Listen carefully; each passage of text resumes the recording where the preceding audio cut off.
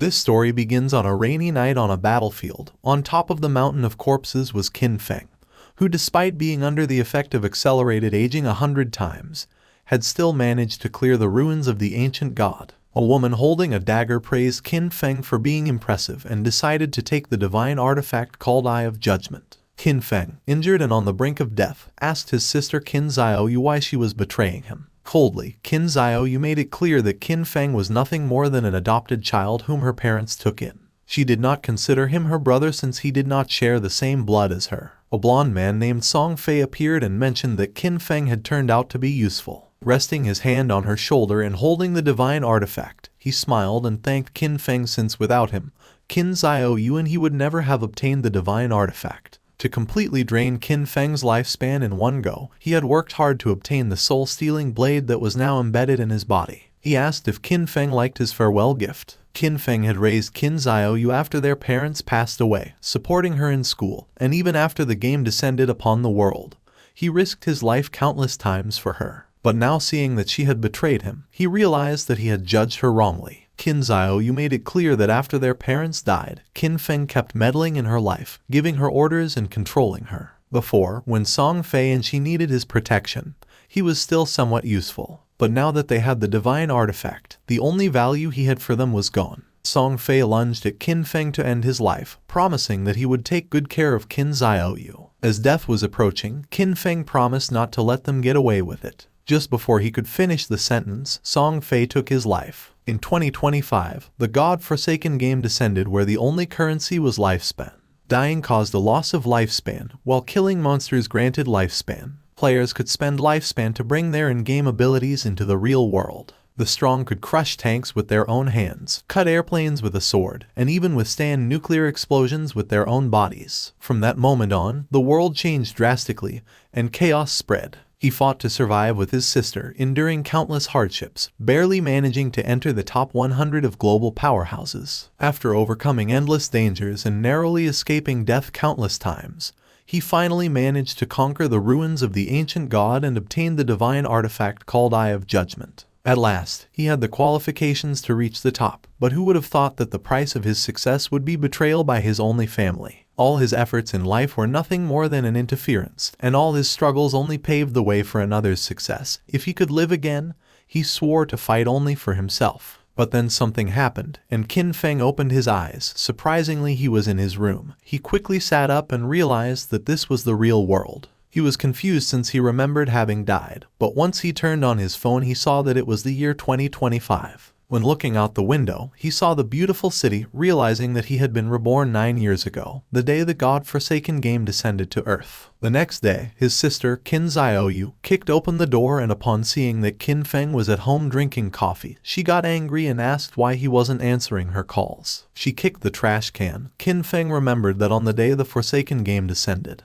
he and Qin Xiaoyu had a big fight over Song Fei. On the wall were the posters of Song Fei. Before the game descended, Song Fei was a somewhat famous underground idol, and Qin Xiaoyu was his obsessed fan. Song Fei seemed glamorous on the surface, but in reality, he was a complete scoundrel who had deceived many of his fans to take their money and take advantage of their bodies. And to prevent Qin Xiaoyu from being scammed, Qin Feng always forbade her from associating with that guy. But in the end, our boy was accused of controlling her life. Pointing at Qin Feng with her finger, Xiaoyu asked if he was deaf, saying that it was his fault that Song Fei had lost first place this month, threatening him that if Qin Feng did not give her money to help Song Fei rise in rank, she would get angry. Just then, with a cold expression, Qin Feng gave her a strong slap on the face, making her fall to the ground. Her cheeks swelled, and blood began to flow from her nose, and her eyes filled with tears. She could not believe that Qin Feng had hit her. With a piercing gaze, Qin Feng made it clear that he neither had the desire nor the time to argue with her, warning that if she kept barking, he was going to break her mouth. He threw the credit card over her head and said that this was the money their parents had left behind, and no matter how difficult the situation had been all these years, he had never touched a single cent. For the sake of their parents, he decided not to lower himself to her level, but he made one thing clear: from today on, he did not have a sister like her. Xiaoyu began to cry and could not help but get angry. In his past life, to protect Xiaoyu, Qin Feng lost too many opportunities, too many secret treasures and dungeons that required risky exploration, which he gave up. He took out some sleeping pills and using water, swallowed them. He was curious, and without this burden, he was going to go far. This time he decided to use his understanding of the game from his past life to get ahead of everyone. And from now on Qin Xiaoyu was on her own. And as for Song Fei, our boy decided to take his head personally. Qin Feng fell asleep and appeared in the choice hall. He had missed this place since the first time he came here. He was so nervous that it took him several hours to complete his career choice and leave. But this time, he had to be faster. In his past life, he chose the warrior to protect Qin Xiaoyu. The warrior class was not weak, but it was no longer the right choice. Now, without the burden of Qin Xiaoyu, he was going to be able to clear solo much faster. Mobility and reaction were the most important things, so without hesitating for a second, Qin Feng chose the assassin class. But then something unexpected happened, and the system reported that the divine artifact Eye of Judgment had been successfully bound. The Eye of Judgment was activated. It had a passive authority. Upon entering the Forsaken game, Qin Feng was going to automatically obtain the highest ranking profession and talent. Our boy was in shock upon seeing that the Eye of Judgment had linked to him after his rebirth, realizing how it worked. As long as the artifact recognized its owner, and even if it was stolen, it would be useless, believing that perhaps this was the reason why he had been reborn. Just then, shadow began to enter his body, then his body started to change and his hair turned white, becoming a shadow. Qin Feng's appearance had changed. Shadow was the highest level hidden profession for assassins. It was completely different from the warrior profession he chose in his past life. Just obtaining this profession had already given him enormous power. Qin Feng's eyes widened in surprise when he remembered that each profession had a very small chance of unlocking its hidden higher tier profession, and the authority of judgment actually made this probability a certainty. The system activated, informing that the authority of judgment was the most genuine and ancient primordial authority in the universe. Its power surpassed rules and order. Temporarily, Qin Feng could not activate this authority actively since he did not possess divinity, but its passive effect was active. This revelation left our boy in shock. In his past life, it was not until the 7th year after the God-forsaken game descended that a powerful player managed to leave God's abandoned realm and reach the realm of order. Only then did humanity learn about the existence of the power of order. But in fact, even years later, no one obtained the power of order. Qin Feng never expected to achieve this. Now at the beginning of his journey, he had already obtained the primordial authority that surpassed order and rules. As long as he could leave God's abandoned realm and reach the realm of order to obtain divinity, he could activate this authority, now having another goal in this life. Now that the profession selection had been completed, the system asked him to enter his game alias. Qin Feng hesitated for a moment but then chose Shadow since his profession had been born from the shadow. Qin Feng was teleported to the god's abandoned realm. This was a ruined land, full of countless monsters. He had to be careful since the monsters were ready to tear him apart and steal his lifespan. One could leave the town, kill monsters and earn tradable lifespan. But if they died in the game, they would lose half of their lifespan, both tradable and non-tradable. Qin Feng was in Shell Town, a safe zone. Here there were no monsters and players could not attack each other, and the lifespan loss speed was multiplied by 1. Many people were dragged into the game. Some had taken a nap after eating and some others had fallen asleep after a long workday, only to end up in this place. Everyone's attention was fixed on Qin Feng. No one knew what profession he had, nor why it looked so different from theirs. Seeing the dagger, some realized that he was an assassin. Soon, powerful figures from various countries were going to appear one after another, reconfiguring the order of this world. If Qin Feng wanted to get ahead of them, then he couldn't wait since practice waits for no one. Just then, 3 men and an archer were teleported back to the town. You see, if during the monster hunt players died, they would return to the town. The players were furious and panicked since the wild monsters were too strong. With one bite the monster had taken all their life. They had been fighting against a weak level 1 crawler. But even so, they had only managed to take away a third of its health together, and now that they had died, their lifespan had dropped to half. They asked the archer Lizzie what to do now. Qin Feng started observing her and remembered that archers started with short bows, realizing that she was also a hidden class. Lizzie noticed that Qin Feng was also a hidden class. With a kind smile, she asked if he wanted to team up with them. The monsters outside were really strong, and they couldn't handle them alone. Her team had already been annihilated once, so they had experience. Qin Feng refused and continued on his way. Lizzie's companions mocked him when they saw that he was pretending to be a pro. The 5 of them together had not been able to defeat the monster, so there was no way he could do it alone. According to them, Qin Feng was looking for death. Using the system, Lizzie saw that King Feng's alias was Shadow. While our boy was walking towards the exit of the town, Lizzie decided to follow him to see if they could find out what skills he had.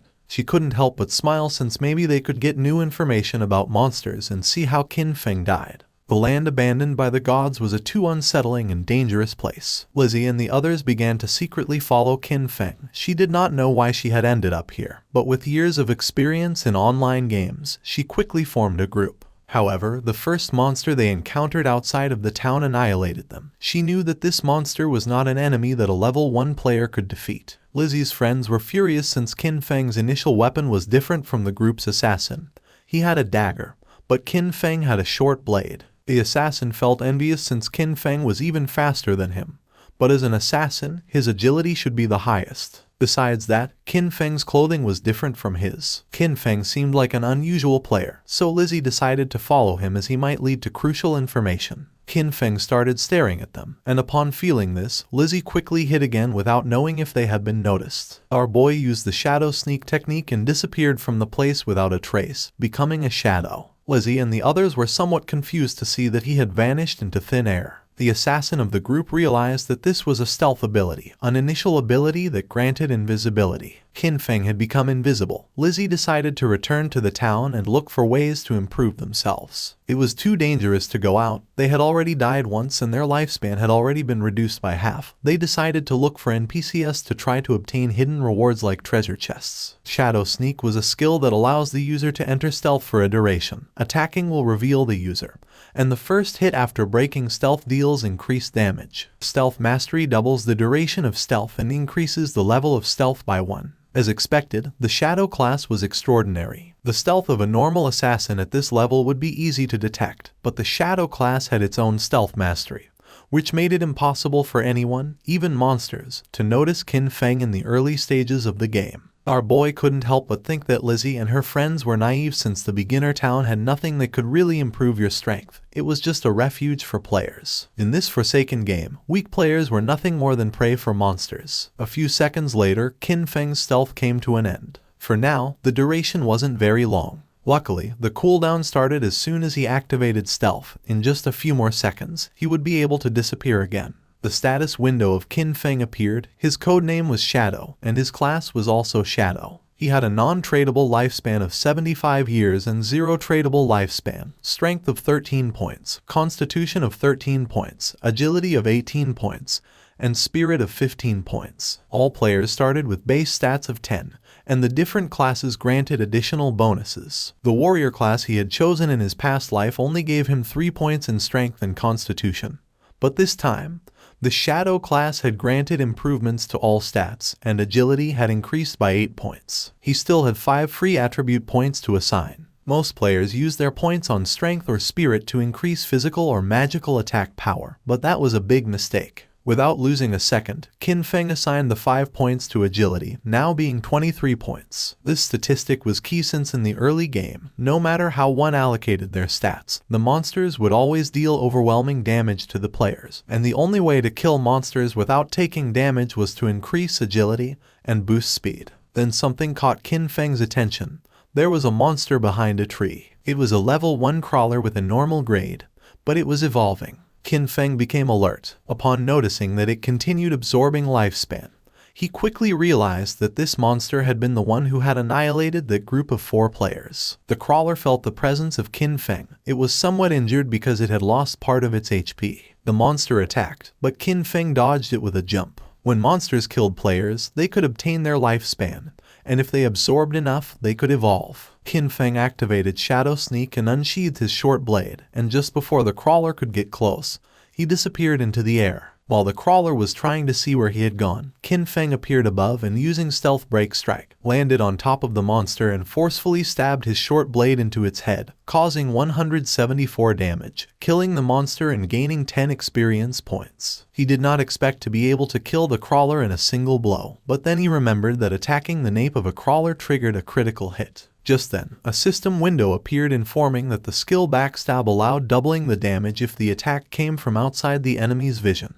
This explained why the crawler had died in one hit. The skill Backstab had stacked with multiple abilities, creating a terrible damage multiplier. Qin Feng stared at the corpse in silence. He remembered when he played as a warrior. Even a critical hit barely did 40 damage, and he had to fight for centuries just to kill a crawler, almost dying in the process. Once the monster died, it dropped a shining orb that was the lifespan. Qin Feng clenched his fist and absorbed the lifespan, gaining 3 days of tradable lifespan, and 54 years and 155 days of non-tradable lifespan. 5 people had died, each losing at least between 20 to 30 years of lifespan, adding up to a total of more than 100 years. But since the crawler had absorbed it first, Qin Feng only obtained 54 years. For now, the non-tradable lifespan was not useful. But at that moment, the authority of the Eye of Judgment was activated, granting Qin Feng the talent called Infinite Evolution. By killing monsters solo, he had the chance to earn evolution points to upgrade skills. Every 24 hours, he would gain 5 evolution points, and defeating a boss-class monster alone guaranteed evolution points.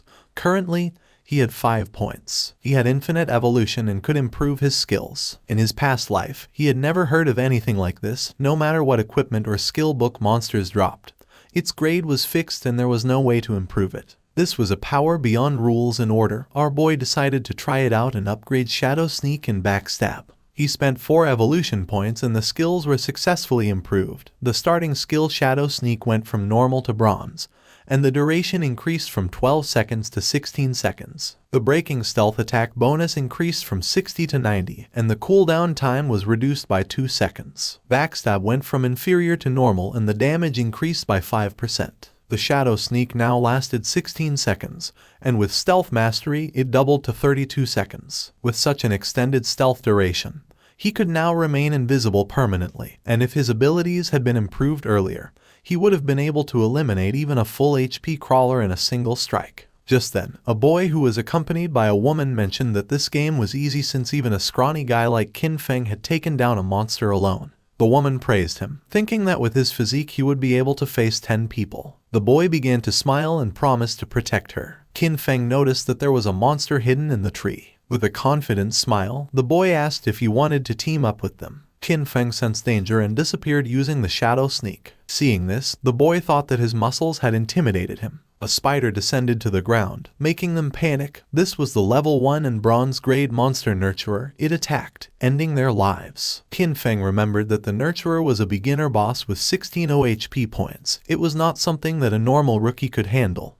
and besides, it had many small spiders under its command. The nurturer began to feed and Qin Feng took advantage of this moment to check how strong his upgraded abilities were. Using the stealth break strike, Qin Feng stabbed his short blade into the spider's eye. It counterattacked, but Qin Feng reacted in time and after dodging the attack, he moved away and became invisible using Shadow Sneak. Our boy's attack caused 338 damage, and in the process, he received 9 damage. He had barely escaped thanks to his agility. Qin Feng had 130 HP points, and if the spider's attack had connected, he would have died instantly. He was impressed to see that his attack had dealt more than 300 damage to the boss. The nurturer enraged and in the process split the trees in the area in half. Qin Feng was aware that these monsters were intelligent, and that the spider would not just stand still taking hits. The spider was attacking indiscriminately to identify Qin Feng's location. Now even the small spiders were on alert, so he could not rush in recklessly. While the spider was distracted, Qin Feng took the opportunity to throw a rock, which hit its abdomen directly, causing 299 points of damage. Qin Feng grabbed another rock and his assumption was correct, realizing that his main source of damage came from the bonus of the skill Stealth Ambush Strike and the class skill Enhancement, so even by throwing rocks he could still deal solid damage. All he had to do now was wait for Shadow Sneak to come off cooldown, and then throw a rock. This way, the rock was going to activate the bonuses of Ambush Strike, Backstab, and Weak Point Attack. Once Shadow Sneak came off cooldown, Qin Feng threw another rock again, dealing 279 points of damage to the spider, and then activated Shadow Sneak again. His plan was simple: stay hidden until Shadow Sneak was off cooldown, and then attack again. At the same time in the town, the leaderboard was updated revealing that the player Shadow had killed the boss nurturer of bronze grade, being the first to reach level 2, rising to the list as number 1. The other players were in shock since most had died to mobs and could not understand how someone had already defeated a boss. Lizzie and the others were speechless upon seeing that Qin Feng had defeated a boss and ascended to level 2, while they could not even handle normal mobs together, believing it must be a system error. The woman and the man who were attacked by the giant spider spawned in the town and were in shock upon seeing that someone had killed the big spider, realizing that Shadow was the boy they had seen earlier in the forest. Back in the forest, the system announced that Qin Feng had killed the boss nurturer, obtaining 300 experience points and 2 evolution points. Additionally, Shell Town's level leaderboard was unlocked, granting our boy 1 reputation point. Qin Feng began to absorb the lifespan of the spider. The moment the big spider died, the small ones scattered, which was a waste. He couldn't help but regret it since he should have killed the small spiders first to gain more experience. He obtained 46 tradable lifespan and a new skill book called Greedy Hand of bronze quality along with a corrosive dagger, which had 35 damage points and 4 agility points. After learning the skill Greedy Hand, Qin Feng could use it on defeated monsters, granting a 20% chance to obtain an additional loot reward. Qin Feng was somewhat surprised as he did not expect a bronze boss to drop this god-tier assassin skill. This skill significantly increased loot acquisition. In the late game, defeating powerful bosses would have a 20% chance of producing extra loot. According to what Qin Feng remembered from his past life, there was a guy in the Godslayer guild who had average combat strength. But just because he had this skill, he became one of the most sought-after players. He even had a personal bodyguard who escorted him everywhere. Qin Feng's eyes widened in surprise, realizing that although the activation rate was only 20%, if he combined it with his unlimited evolution talent, he would be able to infinitely increase both the drop rate and the amount of loot. The next day, the students were on their way to school. Xiao Yu's friend asked if she was not going to call Qin Feng and apologize, reminding her that yesterday they had skipped the exam to secretly go and support Song Ye. She was sure that Qin Feng must be angry with her. Xiao Yu refused since she had done nothing wrong, and because of him, they had almost missed the entrance time. According to her, Qin Feng was the one who should apologize. Her friend tried to convince her since Qin Feng treated her very well and also asked what had happened to her face. Xiao Yu stood firm in her decision since all Qin Feng did was meddle in her affairs, and she made up an excuse, saying that she had tripped and hurt her face. Upon entering the school, they saw many students gathered in front of a classroom. The friend became curious and, making her way through the crowd, entered the classroom where she saw that Zhang Wei's body was becoming semi-transparent. One of Zhang Wei's friends explained that he wasn't very sure, but just now, Wei had said he was going to take a nap, and when they turned around, he was already like this. This was not an isolated case, it was all over the internet. People from all over the world were experiencing the same phenomenon, and some experts said that if one fell asleep, they would enter a semi-transparent state like a ghost, and no one knew why. The friend went on alert and decided to call her parents to warn them and advised Xiao Yu to call her brother to warn him as well just in case. But she refused since she preferred to see him dead rather than contact him. Meanwhile, Qin Feng evolved the new skill Greedy Hand, upgrading it from bronze quality to gold. Now, when looting an enemy, the probability of obtaining an extra piece of loot increased from 20% to 70%. And thanks to this, our boy learned Greedy Hand and obtained 2 points. Qin Feng clenched his fist and activated the skill, obtaining 2 evolution points and 46 days of tradable lifespan. He was more than satisfied to have obtained 2 evolution points and knew that to upgrade Greedy Hand to level 3 he needed 3 points, and that soon he would have a 100% chance of obtaining extra loot. He knew that the governments of the world must have realized the situation by now, and more people were going to flood into the game, so he had to accelerate his progress and equip what he could use. Qin Feng equipped the corrosive dagger of bronze quality, gaining 35 attack points and 4 agility points. He activated the shadow stealth to avoid drawing attention from the monsters, knowing that it wouldn't be long before people realized that the skills and equipment from this game could be extracted into the real world. And when that happened, the world would fall into chaos. Extracting skills and equipment required 2 conditions. First, reaching level 10, and second, having enough tradable lifespan. Defeating small monsters took too much time, so he decided to find stronger bosses. While he was walking through the area, he heard someone fighting, and when he went to the cliff, he saw several players fighting against a level 2 sprint predator, bronze grade. Qin Feng was planning to find stronger bosses and now he had found a sprint predator, being a perfect timing. The monster attacked, but the player carrying a shield and mace blocked the attack without much effort. It was Wang Meng. Qin Feng did not expect to meet him here, realizing that the rumors were true. It was said that when Wang Meng first entered Forsaken Game, he had gathered an entire team of hidden class players. The 6 members of his team were hidden class users. Wang Meng summoned the Holy Barrier, creating a golden barrier to repel the monster. He had the hidden class of Holy Shield Warrior, having twice the basic stats of a normal warrior, and, as if that were not enough,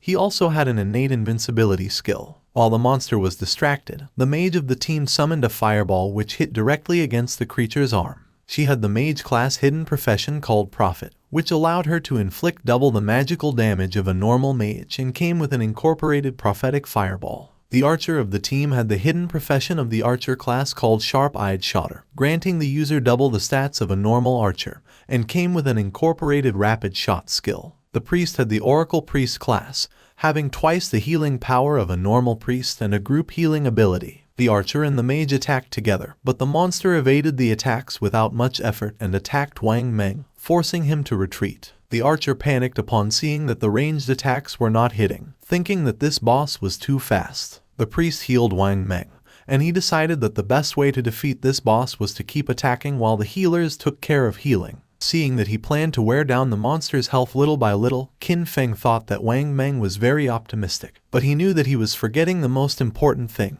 This was the wild nature, and if a battle dragged on, other monsters would be attracted. Just then, 2 monsters appeared behind Wang Meng. Qin Feng recognized them as corruptors, regular level 2 monsters covered in dark brown mud, specialized in using ranged attacks. The swordsman of the team rushed towards the monsters and attacked one of them. He had a hidden class that our boy had not seen before. The attack caused 33 points of damage, and the swordsman did not take long to realize that the defense of these monsters was very high. The corruptor vomited mud on the swordsman. It was ground bind and now his movement speed had decreased. The other corruptor began to chase the mage, forcing her to flee with tears in her eyes. But just then, Qin Feng jumped in the blink of an eye, decapitated the monster, causing 441 points of damage, saving the mage and leaving everyone in shock. Our boy's attack was so powerful that he defeated the corruptor in a single blow. The mage became confused, not knowing who had done this and if someone was helping them. With the help of his sword, the swordsman stood up. He was in shock upon seeing that someone had eliminated a level 2 corruptor with a single blow. While on the other hand, for them to defeat a level 1 corruptor they had to join forces for 10 seconds. The corruptor tried to attack, but again, Qin Feng moved like lightning and decapitated the monster. The swordsman began to tremble with fear and asked if Li's eye had seen who it had been. She panicked and said that she had not seen it. Wang Meng stood up and asked them not to get distracted. Deep down he hoped that Qin Feng was on their side.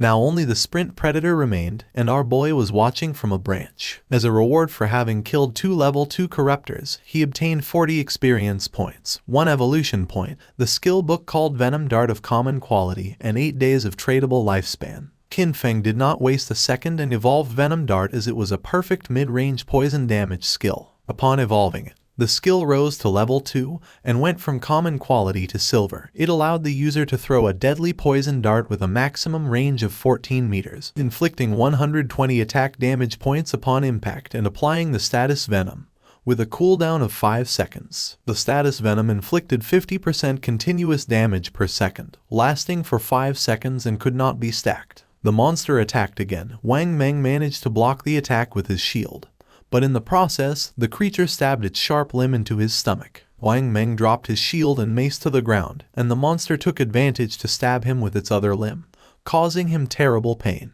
The archer began to tremble with fear. The priest panicked knowing that this was not good since he could not heal fast enough. In a desperate attempt, Wang Meng asked them to flee. Qin Feng shot a dart, which lodged in the head of the sprint predator, causing 845 points of damage. The mage and the archer were in shock upon seeing that the attack had taken half of the boss's HP. Both the monster and Wang Meng began to writhe in pain, and venom started to emerge from the monster's wound until its body collapsed to the ground, causing 324 damage multiple times. Since Qin Feng had inflicted more than 90% of the damage, the loot belonged to him, and for having killed the sprint predator, he obtained 600 experience points, reaching level 3, obtaining 2 evolution points and 55 days of tradable lifespan. He did not expect that the damage over time of the Venom Dart would activate his class's passive ability. With stealth, he could remain invisible and throw darts indefinitely, and now nothing in the early and mid-game could stop him. The loot began to emerge from the monster's corpse. Wang Meng was in shock upon seeing the amount of damage the monster had taken, and several seconds later, the loot disappeared. Wang Meng stood up and thanked Qin Feng for saving them, but our boy made it clear that in the wildlands, one could not trust people so easily, leaving everyone in shock. Wang Meng thanked our boy for the advice and they decided not to bother him while he was checking the loot. He also added that if he ever needed anything, he could come to find him. Qin Feng picked up the loot, realizing that Wang Meng seemed trustworthy. Plus, he had the backing of Daxia's government, which had many resources. Our boy decided to look for a stable sales channel to sell the unused loot. He used Greedy Hand, gaining 3 evolution points and 55 days of tradable lifespan, acquiring Sprint Predator's bronze quality leather greaves. Our boy equipped the leather greaves, obtaining 9 points in physical defense, 5 points in all elemental resistances, along with a 15% cooldown speed. This had been a great loot, since he still had many other class gears and skill books, and once his bag was full, he decided to return to the town and exchange everything for lifespan. His eyes began to shine with confidence since this time his growth was 100 times faster than in his last life. Not far from the area, another team of players was being attacked by more monsters, and seeing that the number of monsters was increasing, they decided it was better to flee. But before they could do so, another much larger monster appeared, and just before the players could escape, the monster attacked with sharp vines,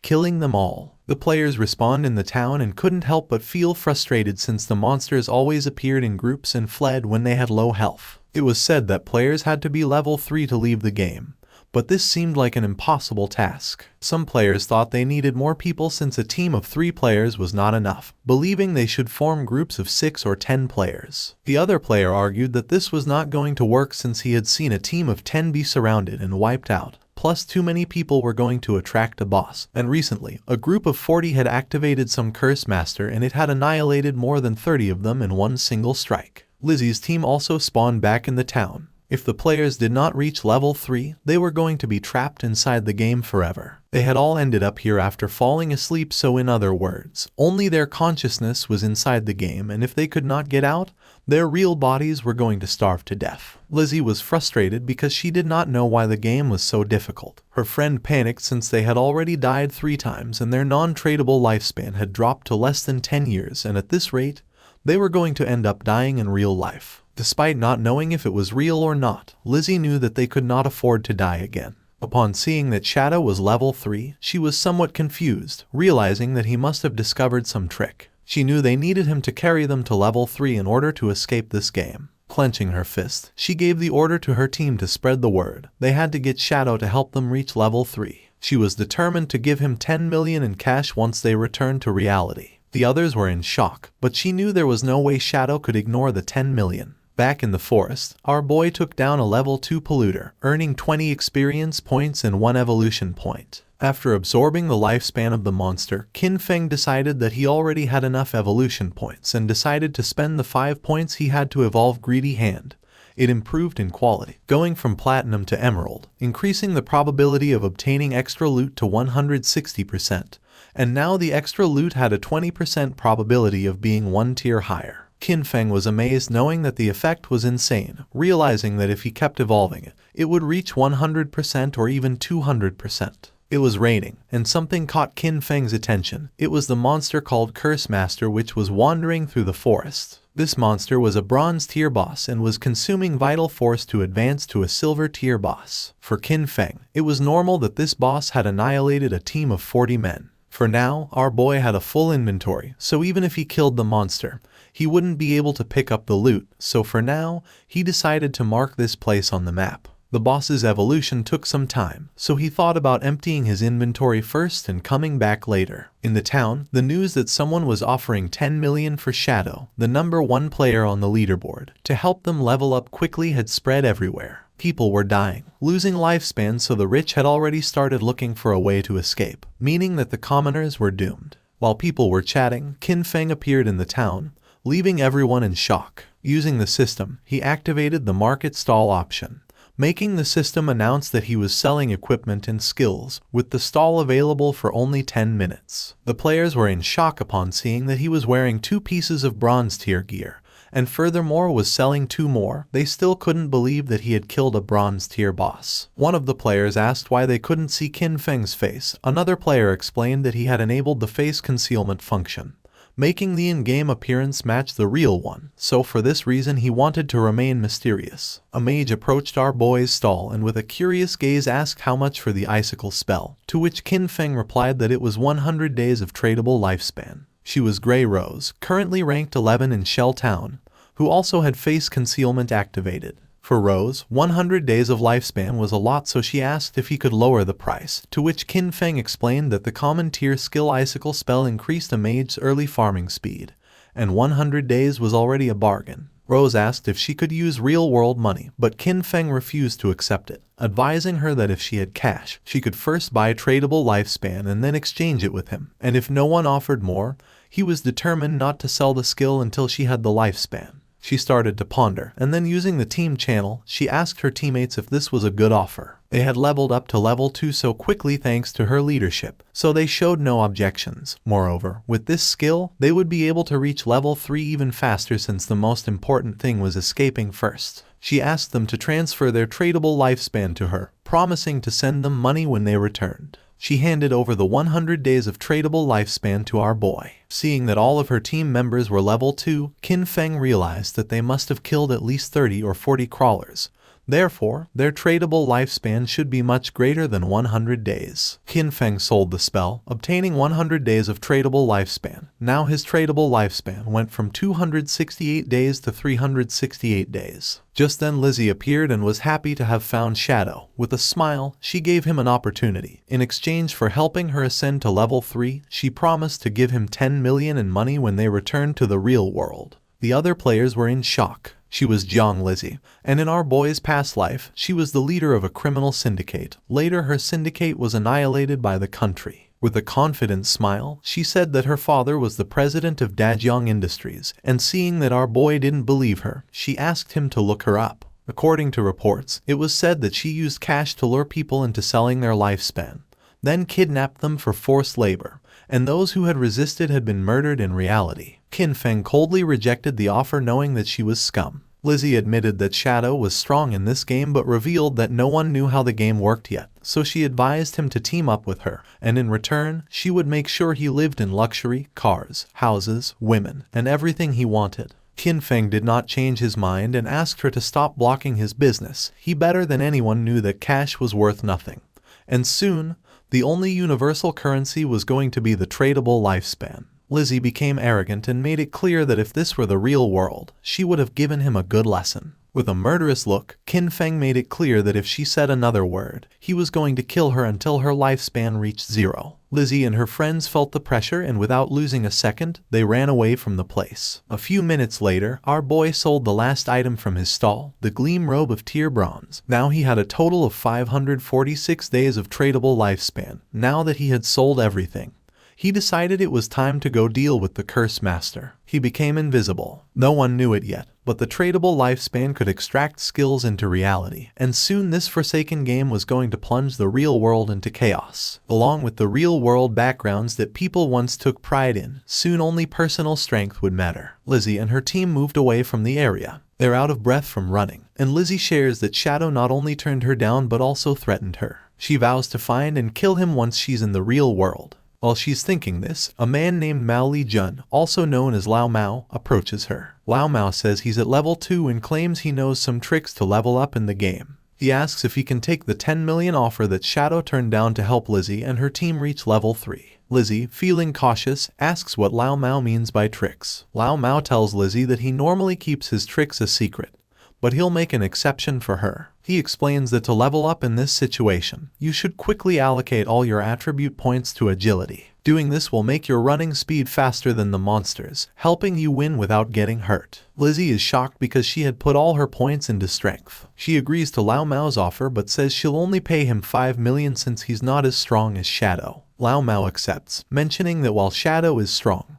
it was odd for him to turn down such a big amount of money. Meanwhile, Qin Feng arrived at the place he had marked earlier on the map. Still in stealth mode, he notes that the monster has advanced to the silver rank, and the gray fog around it shows it's still evolving. He activates his Venom Dart ability, knowing that the monster's evolution to gold rank will take 7 or 8 hours. Not wanting to wait, he launches the Poison Dart, which hits the monster for 659 damage due to his stealth strike. The poison then continues to harm the monster at 219 points per second. He quickly jumps at the monster, using his Shadow Sneak skill, understanding that the Silver Boss monster's health is 2 or 3 times that of a Bronze level 1. Suddenly, the monster starts gathering a massive amount of magical energy in its hands, making it grow larger. Qin Feng figured he just needed to hit the monster with his Venom Dart skill 2 or 3 times. But suddenly, the monster unleashed a powerful attack, destroying the surrounding area. He explains that this monster is a magic-type boss, with skills that deal a lot of area damage at once. After launching the Venom Dart, he quickly retreated and barely escaped the attack's range. Still invisible, he realized that with his current health and defense, he wouldn't survive if he took the monster's attack directly. As the battle continued, the monster started charging another big attack. Its massive form turned toward him, but he stayed calm, moving carefully across the battlefield while watching his cooldown timer. His hidden shadow ability wasn't ready yet, so he needed to wait for the boss to show a moment of weakness. The plan was simple: wait for the right moment, strike precisely, and disappear before the monster could hit back. Moments later, the creature stumbled, briefly distracted. This was the chance. Without waiting, he moved forward, using his Venom Dart skill. The attack hit perfectly, dealing 659 damage. Almost right away, the venom started working, draining the monster's health by 219 damage per second. Seeing the danger, the monster tried to escape, but Qin Feng wasn't going to let it get away. He followed closely, his eyes focused and determined. The monster was nearly defeated. Its attempt to run away was useless. In a swift movement, Qin Feng vanished and reappeared on the creature's head, slamming it into the ground. The system quickly confirmed his victory. He had defeated the silver-ranked boss. A stream of notifications appeared before him. He gained a total of 1,800 experience points, and leveled up from 3 to 5 instantly. He also received 4 evolution points and a surprising 124 days of tradable lifespan. He chuckled, noticing how a single boss kill boosted him 2 levels and gave him extra evolution points. As the monster's body turned into loot, he used his evolved skill, Greedy Hand. The air shimmered as a system screen confirmed the loot was collected. The rewards were even better than he expected, with another 4 evolution points and an extra 124 days of tradable lifespan, doubling his gains. The generous rewards made him smirk. 2 extra bonuses right away were impressive. He realized the silver-ranked boss had given him a total of 12 evolution points and 372 days of tradable lifespan. Just as he was taking in his rewards, another system prompt appeared, revealing an unexpected bonus. The secondary effect of Greedy Hand had kicked in, upgrading one of his looted items from silver to gold rarity. He looked at the notification with interest, a gold tier item. It made sense why Greedy Hand was considered a Jade level skill. It could enhance loot beyond its original quality. His focus then turned to the scattered loot. 7 or 8 pieces of gear had dropped, but he only had 10 slots left in his backpack. He sighed, realizing that running back each time he defeated a boss would waste a lot of time. He knew that a storage ring or something similar would have been perfect to solve this problem. Just as Qin Feng was about to check out a specific item among the loot, the scene suddenly shifted back to the Shell Town. There, the mage from Wang Meng's team appeared in a flash of light, her face showing relief. She was finally back, all thanks to Wang Meng. As the rest of the team followed, they thanked him, admitting that without his leadership, they wouldn't have reached level 3 and returned safely. But Wang Meng brushed off their praise, saying their progress was due to everyone's hard work. The mage, however, couldn't let go of a lingering regret. She sighed, wishing she had managed to add Qin Feng as a friend in the forest. She thought maybe it was because she had been covered in mud at the time. Her teammate reassured her with a playful grin, saying that with her new outfit, she looked great, and surely the mysterious player wouldn't reject her again. As they chatted, a system announcement echoed through the town. The leaderboard had been updated. Shadow had reached level 5. The news shocked the players in town. Someone couldn't believe how Shadow had jumped from level 3 to 5 so quickly. The only explanation was that he must have defeated a powerful boss monster. Another player mentioned that just 10 minutes ago, he saw Shadow casually selling gear in the town square, and now this. Another guy said that his sister had just turned 18, and if Shadow liked her, it would be a big win for their family since having Shadow's help with leveling up would be a game changer. His friends quickly dismissed the idea, reminding him that Shadow wasn't interested in 10 million cash, so he wouldn't be interested in a matchmaking proposal. Back at Wang Meng's camp, his team was starting to worry. They had just celebrated reaching level 3, only to find out that Shadow had already moved far ahead. But Wang Meng stayed calm. He told them to put their worries aside for now. They needed to log out, return to reality, and warn their families and friends about this dangerous game. As their bodies started to fade, the system confirmed their logout. Wang Meng's last words were serious. If the world was heading toward chaos, they had to prepare their loved ones. The scene shifted to the real world. Wang Meng's eyes opened, and a voice quickly called for the captain. He wasn't just any player. Wang Meng was a police officer. His fellow officers rushed to him, visibly worried. One admitted they were scared because his body had started to turn transparent while he was unconscious. The terrifying truth was clear. If a player died in the game or lost all their life,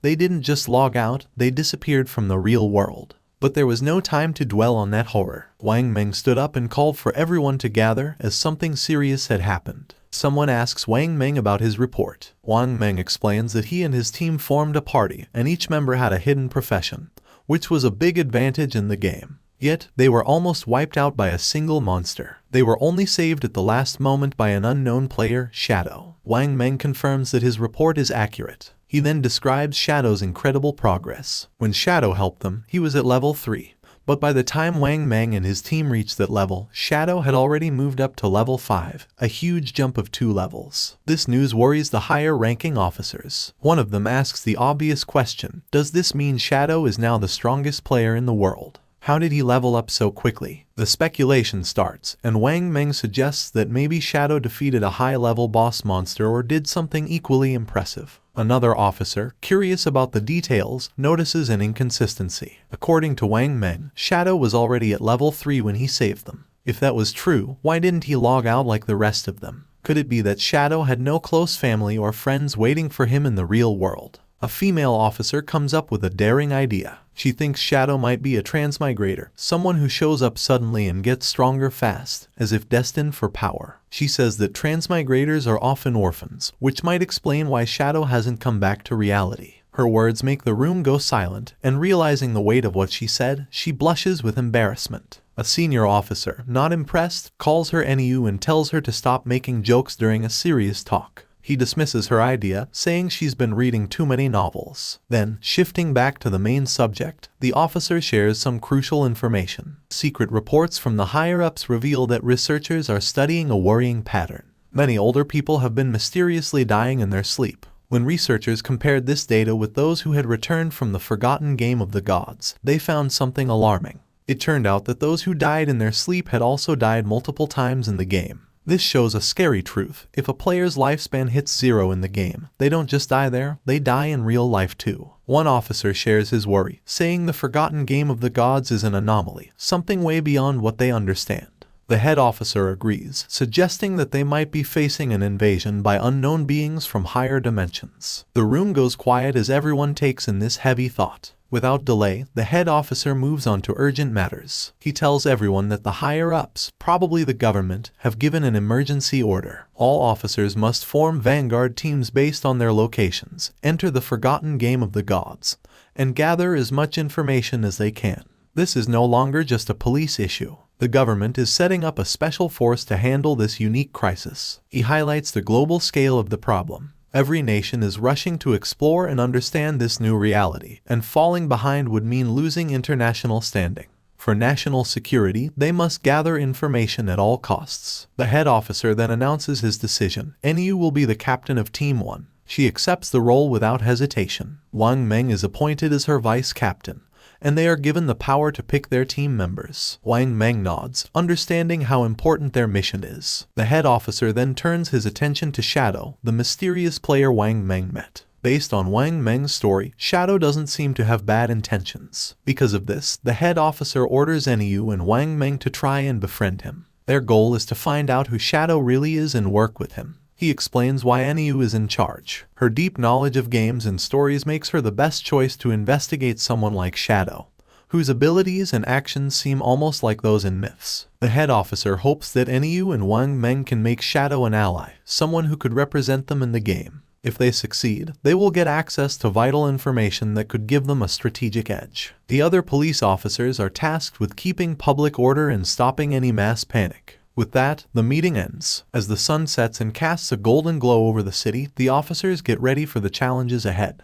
The next day, the scene shifts to a high school where the protagonist's younger sister sits at her desk, lost in thought. Around her, students chat excitedly about recent news. A small group nearby talks about a surprising discovery. Chang-wai, the student whose body had started to vanish, has reached level 3 in the game and logged out safely. One of the girls shares that Chang-wai revealed something important. If several people from the same district fall asleep at the same time, they will all end up in the same starter village in the game. This news stirs both excitement and worry among the students. Another girl, alarmed, insists that this won't work. She feels she must bring her parents into the game. They have no gaming experience, and she's scared something might happen to them if they enter unprepared. But another student disagrees, saying they shouldn't rush to involve their parents yet. They should focus on getting stronger first, so they can protect their families when needed. Meanwhile, the protagonist's younger sister looks at her phone, deep in thought. A nagging frustration grows inside her. Why hasn't her brother reached out to her yet? With something as big as the forgotten game of the gods happening, she expected at least one message from him.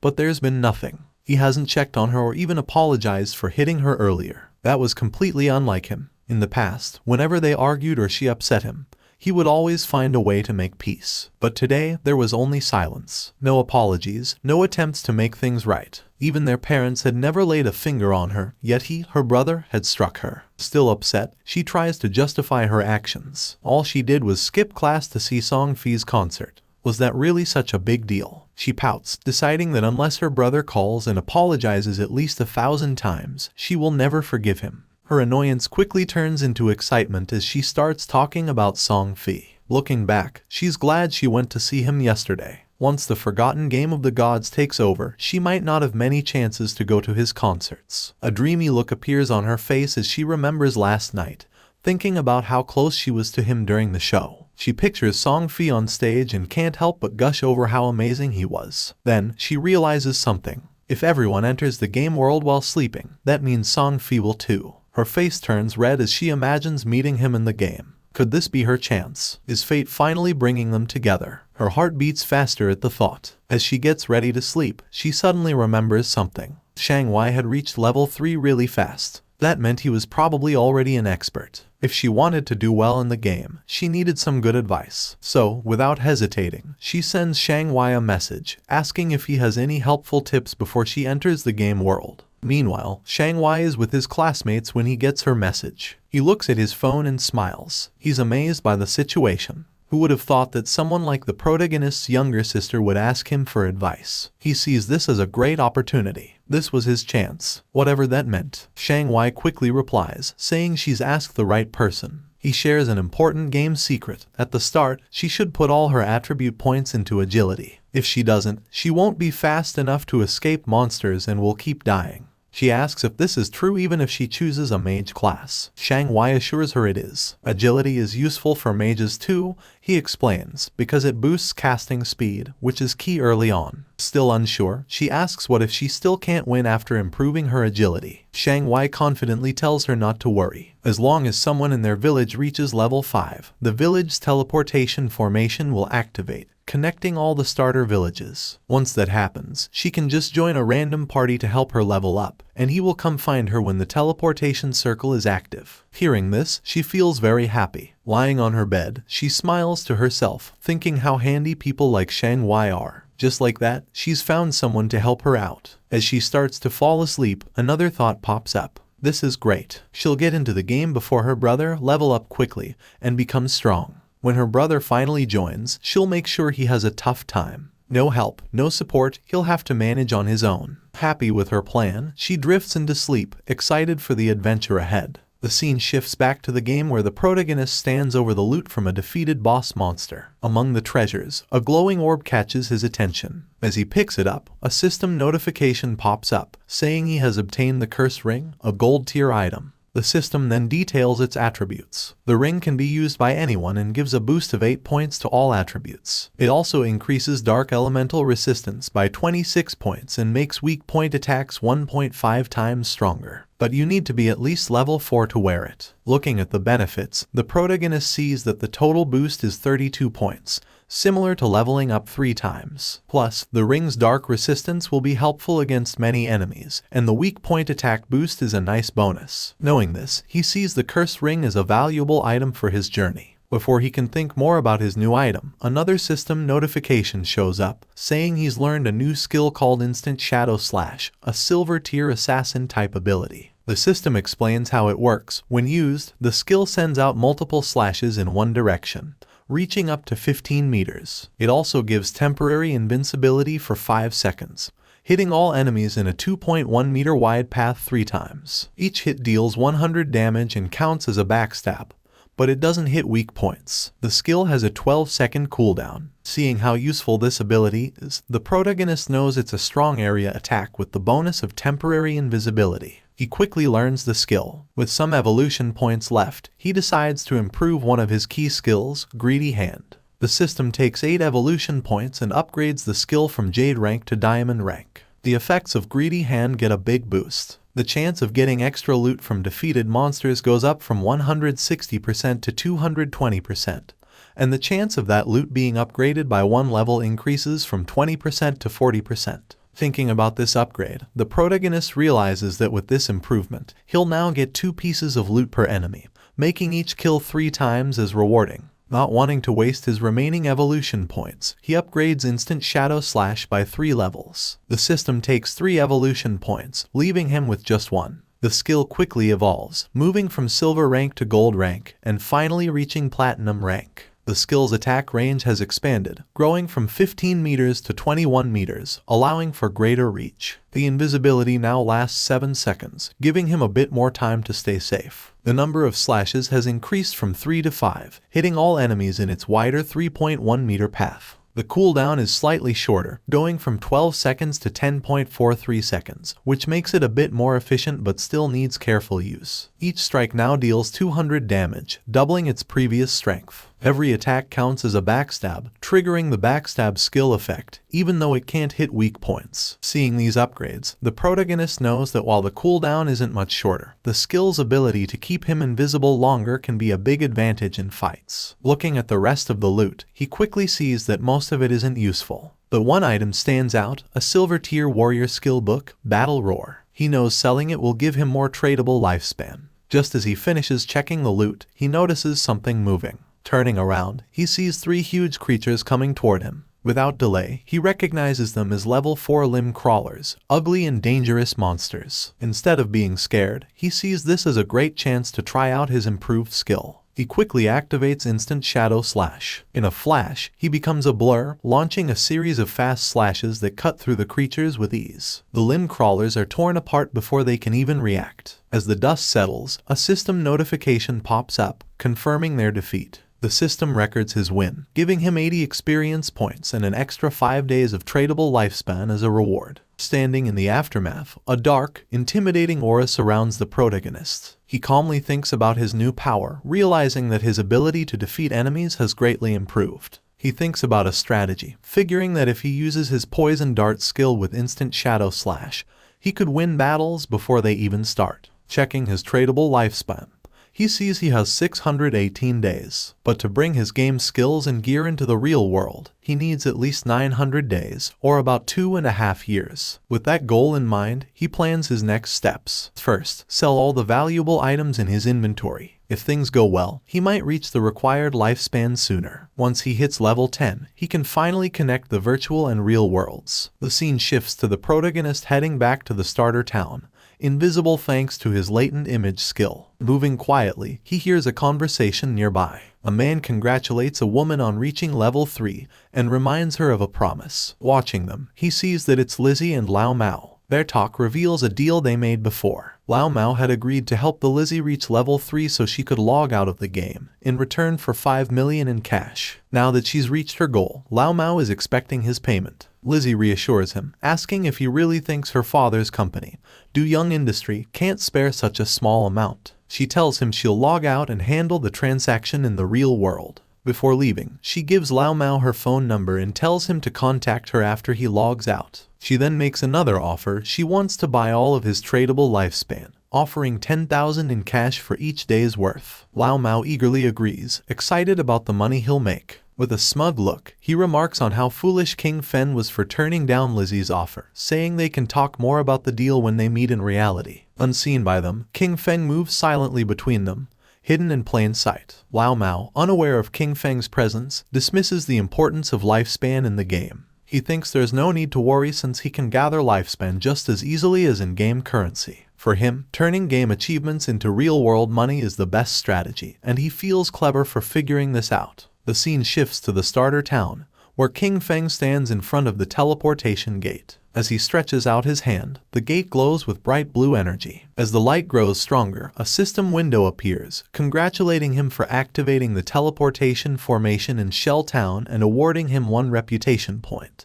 The system explains that he can use the teleportation gate once a day for free, but using it more will cost tradable lifespan. However, since no other teleportation gates in the game are active yet, it's not useful right now. King Feng thinks about the teleportation system, knowing it's a two-way setup. Just activating one side doesn't help. Another player in a different starter town needs to reach level 5 and activate their gate for it to work. He remembers that in his past life, Song Fi was in Firefly Town. To stay ahead, he sets up an altar that will alert him as soon as someone activates the Firefly Town gate. He's not just waiting, he's getting ready. The moment that gate is active, he'll be prepared to face Song Fi. As he moves deeper into the city, his thoughts are on his main goal. While teleporting between towns is important to most players, he knows the real challenge is still ahead. His true aim is to reach level 10 and enter the God's Abandoned Realm, where he can finally activate his authority. Only then will the real challenge of the God-forsaken game begin. A bit later, he sets up his shop, and a system notification appears, letting all nearby players know that he's selling equipment and skills, but only for 10 seconds. It's a first-come, first-served chance. The reaction is immediate. Players get excited, rushing toward him and calling him an expert. Some say they've been waiting for this moment, saving up tradable lifespan just for this. One player proudly mentions he has saved up 150 days worth, while another remembers that the last time King Feng set up shop,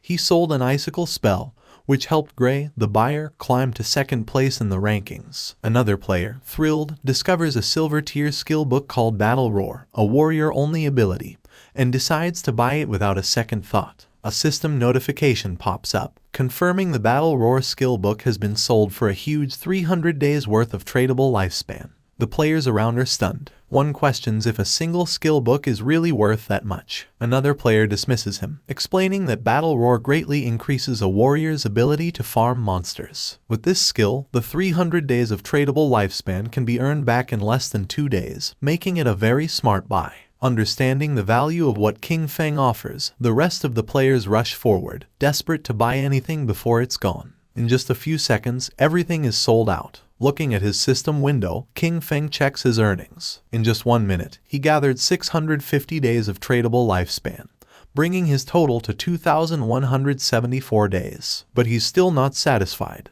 To bring his attributes, skills, and equipment into the real world, he needs much more lifespan. Meanwhile, some players complain about not getting a chance to buy anything. They ask if he'll set up shop here again, and he confirms he will. Suddenly, a female player calls out to him, saying she has a treasure and asks if he's interested in making a deal. As he turns to look, he recognizes her. She's one of Wang Meng's teammates. The system quickly identifies the treasure as a space ring with 12 inventory slots. It adds that the ring doesn't take up King Feng's backpack or equipment slot. King Feng is momentarily taken aback. He knows the true value of the space ring. It's a rare storage item that doesn't use up a ring or backpack slot. Since players can only carry up to 3 storage backpacks, an item like this is invaluable. He understands that while space rings can technically drop from any monster, the chance is incredibly low. The fact that this girl, with her prophet profession, got one so early in the game is amazing. Her luck is incredible. Without delay, he asks for the price of the ring, already figuring out its true worth. In his past life, a 12-slot space ring like this sold for an astounding 3,600 days worth of tradable lifespan.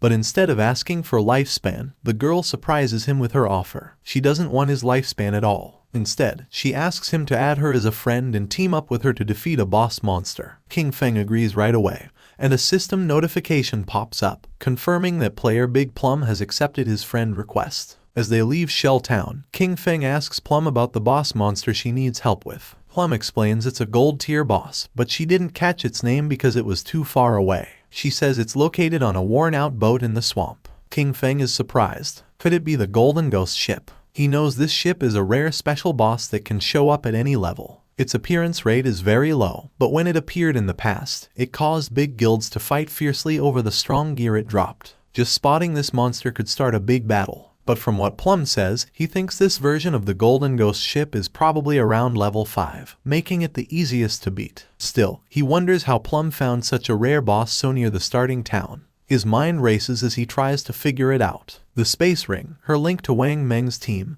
a gold tier boss showing up as if by luck. A thought hits him. Could she be the rumored koi fish from his past life? He recalls whispers from before. People said someone in Wang Meng's team had crazy luck, finding rare bosses, treasure chests, hidden palaces, and ancient temples just by wandering. He used to think it was just a cover-up to hide their real info. But now, looking at Plum, he realizes the rumors were true, and she's right in front of him. Deep in thought, he stares at her, trying to understand what it all means. Plum notices his gaze, blushes, and asks why he's looking at her like that. Snapping back, King Feng tells her it's nothing and focuses back on their journey. As they step past the main gate of the starting town, they don't notice a figure lurking nearby. A bald player hides behind a tree, watching their every move. The scene shifts to a group of tough-looking players, where a long-haired man stands in front of a bunch of bald players, speaking with authority. He talks about his past victories, like leading his team to conquer the overlord of Sand City. With confidence, he tells the bald players that if they follow him, he will make sure they succeed in the game.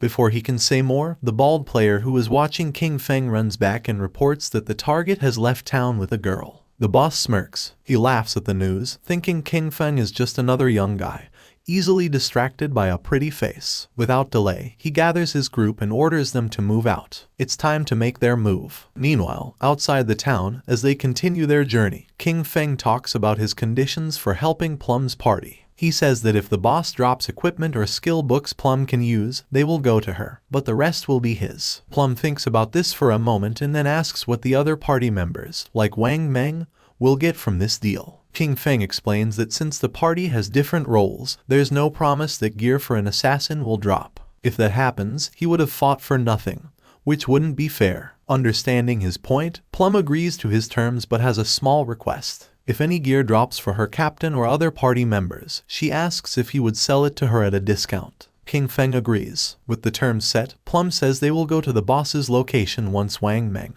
and the rest of her party log back into the game. But after walking for a while, she realizes she doesn't know where they're going. It's only when King Feng finally tells her their destination that she understands. They are going to fight the gold tier boss monster now. Plum is shocked. The idea seems crazy. King Feng is an assassin, and she is a mage. He might turn invisible, but she can't take a hit from such a strong enemy. Facing a gold tier boss this early with just the two of them sounds like a death wish. But King Feng stays calm and confident. He doesn't plan for her to fight at all. His plan is to tackle the boss alone while she watches from a safe distance. Even with his confidence, Plum finds it hard to believe. She knows he's strong, but beating a gold tier boss solo is unheard of. Just as she gets ready to question him more, King Feng suddenly stops, sensing something. Without a word, he uses his latent image skill, and he disappears into thin air. Plum is left there, stunned. She looks around, trying to understand what just happened. Moments ago, he was next to her, and now there's only empty space. Confused, she calls out for him, but there's no answer, just silence. Meanwhile, hidden behind a tree, the group of bald-headed players keeps watching King Feng and Plum from afar. Their leader smirks, sure they have the upper hand.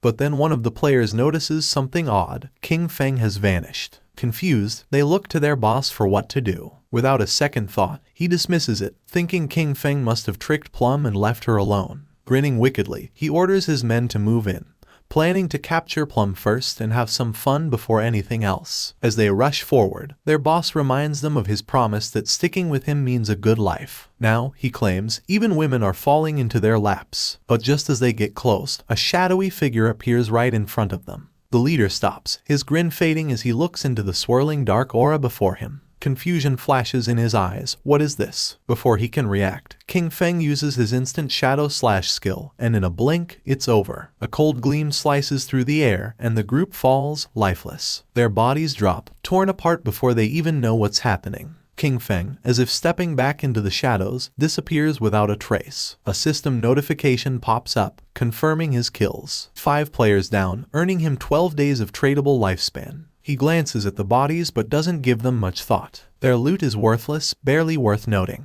To him, killing them was like taking down 2 low-level monsters. Without a trace of what just happened, King Feng reappears next to Plum, looking indifferent. Plum, still in the dark about what occurred, immediately asks about his sudden disappearance. King Feng shrugs, saying a few people were following them, so he sent them back to town. Plum seems satisfied at first, but her curiosity kicks in and she starts asking questions. She jokes that she thought he left to relieve himself and muses about how handy his invisibility must be. With it, she jokes he could do his business without being seen. King Feng cuts her off, clearly not amused by the odd turn in the conversation. He tells her to focus and hurry up. They need to get to the gold-tier boss monster. At the same time in Shell Town, the ground began to shine.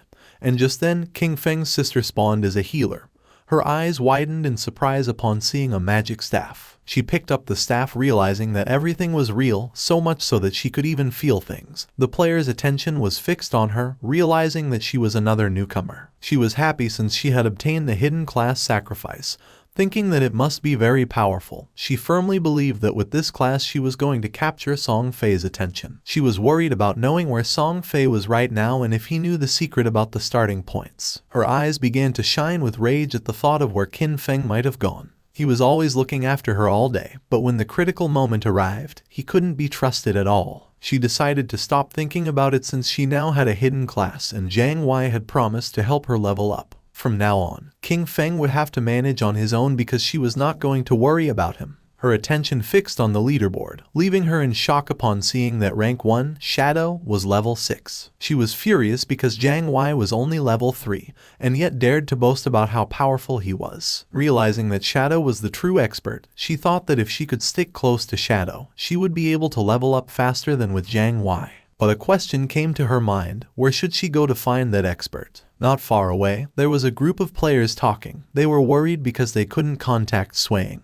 the healer of the party. It was Wang Men's team. He knew they didn't have time to wait for him, so he asked if anyone had any ideas. One of them, somewhat concerned, explained that they couldn't kill mobs without a healer. The other player argued that they weren't experts like Shadow, who could farm alone, suggesting finding another healer to party up. While they were trying to find a solution, someone greeted them, and when they turned around, they saw King Feng's sister. For her, this opportunity was perfect. With a smile, she asked if they needed a healer, revealing that she had the hidden class life sacrifice. Meanwhile, in the forest, King Feng and Plum were on top of a cliff with a swamp at the bottom, where they saw the Golden Ghost ship lurking. Using Shadow Sneak, King Feng disappeared into the air, asking Plum to hide and be careful of ambushes while he went to take care of the boss. Plum, somewhat confused, nodded but asked him to be careful. Our boy descended onto the swamp, and a system window appeared informing that due to the influence of Ghost Ship, this area had become a violent domain, with a rate loss of lifespan of 100 times. Doing quick calculation, King Feng realized that at a speed 100 times greater than time, staying here for 15 minutes was equivalent to consuming 1 day of lifespan.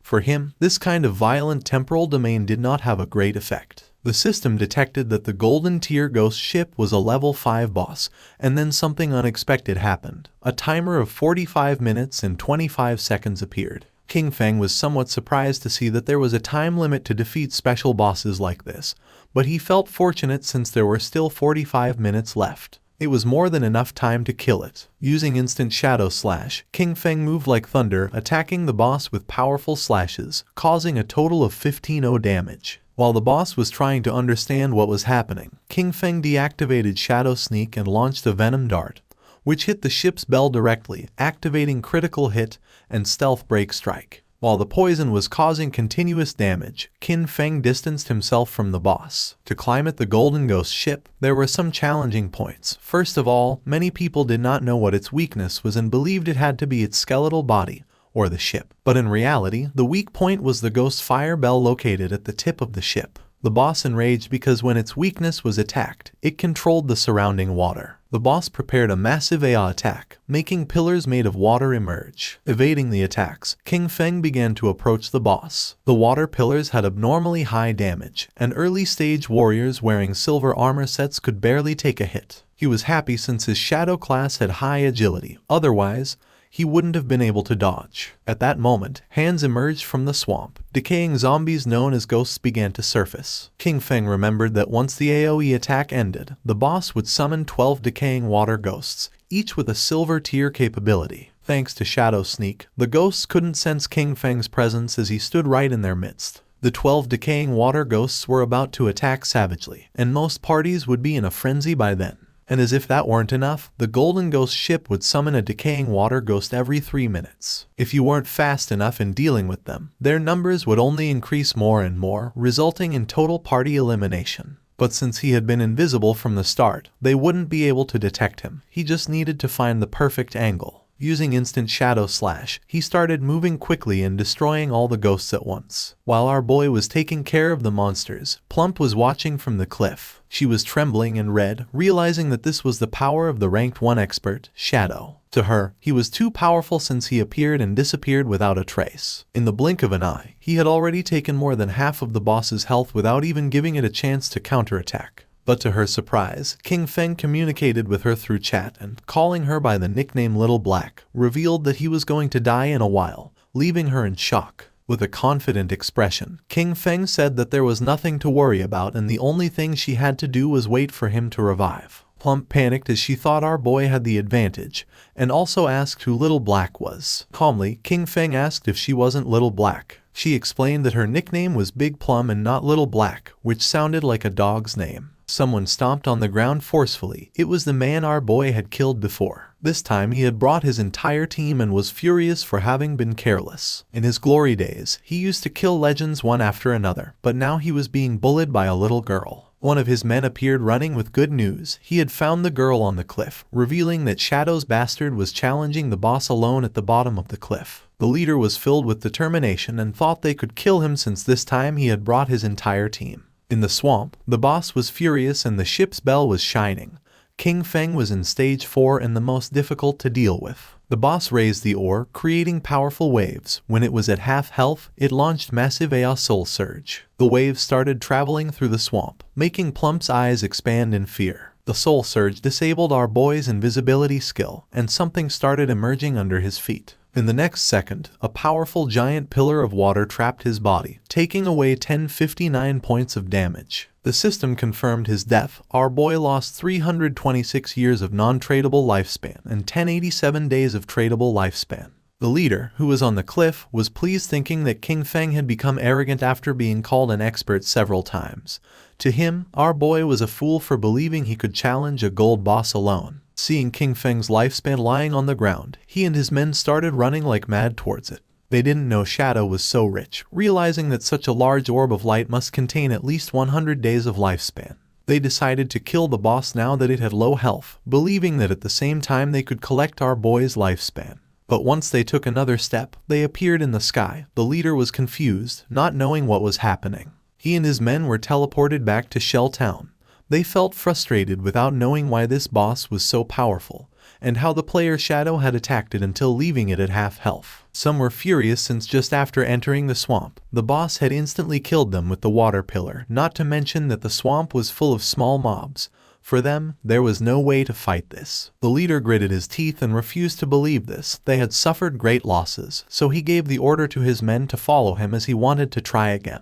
At the same time, someone jumped. It was King Feng who had already returned to the swamp. He felt somewhat confused upon seeing so much lifespan dropped on the ground. Using the chat, he informed Little Black that he was already back and also asked why there were so many lifespan light orbs. Little Black was somewhat surprised to see how quickly he had returned, explaining that the lifespan belonged to a group of people who had charged noisily against the boss, only to be wiped out by the water pillar. King Feng couldn't help but smile upon seeing that they had overestimated their own strength, but then he remembered that in his past life, he had also suffered a lot because of Ghost Ship. The boss was still roaming around the area. King Feng began to observe it, knowing that the Golden Ghost Ship was only going to use the immobilization skill once, so the rest of its health was very easy to handle. When it received damage while below half health, there was a fixed probability that it would disappear and reappear far away, making it very difficult for normal players to kill it. Without wasting another second, King Feng launched a poison dart, which hit the ship's bell directly. The boss became enraged and began to summon another attack. Seeing this, King Feng used Shadow Sneak and became invisible. After carefully observing the boss's movements, King Feng used Instant Shadow Slash and attacked quickly since he had long seen through its movement patterns. The leader and his men arrived at the cliff again. One of them informed his boss that King Feng was fighting against the boss again. Upon hearing this, he decided to find an opportunity to take down both. Seeing that the group of idiots had returned to cause trouble again, Little Black got angry. Shadow was about to kill the boss,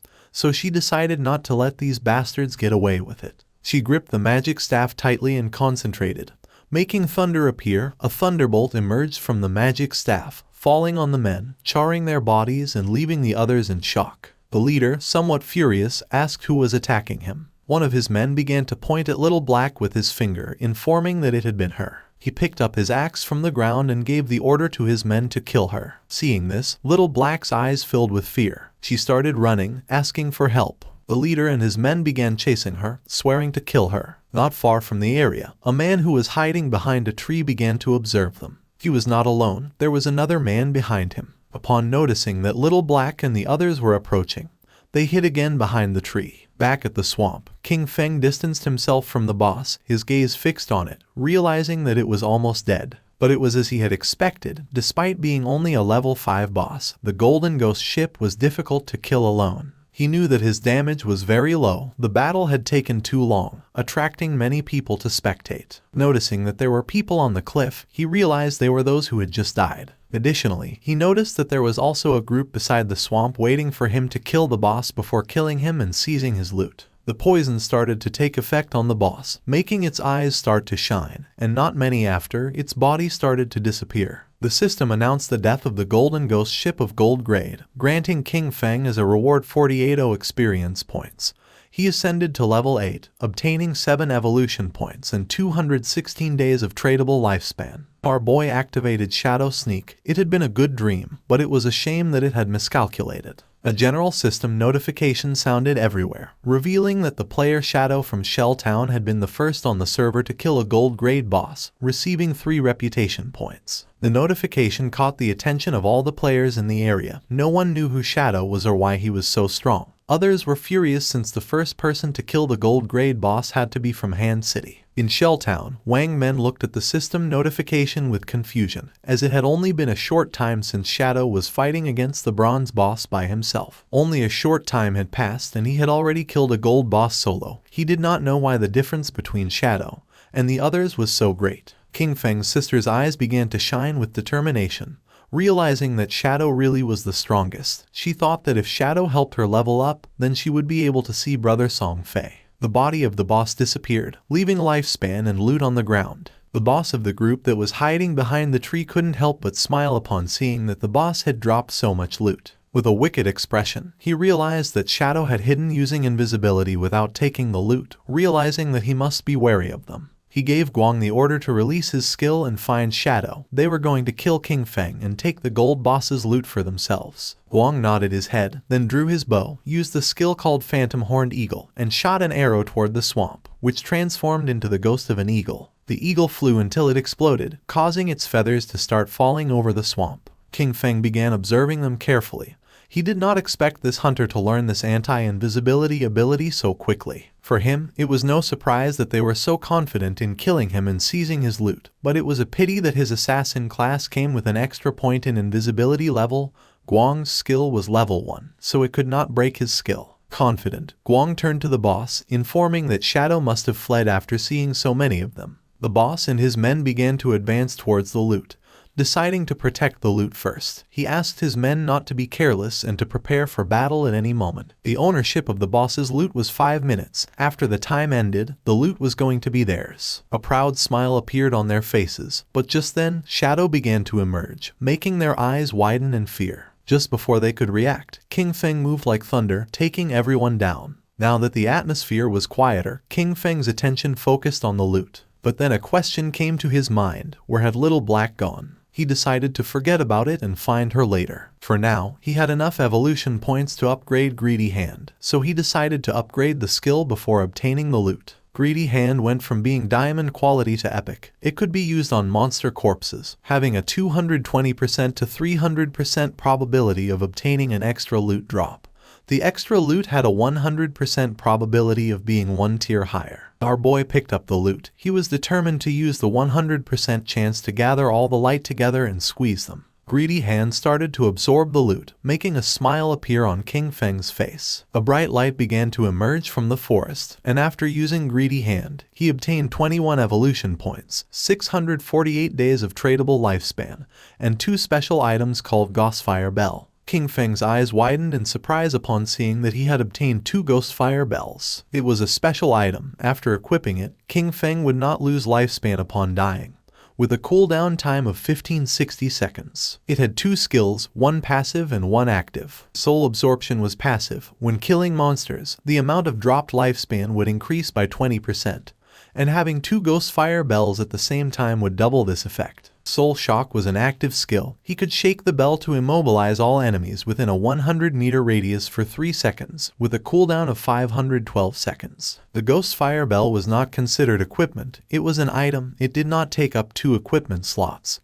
and 2 Ghostfire Bells only occupied 1 inventory slot, making it very convenient. While he was distracted, Little Black contacted him through chat asking him to come save her. Shadow became alert and asked with a worried expression where she was. King Feng, somewhat worried about knowing where Little Black was, the only thing he heard through the voice chat were her screams asking them not to come near her. Little Black was very scared since the leader and his men had already cornered her. They praised her for having strong resistance, but revealed that there was nowhere to escape, advising her to come over calmly, promising that they were going to make her feel so good that she would ascend to heaven. She clenched her fist, and when she looked back she saw that she was at the edge of the cliff, determined not to give these bastards the kill. Without thinking too much about it, she threw herself backward off the cliff, leaving the leader and the others in shock. Her body began to descend rapidly until it forcefully hit the ground, causing her terrible pain and making a pool of blood appear. Her body began to disappear and turn into lifespan. The leader peeked over the cliff and felt somewhat confused upon seeing that she had really jumped,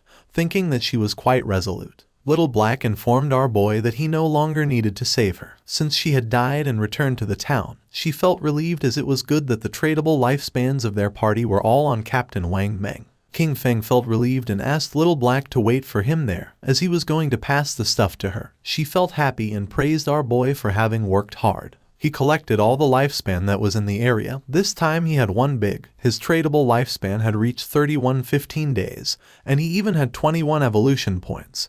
He decided to use the points and evolve Greedy Hand. A system window appeared, informing that the skill Greedy Hand had already reached epic. It required 10 times the evolution points to keep evolving.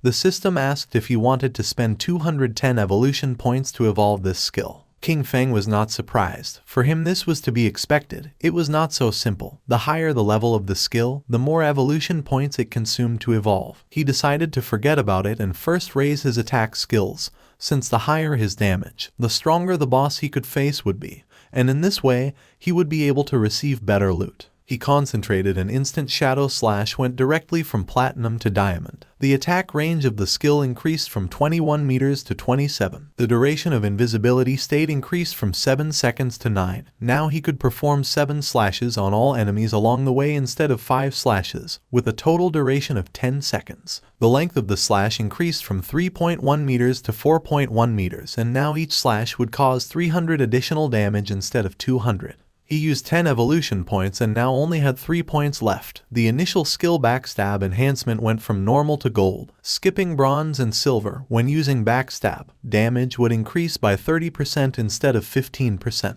King Feng was happy, since after evolving Instant Shadow Slash twice, its damage had doubled. Even if he was not in stealth mode, and without breaking the stealth, he could inflict 3,000 points of damage. And if the stealth was broken and Backstab was performed, the total damage of 7 slashes could reach between 6,000 and 7,000. Using the system window, our boy started analyzing his skills. He remembered that the gold tier boss dropped from 2 to 4 silver equipment, with a small chance of dropping gold equipment. Now, due to the effects of Greedy Hand, he had received 11 gold equipment and skill books, 2 platinum equipment, and 1 platinum skill book. This loot was not bad at all since 3 of them could be used by assassin types. Among the equipment was the Ghost Ship Dual Blades of Platinum, an assassin class weapon with a damage of 136 points, agility of 22 points, attack speed of 24%, armor penetration of 17 points. The requirement to use this weapon was to be level 5. The unique effect of this weapon was that each normal attack would inflict damage twice. King Feng equipped the 2 daggers. The effect was not very useful, since basically he always used his skills to deal damage.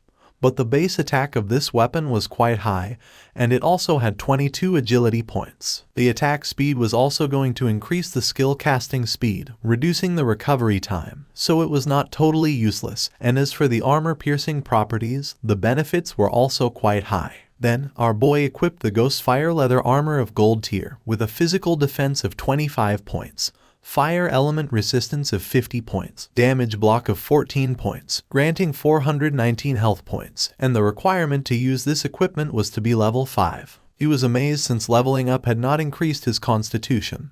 His current health was 350 points, and this equipment had actually added 419 health points directly. When he put this on, most players now wouldn't even be able to break his defense. Using the system, he decided to make his defensive equipment invisible, and use the starting appearance of the assassin class. This way, others wouldn't be able to see his equipment with their eyes and would have to enter the game interface to check. This wasn't over yet since there was still one last piece left. Upon checking the inventory, he saw that it was a skill book. It was called Ghost Shadow Blur of Gold Tier, an assassin class skill. It had a passive, it granted 15% dodge rate, and dodge activation granted immunity to all damage. King Feng was happy to have finally obtained an assassin survival skill, but then he remembered that this skill was very weak because it was very difficult to increase the dodge rate in this game. And if one spent effort to raise the dodge rate, the other attributes would be low.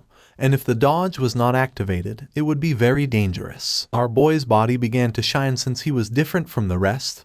He could evolve skills infinitely. While increasing the dodge rate, he would not sacrifice other attributes, so there were only benefits for him. King Feng started to move away from the area and decided it was time to return.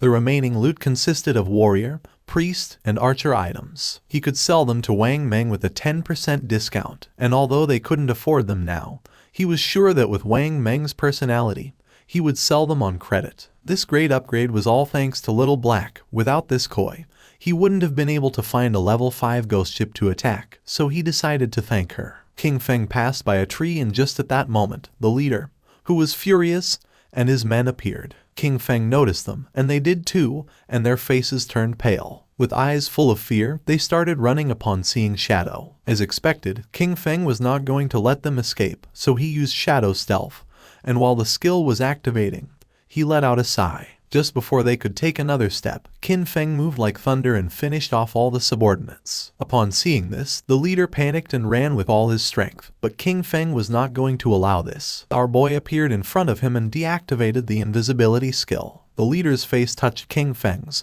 his eyes filled with tears and fear. He admitted he was wrong and promised not to do it again, begging our boy to please let him go since he had less than 1 year of lifespan left. With a cold gaze, King Feng asked if he had first thought about his own fate when attacking others. Without remorse, King Feng attacked with a poison dart, and while the leader was writhing in pain, he turned his back and left. Since he had killed too many players, he received a layer of status called Killer. Currently in the first layer of the Killer status, he was going to lose 75% of his current lifespan upon death. King Feng was calm since he had the Ghost Fire Bell. If he was careless and died once, he would not lose any lifespan. King Feng returned to Shell Town and everyone's gaze fixed on him. People started talking among themselves since he had killed a gold tier boss. Everyone was in shock. Seeing that he was not wearing any equipment, some thought that he must have exploited bugs to defeat the boss. While our boy was walking through the area, a man approached and asked him to please wait. King Feng turned curious. Showing a skill book with a smile, the man mentioned that they had mistakenly bought this assassin's skill book, asking him to please accept it and take it as if nothing had happened between them.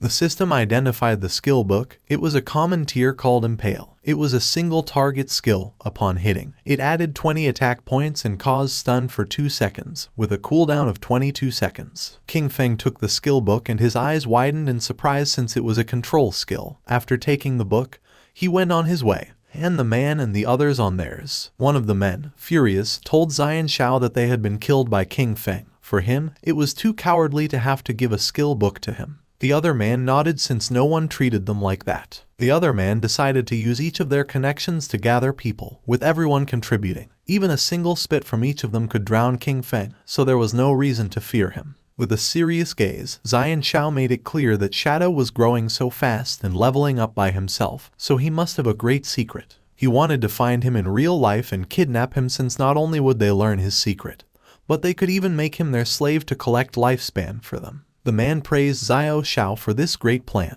Zion Shao decided to have the family send a woman to try to extract information from King Feng. When he had heard Shadow's voice just now, it sounded very foreign. He knew he was not within their circle, which meant that he was very poor. They decided to find a professional beauty, as they were sure that King Feng would fall into the trap. King Feng met with Little Black and asked her to accept the trade, since he wanted to give her some things. Upon hearing this, her eyes filled with excitement, but she explained that her name was not Little Black but Big Plum. King Feng gave her a powerful skill and a necklace, and upon using them, fire began to emerge from her magic staff. She was happy because with this skill and the necklace, her damage had multiplied several times. Moreover, her mana regeneration had more than doubled. She thanked him from the bottom of her heart. Our boy said there was no need, explaining that he was just following their agreement, asking her to give him the space ring. With a smile, she took the space ring out of the inventory and said that he could keep it. With her face blushing, she revealed that when she was escaping in the forest, she had discovered an underground cave that seemed to be the entrance to a ruin,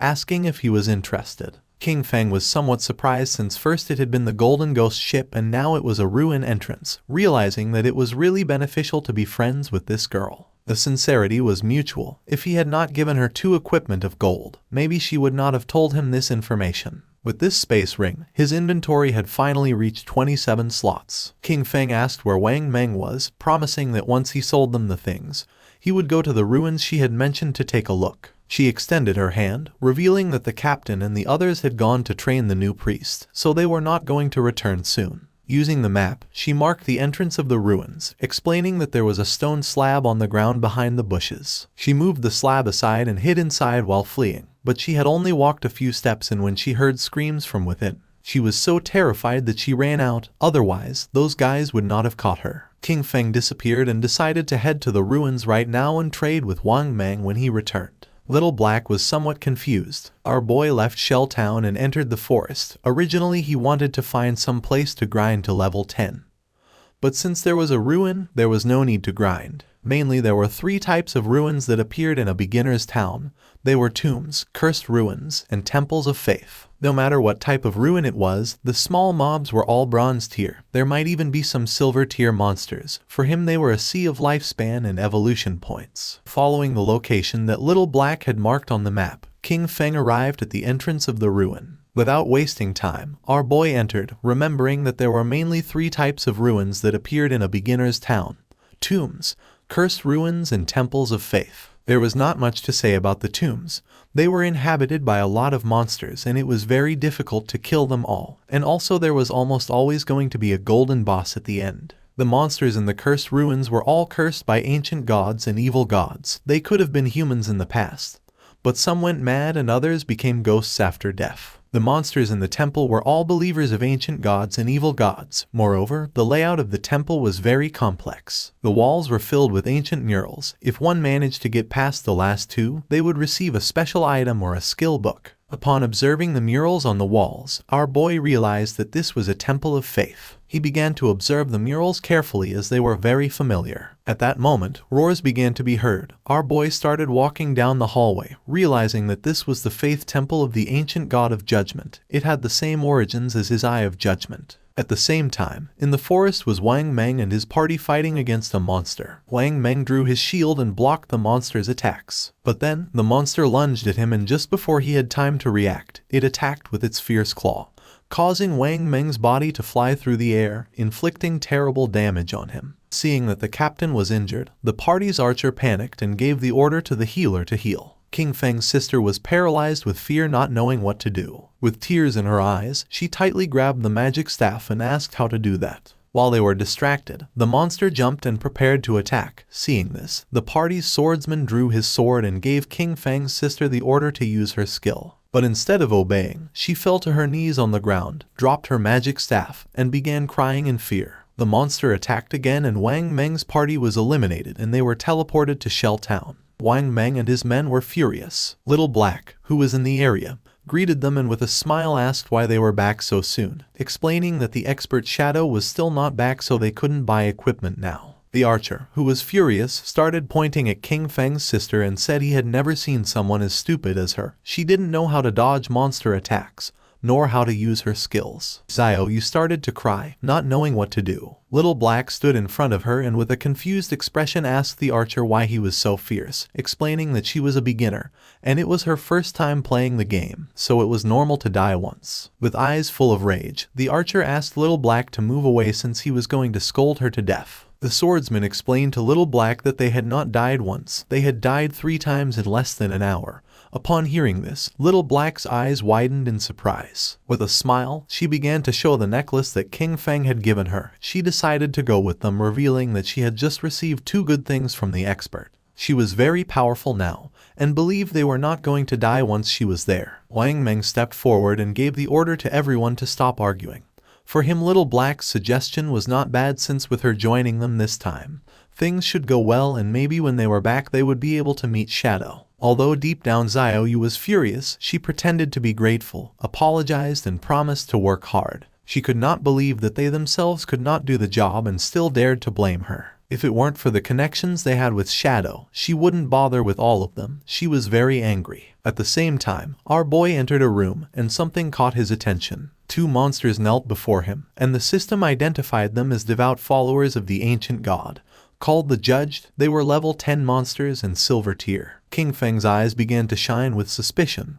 Without wasting another second, with a determined expression, he attacked the monsters using instant shadow slash. Our boy became invisible and when he turned around he saw that he hadn't taken much health from them. Even after breaking his stealth and backstabbing them, they had only lost a small portion of their health. For him, this was to be expected. They were level 10 silver bosses, and the health of these 2 devout followers together was already greater than that of the gold tier Golden Ghost ship. Just then, something caught our boy's attention, making him turn curious. The monsters knelt before him again.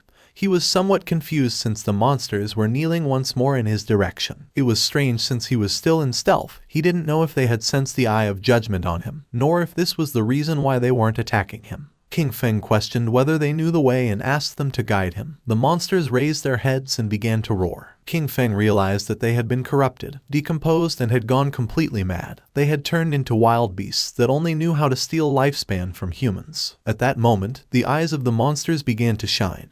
And not long after, they turned their backs on our boy and ran off. Right at the door of the room there was a group of players. The monsters felt their presence and began to charge at them. The players realized that these bosses were silver tier. They could not face one, so they decided to flee from this place. Just before they could do it, the monsters attacked and toxic mist began to melt their bodies. Their bodies disappeared, dropping lifespan orbs. They were the team of the girl who had bought Ice Spike from our boy, called Grey Rose. He never thought that they would also find this ruin. Judging by the current players' equipment levels, King Feng came to the conclusion that no one was equipped to go deep yet. Our boy deactivated stealth and decided to pick up the lifespan. The monsters knelt before him again. These guys had lost more than 100 days of tradable lifespan, and our boy didn't expect them to be rich. Our boy returned to the room and started searching. Several minutes passed, and after searching around, he hadn't found anything. There were no traps or treasures, so he came to the conclusion that there were only 2 silver mini-bosses. His eyes began to shine with rage and he decided to forget it. Without hesitating for a second, he attacked using the poison darts, which embedded themselves in the heads of the monsters. As a reward for having killed 2 silver tier bosses, he obtained 4,000 experience points and ascended to level 9, obtaining 4 evolution points and 188 days of tradable lifespan. King Feng used Greedy Hand and the bodies of the monsters began to disappear. He felt happy since the epic tier Greedy Hand was absolutely insane. He got 32 evolution points, 1504 days of tradable lifespan, 4 gold tier items and 10 silver tier items. He extended his hand, making a pendant appear. He was happy since he had obtained a gold tier item for assassins. It was the Pendant of the Faithful, an assassin class accessory. It was going to grant 15 agility points and 20% cooldown reduction, with the unique effect of summoning a silver tier devout follower to fight for you with a cooldown of 6,000 seconds. King Feng clenched his fist. This necklace had good stats. The 20% cooldown reduction was going to lower the cooldown of his stealth skill from 22 seconds to 19. The cooldown of poison darts dropped from 4.35 seconds to 3.75 seconds. That of instant shadow slash went from 10 seconds to 8. Grinding had become much more efficient, since all his other gear required being above level 8. No one else could use this yet, so he decided to keep it for now and sell it later. Just when King Feng was about to leave, the ground started moving. Our boy became somewhat curious, and when he turned around, a small pillar emerged. His eyes began to shine with joy, since after eliminating all the monsters, the mechanism had been activated. King Feng examined the pillar carefully, realizing that it was a hidden mechanism. Not long after, the mechanism of the pillar was activated, and a platform appeared under our boy's feet. A door that was on the ground opened, and little by little the platform began to descend. It was a lift. Once the platform descended several meters, the door began to close. Several minutes later, it stopped. King Feng felt as if he had descended 300 or 400 meters. This place was dark and seemed gloomy. King Feng's attention was fixed on it. Thanks to his knowledge, he realized that this was the maze hidden beneath the temple. He knew there was a certain chance that a hidden maze would appear in the ruins. He had explored many of them in his previous life, so he knew there were countless traps in the maze. But as long as there were people acting as cannon fodder, there was no danger in exploring them, only that it would take a lot of time. With a confident gaze, he took out the pendant. With his current attributes, if he activated any trap, he would die. But luckily he had this thing, which allowed him to summon a silver tier devout follower to fight for him. He extended his hand and used the power of the pendant to summon a devout follower, making a zombie appear on the ground. Pointing toward the hallway of the maze, our boy gave it the order to go scout. The devout follower stood up and began walking toward the hallway. King Feng crossed his arms and couldn't help but feel happy, since it was easy to explore with a lackey scouting ahead. But there was still a chance of danger, so he decided to evolve his dodge passive first just in case. He used 11 evolution points, and his ghost shadow blur went from gold tier to epic tier, increasing passive dodge rate from 15% to 75%. Now dodge activation was going to grant immunity to all damage. 75% dodge rate was already very high. He had just enough remaining points to evolve Instant Shadow Slash to Epic Tier. Using 13 evolution points, King Feng evolved his Instant Shadow Slash from Diamond Tier to Epic. The range increased up to 30 meters and the duration up to 12 seconds. Now he could perform 9 slashes instead of 7 with a cooldown time of 8.8 seconds. The width of the slashes increased up to 5 meters and the damage increased from 300 points to 400. King Feng's eyes began to shine, since to evolve from epic to legendary it required 10 times the evolution points. The higher the starting tier of an item, the more profitable it was to evolve it. For example, if a skill was of epic tier at the beginning, evolution to legendary tier was the first evolution, so it only required the base evolution point of 1. Since the target for evolution was legendary tier, it required 10 times the points, and 1 times 10 were 10 points. This also meant that if he only obtained an epic skill, he could quickly evolve it to legendary tier, then mythical tier, ancient tier, and immortal tier. But if a skill was normal tier at the beginning, then to evolve it to epic tier, it would need to be evolved 7 times. And by the time it reached the 10 times point, it would need hundreds of points. But the good thing was that, no matter in which tier the skill started, he could spend very few points to evolve it to epic tier. In other words, from now on, all his skills were going to be at least epic tier. He had 11 evolution points remaining, and he could only evolve the starter skill, Shadow Sneak. He used 8 points and the skill went from silver tier to platinum. The duration of the skill increased from 16 seconds to 24, and the attack that broke stealth increased by 90, going from 120 to 50. Cooldown went from 26 to 22 seconds. He had the attribute that reduced the cooldown speed by 35%, and for this reason, the final cooldown for Shadow Sneak was 16.3 seconds. The cooldown was still too long, and the stealth breaking attack was a bit low. He knew he needed to swap this skill in the future. While walking through the hallway, the devout follower stepped on a slab, activating a trap, and then a giant rock fell on top of it, crushing its body. Its body transformed into light. Now that the summon had died, he decided to wait for the cooldown before resummoning. This maze was complex and dangerous. He could only do this to explore slowly, and hope to find good things when the time came. In the upper layer of the temple, a man carrying a shield and a hooded woman peeked their heads through the door. The man informed his captain, Grey Rose, that the monsters had disappeared. Upon hearing this, Grey Rose couldn't help but feel somewhat surprised. They entered the room, and Grey Rose noticed that their lifespan had also disappeared, knowing that someone must have killed those monsters and taken their lifespan. But she didn't know who. The man mentioned that only the expert Shadow could kill 2 silver tier bosses. Grey Rose thought he was right but felt relieved since they wouldn't have to die again. She put her hand on her chin and remembered that when they had come here, they had seen a person who seemed to be communicating with the monsters. She didn't know if it was Shadow, nor if he had a skill that could enchant the bosses. If that was the case, he had an incomprehensible and terrifying power. At the same time, in the second layer of the temple, King Feng's devout follower died again by activating another trap. In front of our boy there was a long path leading to a door King Feng had explored for 3 hours, and this should be the end of the maze. And based on his previous life experience, using human lives to explore would kill at least hundreds. Using the pendant, King Feng summoned another devout follower again. It started walking ahead and King Feng began following closely behind. King Feng gave it the order to open the door. Following our boy's command, the monster began to use all its strength but was unable to open it. It got to the point where its body began to tremble. King Feng's eyes filled with suspicion upon seeing that the monster could not open the door. Then, he approached and touched it with his hand. By doing this, little by little the door began to open, leaving King Feng in shock. A wave and a curtain of smoke began to emerge from the other side of the door. Our boy began to sweat, knowing that this was not good. On the other side of the door, there was a room full of pillars, and in the center there was a chest covered with thorny vines. King Feng entered the room, and upon observing carefully he noticed that the chest was full of thorns. It was locked, and next to it there was an NPC. The NPC was a woman who had the lower part of her face bandaged. The system tried to detect her stats, but it was unable. King Feng's eyes widened in surprise when he saw that there was no information about her. It was the first time he met such a mysterious NPC. The woman began to whisper in a strange language, and then she knelt down and her body transformed into light and began to disappear. King Feng started to observe her closely, not knowing why she had disappeared. Then, the thorns that were on the treasure chest also began to disappear. King Feng did not lower his guard since even though he could not see the information of that mysterious woman, he knew that she must be related to the Eye of Judgment. The chest began to shine golden, and our boy noticed that it contained epic tier items, but he knew he had to be careful since there was a chance he would encounter a mimic or a trap.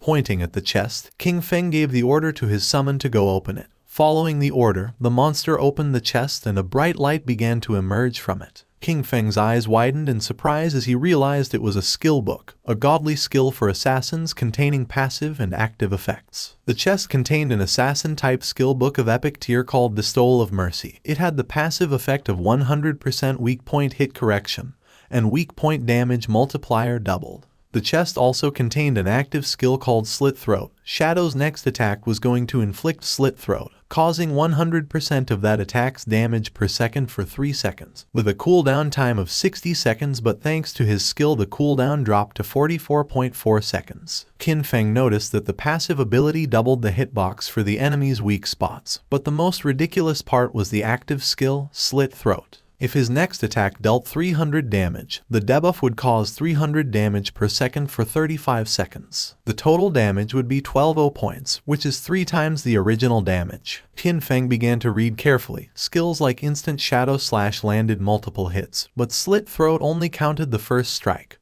Also, this skill was only of epic tier, so it only needed 10 evolution points to upgrade it to legendary. This loot had been a great harvest since his burst damage had just increased several times. King Feng began to move toward the exit. Knowing that it was all thanks to Little Black, he decided that it was time to return and sell the leftovers to her party. Using the chat, he asked Little Black to tell Wang Meng to return to town, since he had items to sell him. Upon knowing that Shadow had finished exploring the ruins, they decided to return now. Once King Feng arrived back at the starter town, his eyes widened in surprise. A crowd of players were waiting for his arrival. All wanted to add him as their friend. Some even offered to be his followers, promising to cheer him on. The chairman of the Runding group from the city of Zhonghai had come to formally invite Shadow to join their corporation. King Feng even had fans from Firefly Town who had come to greet him. Players from different towns had come to form teams with King Feng. Seeing this, he realized that the teleportation gates from other towns had started activating. Finally, he could go to Song Fei's Firefly Town. Without wasting another second, Qin Feng disappeared without a trace, becoming a shadow. Using his invisibility skill, Qin Feng began to move away from the area and the players started fighting among themselves, thinking that he had left because they kept bothering him. Qin Feng reached Little Black and caught her attention. Raising her hand, she informed her captain that the expert shadow had arrived. Something caught Qin Feng's attention. It was none other than his sister, Qin Xiaoyu. She began to show a kind smile. Many questions came to Qin Feng's mind. He didn't know how she had managed to get into Wang Meng's team, knowing that Wang Meng's crew could be destroyed because of her. He knew he had to be careful, since everyone knew that Shadow existed now. He couldn't reveal his true identity. He still couldn't use his powers in real life, and with so many eyes on him, even a kitchen knife could kill him right now. Xiaoyu couldn't help but blush as she could tell how powerful he was just by looking at him, realizing that compared to him, Wang Meng's party was like trash. She thought that if he carried her, then she could reunite with Song Fei in a matter of days. Using the system, Qin Feng explained to the captain that this equipment was perfect for their party's classes. Moreover, the skill books could increase their combat power. Our boy set an initial price of 22 days of lifespan. For Wang Meng this was very expensive, since they were all silver and gold tier. For now they could not afford it. Qin Feng said that there was no problem since they could pay him later. Wang Meng was sincere and thanked him, not knowing how to repay him for helping them. If ever Qin Feng needed them in the future, he only had to say the word and they would do their best to help him. The swordsman of the party put on a golden helmet. According to him, Shadow was awesome. He could not believe that he was getting gold tier equipment so soon. Wang Meng also equipped the equipment, obtaining a gold tier skill, with which his DPS had tripled. He could not avoid crying since Shadow even let them buy on credit, realizing that he trusted them. Wang Meng began to inspect his inventory but did not find anything for priests, leaving Xiaoyu somewhat confused. The archer was furious since she was lucky to leech EXP from them. Xiaoyu approached Qin Feng and introduced herself as the priest of Wang Meng's party and asked if he had any equipment for her. The system informed our boy that the player, Little Graceful, wanted to add him as a friend. Xiaoyu's eyes widened in surprise. Qin Feng began to stare at her with a cold gaze and disappeared without a trace, leaving poor Xiaoyu in shock. With a confused expression, she asked where Shadow had gone. Wang Meng explained to her that he probably just hadn't gotten any priest drops this time, and that maybe next time he would bring items for her. The archer revealed the harsh truth. Qin Feng had intentionally ignored her. For Little Black, Shadow was very cool as he appeared and disappeared like a dragon. Qin Feng walked away from them, knowing that he currently had a gold tier priest staff in his bag,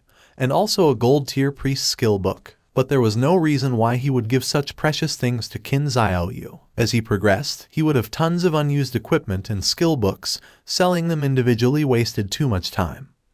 But Wang Meng's backing with the authorities was perfect for bulk buying of him. He could not allow Xiaoyu to affect his cooperation with the authorities. He needed to quickly find a priest for Wang Meng's team to replace her. His eyes began to shine with seriousness when he thought that he needed to find Little Zhu quickly. Gu Yixu, the former manager of the Godslayer Guild in his past life, she was a hidden class priest called White Avian Priestess, which came with a white bird that could heal and apply buffs. She was the only priest he knew who could defeat epic tier bosses alone. She was his powerful ally, and compared to her, Qin Xiaoyu was complete trash. Qin Feng activated the gate, remembering that Little Zhu was also from Firefly Town.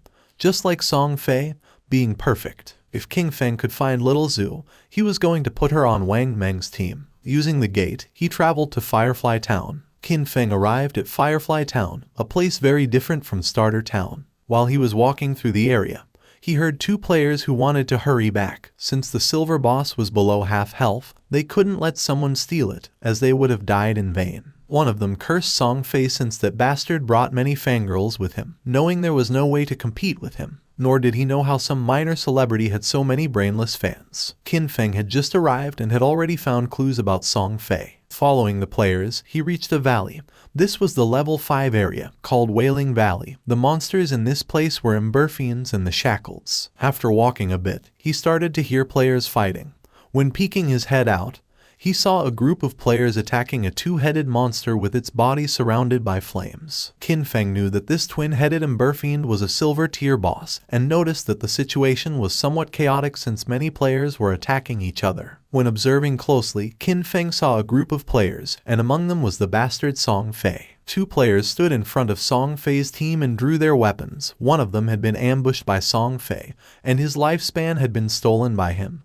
He swore to kill him. With a smile, the player carrying a shield asked if Song Fei thought that hiding behind his mage girls made him safe, revealing that he had the godly anti-mage skill. Just before he could take a step, one of Song Fei's mages crushed his head using the magic staff. Qin Feng remembered that Song Fei, with the title Heaven-Defying Mage God, had the mage class. In his past life, this bastard tricked a bunch of fans into choosing the mage class, only to take all their equipment and skills to strengthen himself quickly. But a team couldn't be made up of only mages, so his fangirls came up with a solution. Some put their attribute points into intelligence to become glass cannon mages. Some put their points into agility to become disruption mages. Others used their points on health to become meat shields, and some chose strength to become battle mages who attacked using their staff. In the early stages, Song Fei's team was extremely dominant, stealing lifespan from players everywhere without anyone being able to stop them. And as expected, as the game went on, most of his fangirls died pretty quickly. Pointing at the boss with his finger, Song Fei made up a lie saying that his fans were working so hard that now his heart hurt. He hoped the boss would die soon so everyone could rest, and also that the world would be full of love and free of violence. The twin-headed Emberfiend began to advance towards Song Fei's group. One of Song Fei's fans explained that this was not hard for them since the one who was trying the hardest was him. According to her,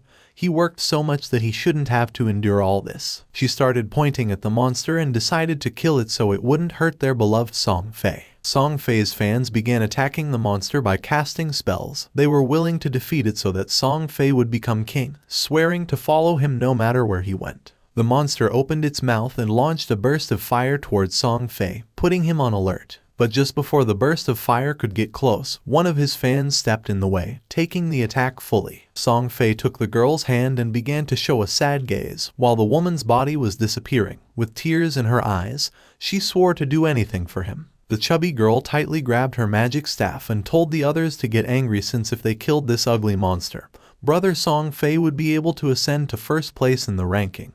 He had to surpass Shadow. This made the others excited. Raising their weapons, they swore to conquer the world, dominate the heavens, and fight alongside Song Fei. They summoned several powerful spells, causing thunderbolts to strike the monster. Song Fei realized that it was going to die, knowing that this silver-tier boss was hard to kill.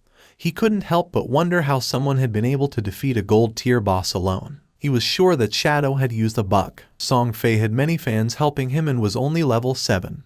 He didn't know how Shadow leveled up so fast. A smile spread across his face since once he defeated this silver-tier boss, he was going to level up to 8. He knew that Shadow had been stuck at level 9 for a long time, so he decided to take the opportunity to surpass him and become the #1 player of the God-forsaken game. Just then, a hand surrounded by Shadow grabbed Song Fei by the mouth. In the blink of an eye, Qin Feng decapitated Song Fei, and using instant Shadow Slash, cut his body into pieces. Blood began to emerge from the mouth of the bastard Song Fei.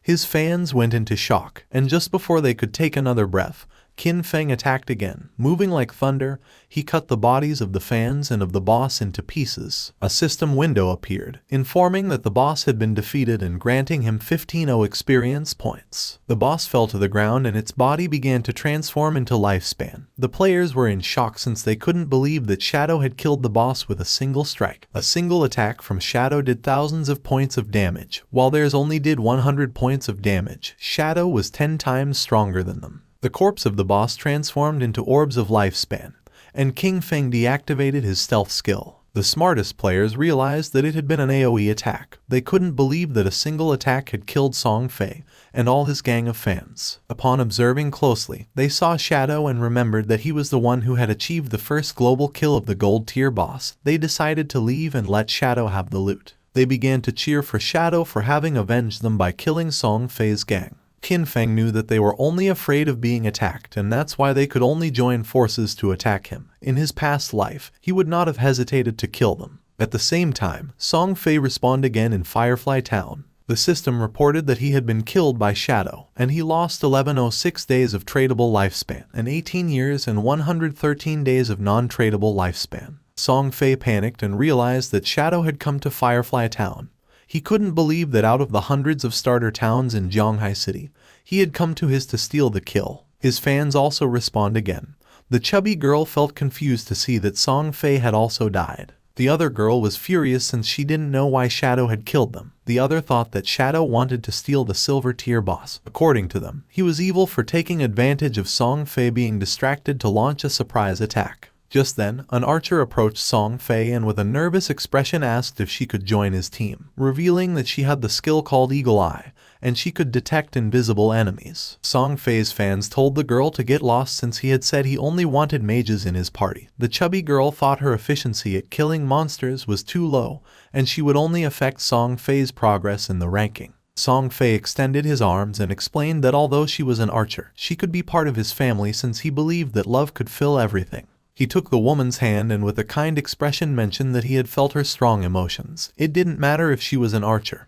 He decided to let her join his team, swearing they would strive together to level up. Having Song Fei so close made her blush and tears of joy began to flow from her eyes. An assassin appeared and mentioned that she could also become invisible, swearing that she was going to make Shadow pay for having killed him. The mage revealed that she had learned a new AoE skill and could freeze Shadow. Song Fei extended his arms, making it clear that his family was full of love. Any girl who wanted to join his team was welcome. The girls began to cry with joy and swore to stand by Song Fei forever. According to them, Shadow had no honor for having attacked their beloved Song Fei by surprise.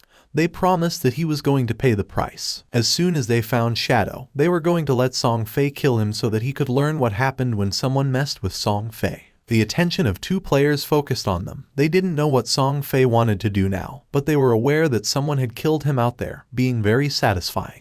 They remembered that there were many girls protecting Song Fei, so they didn't know how he had been killed. But then they realized it must have been Shadow. According to them, Shadow was incredible. And seeing the girls crying for Song Fei, they thought these girls were not right in the head. A smile spread across Song Fei's face as he was confident that with so many people as witnesses, when he defeated Shadow, everyone would know that it was useless to be strong if one fought alone, especially being an assassin. According to him, Shadow was a soft assassin who had dared to challenge a great and noble mage like him. At the same time, Qin Feng picked up the loot using Greedy Hand, obtaining 16 evolution points, 217 days of tradable lifespan, 6 pieces of silver tier loot, and 1 piece of golden tier loot. Qin Feng decided to evolve the skill Graceful Liberation, consuming 10 out of 19 points. The skill went from epic to legendary. The passive effect Weak Point Attack Correction went from 100% to 200%, and the Weak Point Attack Multiplier was doubled. The active effect also improved. The next attack was going to trigger Throat Slit effect, causing 150% attack damage per second instead of 100%. With a duration of 3 seconds, the cooldown of the skill went from 30 seconds to 18.5. The weak point hit correction had increased by 100%, reaching 200%, which equaled doubling the target's weak point. If it was amplified even more, half of the enemy's body would be considered a weak point. He feared that even his Shadow Slash could deal weak point damage. The initial epic level skill, with 0 evolution points, could evolve to legendary. However, to evolve it from legendary to mythical, it required 100 times more evolution points. It needed 200 points to evolve from legendary to mythical. According to this pattern, the epic level Greedy Hand was going to require 210 evolution points to evolve, and when it reached legendary, evolving it was going to require 34 points. He had 9 evolution points left, so he decided to evolve Backstab Enhancement. Qin Feng spent 8 points and the skill Backstab Enhancement went from gold to platinum, and the damage of the passive effect increased from 30% to 40%. A silver tier boss, plus the group of players, had given him a total of more than 14 days of tradable lifespan.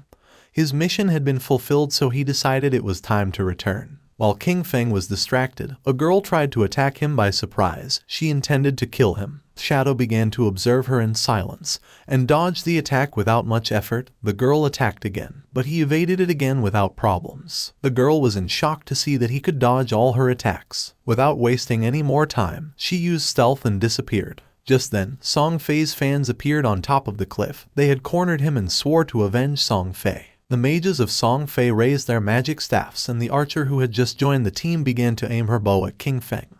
They were furious and swore to avenge Song Fei. Qin Feng used stealth and disappeared into the air, becoming a shadow. Upon seeing this, the archer used her skill called Eagle Eye and made it clear that Qin Feng's invisibility was useless. Her arrow transformed into a ghost eagle until several seconds later it exploded and its feathers began to descend from the sky like drops of rain. The feathers began to fall on the assassin from Song Fei's party and her stealth was deactivated, making her visible. The chubby girl clenched her fist and felt happy believing they had detected King Feng. She gave the order to the others to use their most powerful skills and attack with everything. Following her order, Song Fei's fans used their most powerful skills to attack. A rain of powerful spells began to descend upon the assassin. Seeing this, she panicked and tried to tell them that she was not King Feng. It was already too late, as the spells hit her body directly, creating a great explosion. Instead of feeling sad, the chubby girl felt furious since she didn't care about this anyway because she wasn't a mage, and that showed that she didn't sincerely love Song Fei. According to her, this was a punishment from heaven for her falseness. She gave the order to the archer to launch the eagle again to find Shadow. The archer nodded with her head, but at that moment, King Feng took out the Ghostfire Bell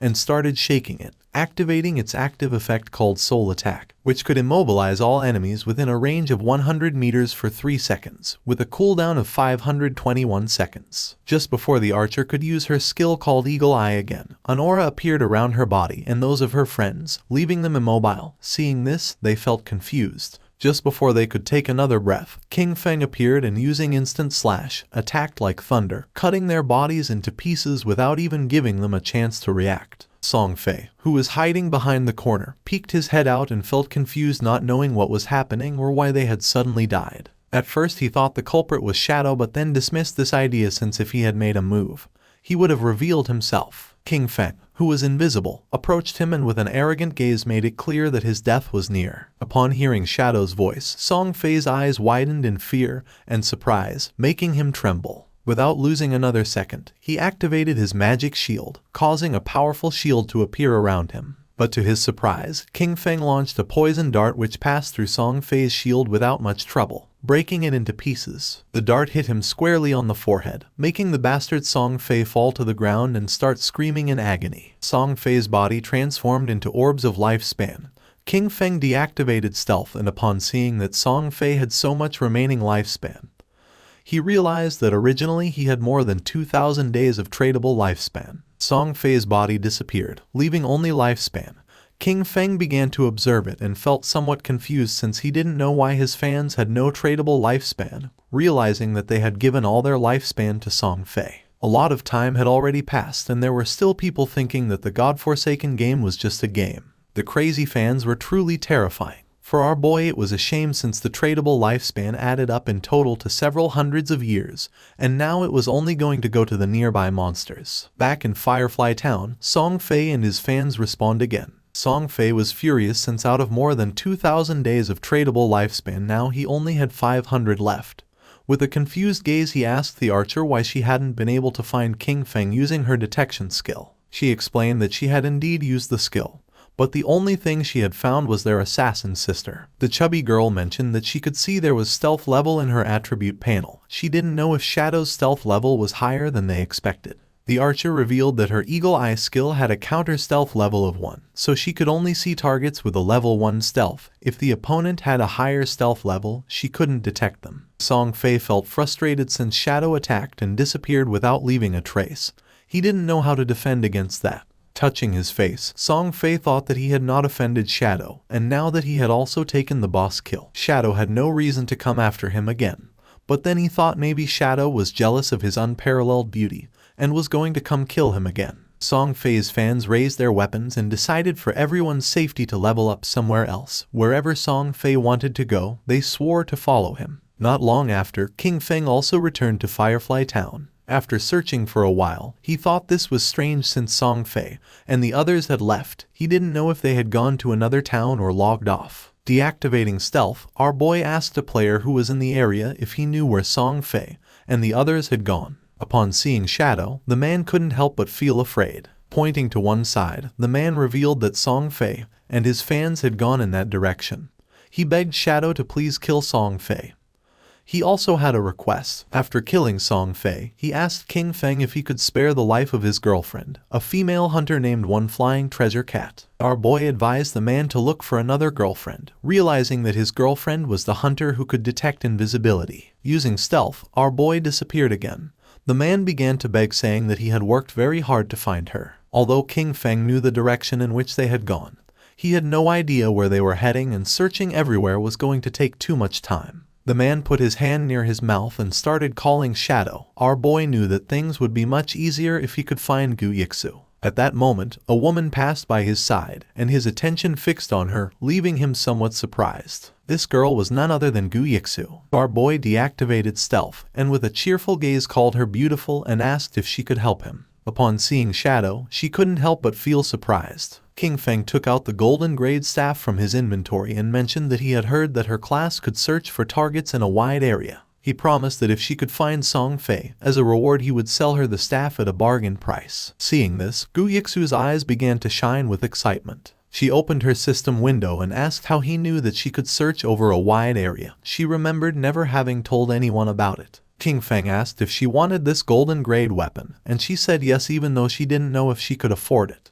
With a confused expression, King Feng asked if she didn't even have 500 days of tradable lifespan, revealing that the original price was at least 700 or 800 days. Upon checking her system window, she realized that she did have 700 days to buy the staff. Hearing this, our boy made a deal with her and handed over the staff. A system window appeared to confirm that the transaction had been successful. She took the staff and started drooling. Our boy gave her a gentle tap on the cheek so she'd stop drooling, asking her to hurry up. Upon hearing this, she blushed and nodded with a smile. Using the new staff, she began to use her powers and concentrated. Even though it was the first time she met Shadow, he gave her a strangely familiar feeling. Her owl began to fly around her, and she asked if Shadow wasn't afraid that she would take things and leave without helping him. With a serene expression, our boy asked if she didn't hate Song Fei. Seeing that he knew that she hated Song Fei, Gu Yixu's eyes widened in surprise. She didn't know if Shadow could be a friend of hers in real life, but his voice didn't seem like it. King Feng started to smile and decided that she should guess. She raised her hand and the owl began to fly. She was too lazy to guess. Just then, her eyes widened in surprise. The owl began to fly over the town,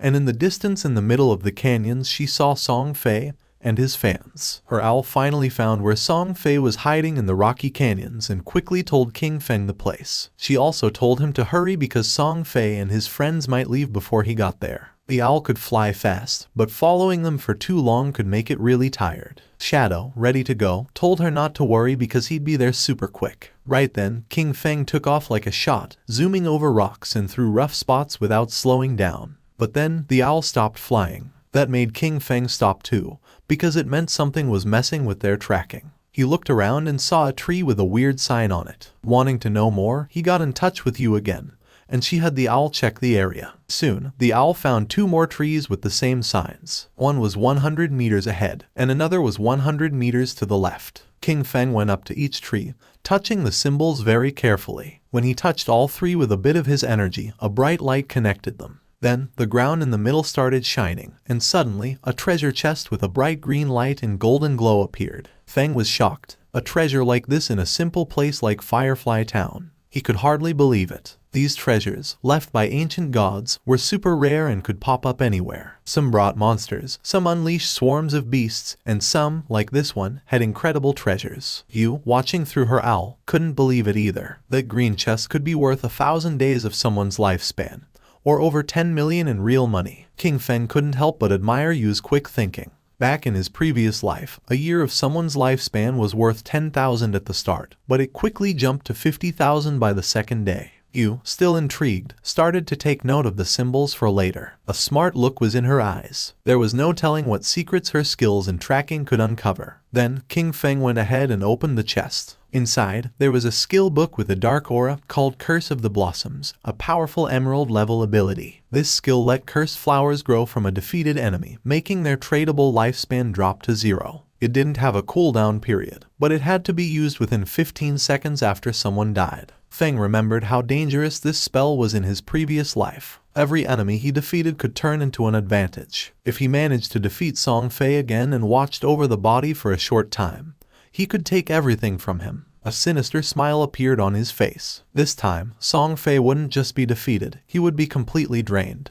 As King Feng hurried toward his target, the scene changed. Somewhere far away in a canyon, Song Fei's biggest fans were busy fighting a boss, hitting it hard while Song Fei stayed back, waiting to land the last blow. Song Fei was overconfident, sure that King Feng wouldn't chase them this far, especially since King Feng had already beaten a silver-level boss and embarrassed him twice. That should have been the end of it. But Song Fei was mistaken. Right when the boss was about to go down, the girl who was a bit heavier noticed another group fighting a different boss nearby. Song Fei, smooth as ever, convinced his fans once more. He said the other group were fans of a rival idol, trying to make him look bad. The faces of his fans twisted with anger. No one was going to outdo their dear Song Fei. Without a second thought, they charged at the other group. The other team, thinking they were about to get some help, welcomed them. But before they could even say hello, the heavy girl slammed her staff down, knocking out their leader in one hit. The rest of the team was shocked as Song Fei's fans turned on them, madly talking about idols and fate. When one of the enemy tried to ask what was going on, they were quickly shut down by a spell. Then, in a strange turn, the fans started spouting odd poems, talking up Song Fei like he was some kind of god. After they took out the other team, the girls made way for their golden prince Song Fei to finish off the boss. Song Fei kept up his act, pretending to be grateful and showering them with thanks that didn't mean a thing. He made up stories about almost getting caught in an ambush and called them heroes. His words made them all blush and giggle. They were totally caught up in his make-believe world. But that was the end of it. At the same time, Shadow appeared at the edge of the canyon. Song Fei felt something wasn't right and got a cold feeling down his back. But by the time he turned around, it was too late. Feng's sword moved through the air like it was meant to punish, striking in an instant. Song Fei's head was cut off in one smooth motion, and his body fell to the ground. This time, Shadow didn't just leave after the deed was done. He knelt down next to Song Fei's body and used the Curse of the Blossoms. A big red flower grew right out of Song Fei's chest, its petals moving like they were alive, sucking away the tradable lifespan from the young troublemaker. The fangirls watched in shock, not able to make sense of what was happening right in front of them. Then, the scene changed, and Song Fei was back at Firefly Town's portal, feeling confused and annoyed, still not getting why Shadow was always after him. In his confused way of thinking, he decided it must be jealousy. Maybe Shadow was upset about all the attention from the fangirls, or perhaps one of those girls was someone Shadow had feelings for. Song Fei convinced himself that Shadow's constant showing up in Firefly Town was part of some complex revenge scheme. While he was lost in his wild guesses, a system alert popped up, scaring him with the news that his tradable lifespan was going down fast, much more quickly than just from dying. At first, he thought it was some kind of penalty for dying too much, but before he could really figure it out, his fan club started showing up at the portal as well. The heavier mage girl was among them, out of breath, telling Song Fei about the creepy red flower that grew from his body, clearly taking away something important. Song Fei quickly figured it out. The cursed flower and his disappearing lifespan were Shadow's doing, thanks to a scary new ability. The realization hit him hard, and he suddenly ordered his fans to log off. He knew if they kept losing to Shadow, their tradable lifespan could drop to 0, which meant actual death. Still acting the leader, he called them his family, promising to step into the real world to extend their lifespan, and come back with new gear bought with the lifespan they had saved up. The girls, still totally under Song Fei's spell, were all in, imagining their big return to beat Shadow with new power. Even as Song Fei disappeared from the game, anger and frustration warped his face. He wasn't ready to see this as a loss. After working for 2.5 years to get to where he was, he couldn't stand the thought of being taken down by some unknown player. In his mind, with enough money, he could crush any obstacle. He just needed some time. Back where the fight had happened, red flowers were everywhere, each one growing from a fallen player, quietly taking away the tradable lifespan from Song Fei's fans. With Shadow's relentless attacks, his rank as a killer had jumped to level 4, making the loss of tradable lifespan upon death a staggering 96.8%. But Shadow wasn't bothered by this at all. Shadow figured out that this surprise attack had just added about 1,000 days to his lifespan. All thanks to Song Fei and his misguided followers. They had done the hard work of defeating monsters only to end up giving their gains to him. But the bounty didn't last forever. The flowers started to fade, and the energy stopped flowing. Shadow realized that the players had logged off to avoid losing more of their lifespan. Above, the white owl kept flying in silence. Yui had watched the whole thing, and even she was taken aback by such a show of strength. Seeing what the top player could really do was something else. When Shadow asked Yui if Song Fei had really logged off, she nodded, saying the whole group had disappeared to save themselves some time. Shadow told her calmly to keep an eye out and to let him know if Song Fei ever came back. When she wondered if her job was over, Shadow said to stay on it a bit longer. He had just gotten a golden tier priest skill called Sword of Divine Judgment, and her interest was immediately piqued. She really wanted that skill. Seeing her interest, Shadow made her an offer. He'd trade the skill for 500 days of her lifespan, but he'd cut the price in half if she agreed to one thing. Yui's eyes narrowed, and she quickly said she wasn't going to trade her dignity, which caught Shadow off guard. He hurried to explain she had the wrong idea. He just wanted her to join his team as their main healer. She relaxed and laughed, agreeing right away, but warned him she'd hold him responsible if the team was a disaster. Shadow reassured her they were a solid group and decided to get in touch with them immediately. Then the story moves to a different part of the game world, where Wang Mang was feeling proud after defeating a poisonous monster, happy about the experience points. He called over to Ju for a heal and something to counter the poison, but Ju was stuck, not knowing what to do. Wang tried to remind her again about her priest class's ability to remove toxins. But before she really got what he was saying, she accidentally used the skill on a tree instead of helping Wang, who needed it. As time ran out, Wang fell to the ground, succumbing to the poison, his victory over the monster wasted. The team was left in shock, frustration simmering as they looked at Feng's sister, unable to believe how useless she had been. Standing near the teleportation stone later, the team leader faced a tough decision. He knew they needed a new healer since every skilled hidden class priest was already taken. But they couldn't continue like this. Zhao, on the other hand, was blissfully ignorant of her failure, lost in fantasies of being the chosen one, a goddess in this new realm. She believed her quick leveling was a sign of her destined greatness and anticipated joining her brother, Song Fei, in glory. But at that moment, news from Shadow reached Wang Mang, bringing a surge of excitement. A hidden class healer, a white bird priest, had agreed to join their team. She was also strong in other roles. This was the chance they were waiting for, and the leader immediately asked Shadow for her location. Shadow told them the new healer was in Firefly Town. It wasn't the best place for leveling up, but it was important to get together and start moving as a team. Wang agreed and got ready to head there, but he knew he had to address the issue with Zhao first. He carefully told her they were moving to a zone with higher levels because Shell Town was too crowded. He said it in a way that made it seem like her low level was the only issue, to avoid hurting her feelings. But before she could respond, the whole team took off, clearly happy to leave behind a healer who couldn't actually heal. Zhao didn't seem bothered, though. She saw their leaving as a good thing,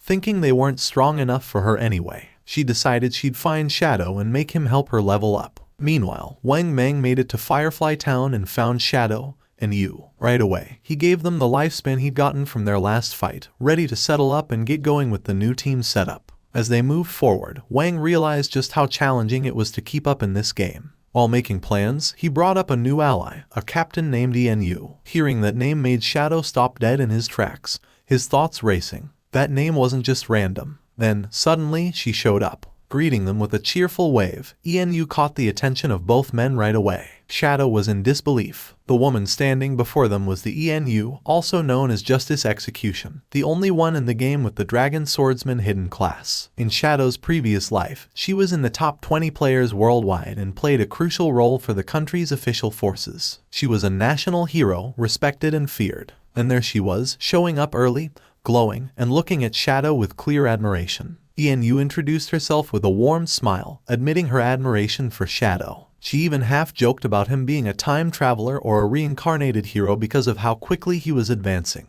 Shadow stayed quiet, his mind wandering back his past there where their paths had crossed later, and under much grimmer conditions. She hadn't been part of Wang's team back then, which made this early encounter quite the surprise. She likely had a good amount of tradable lifespan already, probably gathered for government groups. As a dragon swordsman, known for their toughness, she was an ideal candidate to hold such power. Shadow saw the wisdom in the government's choice and respected it. Yu was straightforward, too. She told him if he had any gear to sell, she and her group were interested in buying. She sweetly but firmly reminded him of the responsibility she carried for her city. Shadow saw no benefit in opposing her, and they both understood that. He agreed, mentioning it would be short-sighted to pass up a chance for such a beneficial deal. Though Yu appeared cheerful and unthreatening, King Feng knew well there was much more beneath the surface. The fans of Song Fei logged out of the game. They had seen the official announcement that left them in shock. Lifespan in God-forsaken game was real, and if it reached 0, one would die in the real world. The archer was furious since she realized this wasn't just a game. She had given all her tradable lifespan to Song Fei. Some of them only had a few days of lifespan left. The assassin had killed several players and had the assassin's stat, and dying one more time was going to make her lose double the lifespan. They were in shock. They couldn't believe how it was possible that dying 3 times cost so much lifespan. The chubby girl began to read the messages and her face filled with sweat. She realized, cursing to herself, that in the game, as a tank mage, she had always charged at the front. She had killed many people and died many times, so now she only had 1 day of lifespan left. If it reached 0, she was going to die. Just then, something caught her attention. Brother Song Fei was buying lifespan. That was great. She decided to go find Brother Song Fei, thinking that he would definitely help her. Quickly, she changed clothes and thought about putting on Brother Song Fei's support outfit from head to toe, thinking that it was great, and that she was going to find Brother Song Fei, who would definitely help her. She even mentioned Brother Song Fei's latest release, the Song Fei Ultra Thin Anti-Side Leak. She dressed in Song Fei's merchandise, and without wasting a second, she left her house and started heading to the concert.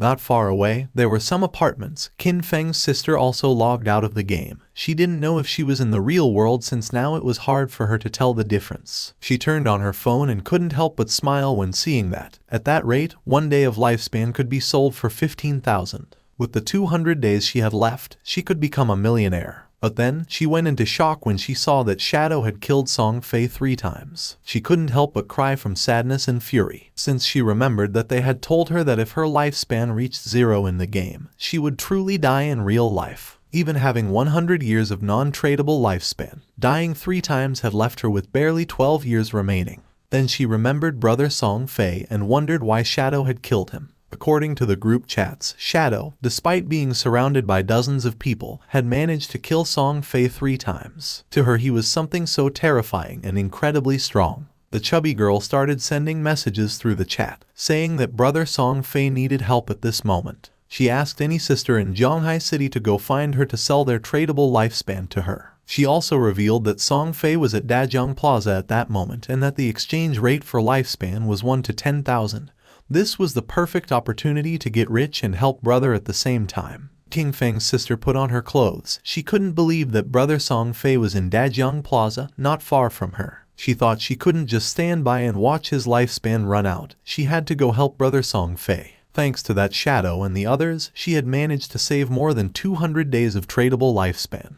Just enough to help Brother Song Fei. Without wasting any more time, she decided to go to Dajiang Plaza. At the same time in the game, our boy slaughtered several monsters without much difficulty. A system window appeared, informing him he had reached level 10. His attributes had increased by 2, and he had gained 5 free attribute points. He had unlocked class promotion. In addition, as the first player to reach level 10 in the Zhanghai City area, he had earned 7 reputation points. As the first player in the Great Xia Kingdom area, he had earned 14 reputation points, and as the first player worldwide to reach level 10, he had earned 21 reputation points. The window also revealed that the teleportation function to the continent of Forgotten Gods would be unlocked when there were 7 level 10 players in the Zhanghai City area. The system revealed in all towns that Shadow had reached level 10. People were in shock and commented with amazement. They said that, as expected, it was Shadow again. He had gotten the first kill of a gold tier monster and was the first player worldwide to reach level 10.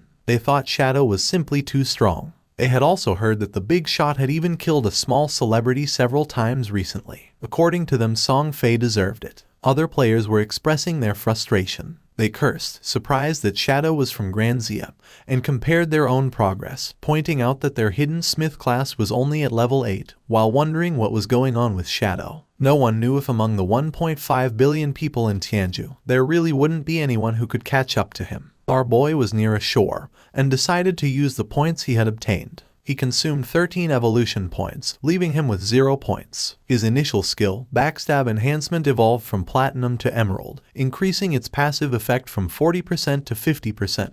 Even though his tradable lifespan was just a little over 7,000 days, he realized it wasn't enough. He knew that to leave Starter Town, they needed to gather 7 level 10 players to activate the teleportation portal to the continent of the Forsaken Gods. But since the highest level at that moment was only 7, they would have to wait a bit before it became possible. He decided to go back to the real world to take care of a matter. His figure disappeared with the sand, and several seconds later, he opened his eyes in the real world and the system asked him, Do you want to consume tradable lifespan to transfer your skills to reality? Without losing a second, Qin Feng accepted. When the system asked what skill he wanted to extract to the real world, he stood up and decided to extract his class. The system then consumed 1,000 days of tradable lifespan and completed the extraction. He gained the shadow, its passive was activated, and his attributes increased: strength by 3, constitution by 3, agility by 8, and spirit by 5. Then, he decided to extract level 2. The system informed him that he had successfully extracted level X2, consuming 2,000 days of tradable lifespan in the process. His level in reality immediately increased to level 3, and his stats received a boost: strength plus 4, constitution plus 4, agility plus 14, and spirit plus 4. The system reported that he had consumed 900 days of tradable lifespan and extracted the skill Shadow Step of Platinum tier. It also informed him that he had consumed 2262 days of tradable lifespan and extracted the skill Venomous Dagger of Silver tier. He was happy since he still had 1292 days of lifespan left and for now could not extract other skills. He had only paid the price to extract a low-tier skill, but had obtained the Shadow Step of Platinum tier, being a beneficial deal. He couldn't help clenching his fist and feeling furious when thinking about Song Fei. Now his base stats were double those of an average person, and his agility had reached 32 points, surpassing the human limit. With unlimited invisibility and the poisonous dagger that could be thrown up to 14 meters, he could definitely find an opportunity to finish off Song Fei. Qin Feng started browsing on his phone and was surprised to see that Song Fei was aggressively buying lifespan. He wondered if Song Fei planned to enter the game and then go after him. He saw that this bastard was in Dajiang Plaza and calculated that being about 7 or 8 kilometers away, at his current speed he could get there in just over 10 minutes. Just then, his hand began to tremble upon seeing a message from Hu Qinbin, the arrogant and powerful company supervisor. Hu Qinbin was furious upon seeing that after growing wings, Qin Feng wasn't even answering the phone. She knew that the young lady had taken an interest in him and this was his big chance. She couldn't believe he didn't want to cooperate. Qin Feng decided to block Hu Qinbin, and while he was walking, he threw the phone and began to turn invisible, thinking that those people would soon realize what the true Forsaken Gods game really was. After a few hours, at Dajiang Square the Song Fei concert was taking place, which was full of girls. Among them was also Qin Feng's sister. On stage was Song Fei sitting next to a blonde woman. With a smile, she mentioned that she had heard he had been killed 3 times by Shadow in the game. She told him not to worry because she was already sending people to investigate Shadow's true identity. With a curious look, Song Fei asked how the investigation was going, and she revealed that she had already sent someone to Firefly Town to make contact with him. They would offer him an amount he couldn't refuse. When he came into the real world to collect the money, they would catch him, and when they did, they would make sure brother Song Fei could vent his anger properly. Upon hearing this, Song Fei couldn't help but smile and asked her to make sure to let him know when the time came.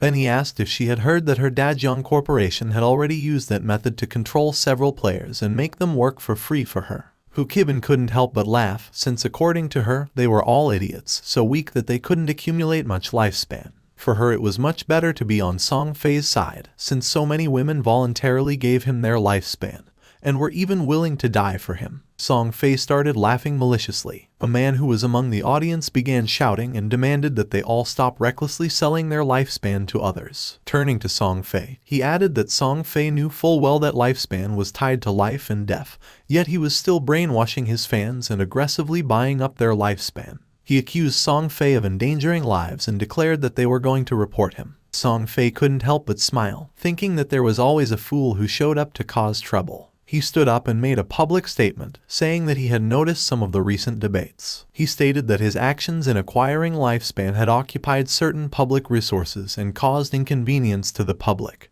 and for that reason, he felt deeply regretful and offered his most sincere apologies. His fans said that he didn't have to apologize since he hadn't done anything wrong. With a sincere smile, Song Fei admitted that he was truly grateful for all the support and affection from his fans. At the same time, he sincerely urged everyone to remember that all love should be positive and uplifting. He hoped everyone could follow their idols with rationality. During that special moment in the game, while ensuring their personal safety, they also needed to work together in a more positive way to contribute to society and bring positive energy. With his face full of tears, he explained that while the entire nation was being affected by the game, he had been actively cooperating with the authorities and working hard within the game. That was the reason why he had used his personal wealth to acquire lifespan, hoping to become a quality idol in the game, someone worthy of liking. He had done this to give back to his fans, hoping that everyone could gain something outside of the game and live a happy, peaceful, and safe life and work together for a better tomorrow. But he never expected that it would cause so many problems for everyone. His words made all his fans unable to avoid crying. He apologized to everyone for having caused them trouble. This made everyone feel sad. They started shouting, saying that he had not done anything wrong. They got angry with the man, calling him a bunch of savages and telling him to leave from there, since they were voluntarily helping the brother, and told him not to insult their genuine intentions. The chubby girl went up on stage and asked everyone not to listen to those ridiculous rumors from outside. She didn't know how they dared question the brother, since only fools with pig brains believed everything, asking how the lifespan of the game could possibly affect the real world. She put her hand over her chest and declared that she was the one who was willing to die for the brother. She said that when she logged out, it showed her that she had less than a day of lifespan left, but she was perfectly fine. Even if the rumors were true, if even they didn't have the resolve to die for the brother, then they didn't deserve to say that they loved him. His words made the other fans feel excited, and they decided to give all the lifespan they had to Song Fei. He was happy to see the enthusiasm of his fans. He extended his hand toward the chubby girl and mentioned that being loved by someone like her made him feel truly honored. The chubby girl, in turn, was crying and willing to die for him. Just then, something flew out and went through Song Fei's head, leaving everyone in shock. Song Fei began bleeding from the mouth and his hair started falling like leaves. Song Fei's body fell on the shoulder of the chubby girl, making her eyes fill with fear. She fell on her butt to the ground and started screaming. She didn't know what was happening. Once it was revealed that Song Fei was dead, all his fans panicked. The guards began to escort Hu Kibin, and she couldn't help but cry and scream. She said that she had seen it, that when Song Fei died in the game, his body was surrounded by an orb of lifespan, and that they should leave immediately. She knew that the person who killed Song Fei clearly did it using a skill from the game. She wondered, horrified, if the skills from that game could really be used in the real world, and how that was possible. She thought about the actions, killing Song Fei instantly, becoming invisible and collecting lifespan, and concluded that the only person who could do that was Shadow. Just then, a dart pierced her head as well, killing her instantly and leaving the guards in shock. Among the crowd was King Feng. It was already dusk, and the news announced the tragic death of superstar Song Fei in Dajiang Plaza. It was also reported that his most devoted fans had sacrificed all the lifespan they had left, falling dead next to Song Fei's corpse, and the police investigation had revealed that his death was due to supernatural abilities. The faces of King Feng's sister and her friend were full of tears and fear. She was sad since she still couldn't believe that just the day before they had gone to see Song Fei's concert, and now he was already dead. The friend wasn't dumb at all and realized that the throwing knives and invisibility must be abilities from the godforsaken game. She wondered if Shadow had been the one who killed Song Fei, since she had heard that Shadow had killed him 3 times in the game. Xiaoyu was confused as she wondered how the game's skills could appear in reality. She couldn't believe that Shadow had killed Song Fei. She remembered that Shadow had killed him several times in the game and came to the conclusion that, in reality,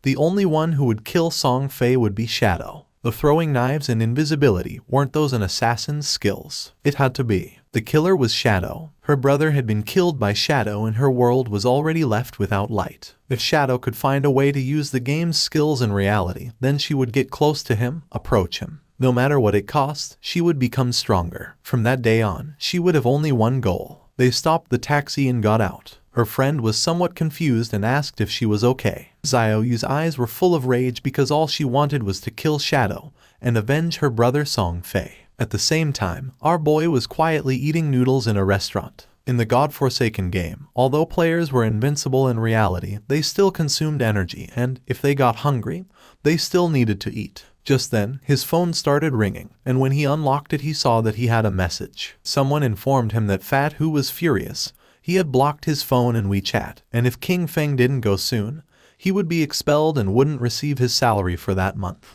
The message was from Yang Xiaoya, whom he considered a good girl, although quite delicate and often bullied. In his previous life, she had also been a member of his Jan Shen guild. King Feng asked her not to worry about him or the job but to focus on leveling up in the game. She was confused since she asked Qin Feng if he had played the game. She had heard that it was very difficult and that the lifespan of many people was almost exhausted. Our boy explained that, whatever her profession was, she simply had to focus on improving agility at the beginning. She decided to listen to him, but mentioned that she had heard that the lifespan produced in the game was really expensive at this moment. Then, she asked Qin Feng how his progress was going and how much he had earned. Our boy replied not much, since he had almost spent it all. He knew that Fat Hu was a lackey, and that the real problem was his boss behind him, Kyan Shishi. She was the daughter of the president of Kyan Group, and the company for which he used to work belonged to said group. This young woman did nothing all day except look at men. She had gone into a hotel with 6 middle-aged foreign men,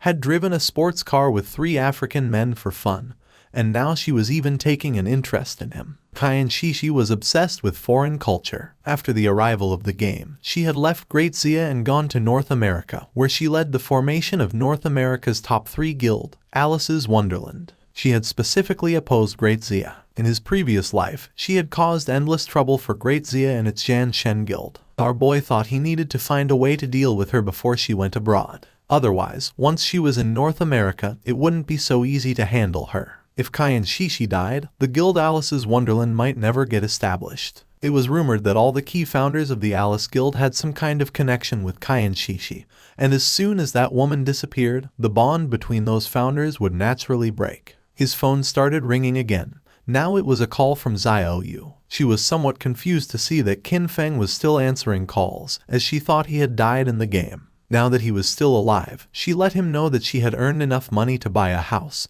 so he no longer needed to worry about her. Our boy decided to play along and asked if she had anything else to say. She asked him not to bother her anymore and said that she would not look for him either. She also asked him not even to try finding out where she lived since from now on, she had cut ties with him. Our boy hung up the call and couldn't help but feel happy. He decided it was time to return and continue leveling up since it wouldn't be long before someone reached level 10 and learned that skills could be transferred into reality. By then, the world would no longer know peace. Not long after, Xiao Yu and her friend also logged back into the game. The friend was somewhat confused and asked if it wasn't too harsh to cut ties with her brother and advised her to make peace. Xiao Yu stood firm and refused, revealing that she had sold her lifespan to the Kyan Group, sold for a full value of 2 million. This left the friend in shock. Xiao Yu also mentioned that she had bought a house and that they would live together. She added that soon she would meet Shadow, and by then, Qin Feng would no longer matter. Just then, a player who was passing through the area caught her attention. With a smile, the man handed her a book and mentioned that this was the assassin skill book she wanted.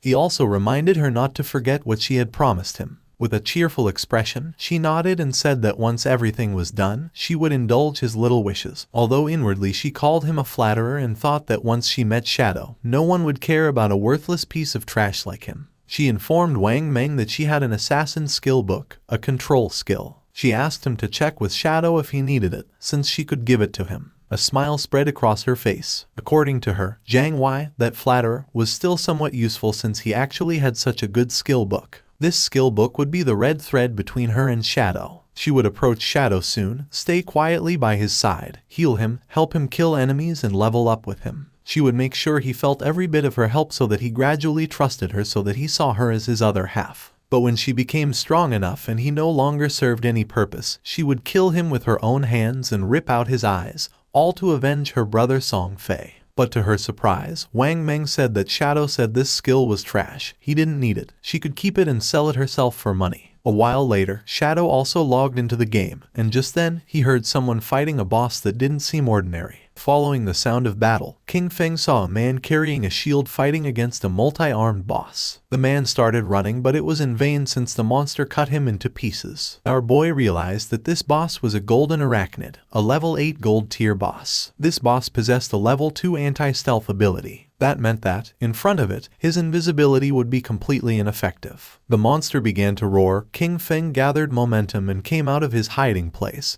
and attacked quickly, using Shadow Slash, causing it several thousand points of damage. He had the buff, damage doubles when attacking outside the target's sight. He knew this effect, in a situation where the enemy could see through invisibility, wouldn't activate, which significantly reduced his damage. However, the legendary effect of graceful liberation amplified the head and heart weak points of the golden arachnid by 200%.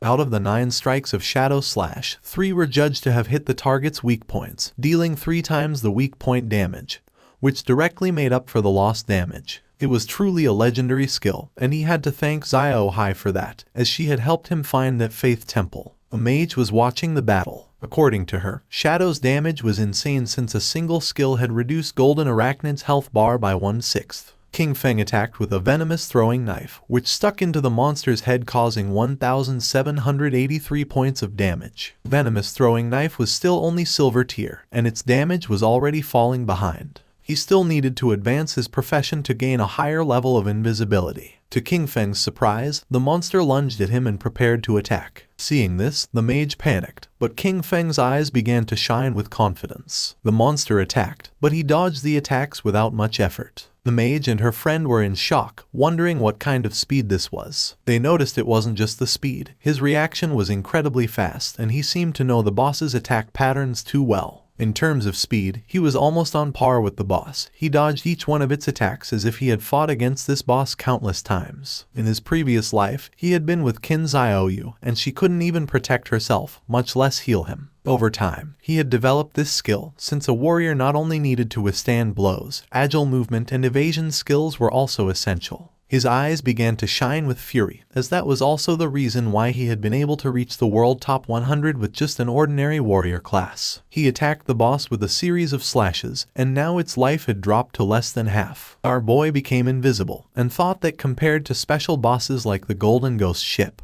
which had unavoidable attacks, dealing with the Golden Arachnid was much easier. The mage was in shock to see that the boss was fleeing. King Feng was not going to let this happen, so he drew his dagger and slit the monster's throat. A system window appeared informing that he had killed the level 8 gold tier boss and obtained 64 experience points, 7 evolution points and 497 days of tradable lifespan. King Feng used Greedy Hang and obtained 21 evolution points and 497 days of tradable lifespan. He was happy to see that a gold tier boss had given him 28 evolution points and almost 2,000 days of tradable lifespan. But to his surprise, another system window appeared, granting him the Blacklight Shield, an assassin skill. Its active effect converted all dodge rate into a damage-reducing shield for 8 seconds, had a cooldown of 60 seconds, and required level 8. The conversion rate detailed that every 20% dodge rate converted into 1 layer of damage reduction shield. The shield would disappear or the dodge rate would return to normal once the duration ended or the shield was broken. He couldn't believe that a skill book like this had dropped. He considered that, combined with the 75% dodge chance from the epic skill Phantom Blur, Blacklight Shield could provide 3 layers of a damage reduction shield, and with this skill, he could take down many bosses without taking any damage. He spent a total of 6 evolution points. As a result, the Blacklight Shield was upgraded from Platinum to Epic tier. Its duration increased progressively from 8 to 10, then to 12, and finally to 14 seconds. Furthermore, its conversion rate improved, so now every 10% of dodge chance was converted into 1 layer of damage reduction shield, an improvement from the initial 20%, then 15%, and then 12%. He was happy since he now had 7 layers of damage reduction shield. With this, he could even explore many high-level areas ahead of time. He still had 22 evolution points left, so he also decided to evolve the venomous throwing knife to increase its damage. He spent 16 evolution points, and the venomous throwing knife of silver tier evolved into emerald tier. Its maximum range increased from 14 to 17 meters. The continuous damage had no weak point bonus, lasted for 5 seconds, and could not stack. The additional damage on hit increased from 120 to 240 attack, and the venom now dealt 80% of attack per second, instead of the previous 50%. He was aware that evolving venomous throwing knife 3 times had at least doubled its damage. With a base cooldown of only 5 seconds, it could continuously output damage, making it no weaker than Shadow Slash, and he had gotten 2 assassin class gear pieces, so he would equip them right away. He also obtained the Agile Ring of Platinum tier, an assassin class accessory that provided plus 20 agility, plus 20% movement speed, plus 20% attack speed, and plus 20% cooldown speed, with an equipment requirement of level 8. Additionally, he got the heavy red leather gloves of gold tier, an assassin class armor that provided plus 18 physical defense, plus 15 to all elemental resistances, plus 12 constitution, and plus 588 HP, with an equipment requirement of level 6. With these two pieces of equipment, his cooldown speed was now at 55%. What used to be a 12-second cooldown for Shadow Slash was now only 7.7 seconds. Plus, he had increased 51 points of constitution, 106 points of physical defense, and 17 points of HP. It was not bad at all. Now, his stats allowed him to tank 3 attacks from the Golden Arachnid without dying. Combined with Blacklight Shield, his survivability had greatly improved. The mage and the others went out and praised Shadow, saying that the boss had been nothing to him. They couldn't believe he had defeated it alone. Then, the mage asked him if he had any equipment or skill that she could use, adding that she would buy them. Our guy revealed that for a mage, he had a gold tier skill book, Frostball Bounce, a group skill that released ice balls, bouncing up to 10 times, priced at 800 days for a one-time purchase. The mage thought that 800 days was a bit expensive, as she had seen someone sell a level 5 gold tier skill book for just 400 days earlier. With a serious gaze, he made it clear that this Frostball Bounce was a level 7 skill book, which had over 40% higher damage than a level 5, so 800 days wasn't expensive at all. The mage did not hesitate and made a deal with King Feng and decided to buy it for 800 days. The system window confirmed that the transaction had been completed.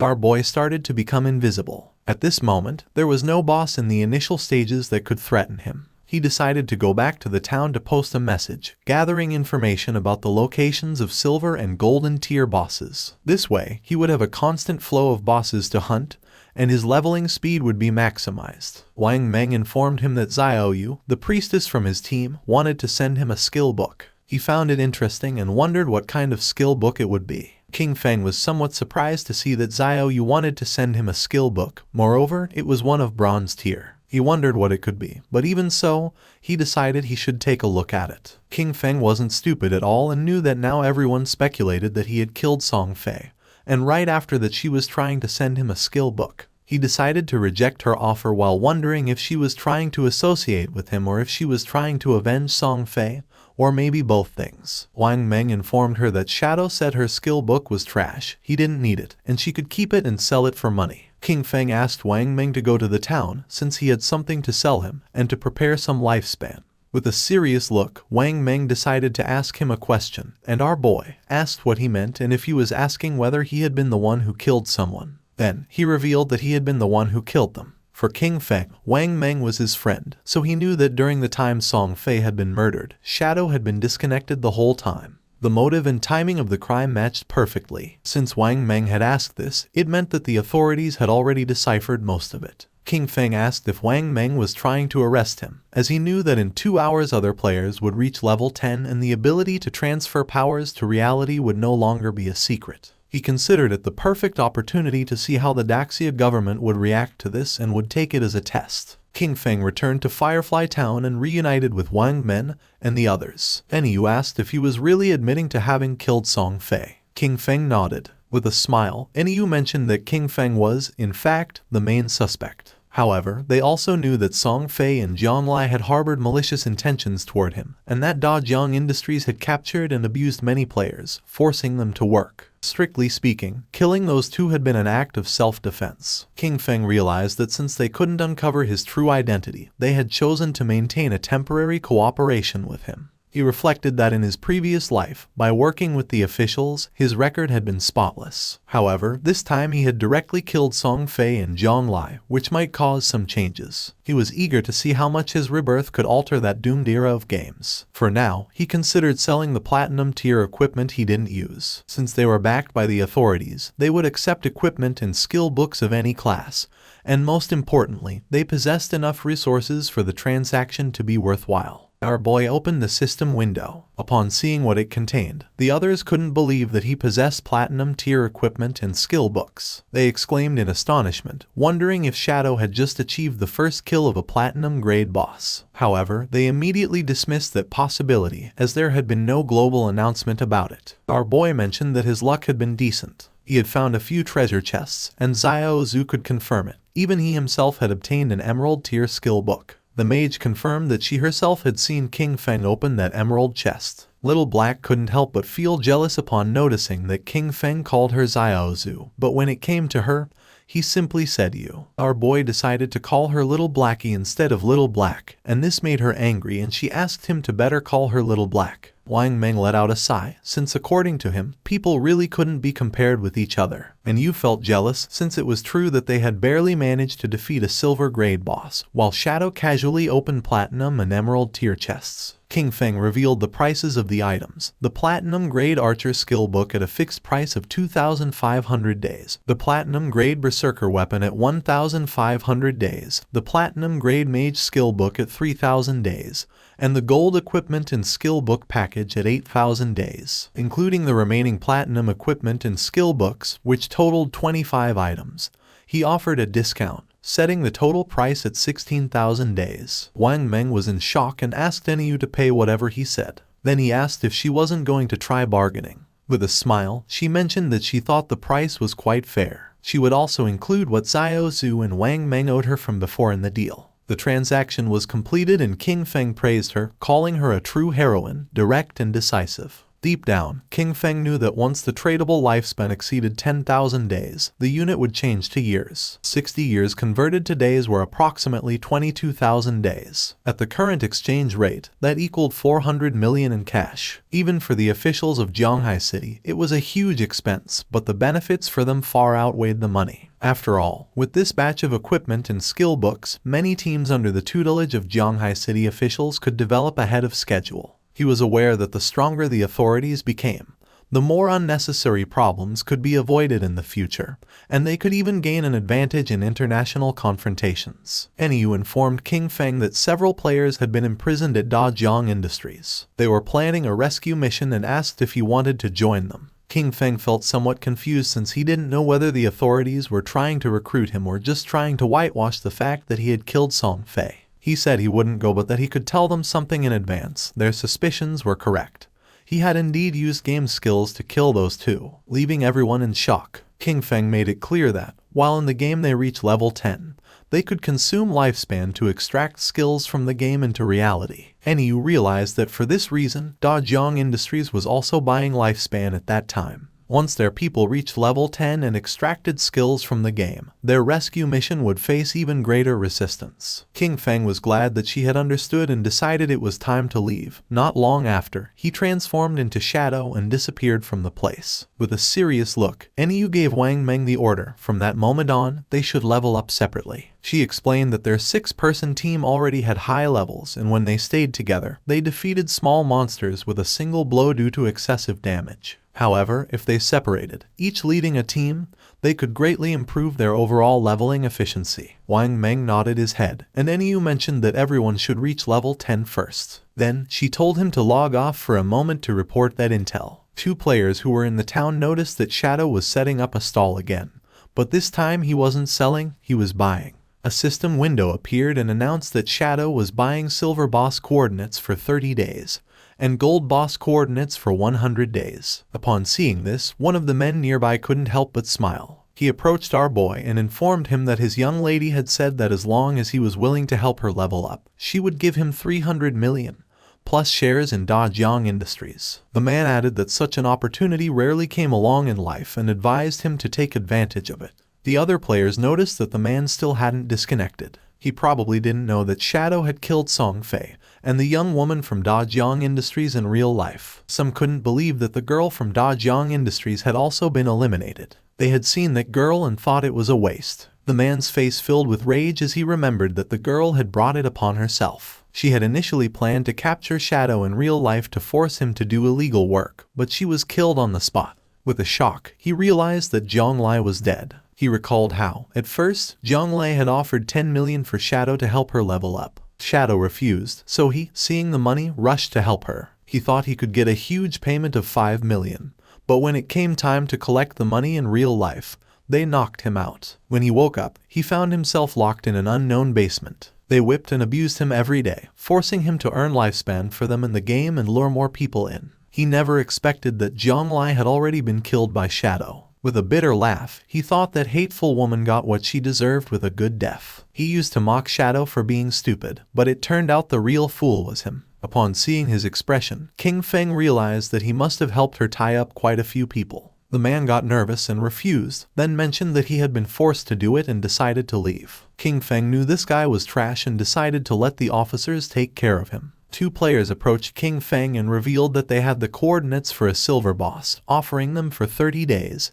and proposed closing the deal. Someone arrived in the city and everyone's attention turned to them, realizing it was Ace of Spades. It was said that she was Cayenne Shishi, the heiress of the Cayenne group in reality. They warned each other to stay away from her since she had killed quite a few players, and to be careful because she might try to steal their lifespan. Cayenne Shishi logged into the game along with her men. She couldn't help but smile, since she didn't think the game was anything special. You only needed to spend money to buy a lot of equipment and skills. As long as her combat power was ahead of other players, when she found someone with lifespan, she would kill them and take it. She was furious since that damn game had delayed her flight. At that moment, she should have been in North America, enjoying pleasures with Big Dick and Max Fackle, surrendering herself to lust and passion. Her attention focused on two players who were trembling with fear. She was trapped in Daxia's magic city, unable to leave the country. She looked at those men from Daxia, each one as weak as an insect. According to her, Tony's men were still more attractive. With a smile, Tony mentioned that she had good taste. They were naturally much stronger than those men from Daxia, being superior in that aspect. He added that, once they returned to reality, she could experience it for herself. Upon hearing this, she couldn't help but blush like a tomato. She had heard that the useless Song Fei had died. She had played against him once and he disappeared in a minute. According to her, he was a waste. She felt excited since it was said that the person who had killed him was named Shadow. Although he was a man from Daxia, he was still #1 in the world. Maybe she could get to know him. Upon learning that Shadow had been capable of killing Song Fei, she deduced that murdering an ordinary person would be even easier for him. She believed this was a good opportunity to get to know him. She informed her men that she would disconnect to make a call and send someone to contact Shadow. She claimed that although Shadow might not be interested in cash, he definitely wouldn't reject 3,000 days of lifespan. To obtain this, all she would need was to kill an ordinary person with a simple flick of the finger. Internally, she chuckled softly, promising never to forget the expression on Qin Feng's face when he rejected her, and stated that soon, Qin Feng would die. At the same time, in the forest, a player killed a monster and its body transformed into lifespan, while a healer was healing him from the monster's attacks. The man was exhausted and asked Xiaoyu that next time she healed him, not to be so extreme, since he was about to meet his great-grandmother. Xiaoyu turned her back on him and asked why he was being so fierce, adding that he wasn't dead. With a confused look, the man replied that he hadn't meant to be fierce. He was just reminding her. She mentioned that the system had warned her that her hunger level had reached 90%. She decided to log off along with her friend Yan Yan to eat. They disappeared and the man felt somewhat confused. He was furious, cursing internally, because before she used to call him boss, but after seeing Shadow once, she had started giving him dirty looks. He promised himself that, sooner or later, he would tear her clothes off. At the same time, Xiaoyu logged out of the game and woke up in her new house with an empty stomach. Upon checking her phone, she was in shock, as all delivery places were closed and no delivery person was accepting orders. She wondered if everyone had gotten into the godforsaken game. She remembered that at home Qin Feng always prepared delicious food for her. She never had to lift a finger or use her brain. Her eyes began to shine with rage, and she decided not to think about it anymore and be more ambitious. She thought that it was just eating. Compared to freedom, that wasn't a problem at all. Clenching her fist, she thought she was the best and that she had to keep going, that she was the best and could achieve it. Without Qin Feng, she would definitely live better. At the same time, in the game, near the shore there was a small cave, and a monster was fleeing. It was a crab. When the crab came out of the cave, someone cut it in half. It was Shadow, he sighed, as he had killed 4 silver bosses in just over an hour, and overall efficiency was quite good. Each boss granted 16 evolution points. The crab's corpse transformed into lifespan. On average, each silver level boss yielded 3,500 days of tradable lifespan. Thanks to this, all his equipment was now gold tier or higher. He couldn't help but smile, as his cooldown speed had increased from 55% to 75%. The Shadow Slash, which originally had a 12-second cooldown, now only took 6.8 seconds, greatly boosting his output power. There were no platinum-level bosses around the outskirts of the safe town, so gold-level equipment was the highest for now. To improve further, the only way was to advance his profession. He knew that the platinum-level bosses he would face in the future each had at least level 2 anti-stealth. He had to advance his profession quickly to reach level 3 stealth, as he was still over 20,000 experience points short. Only with stealth at level 3 or above could he minimize the chance of accidents when facing platinum bosses. After all, in his previous life, defeating a platinum boss had required a tightly coordinated team of 20 people. With that in mind, he decided he would head back to the town first and contact the officials to sell all his stuff. He started to become invisible, since he wanted to be ahead of everyone and claim the first kill of a platinum-level boss by himself. King Feng returned to the town, for now he had 105 years of tradable lifespan. While he was walking through the area, a player asked him that next time he had more equipment, to sell it to them. King Feng had almost 40,000 days of tradable lifespan, and knew that it would allow him to extract quite a few skills. A man who was hiding behind a pillar peeked out and, with a smile, realized that he was Shadow. He approached and offered him an assassination contract, asking if he would take it. He asked him to kill someone in reality, assuring him that the payment would not be less than what he deserved. Our boy ignored the man and left. Seeing this, the man panicked and stood in front of King Feng, asking him to stop. He explained that it was just about killing an ordinary person named King Feng. He would give Shadow the address. He argued that since he had even killed Song Fei, this should be easy for him and asked him not to reject free money. With a cold gaze, our boy was in shock and asked if King Feng had provoked him and if he wanted to kill him. He told the man not to worry about that. With an arrogant smile, the man made it clear that the payment would not be small. If he completed the task, he would get 3,000 tradable lifespan days. King Feng was pleased, realizing that 3,000 days, which at current prices was about 50 million, was an interesting offer. He wondered who wanted to kill him, as he hadn't met this person in real life, nor were they any player he knew in his previous life. It seemed like they were just a messenger. The real person wanting to kill King Feng was someone else. He recalled that in his previous life, his grudges with others had also surfaced in the later stages of the God-forsaken game. The man couldn't help but smile since this was a tempting offer. King Feng knew that being the target so soon must be due to grudges prior to the game's arrival. Only someone who held a grudge would be willing to pay such a high price. He couldn't help but wonder if it was Cayenne Shishi. King Feng knew better than anyone that she had both the motive and the means to hire someone to kill King Feng. However, with the financial power of the Cayenne group, if they had really wanted to kill him, they could have done it before the game arrived. So this contract must have other intentions. He feared that her main goal was to get familiar with Shadow. As for getting rid of King Feng, that was probably just a side effect, since King Feng had once rejected her invitation for fun. He laughed internally, thinking it was interesting. He hadn't looked for her yet, but she had already found him. With a smile, he mentioned that he would accept the job. He demanded half of the deposit up front and also made it clear that he would decide when to make his move. The man panicked upon hearing this and asked him to wait a moment, as he needed to inform his superiors first. After consulting with his superiors, the man decided to pay half of the deposit first. He would transfer the amount directly, and once the transaction was completed, he would receive 1,500 days of tradable lifespan. King Feng was happy, as he would take the deposit first, considering it as interest. Then, internally, with a snort, he told Cayenne Shishi to wait because he would soon come for her. The man gave our boy the address and information of the target. According to him, with his skills, finding him wouldn't be a problem. King Feng was in shock upon seeing that the information was correct. Shadow decided to leave and asked the man to wait. The man was furious upon noticing that he was acting all arrogant, and thought, "Aren't you working for Miss Cayenne just like me?" Just then, someone asked our boy to wait. It was a woman who had heard that he was collecting coordinates of bosses. She asked if he was interested, as she had a coordinate of a gold boss. With a smile, she said the price was 100 days.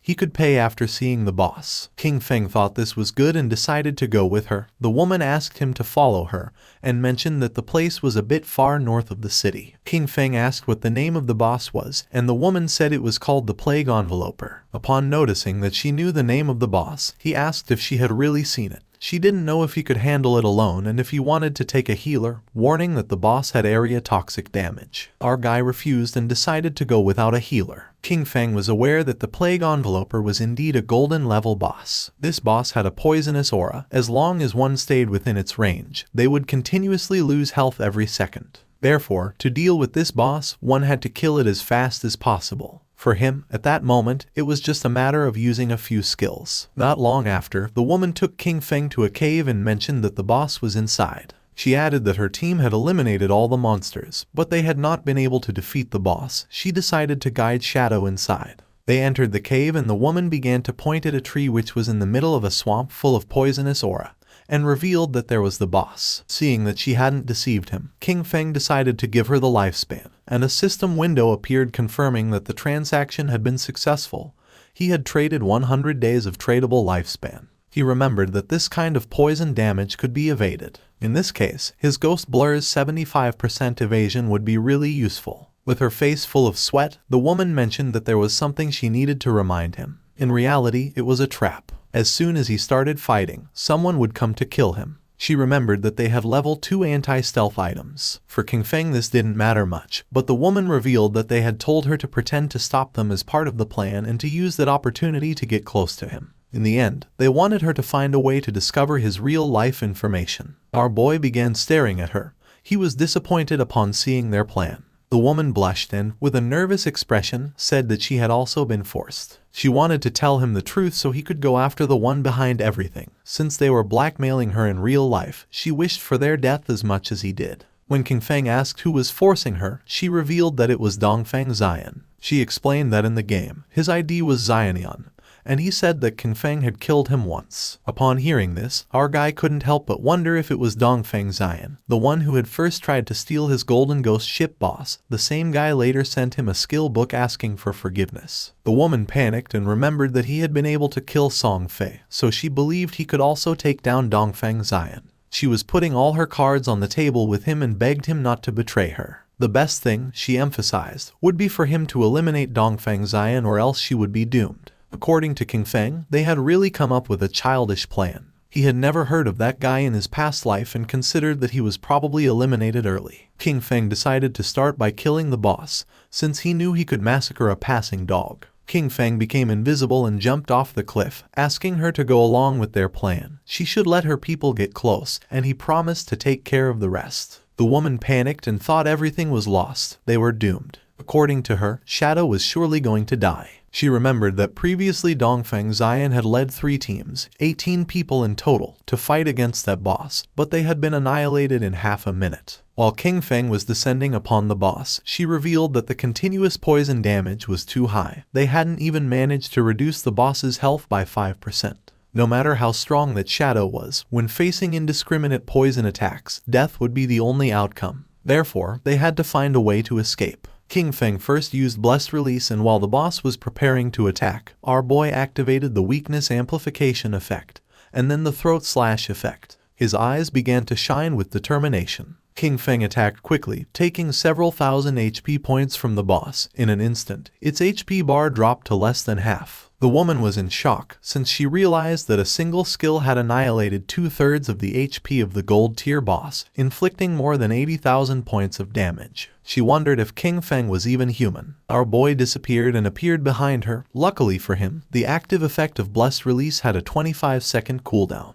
With a 75% cooldown speed boost, the final cooldown was 14.3 seconds. He decided he wouldn't kill the boss yet. He would wait for Dongfeng Xian's people to come and die, and meanwhile, wait for his skills to cool down. Not long after, Dongfeng Xian and his men entered the cave with the intention of killing Shadow. With an angry gaze, the leader made it clear that if anyone tried to stop them, they were going to kill them mercilessly. The woman drew her sword. King Feng was somewhat annoyed, since out of all the people, it was this guy again, and now he was also involved with Dongfeng Xian. He wondered if their plan, which consisted of Snowy pretending to block this group, would really work. He didn't know if Snowy's combat power was really that strong. More than 10 people were rushing in, and he wasn't very sure if she could really stop them. Snowy used her powers and summoned a golden shield. Seeing this, Shadow understood why they had chosen her to act. With this defense, there really weren't many who could break through it in the early stages of the game. The men began to attack the shield. King Feng knew that she had encountered an ancient god's blessing in the wild and had gotten a golden level treasure chest. His eyes began to shine with seriousness, and using instant shadow, King Feng attacked quickly, cutting their bodies into pieces. With eyes shining with rage, King Feng used the skill Blooming Curse and the corpses of the men transformed into flowers. Snowy was in shock since, according to her, it was terrifying. A single skill had killed so many people, and she wondered what those crimson flowers were. Fortunately, she hadn't listened to Dongfeng Zion, or otherwise she would have died miserably like Song Fei and the others. She asked Shadow to add her as a friend, promising that if she had the chance, she would tell him Dongfeng Zion's location in real life. King Feng decided to listen to her. Snowy couldn't help but blush and asked him that if he ever needed any special service, he should come to her, assuring him that for him they would always be free. King Feng realized that was how it was, and it was no wonder it burned so much. Then he jumped and began descending the cliff. He attacked the boss quickly using powerful slashes. According to King Feng, the lifespan that had been absorbed from more than a dozen people did not even compare with what the boss had granted.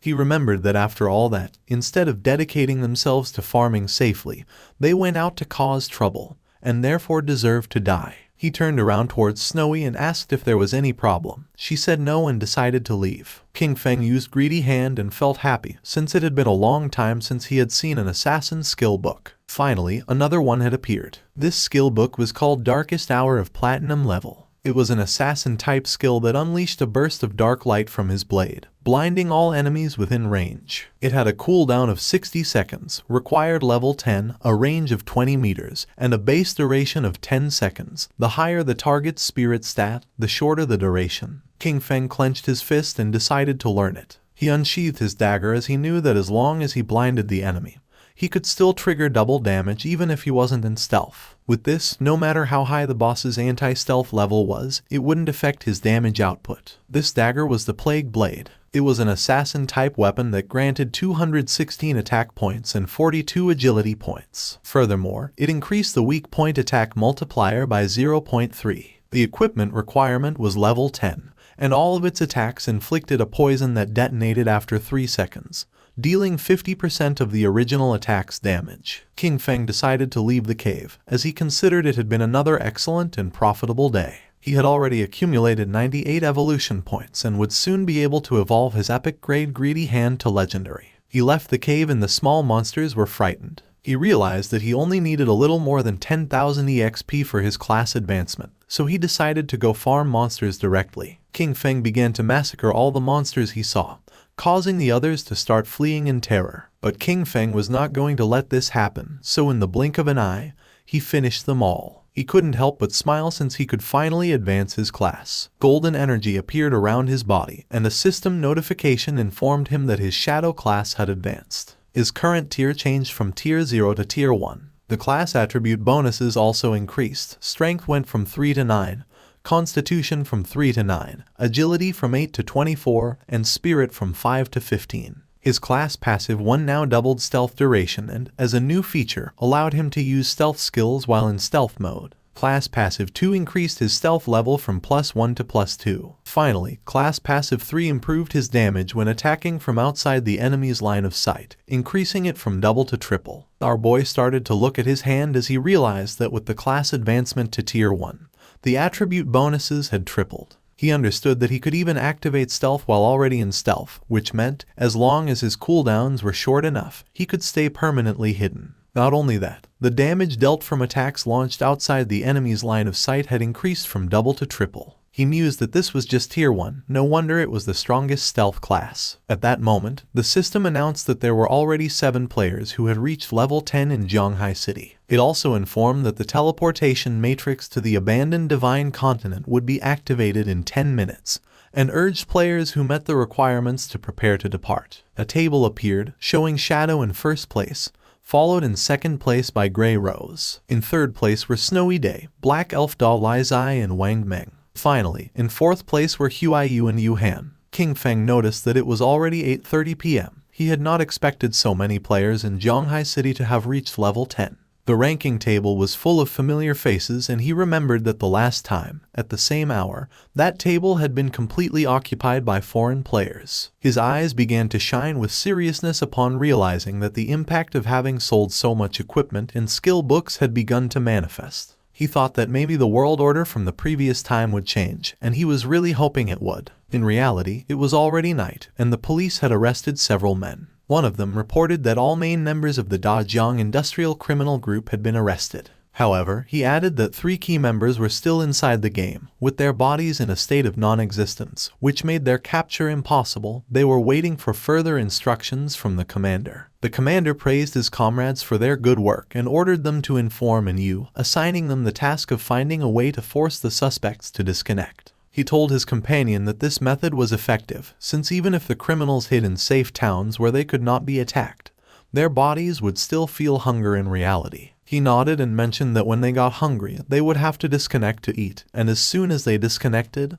they could be captured. They were happy since this time everything had gone very well, and all thanks to Shadow. He had not only provided them with criminal intelligence about Dajiang Industrial, but had also warned them in advance that the skills from the game could be extracted into reality. If he had been a little later, the leaders headed by Zhang Lai would have soon reached level 10. By then, they would have already extracted their skills, and any attempt to capture them would have resulted in numerous casualties. Several countries had already experienced small-scale uprisings, with thousands of deaths. The squads they had sent into the game had gradually reached level 10, largely thanks to the equipment and skills provided by Shadow. They knew that Shadow was an indispensable talent for Great Zia, and that they needed to find a way to fully bind him to their warship. At the same time, our boy returned to Firefly Town, and Snowy mentioned that she didn't expect him to be a great hero who would free the town from evil. She admired him. King Feng asked what she was rambling about and told her that if she had something to say, just say it. She stuck out her tongue and, with a smile, told King Feng that he didn't need to be modest, since the authorities had already made the news public. She explained that Dajiang Industrial, along with Song Fei, had orchestrated the kidnapping,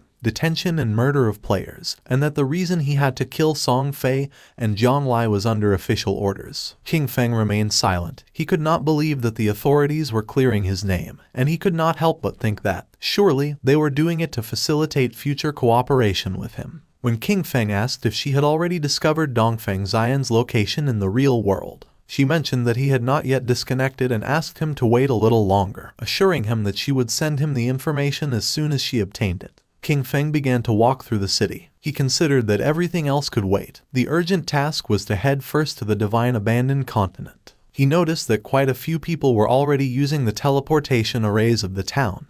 However, no one had yet been able to use the continent's teleportation array. Using the teleportation matrix of the town, he decided to go to the Divine Abandoned Continent, since he considered that the current areas of the town were only beginner zones and that the real game began upon arriving at the Divine Abandoned Continent. The players who were nearby went into shock. They couldn't see anyone and wondered who had just teleported. One of them exclaimed that it obviously had to be Shadow. Another, confused, commented that he possessed level 2 anti-stealth and questioned how it was possible that he couldn't see him. Quickly, someone else snapped at him that he was an idiot, explaining that it simply meant Shadow's stealth level was higher than 2. Several seconds later, our boy appeared in the Divine Abandoned Continent, and just as he expected, everything was exactly like in his past life. This place was empty. There wasn't a single player in sight. While our boy was exploring the area, a monster with glowing eyes started staring at him intently. They were the familiar ruins of Zhanghai City. When players from different cities arrived at the abandoned Divine Continent for the first time, they appeared in the ruins of their own cities. The location of these urban ruins matched perfectly with their real-world geography, and the reason for this had always been a mystery. The monster emerged from its hiding place, and upon noticing this, King Feng turned around. A worm-shaped monster appeared and began to roar. The monster attacked fiercely, destroying the ground. Using Shadow Blur, our boy dodged the attack, and then using Instant Shadow Slash, he cut the monster in half. A system window appeared informing that he had killed a level 11 Earthshaker. Just then, more Earthshakers appeared and tried to attack King Feng, but he jumped and dodged the attacks. With his eyes shining, he used Blessed Release, and then activated Instant Shadow Slash and cut the monsters into pieces. The bodies transformed into Lifespan, and he knew that there were no longer safe zones like in the towns. The monsters lurked from all directions, ready to attack at any moment. But he was aware that, as long as one could find the refuge hidden in the ruins, a fortress could be established and dominate the area. He remembered that the best refuge in the ruins of Zhanghai City was located in the northwest. It was exactly the refuge of the Godslayer Guild from his previous life. At the same time, in the Divine Abandoned Continent another group of players also arrived. It was Wang Meng's party. Little Black was somewhat surprised. While Wang Meng did not know why this place looked like the ruins of a modern city. For them this place was very familiar. Little Black began to point toward the tower and asked if these were not the ruins of Jiangnan City. Gu Yixu replied that yes, and confirmed that she was right, adding that the towers of Jiangnan City were still standing. Little Black began to look around the area, since she had heard that someone had said they had seen Shadow teleport here, and she was insistently wondering where he was. Gu Yixu asked her to stop searching, adding that he could turn invisible. At that moment, two Earthshakers emerged from the ground. Seeing this, Wang Meng drew his shield and warned everyone that they were being attacked by monsters. Gu Yixu used her skill called Elven Blessing. The monsters attacked quickly, but Wang Meng blocked the attack using the shield, and thanks to her enhancement he was able to withstand the attacks. Gu Yixu asked Wang Meng to be careful, warning him that the ordinary monsters hit harder than the silver-tier bosses around the starting town. The party's archer used the skill called Binding Shot and shot an arrow toward the monsters. In the blink of an eye, the arrow created energy ropes which wrapped around the bodies of the monsters. With a smile, he mentioned that these monsters were vulnerable to control, and therefore he would keep them immobilized and unleash all his damage to finish them off. Little Black raised her magic staff into the air and summoned a prophetic fireball. Two flames of fire struck against the monsters. The Earthshakers died and their bodies began turning into lifespun. Wang Meng asked Xiaoxu to send her owl to fly high and explore the surrounding terrain. She nodded and her owl began flying around the area. She reported that there were monsters everywhere, a lot of them, and that the noise from the previous fight had already attracted some in their direction, which were heading directly towards them. She added that she didn't see any nearby safe zone and asked the captain what to do now. Wang Meng was in shock upon seeing that there was no nearby safe zone. The archer panicked, wondering what kind of lousy continent this was and how it had suddenly turned into a survival game. Little Black asked Xiaozu to try to find Shadow, explaining that he had arrived about 10 minutes before them and shouldn't be far away, and assured that if they found him, they would be safe. At the beginning, she couldn't see any human figure nearby, but then she started to see Lifespan. She observed a huge cluster of bright lights toward the northwest and realized that those were the rewards from the defeated monsters. She deduced that it must be Shadow's work, who probably had a full inventory and that's why he hadn't picked up the loot. More monsters emerged from the ground and began to charge towards them, and Yu started to run and asked everyone to hurry up. Now that Shadow had cleared all the monsters from that place, it was safe, and if they followed the glow of the rewards, they would find him. The captain asked everyone to stay alert, maintain formation and not fall behind, adding that they would fight while retreating. At the same time, not far away, more Earthshakers emerged and prepared to attack. But someone moved quickly and cut their bodies into pieces. It was Shadow. He knew that even without the active effect of Graceful Release, the total damage of Shadow Slash could still reach 20 to 30,000, which meant an instant kill against those mobs. That place was, for him, basically a farming paradise. A few minutes later, he arrived at the hideout. He began to observe the place, as he knew that beneath those ruins lay a massive underground palace, which had taken a long time to be discovered in his previous life. That subterranean palace alone had over 1,000 resting rooms and dozens of large halls. It was the largest hideout in Zhanghai City and the base of his guild, Godslayer. Before being taken over, the hideout had been like a dungeon, filled with numerous traps and monsters, as well as a guardian boss. The larger the hideout, the stronger its guardian was. He entered the hideout, and remembered that in his previous life, after founding the Godslayer Guild, he had gathered 3 squads, 18 elite members in total. All of them had reached level 15 and were fully equipped to the teeth. Even then, they barely managed to conquer this palace. He began to descend down the stairs toward the bottom of the ruins. A system window confirmed his arrival at the hideout.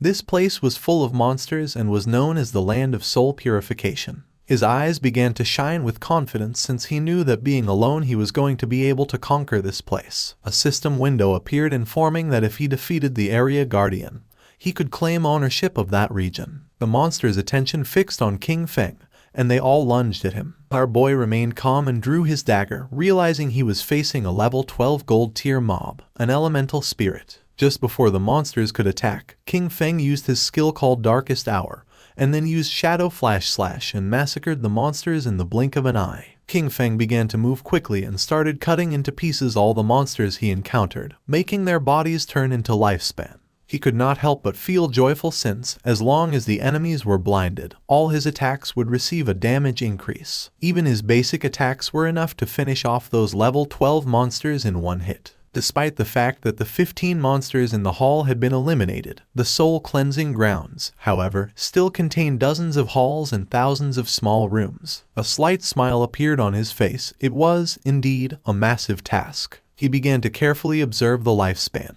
and judging by the number of monsters in the hideout, he realized that after eliminating all the monsters, it would be enough to evolve Greedy Hand once more. King Feng began to look toward the ground and his eyes started to shine with seriousness. He knew that after clearing all the monsters from each area, the Guardian would appear. Not long after, two players who were in a bookstore teleported to the Divine Abandoned Continent. The man was somewhat confused since he didn't know if this place was real. He wondered if they were really on the Divine Abandoned Continent. For the girl this was strange, and she wondered why this place felt so familiar. Upon observing closely, they realized that these ruins were simply Chaoyu. When exploring the place they arrived at the ruins of Mountain City, and a few hours later they arrived at the ruins of London. The man was in shock, and he wondered if it could be that people from different regions were all transported to the ruins of the city they originally came from. According to the girl, this was strange, and she wondered if it could be that the geographical locations of the cities corresponded exactly to the real world. While they were distracted, something began to approach them, making them go on alert, and when they turned around, they saw several Earthshakers staring at them with glowing eyes.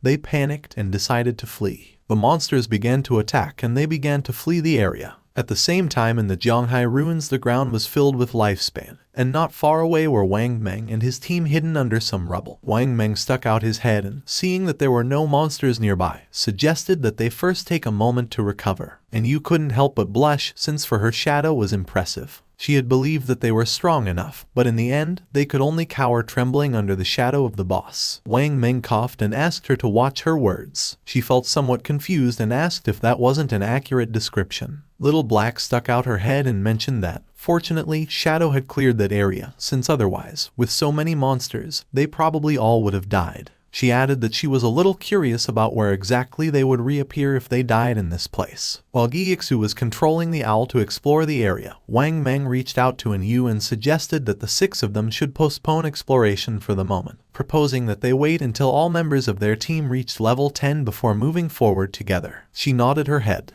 Yixu's owl was flying over the area and she observed that the monsters were really falling like flies. But she wondered why Shadow had stopped there, since it was as if he had disappeared right in that place. She also noticed that there was a lot of loot, and part of it was gold tier. She really wanted to go pick it up. With a serious look, Wang Meng decided to contact Shadow to see if he still wanted those things. At the same time, our boy cut one of the monsters into pieces. The area was filled with lifespan orbs.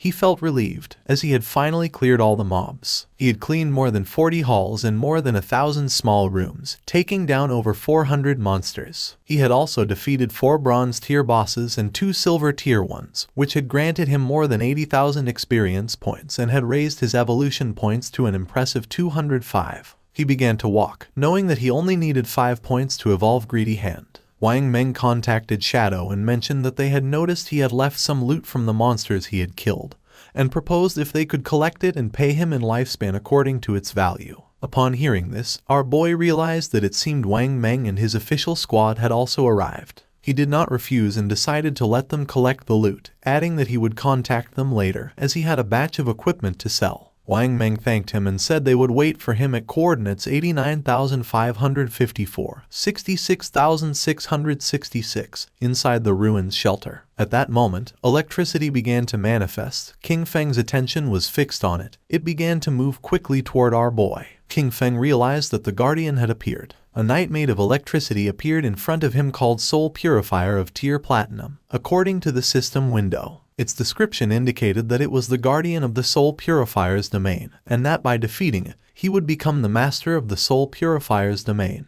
Our boy began to think, knowing that the highest level monsters in the city ruins were level 15.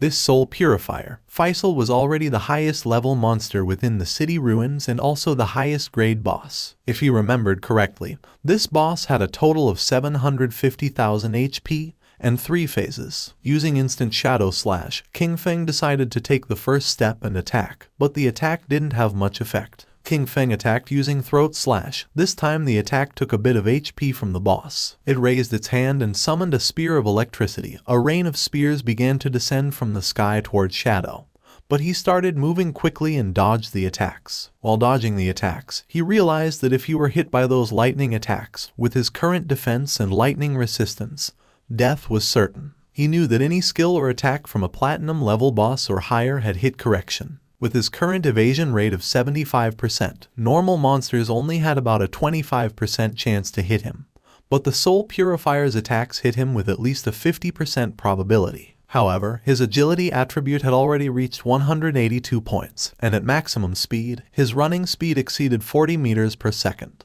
Therefore, as long as he paid close attention, he could easily dodge before the lightning struck him completely. His eyes began to shine with rage because last time, he had barely survived with his guild, relying on the priest's shield and luck. He attacked with all his strength since this time he would give the boss no chance. The boss had already lost a quarter of its HP, as the throat-cutting damage from Graceful Release, combined with Shadow Slash and the burst from Plague Blade, had directly taken off 250,000 HP from it. He knew that next, the boss would enter the second phase. The boss began to summon balls of electricity, and King Feng knew that the Soul Purifier would enter an invincible state, continuously generating lightning orbs and bolts. He was aware that in this phase, the priority was to destroy the 3 lightning orbs first, or else the boss would go into a frenzy. King Feng began to remember his past. In the previous life, his team had once been annihilated under the frantic damage of the boss. After that, Qin Xiaoyu had thrown a huge tantrum and had flatly refused to continue fighting. So, for the second attempt, he hadn't taken her and they had cleared it in one go. Using venomous flying darts, he attacked the orbs, knowing that each time a lightning orb was destroyed,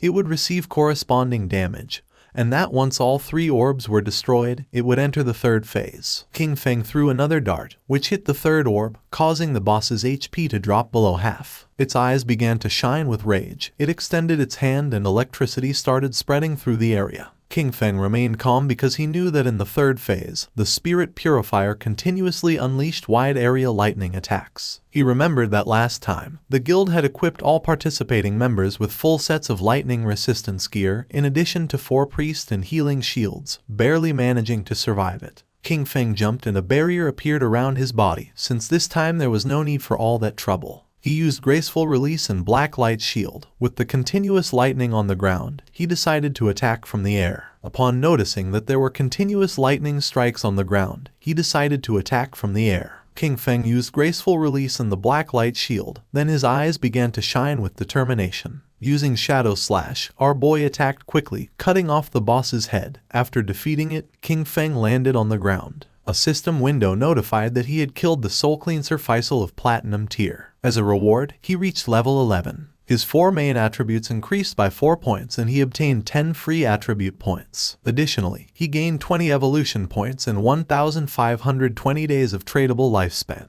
Our boy was somewhat happy. He had achieved the world's first kill of a platinum tier boss, for which he earned 10 reputation points. Additionally, he had become the master of the sanctified grounds. The ground was full of lifespan and, according to King Feng's knowledge, the hideout he had just obtained had an importance that transcended the game. He knew that a hideout not only provided shelter and storage functions, but more crucially, it could be extracted into the real world. This was vital because, when the game descended, real-world weapons began to corrode. The most powerful ones, especially nuclear bombs, became useless from day one. Planes and tanks would barely function for another month or 2 before turning into scrap. In other words, all future battles in reality would depend entirely on skills extracted from the game. Once a hideout was brought into the real world, it could activate a magical defensive barrier and become an absolutely safe refuge. King Feng began to think in silence, and then started to move away from the area, remembering that in his previous life, his guild Godslayer had used this same place as their base to continuously grow. And although he kept many joyful memories of that time, he had also witnessed how countless people came and went, full of intrigues and deceit. His eyes began to shine with determination. This time he was not going to choose the same path, he was going to become stronger on his own, until reaching the top. Outside it began to rain, and a monster swung its axe forcefully. Xiaoyu's friend fell to the ground and dodged the attack. Asking her to step aside, she began screaming for help. She didn't react in time and the axe cut her body in half. She respawned back in the town, and the system informed her that she had died, losing 14 years of non-tradable lifespan and 2 days of tradable lifespan. She went into shock upon seeing that she had died again. Her friend was furious. He called her an idiot and scolded her, asking how it was possible that she hadn't dodged the big axe wielded by the boss. She got angry and asked him who he thought he was insulting. She scolded him, saying he was the tank and if he didn't attract the boss's attention properly, how was she supposed to dodge the skills? He got even angrier and, calling her an idiot, asked her how he was supposed to attract the boss with an AoE skill. After arguing, he left the party. Xiaoyu's friend panicked when she saw that the tank had fled and started asking for help since she was being attacked by the boss. The boss attacked with its axe, and not long after, the friend also respawned back in town. With a worried expression, she suggested to Xiaoyu that they better focus on killing small monsters to level up first, explaining that she was uneasy because they didn't have much lifespan left. Xiaoyu began to ponder in silence. At that moment, the system revealed that the player Shadow from Zhanghai City had achieved the world's first kill of a platinum-level boss, gaining 10 reputation points. Everyone's attention was fixed on the system window. People couldn't believe what they were reading. It seemed crazy to them that someone had managed to solo kill a platinum-level boss. Many commented in amazement that they had barely made it to the continent, while Shadow was already farming there alone. The name Shadow echoed once again, and everyone wondered about his true identity. The feat was incredible, considering that most players hadn't even seen a gold-tier monster yet. It was evident that this was someone immensely powerful. Xiaoyu was somewhat confused, since she did not know why the other players were so weak. She knew that they fought simply to kill a silver-tier boss, and she wondered how the hell it was possible that Shadow had achieved the first kill of a platinum-tier boss. Back at the hideout, our boy began collecting the lifespan orbs. After killing the Soul Purger, he had reached level 11. He knew that after level 10, each level up granted +4 to all attributes and 10 free attribute points, so he continued assigning all his points to agility. His reasoning was that with high enough agility combined with his infinite invisibility, he could kill many bosses without taking any damage. He was in shock, as he did not expect the boss kill to grant him 20 evolution points immediately. This meant that he could evolve his skill Greedy Hand once more. He could not help but feel happy, since the additional loot rewards had increased from 3 to 5. Moreover, he had obtained an extra storage space of 100 slots. He spent 210 evolution points, which left him with 15 remaining.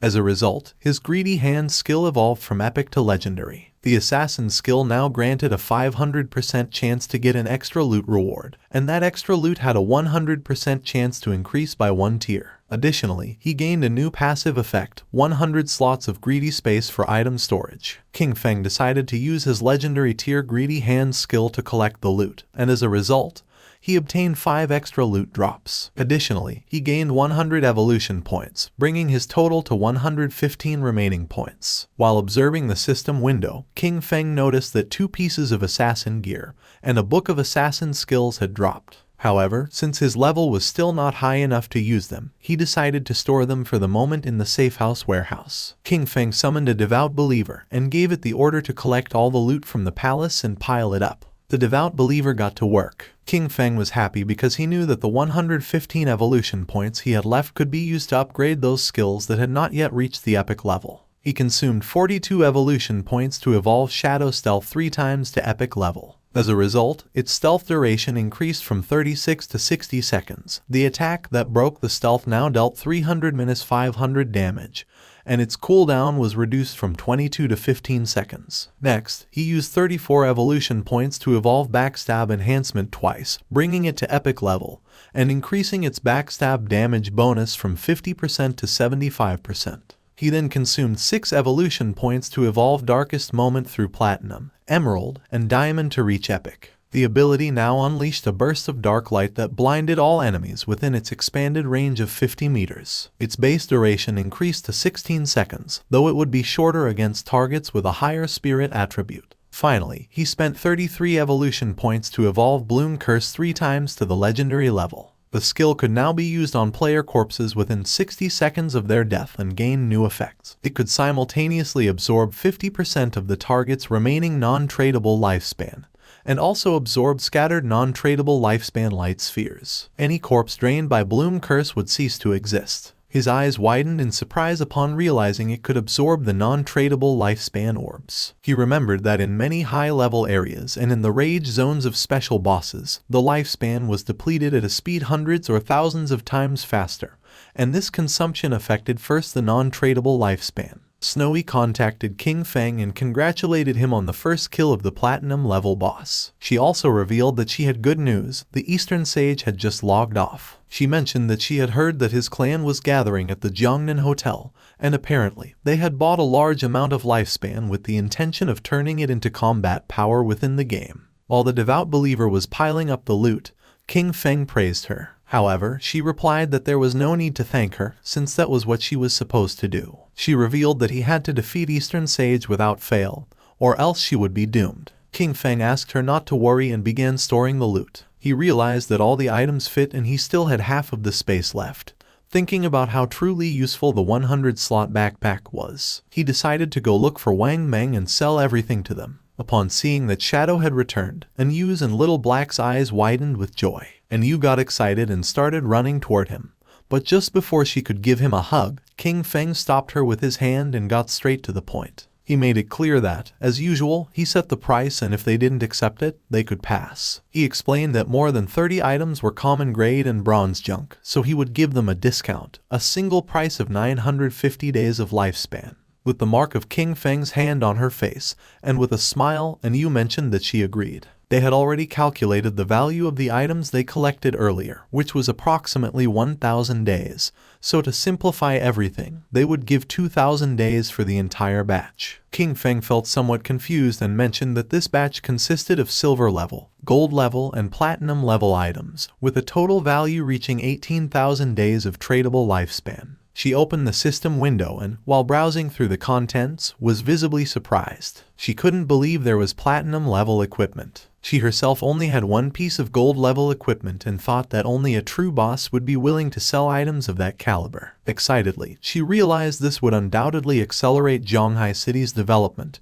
and thanked Shadow profusely. Our boy said that there was no problem, since they were helping each other. With a nervous gaze, Little Black asked Shadow how it was possible for him to have so many inventory slots and if by any chance he was Doryman. King Feng explained that their bags were probably already full and, as a friendly reminder, pointed out to her that under the statue in the center of the city ruins, there was a staircase leading to a teleportation portal back to the starting town. King Feng began to walk away from them and made it clear that if they wanted to return, the first time would cost them 500 days of lifespan. He warned them that although returning again would not have any cost, they should think about it themselves. That said, he left, and Yu began to point at King Feng and with a smile she mentioned that she had told them so. She revealed that Shadow was a reborn player, because otherwise, it would be impossible for him to know such hidden information. Seeing her attitude, Wang Meng felt somewhat confused and asked Captain and to please not behave that way, as she was scaring him a little. She began to blush and asked them what they would think if she tried to flirt with Shadow. Once King Feng moved away from the area, the system asked him if he wanted to consume tradable lifespan to extract a skill into the real world.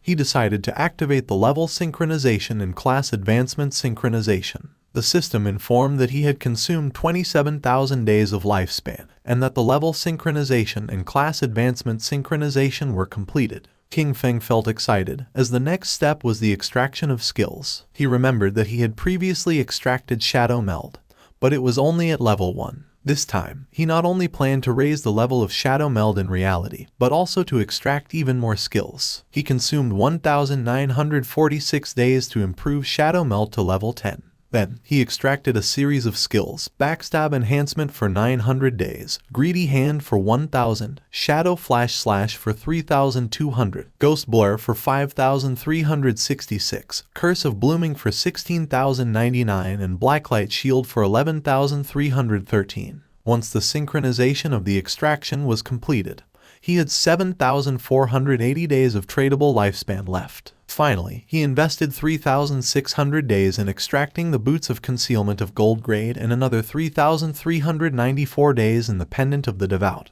also gold grade. Now the time had come to extract the equipment. He began navigating through the system window, realizing that the pendant of the devout not only reduced cooldown time, but more importantly, the silver tier follower it summoned was nearly invincible in the real world. After spending it all at once, he was left with only 486 days of tradable lifespan. But now his strength in reality was almost on par with what he had in the game. He began to disappear without a trace, knowing that he still needed to gain more lifespan. He had to make sure that by the next logout, he could achieve full synchronization. Several minutes later, with the body releasing shadow, King Feng woke up in the real world. He began to think silently. Now that Kai and Shishi knew his address, he considered that, for safety, it was best to leave this place for the moment. He knew that extracting the sanctuary of soul purification required more than 1,300 years of lifespan, so for now, he would have to find a temporary place to stay. With eyes shining with seriousness, King Feng decided to use Greedy Hand and absorbed everything that was in his room. Everything disappeared without a trace. He was happy, since the storage space of Greedy Hand was really useful, and all his things fit perfectly inside. Jumping up, he climbed onto the window. Then, he took out his phone and realized that Dongfeng Zion was at the Jiangnan Hotel, about 15 kilometers from that neighborhood.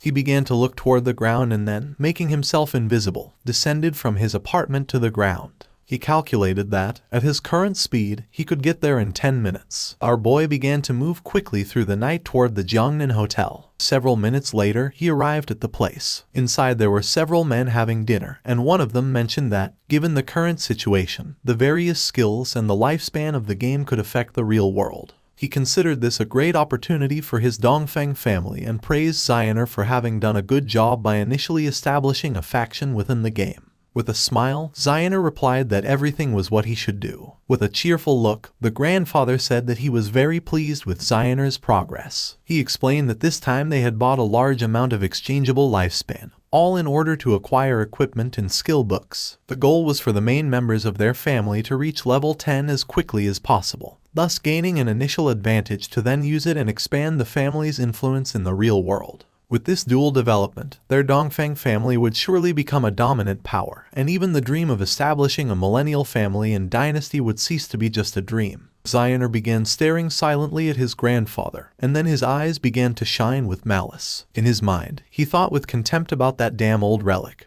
who already having one foot in the grave still clung to the position of clan leader, dreaming of immortality. His plan was to trap Shadow, force him to reveal his secrets and then make him earn lifespan for him. Once he became number 1 on the ranking list, he would make sure they all died. The grandfather asked him how the plan to deal with Shadow was going. With a smile, Zioner asked his grandfather not to worry. He assured him that he had already found a trustworthy woman to discover Shadow's identity, and that they would have news soon. The grandfather asked him to capture him alive and make Shadow work for the Dongfeng family, since that was the way they would bring enormous benefits to the clan. Meanwhile, King Feng had already killed the guards who were watching the entrance of the hotel. They decided to toast together for the resurgence of the Dongfeng family, and then chanted in unison, "Long live the Dongfeng family." His eyes began to shine with seriousness, since he did not expect these noble families to have weapons. He knew that his skills Ghostly Blur and Blacklight Shield could not guarantee a 100% evasion,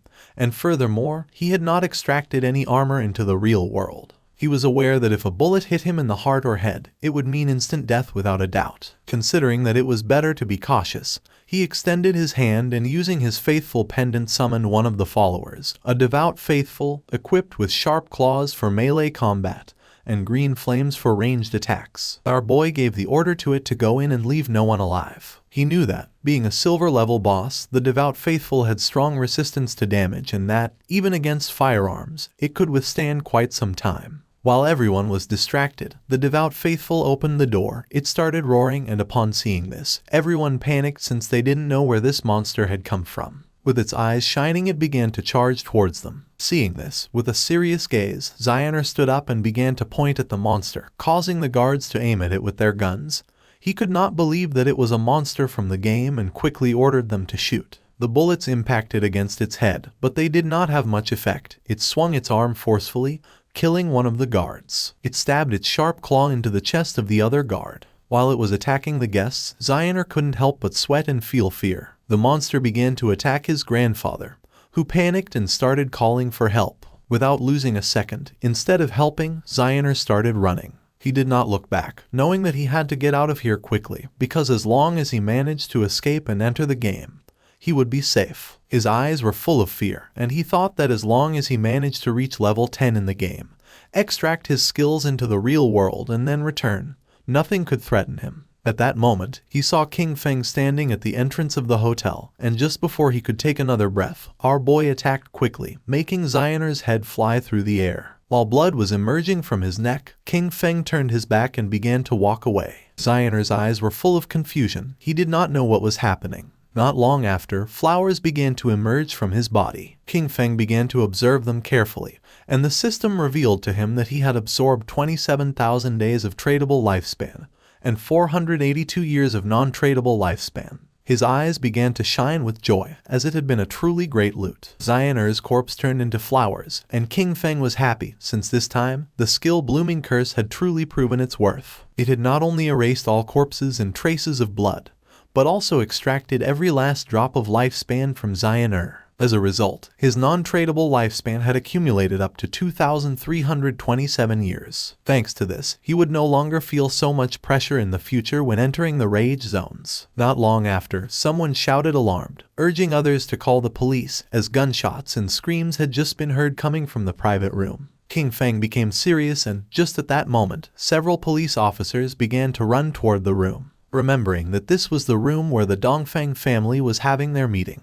They were sure there had been a shooting, but upon arriving at the room they went into shock. Since there was no corpse, it seemed impossible to them that there were no victims. The situation was incredibly strange. One of the police officers felt somewhat confused. As this private room was a complete mess, it was evident that a violent fight had taken place here. What he didn't understand was why there wasn't a single person in the place. Immediately, he asked his companions if any of them had seen someone leave the hotel. According to them, this was strange. The question everyone was asking was where the entire Dongfeng family had gone. It was as if they had completely disappeared, and they thought it best to call the investigation unit. Meanwhile, King Feng had already left the hotel. King Feng began to move away from the hotel. His next target was the Cayenne Corporation. However, its main headquarters had already moved to North America before the game descended. At this moment, only the CEO's daughter, Cayenne Shishi, was trapped in the Demon City area, and he needed to eliminate her before she left the country. The distance from Zhonghai City to Demon City was nearly 300 kilometers. If he traveled on foot, it would take him 2 or 3 hours, and that was too much of a waste of time.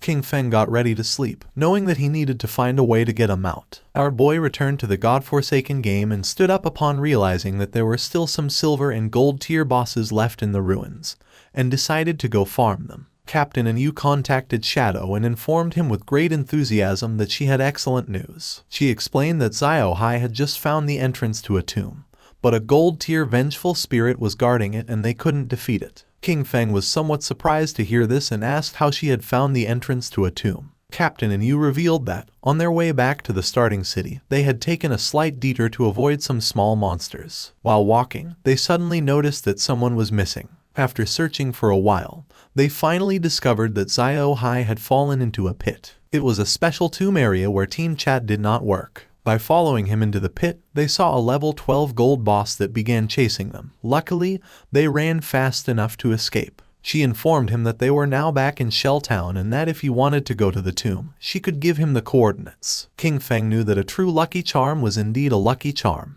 That someone could find a tomb just by taking one wrong step while walking through the ruins of the city was an incredible coincidence. He was aware that tombs, like faith temples and curse ruins, were wild random events and very rare. He asked the captain to give him the coordinates, and you sent him the coordinates revealing that the tomb was near the ruins of Shell Town. King Feng thanked her and mentioned that if he obtained something he couldn't use, he would sell it to them without hesitation. He couldn't help but think about how truly clever Yu was. King Feng's attention was fixed on a well. He was somewhat confused to see this and wondered if this was really the access point. With such a large well, it seemed incredible to him that someone could simply fall in by accident while walking.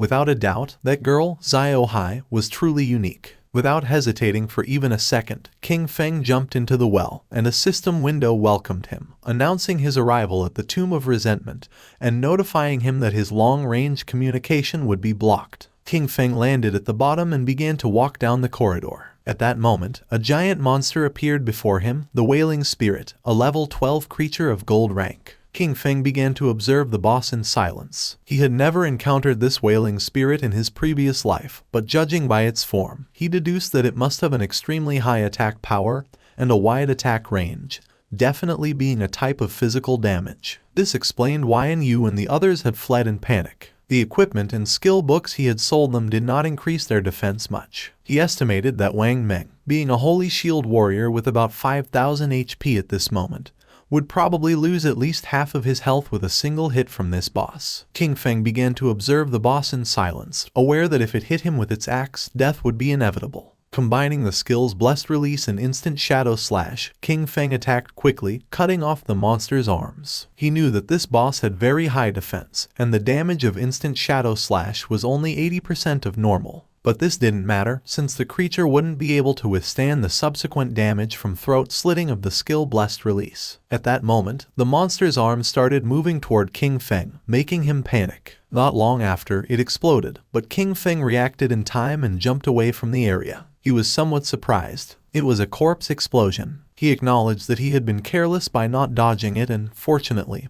his skill Ghost Blur had activated. Otherwise, he would already be dead. The boss's corpse transformed into Lifespan. King Feng remembered that in his previous life, something similar had happened once. They had killed an unknown boss. A team member had approached excitedly to loot the corpse, but it exploded and annihilated him instantly. Some teams had even been annihilated by boss corpse explosions, although this mainly happened with platinum level bosses and above. He did not expect a gold level boss in this tomb to self-destruct in that way. Using Greedy Hand, he picked up the loot. A series of system notifications informed him that, for having killed the resentful ghost, a gold-level boss, he had gained 10 days of tradable lifespan and 20 evolution points. Additionally, he obtained the skill book Night Ring Blades of platinum level. Thanks to the use of Greedy Hand, he got an additional 63 days of tradable lifespan, and the resentful leather armor of platinum tier. He was somewhat surprised because he had obtained a piece of equipment and a skill book that he could actually use. According to the system, the Dark Night Ring Blade was a platinum tier assassin skill. It imbued the blade with dark power, dealing dark elemental damage to all enemies within a 5-meter radius and adding 500 points of dark elemental attack. Its cooldown was 10 seconds, reduced to 5.7, and the required level to use it was 11. King Feng was happy, as this was exactly the elemental damage skill he needed for the assassin class. Since the shadow class had higher spirit attributes than strength, its magic attack power surpassed physical. This perfectly explained why elemental skills like Dark Night Ring Blade suited him so well, and he understood that he should focus more on enhancing his spirit stats to maximize this type of damage. He had 9 points in strength, 9 in constitution, 24 in agility, and 15 in spirit. Phew! King Feng decided to advance the skill to epic level to see the result. Immediately, he consumed 6 evolution points, leaving him with 36 remaining. The skill Dark Night Ring Blade evolved from platinum to emerald, then to diamond, and finally to epic. As a result, the radius of effective dark elemental damage increased from 5 to 12 meters, and the added dark elemental attack rose from 500 to 13 points. Our boy thought that, after the evolution of the skill, the range had expanded from 5 to 12 meters and the additional attack had increased from 500 to 13 points. His eyes filled with seriousness, as he knew better than anyone that, being an area attack, the additional attack power was not so strong and the total damage per use could not be compared to that of Shadow Slash. However, it was a divine skill for eliminating groups of small enemies. Shadow Slash had a cutting range of 5 meters, but ultimately it was a linear skill. In contrast, the Dark Night Ring Blade was an area skill, so its effectiveness was much greater when surrounded. The system informed him that the Resentment Leather Armor of Platinum level granted plus 55 physical defense, plus 45 to all elemental resistances, plus 42 damage block and 777 points of health. The level requirement to equip it was 11. Additionally, it possessed the Resentment effect, which granted him 30 points of base attack power after being attacked. King Feng began advancing toward a giant door, knowing that the Resentment effect did not have much impact. However, the base defense, resistances, and block on this leather armor were very high, so he could replace the Golden Ghostfire leather armor level 5 he wore. In total, the rest of the loot added up to about 20 items, and selling them all would bring him more than 10,000 days of lifespan.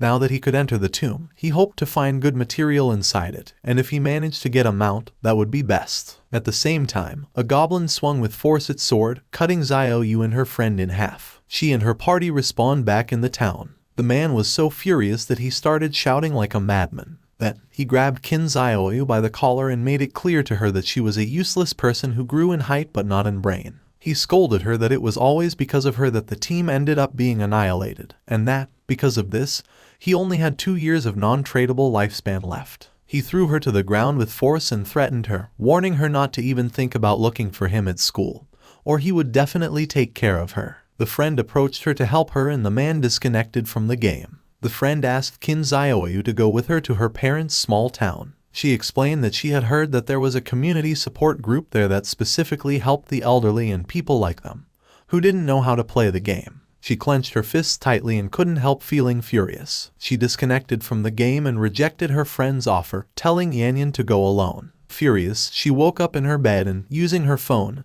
asked Hanhan if he could help her level up. With a smile, Hanhan did not refuse, but he set a condition. In exchange for raising her 1 level, she would have to accompany him for 1 night, as he wanted to see how the popular goddess of the school behaved in bed. She was furious and called him an ugly monster. She scolded him for thinking himself capable enough to try to take advantage of her and ordered him to leave. Then, a smile spread across her face. She told Hanhan that, actually, she had always liked him too, but that she hadn't accepted his confession earlier because her brother, Qin Feng, was controlling her. Now that she had cut ties with him, they could finally be together openly and without worries. He didn't fall into her trap. He called her an idiot and asked if she was trying to kill him with laughter. He pointed out that, if she had already cut ties with her own brother, who knows what she could do to him next. Finally, he ordered her to get out. She started contacting everyone. First, she reached out to Sharp Young Master, inviting him to her house to keep her company and, by the way, help her level up.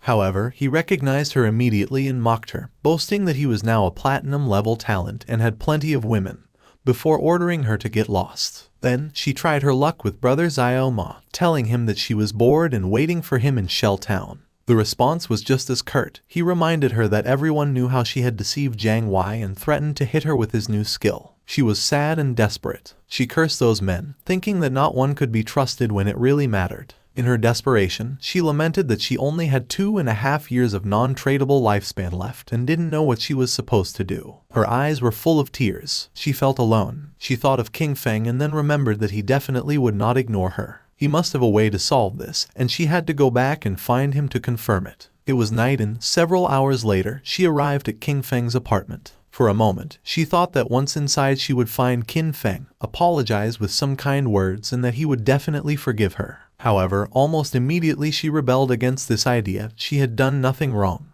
Why should she apologize? She prepared herself to knock on the door and decided that she could not think in that way. She convinced herself that lowering her head was only something temporary. First, she would pretend submission so he could help her level up, and she was sure he would accept because he was the person who had cared for her the most since childhood. A smile appeared on her face. Once she leveled up and no longer faced the crisis of lifespan scarcity, she would completely cut ties with him. This was the plan, and Xiaoyu thought she was truly a genius. Satisfied, she knocked on the door, asking Qin Feng to open. She started knocking on the door, calling for Qin Feng to open it. She insisted, wondering aloud if he might be asleep, and then announced that she had returned. Her tone became increasingly pleading, begging him to please open the door. Furious, she kicked the door open but went into shock upon seeing that there was no one inside. She wondered where Qin Feng was, only to discover with greater astonishment that the bed, table, clothes, everything had disappeared. She turned on her mobile phone and tried to call King Feng, but there was no answer. She didn't know where our boy had gone.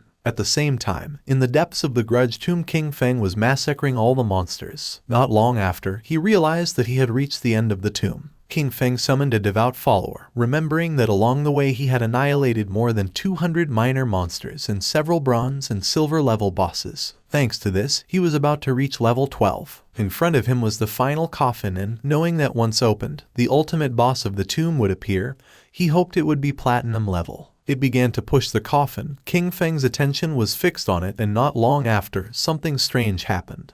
Evil energy began to enter its body through the eyes and mouth. The system informed our boy that his devout follower had been annihilated. King Feng realized that this was Death Miasma, a gold-level boss. He cursed his luck for having run into this disgusting thing, as he knew that this boss had no physical form, which made it completely immune to physical attacks. He remembered that in his previous life, someone released this boss, and it ended up spreading to a nearby base. Countless unsuspecting civilians were killed or injured. Being possessed by this was practically a death sentence unless a teammate helped dispel it or one belonged to one of the few classes that could use special invincibility type skills to survive. The eyes of our boy began to shine with seriousness, and he decided to use the Dark Knight Ring blade. Shadow began to spin around his body. Thanks to this, he was able to see the true body of it, which was hidden inside the miasma. Using the dagger, King Feng attacked the true body and a system window appeared, informing that he had killed the gold tier boss, Death Miasma. King Feng knew that the strength of this boss was clearly above platinum level, even though it was classified as gold tier, and its drops were only of gold grade. Fortunately, the skill he had recently learned, Dark Knight Ring Blade, was one of magic damage. The corpse transformed into Lifespan Orb, and using Greedy Hand, King Feng picked up the loot. He sighed. After all the effort it had taken to clear this tomb, he hoped that it would drop gold tier loot. King Feng obtained the rare item called Mount Bell.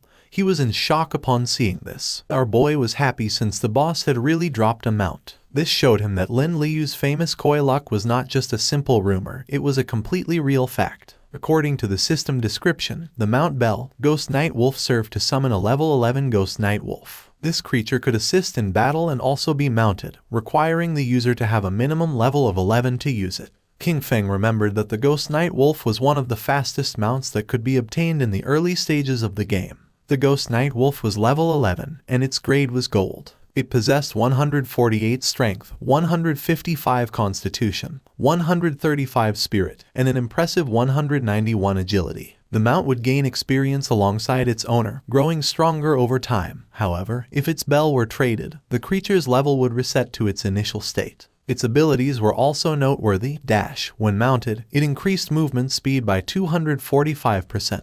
Nightwalk. At night, it allowed the mount to remain permanently in level 1 stealth. Attacking would break this effect but added 120 reveal damage, and it took 60 seconds to re-enter stealth. Pounce. It allowed the mount to pounce on a single target 3 times in succession, with each hit dealing an additional 267 physical damage, on a 12-second cooldown. Wolf Howl. It granted allied units a bonus of plus 35 attack, plus 35 physical defense, and plus 35 all-element resistance for 18 seconds, with a 600-second cooldown. King Feng knew that it was not just a mount, but also a battle pet. The fact that it also included a stealth skill made it an immense gain. It was night, and mounted on the Ghost Night Wolf, King Feng emerged from the ruins and began heading to his next destination. His plan was clear: reach level 15 and accumulate enough lifespan to be able to extract the mount. Once he disconnected from the game, he would go directly to Magic City to eliminate Kaiyan Shishi, cutting off any future threat at its root. King Feng passed by Zhanghai Coliseum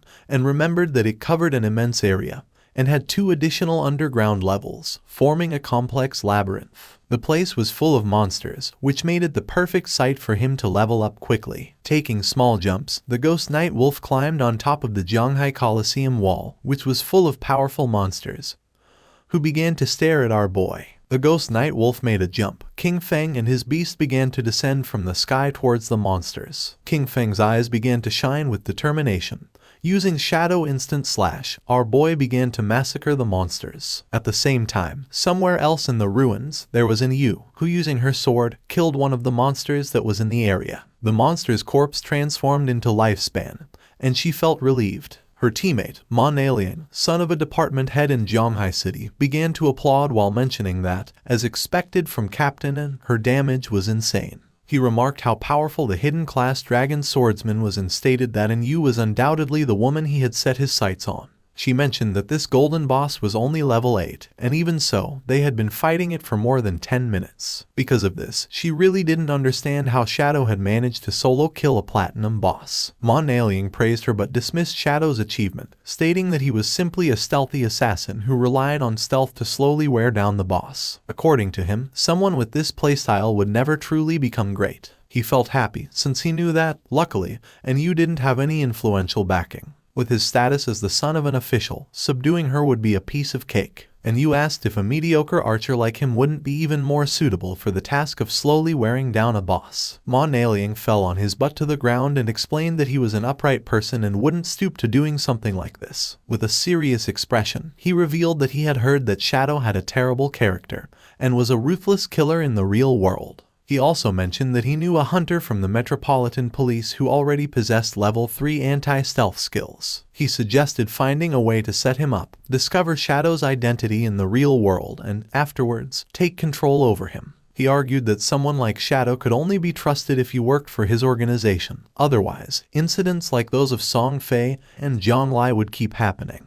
He was tired of cleaning up Shadow's messes, and Yu and Wang Meng looked at each other and started laughing at Ma Naliang. They asked him if he really hadn't understood it. They explained that the situation wasn't that Shadow begged them to clean up his messes, but quite the opposite. It was they who had to clean up what he left behind. Only in this way could they ensure their interests were aligned with his, thus allowing cooperation. They reminded him of Shadow's achievements, the first global kill of a golden boss and the first kill of a platinum boss, both solo. With a furious expression, Ma Naliang made it clear that, to him, Shadow was nothing more than a fragile assassin. He rhetorically asked how they couldn't control him, as long as their anti-stealth level remained on par. Calling them a bunch of nobodies, he scolded them for daring to reprimand him. He then turned to Yu, declaring that she should watch closely because he would ruin Shadow's reputation and capture him. He stated that when this happened, she would be on her knees before him, apologizing and begging for his forgiveness. Wang Meng asked Yu what loot the boss had dropped. She replied that it had dropped a piece of gold tier equipment for a priest, a silver tier equipment, and a silver tier skill book. She started touching her chin and remembered that Shadow usually sold them several pieces of gold and even platinum equipment. This made her wonder how many bosses he had actually killed, or if his talent was treasure hunting and all these items came from opening chests. With a serious look, Wang Meng revealed that he was a little worried, and Yu couldn't help but feel somewhat confused. Wang revealed his concern, bringing up the case of the Jiangnan restaurant, the incident in which the entire Dongfang family was murdered during a gathering.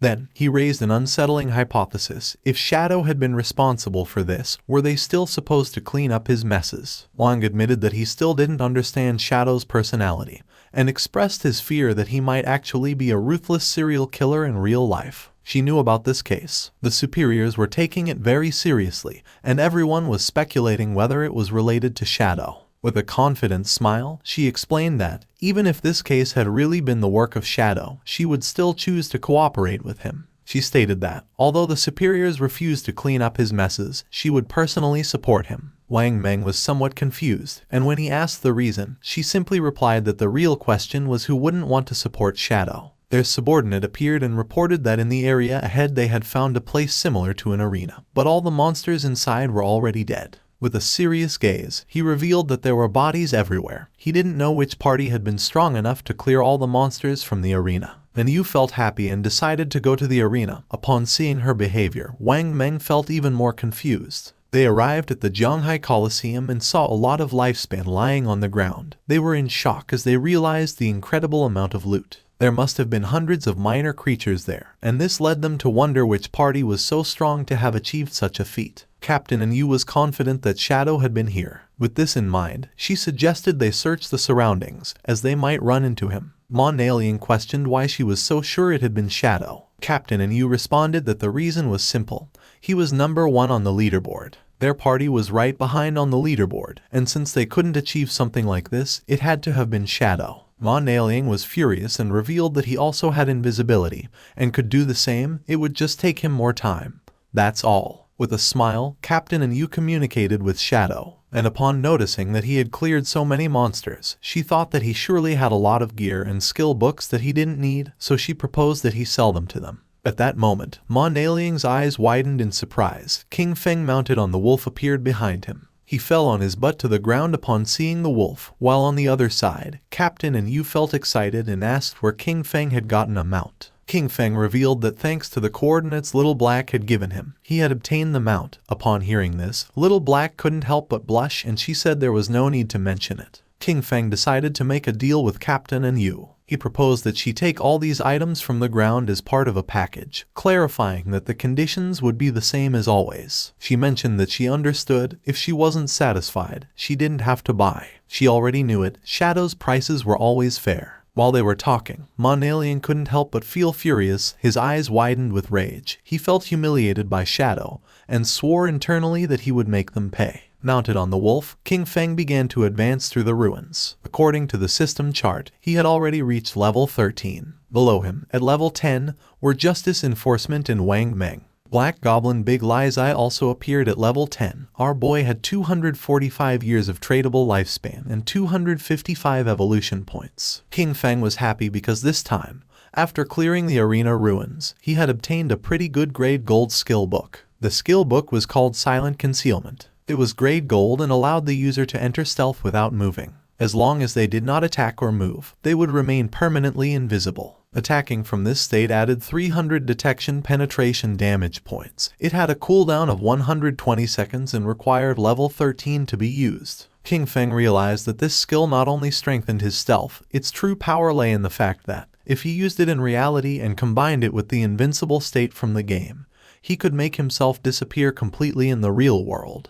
He decided to evolve this skill book to Epic, for which he consumed 11 evolution points. The skill was improved, going from gold to platinum, then to emerald, diamond, and finally to epic. With this, the additional damage per stealth penetration attack increased from 300 to 800 points. In turn, the cooldown was reduced from 120 to 60 seconds. He decided to evolve other skills as well. First, he consumed 34 evolution points to bring Venomous Dart to the epic level. The skill progressed from emerald to diamond and finally to epic, improving its attributes. Its maximum range grew to 20 meters, its on-hit attack damage increased to 400, and it applied the venom status. This status now dealt 100% damage per second for 5 seconds, with no weakness bonus, and did not stack. Next, he invested an impressive 200 evolution points to elevate Graceful Release to the mythic level. Evolving from legendary to mythic, its weakness attack bonus soared to plus 300%, and its weakness attack multiplier was doubled, while its level remained at 5. Its active use now applied the Throat Slash effect, dealing 200% of the attack's damage per second for 3 seconds,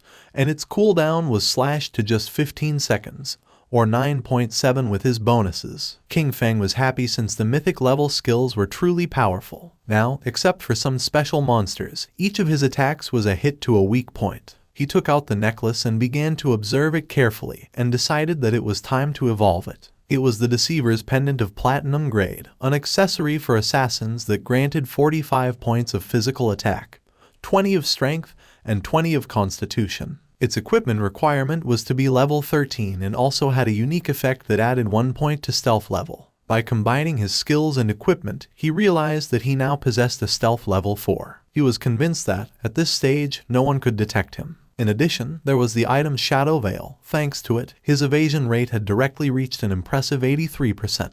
It was the gold tier Shadow Veil, an assassin-type equipment. It granted 5 points of constitution, 5 of spirit, and a 32% evasion rate. At that moment, a small explosion occurred. King Feng decided to stop to find out what was happening.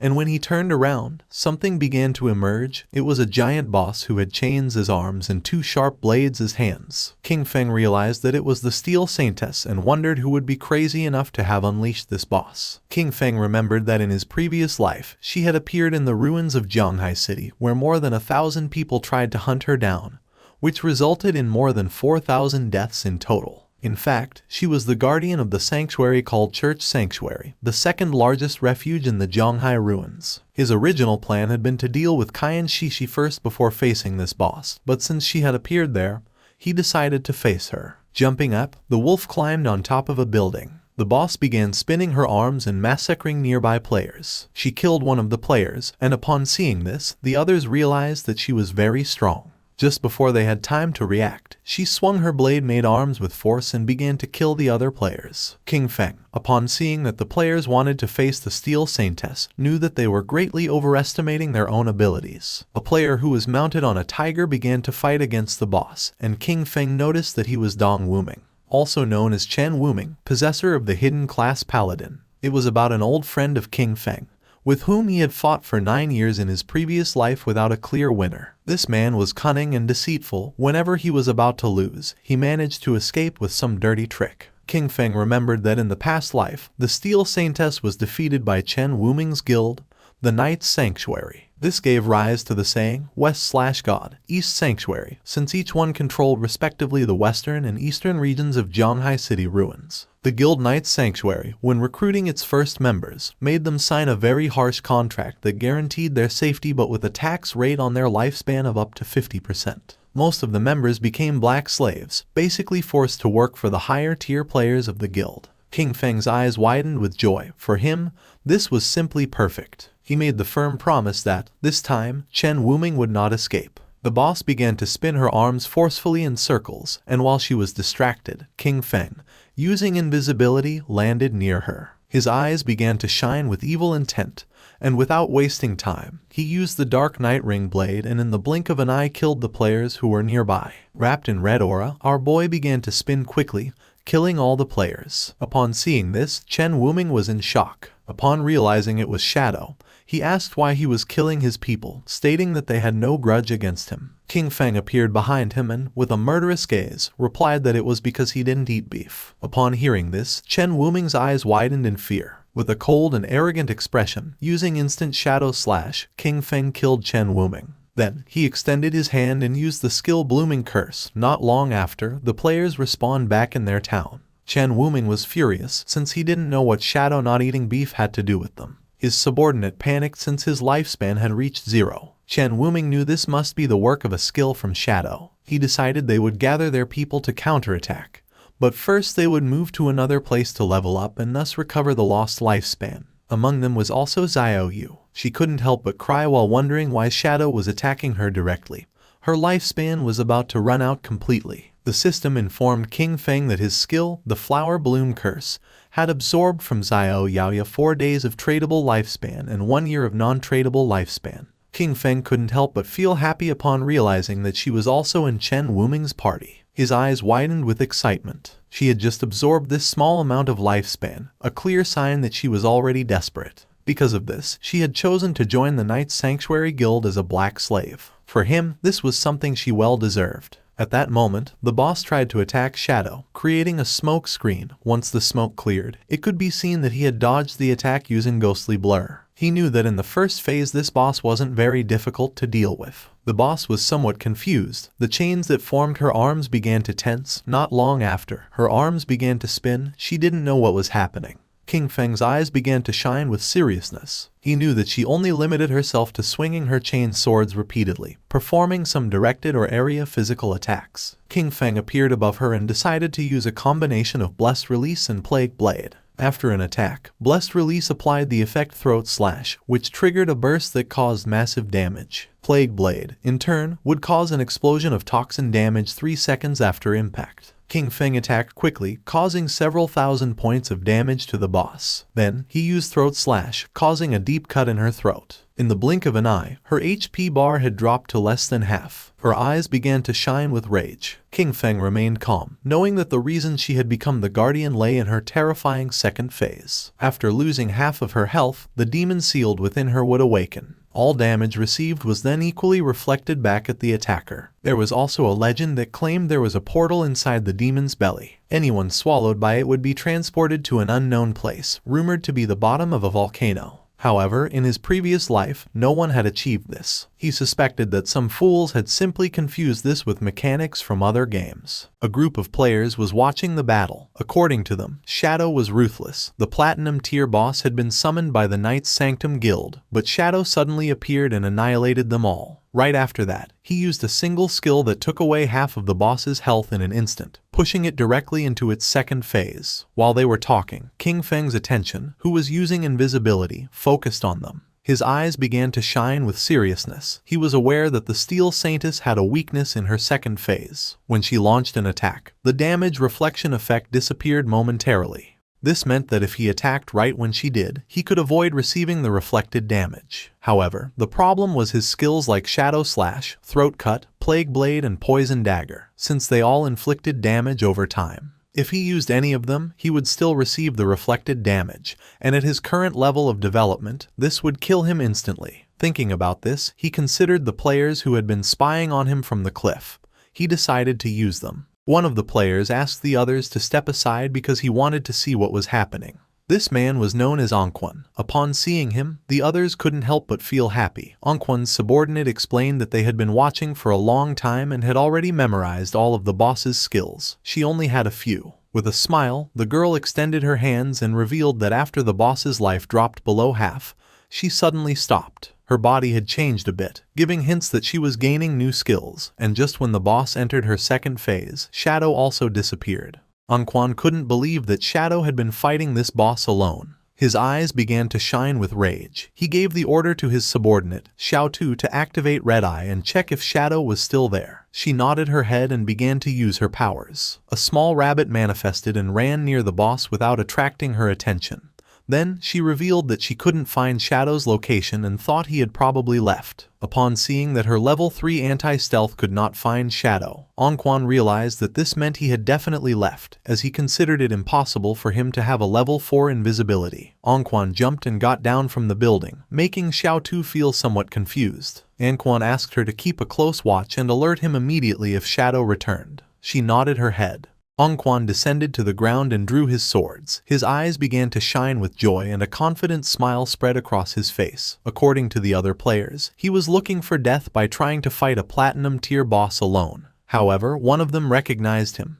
He had seen him in the starting town defeat a gold tier boss without receiving a single scratch. It was revealed that his class was Soul Warrior, which granted him 100% dodge when rolling, and he was the famous player known as Safety First. It was also rumored that he had been a top-level global streamer in Souls-type games, with ultra-fast reflexes. The boss's attention focused on him. She attacked using her sharp blade-like arms. Luckily, Anquan reacted in time and slid across the ground, narrowly dodging the attack. The boss grew arms made of energy, and when she tried to crush Anquan, he rolled again, dodging the attack once more. When the boss tried to catch Anquan, he rolled again and moved away from her. His subordinates began to praise him, amazed by his incredible skill and the calmness with which he dodged. They highlighted his discipline in not letting himself be carried away by the greed of an extra hit, considering his performance simply brilliant. With a smile, one of them mentioned that he was truly amazing, perfectly dodging each attack from the boss. This seemed incredible. He even saw multiple slash effects flashing over the boss's body, which led him to wonder if the Soul Warrior class was really that powerful. With a curious expression, the black-haired woman explained that Anquan, by rolling, activated the special passive or counterattack mechanic of the Soul Warrior. Each dodge or roll counterattacked, dealing damage to the boss. Because of this, every time he dodged perfectly, he was actually hitting the boss simultaneously, draining her life. This was why the boss's HP decreased every time he rolled. With a smile, Xiao made it clear that the perfect dodge was only the foundation. What truly set Anquan apart was his devastating offense. His attacks struck with force and precision, turning defense into an unrelenting assault. His skill combo and timing made him not only untouchable but also lethal. Defense kept him alive, but it was his offense that ended fights quickly. The boss was desperately trying to catch Anquan. Xiao eyes began to shine with confidence when she revealed that if the dodge successfully activated during the roll, Anquan's next attack would ignore 50% of the boss's defense. Anquan turned around and decided to face the boss, and blue energy began to emerge from his body. Upon seeing this, his subordinates realized that this striking effect meant that the blow would definitely deal 4-digit damage. Anquan's eyes began to shine with excitement. Just before the boss could react, he unleashed the powerful strike he had prepared. His movement was a graceful dance, a single blow split into 3 shadows, swift and fierce like shooting stars. With absolute mastery, he precisely swung his swords through the gaps in the boss, causing deep cuts. In the blink of an eye, her HP bar dropped to less than half. His subordinates began to applaud upon realizing that, before they noticed it, the boss only had a third of her life left. Anquan turned his back on the boss and a confident smile spread across his face, but at that moment, someone attacked with powerful slashes, causing him more than 34,000 points of damage, killing him instantly. His subordinates couldn't help but panic. They couldn't understand why he had died, since they were sure he had dodged all the attacks. They were even more puzzled because, although their skills hit the boss, her health did not decrease with the blow. despite having seen it drop drastically moments before. Not far away stood our boy. He began to silently observe Anquan's lifespan orbs and thanked him. Anquan's constant showboating had caused the boss to use many of her moves. King Feng's eyes began to shine with joy, as during this time, he had been constantly attacking, finally reducing the boss's life to a third. The flashy moves of the Soul Warrior had inflicted decent damage, but in the end, he had caused his own death. Due to the traits of his class, it was simply impossible for him to defeat the Steel Maiden. When he rolled, he couldn't attack. And when he attacked, he suffered reflected damage.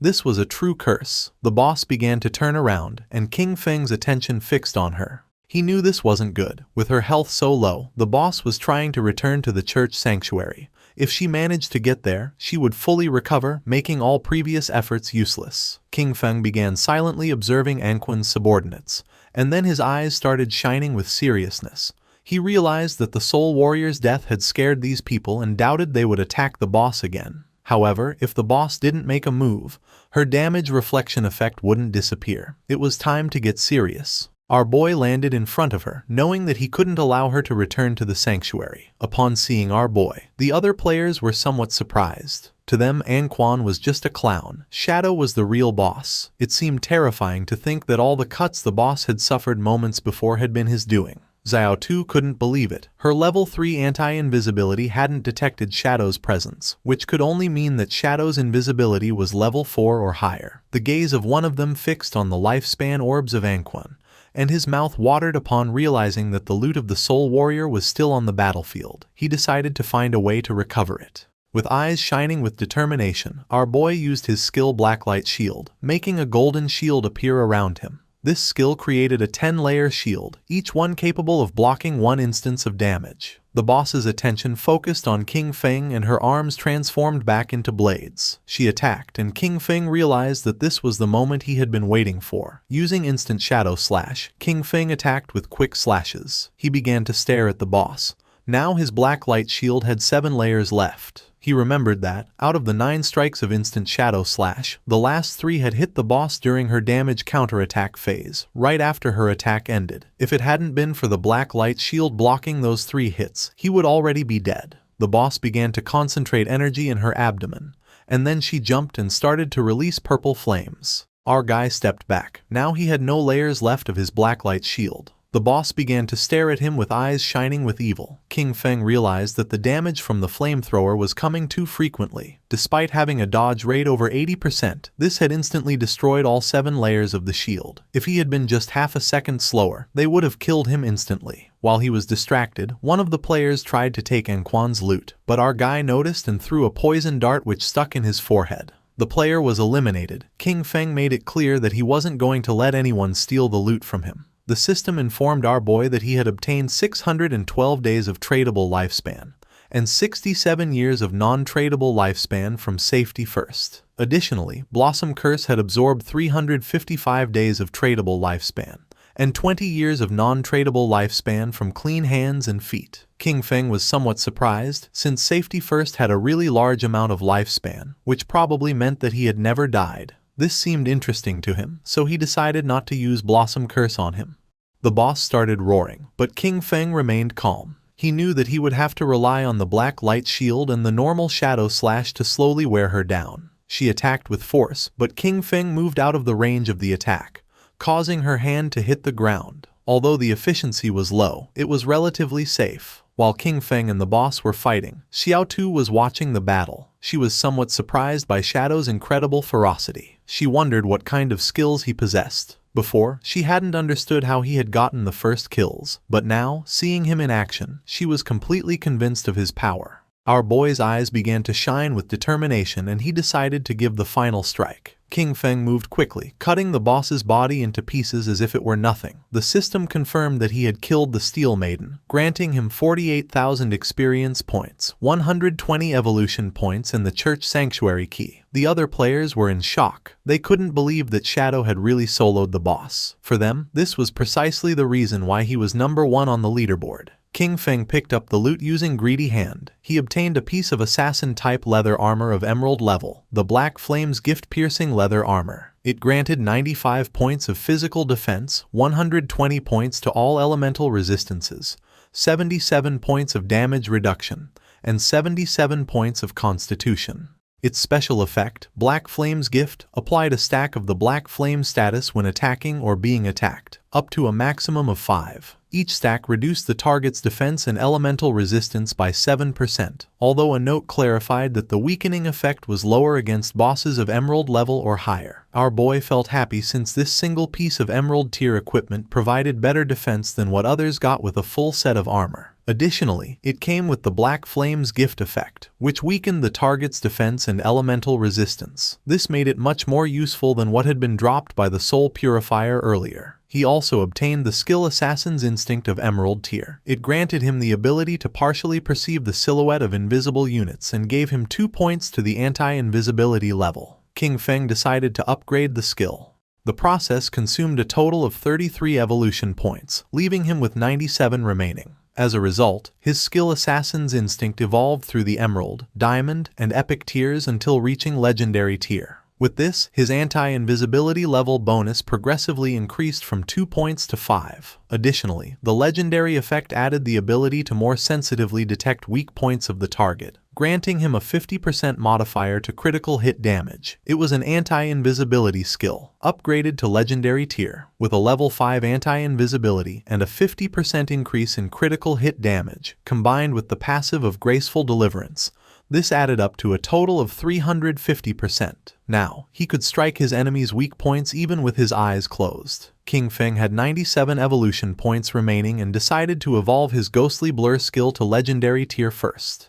It consumed 80 of his points, leaving him with 17. As a result, Ghostly Blur evolved from Epic to Legendary, increasing its passive evasion rate from 75% to 85% and granting full immunity to damage each time the evasion activated. At that moment, Captain Anyu and the others appeared. She began greeting our boy and asked if any good loot had dropped. King Feng was confused, not knowing what was wrong with Anyu. With a smile, Captain Anyu mentioned that she hadn't checked the leaderboard before and didn't expect him to reach level 13 in a single night. According to her, this was crazy. Wang Meng mentioned that they had been grinding all night and hadn't even reached half of level 11. His speed was simply unreal. Captain Anyu hit Wang Meng on the head, telling him not to talk nonsense. She knew that men leveled up faster. King Feng felt somewhat confused, but then he explained to her that he had gotten some loot. He had already appraised it at 45,000 days of lifespan, all together in a single package. She decided to give him the lifespan, and the system confirmed that the transaction was completed.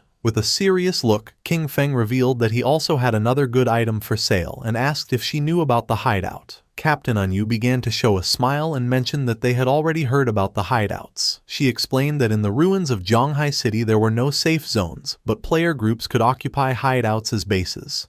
In them, they could store supplies and activate magical defensive barriers at critical moments to block external water invasions. King Feng knew that what she had probably heard about was the small hideout dropped by the Golden Boss. She nodded her head and explained that Zhonghai City's officials still hadn't found any hideout. She added that in Modu, officials had already taken control of a medium-sized hideout, and that's how they knew of its existence. King Feng took a golden key out of his inventory. Now that she understood the value of a hideout, he revealed that it was the Sanctuary hideout key, which had been dropped by the boss he had just defeated. He informed them that this hideout covered more than 800 meters of land and proposed that they return and discuss the price they were willing to offer. After this, he would consider whether or not to sell it. Captain Anyu and Wang Meng were in shock, as they knew that the larger the hideout was, the stronger its defensive capabilities and the more solid its internal infrastructure. A hideout covering 800 meters was more than enough for each member of Zhonghai City's official forces to have their own private room inside. She extended her hand and, with a curious look, asked how much he planned to sell such a large hideout for. King Feng decided to go back and discuss it first, to see what price they could offer. He knew that in his previous life, this hideout could be sold for 2,000 years of lifespan. If he managed to sell it to the government, this, combined with the lifespan he already possessed, would be enough to extract all his gear, skills and levels into the real world. With a nervous expression, Captain Anyu accepted his proposal and assured him that she would immediately report it to her superiors. Then, she said there was something else and asked for his help. They had just received news that 7 gold-tier bosses had appeared together in Dark Moon Town, where many people had already died. Because of this, they were willing to offer 10 years of lifespan if Shadow intervened to eliminate them. Upon hearing this, our guy mentioned that 7 gold tier bosses didn't seem like a big problem. He considered that even if they were grouped together, the official forces should be able to eliminate them with some time. Therefore, he deduced that if they had come asking for his help, there must be something particularly problematic about them. She began giving a thumbs-up gesture, impressed by his insight. She confirmed that he was right. She explained that they had managed to isolate and kill one of the 7 bosses, but it came back to life. And not only that, suddenly the stats of all 7 bosses skyrocketed, instantly annihilating her entire team. King Feng's eyes widened in surprise. He remembered the existence of group-type bosses that could resurrect. This led him to suspect that they might be puppets created by the Cursed Slate, one of the ancient god slates. If it really was an ancient god slate, then it was something he couldn't let go. He decided to go now and asked her to send him the coordinates. She wished him good luck. According to our guy, Yu was quite genuine. The loot from 7 gold tier bosses could be sold for 40 or 50 years of lifespan, and she had even offered him an additional 10 years as a reward. Honestly, this was very generous. Mounted on the ghost night wolf, King Feng began to move through the ruins, passing by a statue, and his eyes widened in surprise. Not far away, there was a group of players hitting a girl. It was Xiao Yu, King Feng's sister. With a smile, the woman gave her a strong slap on the face, accusing her of being a slut who tried to seduce the guild leader even though she had just joined. Xiao Yu, whose face was full of bruises, began to cry. With an angry gaze, the woman made it clear that this was a warning. She should stay away from the guild leader or she would destroy that pretty face. They continued beating up Xiao Yu. King Feng, who was watching from the top of a building, realized that Xiao Yu had gotten involved in internal drama after joining the Knight's Sanctuary. These insignificant power games were nothing new to him, but in his past life, he had always been the one to resolve them for her. He descended to the ground and asked her to simply enjoy life being alone. Xiao Yu began to cry, begging them to stop hitting her, as it hurt a lot and she thought she was going to die. The women did not stop and swore they would kill her, accusing her of being a damn slut. They didn't know how many men she had seduced. King Feng entered the statue, remembering that beneath the enormous statue in the center of Zhonghai City's ruins, there was a hidden chamber that allowed returning to the starter town. Information that very few people knew. In front of our boy, a magic circle appeared. He knew that teleportation wasn't free. The first trip cost 500 days of lifespan, the second 1,000 and the third 2,000, doubling with each use. Over time, the starter town would evolve into a higher level zone where minor monsters would transform into bosses and hidden treasures would appear. An example of this was the ancient god slate on this occasion, an item he couldn't let slip away. The system asked if he wished to teleport back to the abandoned land of the gods, Dark Moon Town. King Feng remembered that Dark Moon Town was a town that appeared in later stages which he had never heard about in his previous life. Without hesitation, he chose to teleport. The system consumed 500 days of lifespan and King Feng was teleported to the Dark Moon Town. This town was full of elders chatting with each other. King Feng felt somewhat surprised, as he did not expect the place to be so lively and wondered why most of the people were elders. Not far away there were several players. One of them helped the elder woman to stand up. She felt relieved to have returned to the safe zone. The players reminded her that, as they promised, they had leveled her up to level 3. During this process, she had received 72 days of lifespan and now only needed to give them the tradable lifespan. The old woman got angry and refused, asking why they wanted money if they were supposed to be a charity organization that helped her level up. With a kind smile, one of them explained that they weren't asking her for money. When they partied before, part of the lifespan dropped by the monsters they defeated was shared with her. The other guy mentioned that she only needed to give them that portion, as had been agreed from the beginning. The old woman became even more furious, making it clear that she didn't know what damn agreement they were talking about. It seemed shameless to her that some young people had the nerve to ask an old lady like her for money. The players tried to calm her down, explaining that she was mistaken. They were helping her level up for free and only asked in return for the lifespan dropped by the monsters. They clarified that unless she formed a party with them, the lifespan would not be shared with her, and she would not gain the same experience. The old woman asked them not to touch her and began screaming for help, accusing people from the Mengsha River Guild of harassing her. Just then, someone grabbed her from behind and threw her to the ground, leaving both her and the players somewhat confused. It was King Feng. He grabbed her by the neck and with a murderous gaze, drew his dagger. Without hesitating for a second, our boy finished her off. Upon noticing this, the two players couldn't help but feel somewhat confused and went into shock. Lifespan orbs appeared on the ground. Our boy mentioned that her lifespan was on the ground and now they could take it for themselves. The players began to celebrate and wanted to know which expert had just intervened to help. King Feng said he was just doing a small favor. He turned his back on them and started walking away. The players picked up the lifespan. They were happy since they had obtained 72 days, and thanked our boy. For King Feng, it was really inconvenient that fights were not allowed inside the town. He began thinking about the Manhwa River Guild, realizing that their origin was Dark Moon Town. He remembered that this guild was founded with a focus on charity work, helping the elderly survive in the abandoned land of the gods for free. Later, it gained official recognition and strong support. In terms of numbers alone, Manhwa River was considered the largest guild in Huaxia. King Feng's eyes began to shine. According to him, in this chaotic apocalypse, it was precisely when more people like these were needed. It was night, and somewhere in the forest, someone was fighting against a monster made of mud.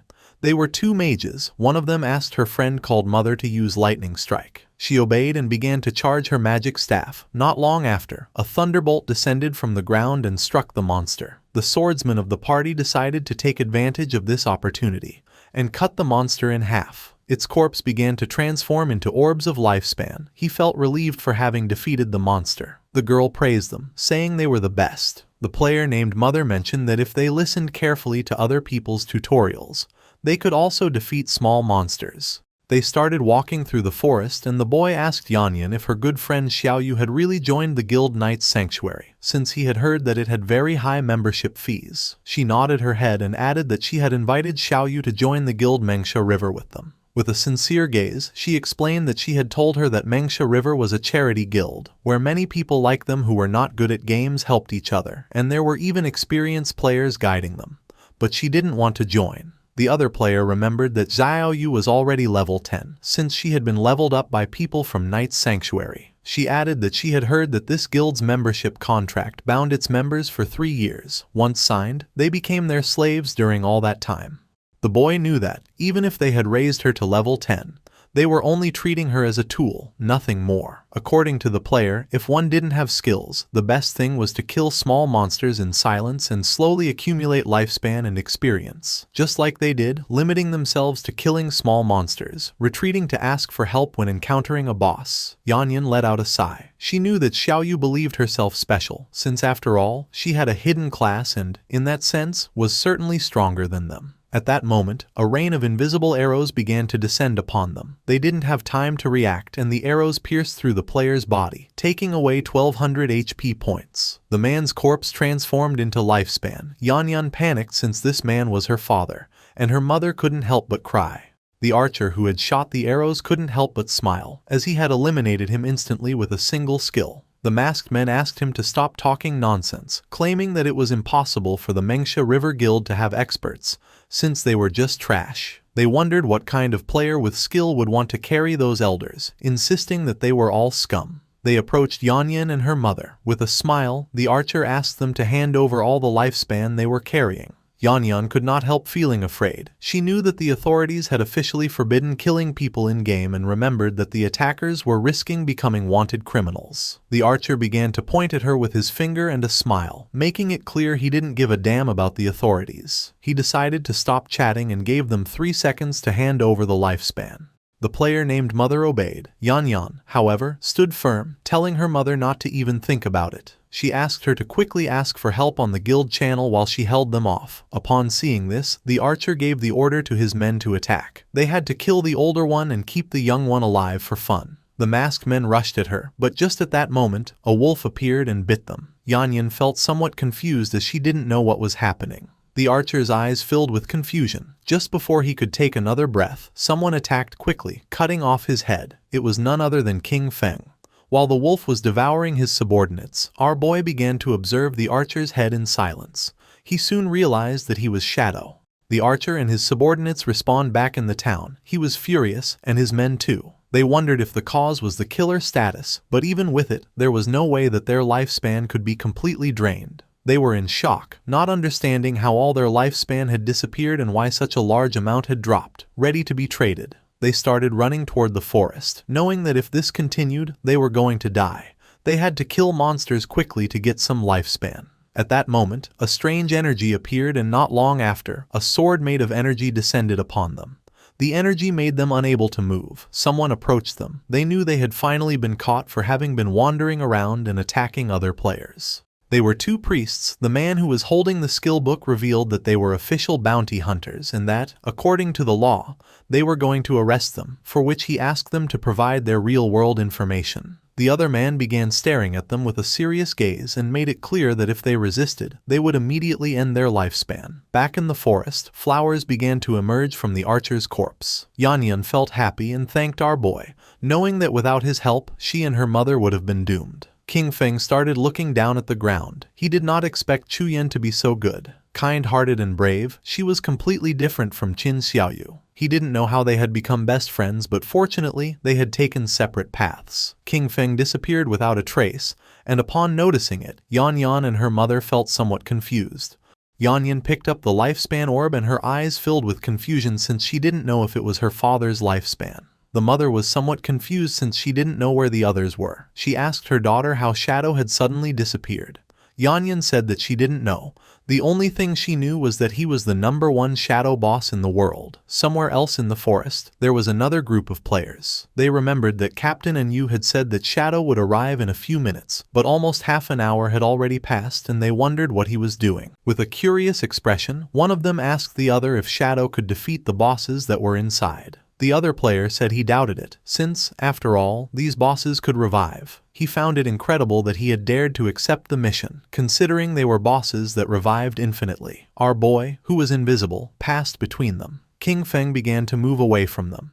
He was aware that the ancient god slate added 1 positive and 1 negative affix to equipment. With luck, these affixes could even alter class traits. Some had even seen the 7th player in the world ranking summon the ghost of an ancient god using 7 of these slates to destroy a legendary level boss. Sometimes, these bosses were invisible with extremely high stealth levels, so players passing nearby were eliminated without even knowing what had hit them. The group-type bosses created by the ancient god slate contained unique mechanics, and each possessed different skills.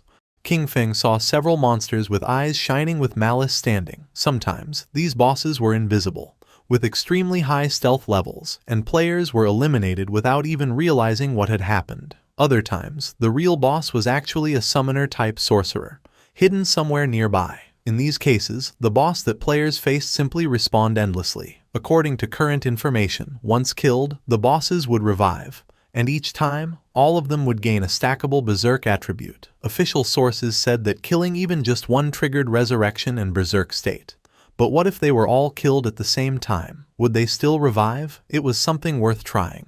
King Feng decided first to equip the follower's pendant and use a devout follower to make a test. Our boy summoned a devout follower. It started to charge towards the bosses and attacked, taking more than 1400 points of HP from them. The eyes of one of the bosses began to shine with rage. It turned around and not long after, the body of the devout follower exploded. The bosses didn't even pay attention to the poor devout follower. King Feng's eyes widened with seriousness, realizing that all of them were level 10. They had no damage reflection and their stats were only about twice as strong as those of regular golden tier bosses. He used Shadow Ring Blade. A strange red energy began to spread throughout the area. Then, King Feng used the poison darts, which embedded themselves in the throats of the bosses. The corpses of the bosses began to disappear. Our boy felt somewhat confused upon seeing that they hadn't dropped loot. At that moment, the bosses began to merge into a much more powerful monster. It was gigantic. The boss began to charge toward King Feng. He went on alert, knowing that eliminating them simultaneously had been the right move and that now they had entered the next phase. Then, he noticed the symbols covering this giant boss's body. The boss attacked, but our guy dodged the attack. He immediately recognized the symbols on its body as ancient god script. By deciphering the individual words, disaster, sky, ancient, tuo, wu, god, sea, and reorganizing them, he translated them to reveal the true name of the boss, Uthos, the calamity ancient god. As little by little the boss was getting closer, King Feng became confused because he didn't know how to proceed. Then he wondered if he should attack different parts of the boss in order of the characters. After all, it wasn't for nothing that he had invested a great amount of personnel and resources studying ancient god script to overcome the ancient god ruins. King Feng slipped and attacked the symbol that the boss had on its leg, then attacked the symbol on the arm and then the one on the chest. Poison began to emerge from the body of the boss. It opened its mouth and began to roar in agony. Its body began to fall apart and fell into the water. Our boy became alert, not knowing what was happening. Then, coffins emerged from the water and the boss began to float and change shape. Its body began to mutate, and not long after, several monsters began to emerge from its body and roar. King Feng noticed that the embossed inscriptions on the coffins matched one by one with the monsters. Apparently, at this stage, he needed to kill them near their respective coffins. He could already see the ancient god's slate. This seemed like its final phase. The monsters began to charge toward our boy. He stood firm and his eyes began to shine with determination. Crows began to fly over the area where our boy was fighting against the ancient god's slate. The attention of all nearby players focused on them. They felt somewhat confused and curious, as they didn't know if what they were sensing was an earthquake or if the movement in the valley meant that the boss was going berserk. Because of this, they decided to go take a look. With a curious look, the mage of the team asked where the hell Shadow was. According to her friend, there was no way he could defeat this boss, so he probably wouldn't come at all. The eyes of the swordsman of the party widened in surprise, asking his friends to come take a look. The place was empty. There was no trace of either King Feng or the boss, leaving the players in shock. They began to walk around the place and noticed that the ground was cracking, wondering if the earthquake had just killed the boss or what was happening. Captain Anyu communicated with them and asked them to retreat, since Shadow had already taken care of the boss. The eyes of the players filled with surprise and confusion. They could not believe that Shadow had defeated the boss alone.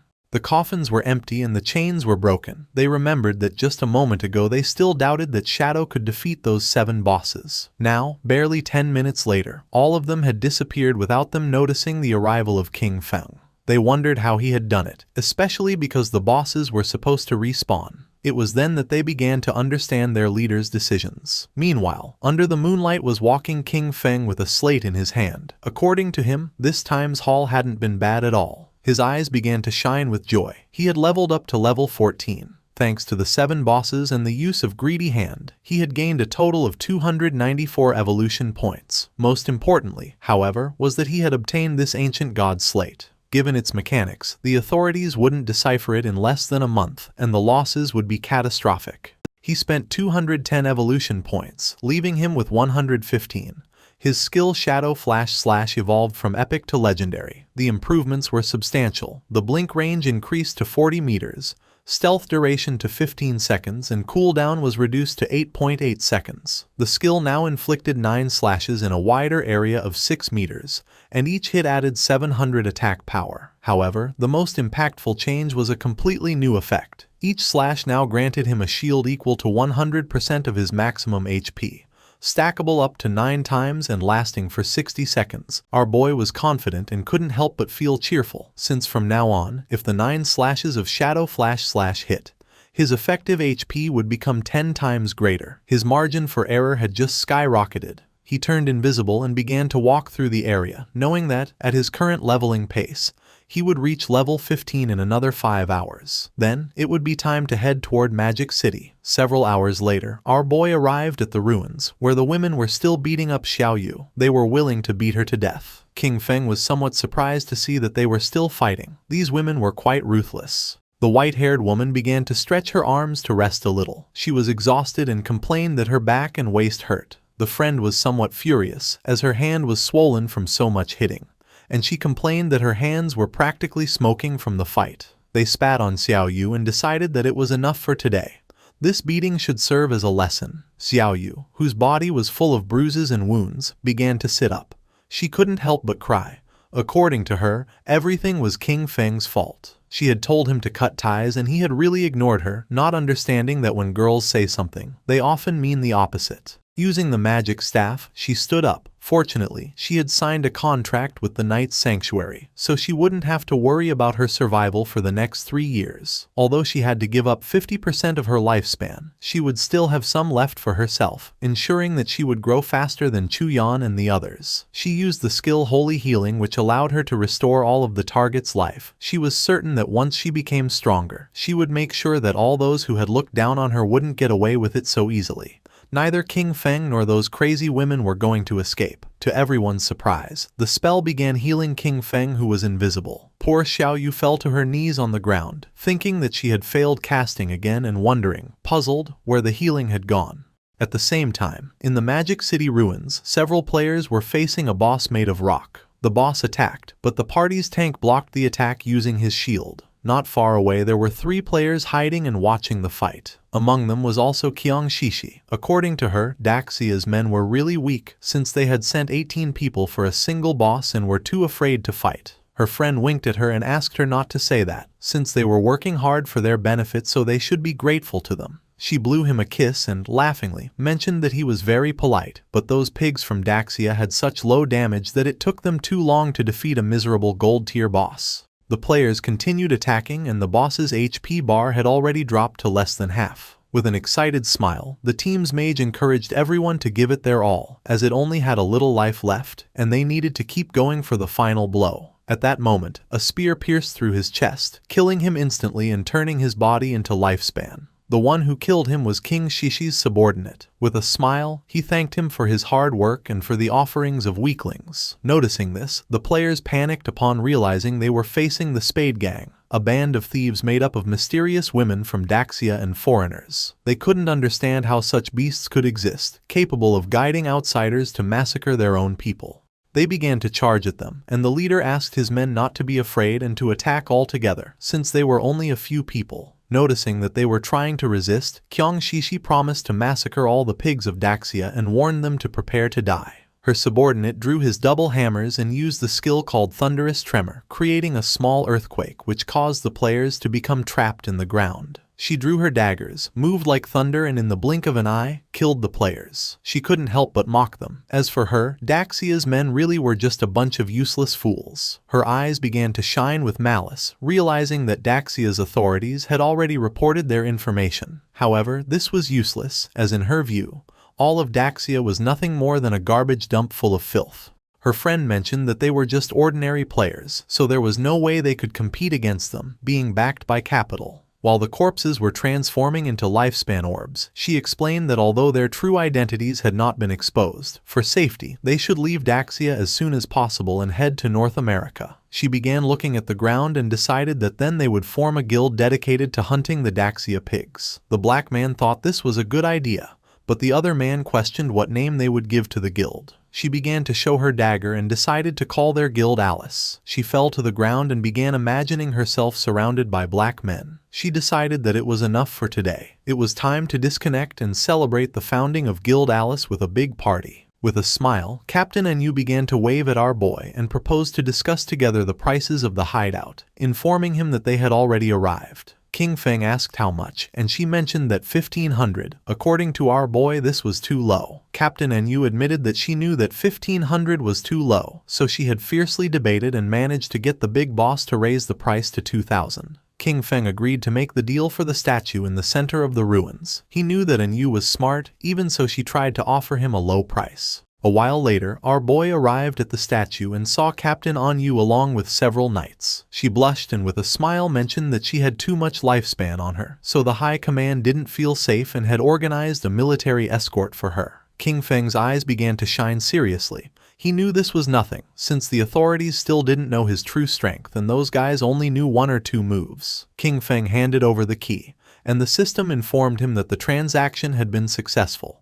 He had lost the church sanctuary hideout key, and in exchange had gained 2,000 years of tradable lifespan. After making the deal, King Feng decided to leave, and Captain Enyu said goodbye to him. The knights were somewhat confused upon noticing that she was willing to pay 2,000 years of lifespan just for this. She clarified to them that they didn't understand. This was a hideout that could house hundreds, even thousands of people, and no one but Shadow would be generous enough to give it up.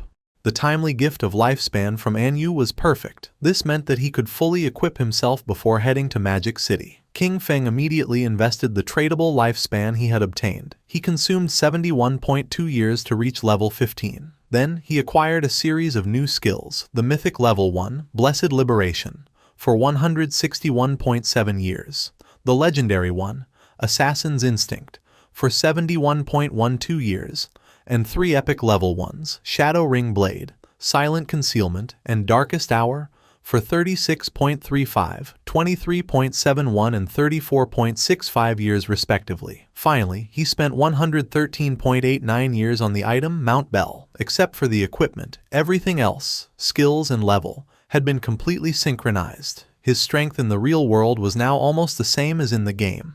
The system alerted him that his hunger level had reached 90%. He hadn't eaten in a long time, so he decided to disconnect to take care of his hunger first. King Feng disconnected from the game and woke up in a cage at the Hoi Lun Hotel. The men noticed that our boy was awake. They drew their weapons, asking him to hand over the lifespan he carried or he would end up like the others in this motel. One of them mocked, celebrating that the apocalypse was great because it meant he could kill whoever he wanted. King Feng began to look at them with a penetrating gaze. Seeing this, one of the men furiously demanded that he hurry up and hand over his lifespan. The other man begged his boss to let him tear him apart.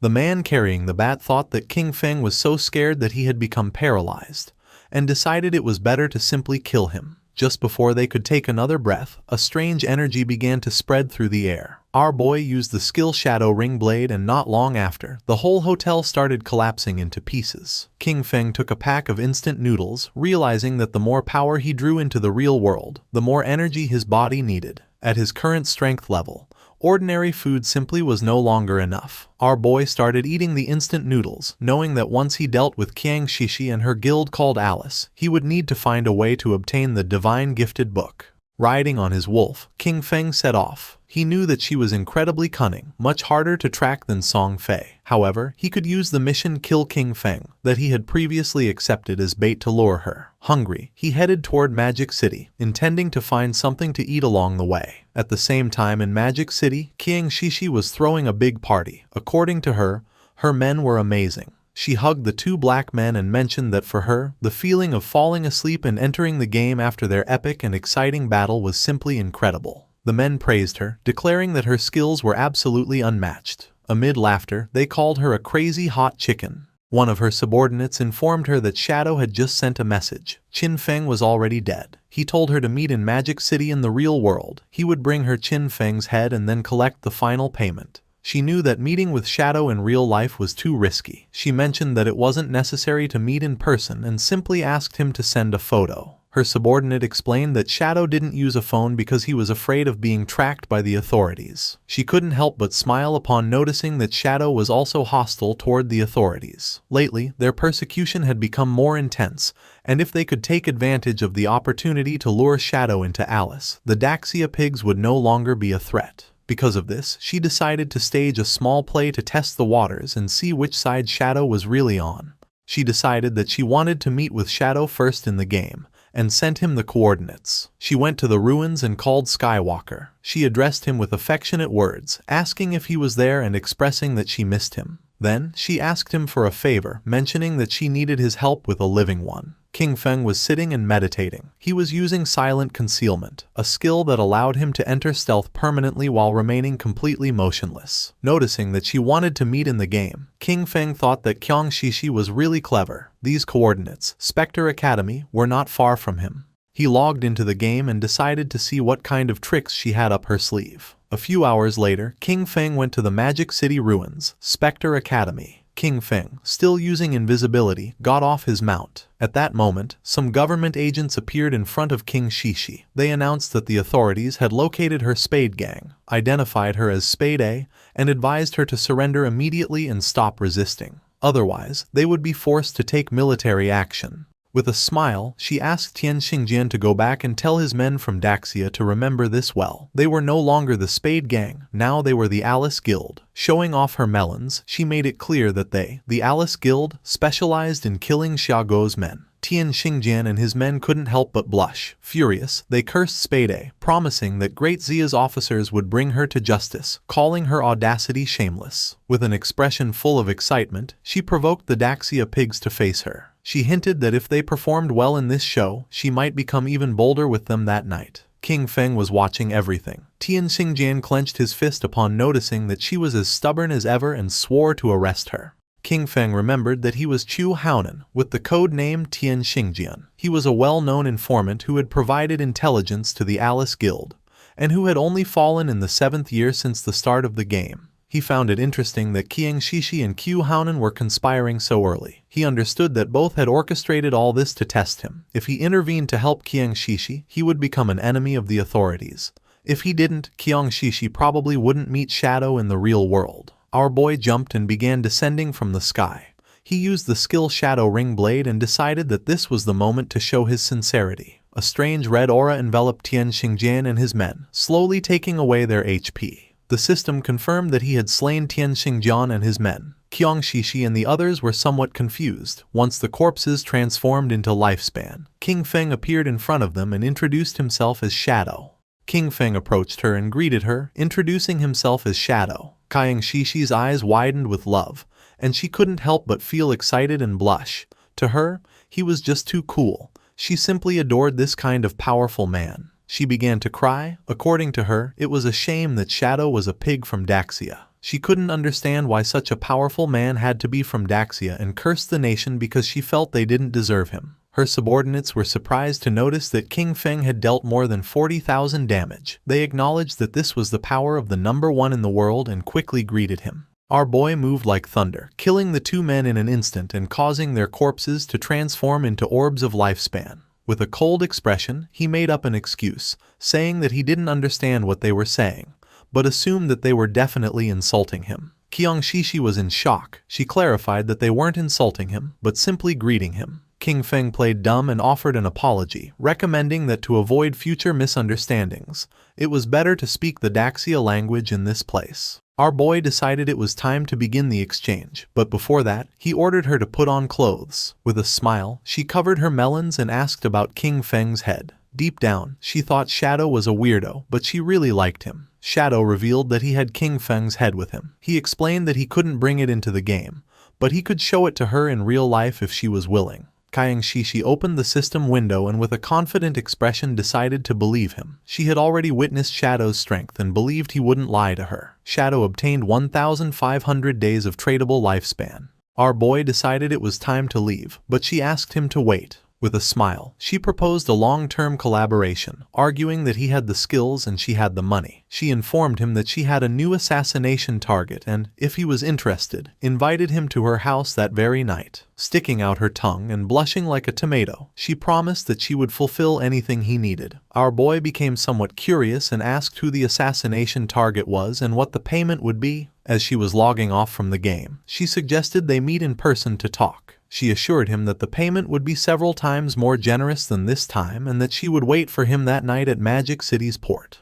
King Feng became serious, wondering if her place at the port could be her yacht. At the same time, not far from the statue, Tian Xingjian and his men respawned. He was furious, cursing Shadow, as he knew that he would definitely betray the authorities. However, for him this was a success. Qiang Shishi had managed to ally with Shadow. He realized that the idiots in Zhonghai City should be held responsible for their constant conflict with Shadow. Next, he ordered Lin Qingyu to guide everyone to collect their lifespan first, as there might be action soon. Lin Qingyao, a woman with white hair, nodded her head. Her nickname in the game was Late Night Drizzle. She considered the possibility that Shadow really had allied with Spade. If this were true, they needed to find a way to eliminate Shadow, even if it meant death. She began to gaze at her hand and sank into her thoughts. She was aware that the gap between Shadow and herself was really big. She hadn't even managed to see his silhouette before everything ended. A few hours later, in the middle of the night, a hooded man arrived at Qiang Shishi's yacht. He introduced himself as Shadow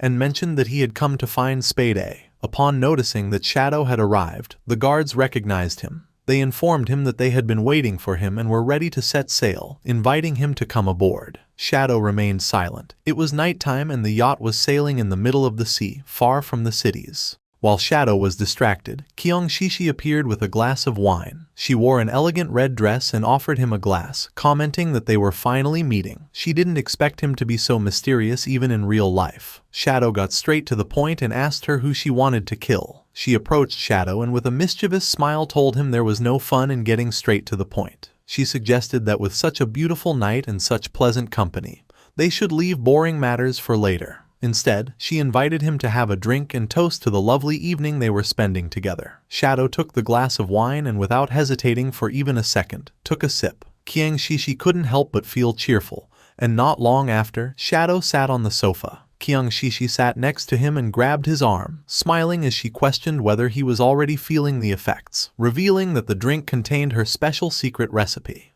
She began to get aroused and revealed that anyone who drank would obediently follow her orders. She thought with euphoria that, just as she had imagined, even Shadow was just a man after all. However, her excitement turned into astonishment upon witnessing such a powerful reaction. Drooling, she sat in front of Shadow and asked him not to be nervous, to relax and enjoy. She explained her plan. When they both reached the highest wave, she would lift her hood so she could clearly see his face, as she was sure he must be incredibly handsome. However, for now, she wanted to keep the mystery. She began having fun with Shadow, completely amazed that Daxia had such a magnificent man.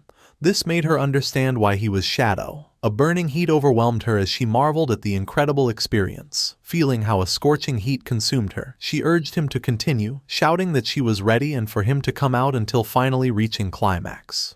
At that moment, something strange happened and green flames emerged from Shadow's body, burning Kyung Shishi. She went into shock, feeling a scorching heat as she wondered if this was fire. Someone appeared next to her and grabbed the protective crystal pendant that she wore around her neck. They did not expect her to have such a good item that had saved her life. It was the protective crystal pendant of gold tier, universal accessory, whose unique effect granted the wearer a shield layer of damage immunity every 300 seconds. It was none other than Qin Feng, with his body emitting a suffocating aura and a penetrating gaze.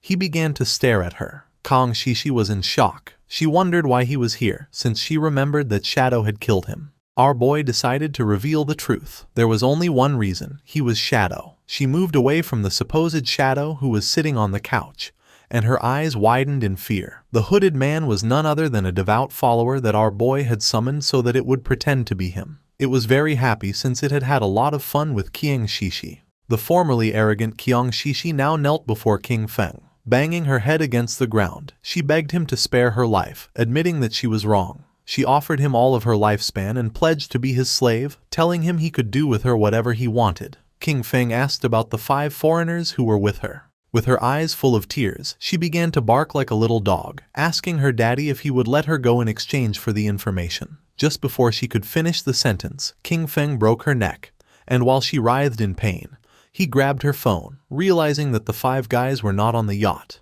King Feng obtained 659 years of tradable lifespan. He wanted to catch them all at once, which was a shame. He decided that the first thing would be to use Kyung Shishi's phone to call the authorities. Not far from Kyung Shishi's luxurious yacht, police boats began speeding toward it. A large-scale murder case had been reported on the yacht, where one of the victims was the heiress of the president of Chien Group. According to the informant, the skills used by the killer closely matched those of Shadow from the game, making their identity almost certain. The investigation team was immediately dispatched to the crime scene. On the boats was also Tian Xingjian.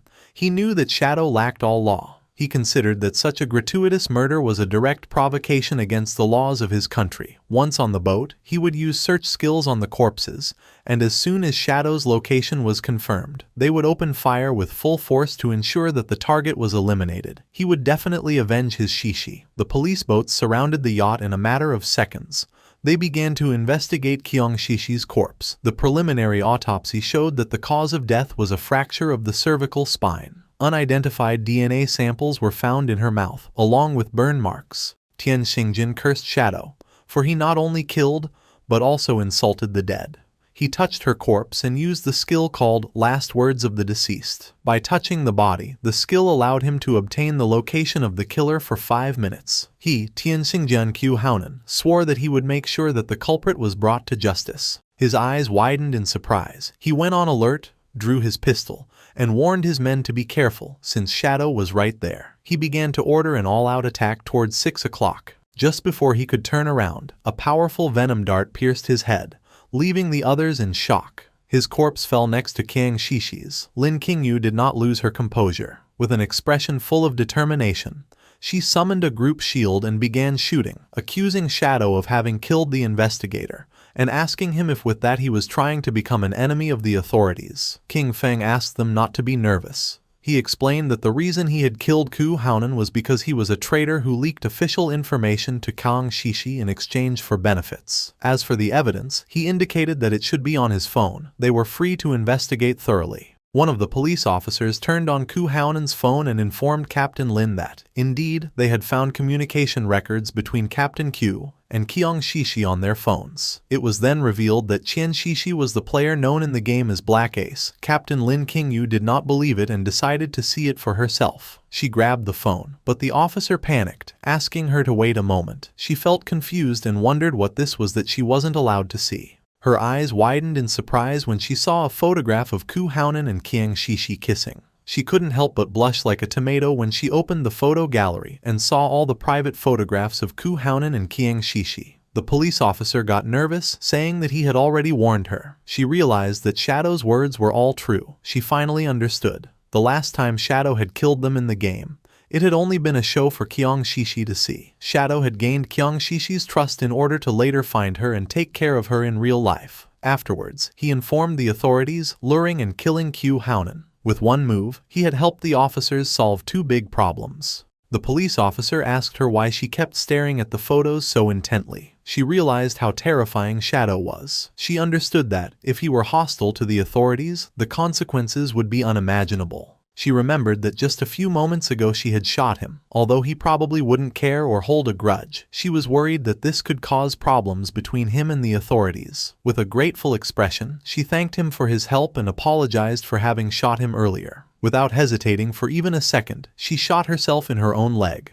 causing the police officers to panic, but she asked them not to worry. With eyes full of tears, she told Shadow that she had returned the favor and asked him to please continue cooperating with the authorities. One of the police officers decided to help her stand up and told her there was no need to be so cautious. She mentioned that they didn't know Shadow's personality, and that, in any case, it was better to be safe than sorry. King Feng was using his invisibility skill and observing everything. He recognized late-night Drizzle, whose real name was Lin Qingyu. She had shot herself to avoid becoming his enemy. This was what one would expect from the future leading figure of Magic City's official forces. At the same time, in the game, not far from the ruins, several monsters appeared. The player carrying the shield began fighting them and asked Xiao Yu to heal him. She raised her friendly staff and activated a healing skill, but she was so clumsy that she healed one of the monsters instead of her own ally. The monster bit the player, and he, in shock upon seeing that she had healed the wrong target again, called her as useless as always. Her skill began to heal the monster, while the other devoured her friend. Not long after, both were eliminated. Both respawned again, and with tears in her eyes, Xiao Yu wondered how it had happened since she hadn't seen anyone. She concluded it must have been Shadow and questioned whether the reason he always attacked her was because he had discovered that she wanted to avenge brother Song Fei.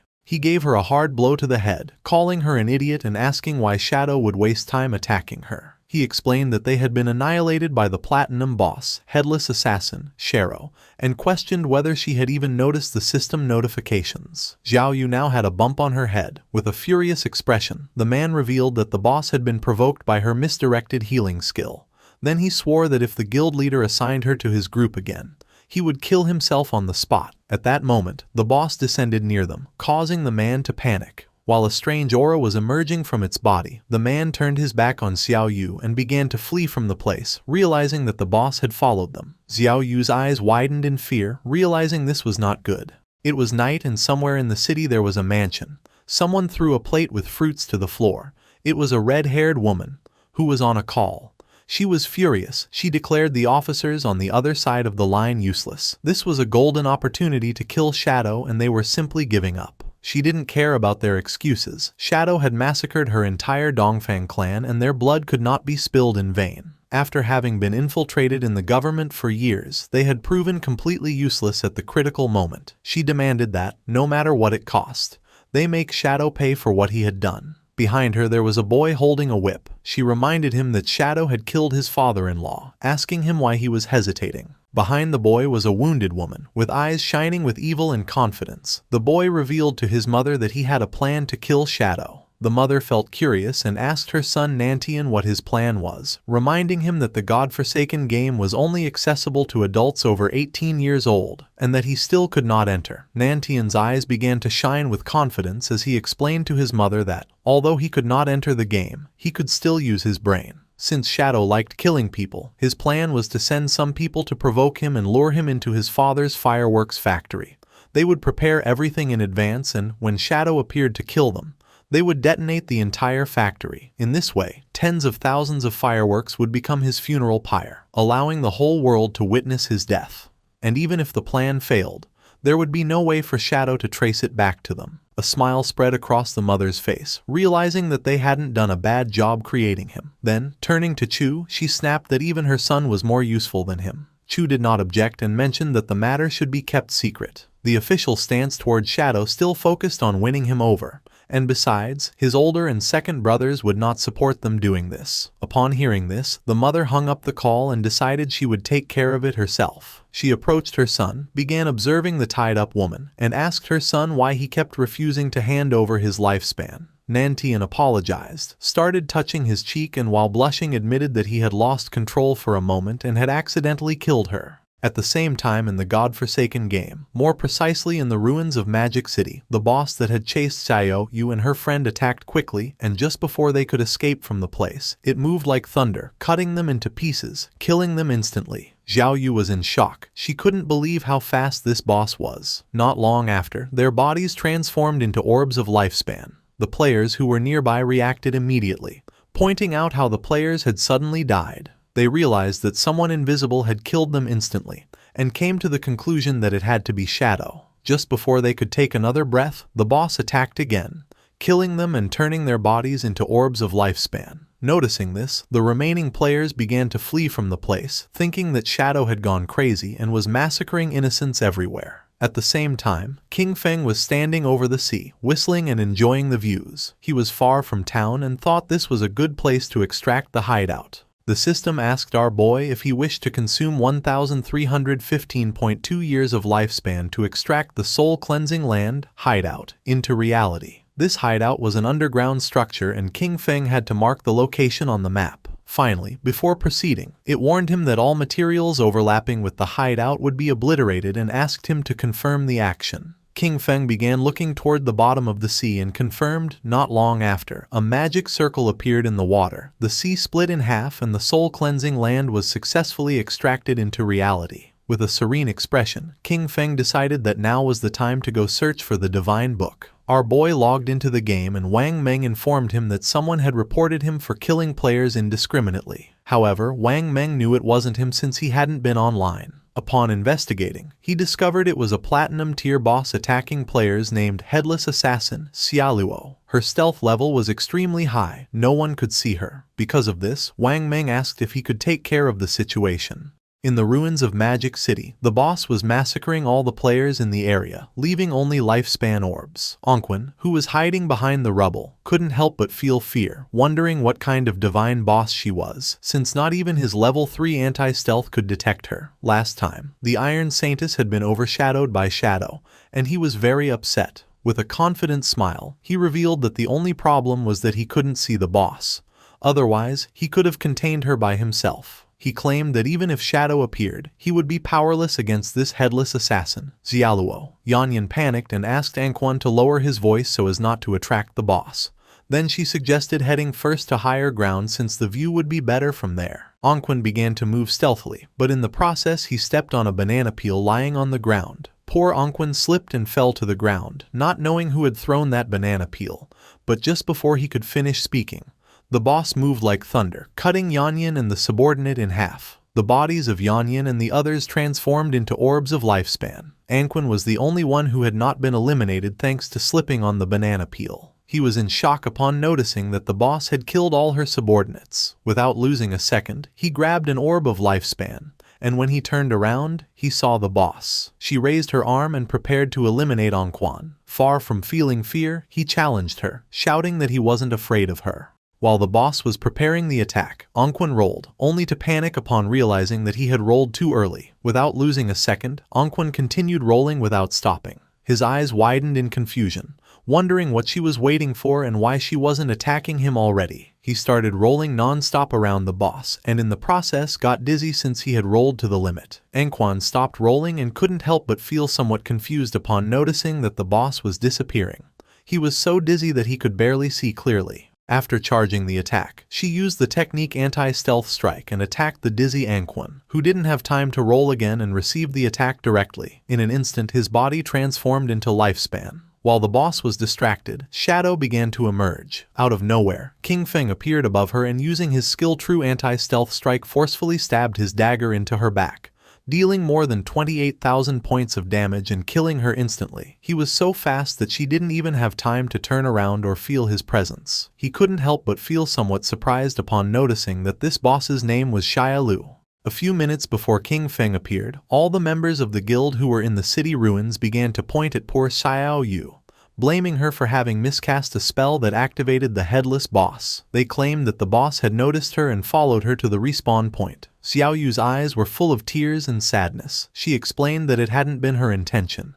Two of the players were furious and told the guild leader that their teams wouldn't dare accept someone like her, as they would die without even knowing how it happened. The guild leader asked his men to lower their voices, asking them if they weren't afraid of attracting the boss. With a serious gaze, the guild leader realized that Xiao Yu was not made for combat. Because of this, he informed her that from now on she would be in charge of gathering information about hideouts. He offered her a reward of 3 years of lifespan if she found a gold tier hideout, and 10 years if she found a platinum tier one. He remembered that at the time, upon seeing that she had a hidden class, they had thought they struck gold. Pointing at Xiao Yu, the guild leader decided that from now on he would give her 1 year of lifespan each day, since her constant deaths were a great waste. A system window appeared informing Xiao Yu that she had received 2 days of tradable lifespan.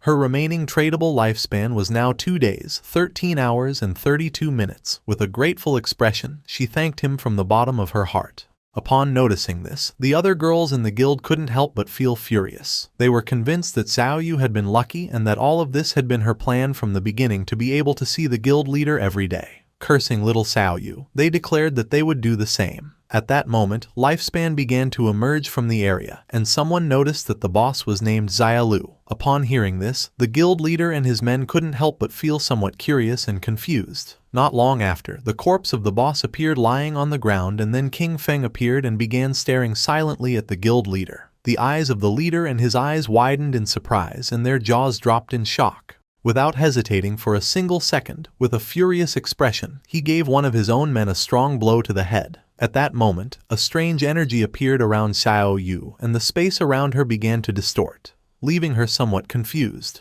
Her eyes widened in fear and surprise. Neither she nor the players knew what was happening. Without wasting even a single second, the guild leader kicked Xiao Yu in the butt, making her fly away. Xiao Yu's body began to float in the air. She couldn't help but scream and ask for help. At that moment, 3 headless bosses appeared around her. Upon noticing this, King Feng's attention was fixed on her. Ongqun and the others, who were watching from a corner, panicked when they noticed 3 bosses. They soon realized that there were actually 4, and then 5, as one of them had just been instantly eliminated by Shadow. This made them understand why they felt like they were everywhere. There were many clones. With eyes full of tears and a desperate expression, Xiao Yu began to ask for help.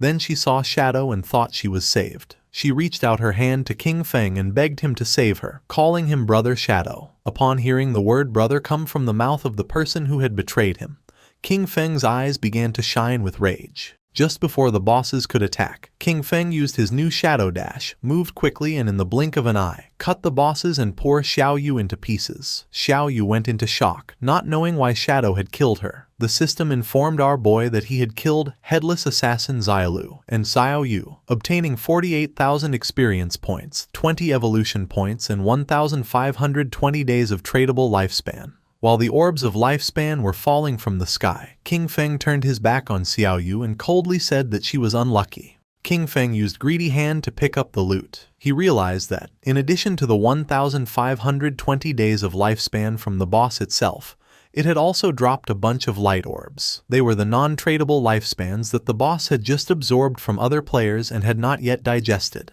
Captain Anyu and Wang Meng appeared. With a smile, she greeted our boy, offering to buy him the items if he didn't need them. King Feng felt somewhat surprised to notice that Captain Anyu and Wang Meng were everywhere. With a serene gaze, our boy mentioned that they had arrived just in time, as he knew another place with good loot. If the price was right, he could take them. He told Wang Meng and the others to go with him, but Anyu could not go. Captain Anyu felt somewhat furious and confused, asking why she couldn't come with them. Shadow began pointing at Wang Meng with his finger and clarified that, to be precise, women could not go. She began to blush and, showing her sensual body, asked the boss why. Accusing him of being discriminatory, she expressed a feigned sadness, admitting that she had even planned to seduce him, but did not expect that he actually liked men. King Feng gave her a gentle knock on the head and then revealed that outside the ruins of the city's north gate, there was a tower of divine authority. He explained that after completing the challenge, valuable rewards could be obtained. However, the NPCs inside despised women. If there were women in the team, the difficulty would increase tenfold. Little Black said goodbye to King Feng with a smile and wished him good luck, while her friend began to show a smile full of admiration. Furious, Captain Anyu turned her back on them, declaring that the NPCs were sexist and trash, and vowing that she would kill them as soon as she leveled up. Then, she told Xiaohei that they should go explore the nearby mountain to kill some mobs and vent her frustration. King Feng asked Wang Meng and his men to follow him, and the system informed them that Shadow had sent a party invitation. Wang Meng's subordinate was nervous since it was the first time he teamed up with the great boss. However, Wang Meng scolded him for his nervousness, reminding him that this was an opportunity to learn from the great boss's movements. In an instant, King Feng had moved away from them. Noticing this, they panicked, as they didn't understand what was happening. Shadow seemed to walk slowly, but his speed was greater than theirs while running. They wondered how they were supposed to learn anything this way, concluding that his agility was too high. When examining his system inventory, King Feng noticed that more than 20 items had dropped, and 2 of them were usable by assassins. The first item was the Forest Bone Blade of Tier Emerald, an assassin weapon. It offered an attack power of 388,125 with armor penetration, and increased strength by 39 and agility by 48. The requirement to equip it was to be level 15. Its unique effect doubled movement speed for 5 seconds upon dealing damage, and while this effect was active, it granted a 30% evasion rate. King Feng unsheathed his new Forest Bone Blade, and his eyes widened with joy upon noticing that the attack power was almost 80% higher than the 216 points of the Plague Blade. Additionally, it added armor penetration, strength, and agility. This weapon was not bad at all, definitely worth equipping. The second item was the skill Shadow Blade, of Platinum tier. It launched a Shadow Blade condensed from Dark Elements, inflicting Dark Element damage to a single target within a range of 20 meters,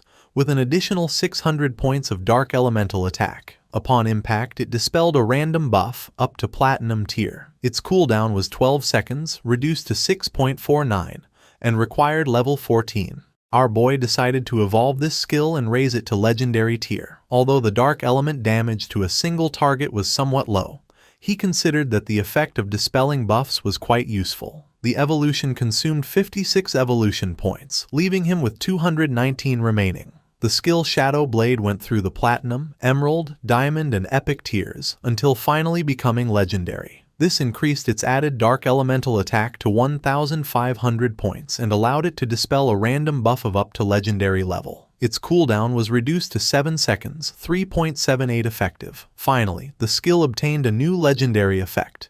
Hitting a weak point refunded 3 seconds of cooldown. Holding his newly upgraded blade, King Feng felt joyful. He realized that as long as he struck a weak point, this skill would return 3 seconds of the cooldown. For him, this meant that the effective cooldown would be only 0.78 seconds. Our boy came out of his thoughts, and when he turned around he saw that Wang Meng and his subordinate had disappeared from the place without a trace. At the same time, about 2 kilometers behind King Feng, Wang Meng's subordinates were gasping heavily and exhausted. They complained that Shadow moved too fast and no one could keep up with him, until one of them told their captain that he couldn't continue. Wang Meng grabbed one of them by the feet and started dragging them, asking them to stop talking nonsense. King Feng and the others arrived at the Tower of Divine Authority, which was located in the middle of a forest. It was so tall that you couldn't see the top from the ground. Our boy informed Wang Meng and his men that this was the place. Once inside, an NPC would present them with a challenge. He warned them that this NPC was really despicable, because the better their performance, the more expensive his items would become. With a serene expression, he advised them to only use 1% of their strength. He told them to do their best since they only needed to defeat a gold-tier boss. When our boy turned around, he saw Wang Meng and his men lying on the ground and trembling from exhaustion. No one could keep up with King Feng. With his face covered in sweat and gasping heavily, Wang Meng gave a thumbs up and told our guy not to worry, as he guaranteed the success of the mission. While King Feng was walking toward the door of the Tower of Divine Authority, he asked them to make sure to use team chat at all times so that the NPC could not hear them. He explained that once they overcame the challenge, they would be able to buy great items from the NPC and assured them that they would not be disappointed. King Feng and the others opened the door of the tower. Wang Meng and his men couldn't help but feel surprised when a hooded NPC who was floating appeared before them. He warmly welcomed them as friends of Blue Star and assumed that the arrival of the Forsaken Gods had already made them uneasy. He revealed that this was the Tower of Divine Authority, and that, if they completed the challenge, they would be allowed to trade with him.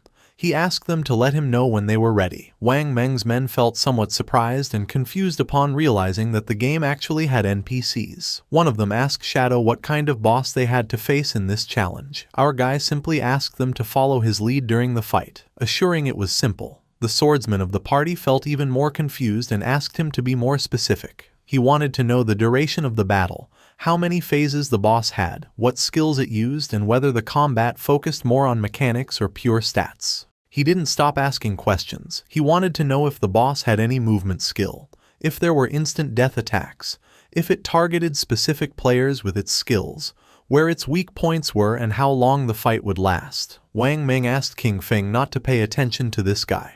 He explained that the boy was nicknamed Steady as an Old Dog, and that, after an accident during a mission in which 2 party members died, he was now super cautious no matter what he did. Without wasting more time, King Feng informed the NPC that they were ready to start. The swordsman panicked, informing that he still wasn't ready. The NPC lowered his head before them, announcing that it was time to start enjoying it. Not long after, a portal appeared and from it emerged a powerful boss, the gold-tier obsidian skull-splitting puppet of level 20. The swordsman's eyes widened in surprise and fear, realizing that this boss was level 20, while the highest level among them was only 11. Calm as always, King Feng assured that there was no problem and indicated to Wang Meng to go first. Following Shadow's order, Wang Meng unsheathed his shield and took his sword out of the inventory. Using his skill Shield Charge, Wang Meng launched himself headfirst at the boss, giving him a strong shield blow to the teeth. The boss became enraged and struck Wang Meng. Luckily he was fast and was able to block part of the attack thanks to his shield, but in the process his body was sent flying.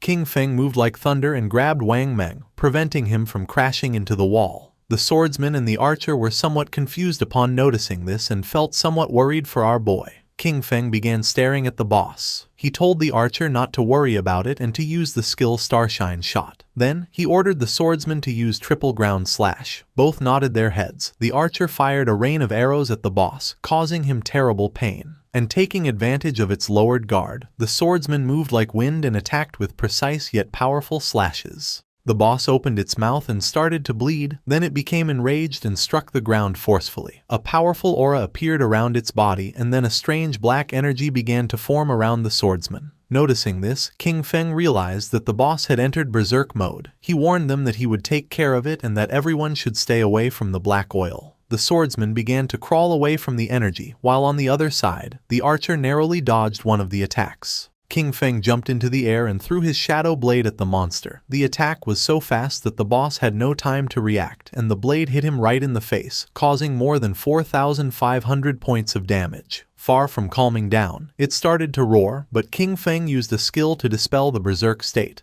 Wang Meng couldn't help but smile, commenting that the damage inflicted didn't match his status. It was as if the boss had taken off his gear. With an expression full of joy, the swordsman mentioned that Shadow was really good at acting, having stayed in the corner the whole time. The NPC must have thought he was a complete noob. The archer became somewhat curious and asked our boy how he had found out that the NPC's items were more expensive the stronger the players were. He was even more curious to know how King Feng had discovered this.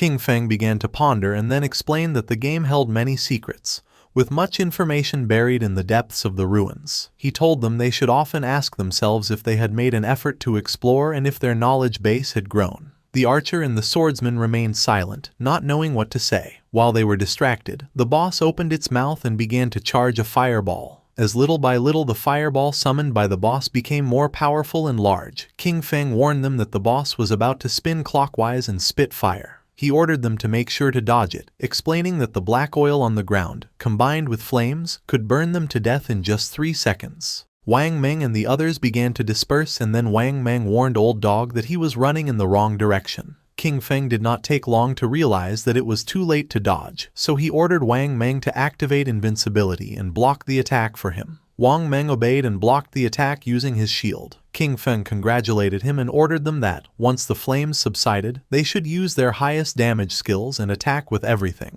The archer unleashed a rain of arrows. The swordsman jumped and prepared to attack, with Wang Meng closely following to block any attack from the boss. The combined attack worked, and just before the boss could take another breath, Wang Meng and the others dealt more than 25,000 points of damage, killing it instantly. The system congratulated them for having defeated the level 20 Obsidian Skull Splitter Golem. Wang Meng and the others felt somewhat relieved and happy. King Feng did not lower his guard, remembering that the complicated part of this boss was that, once its HP fell below 70%, it entered a berserk state. While the effect dissipated, its strength was approximately the same as that of a silver-tier boss. The NPC reappeared in the sky and congratulated them, informing them that they were the first players from Blue Star to overcome his trial. While the items were materializing, the NPC began to laugh, revealing that now, as long as they offered their lifespan, they could trade with him for the divine gifted tome.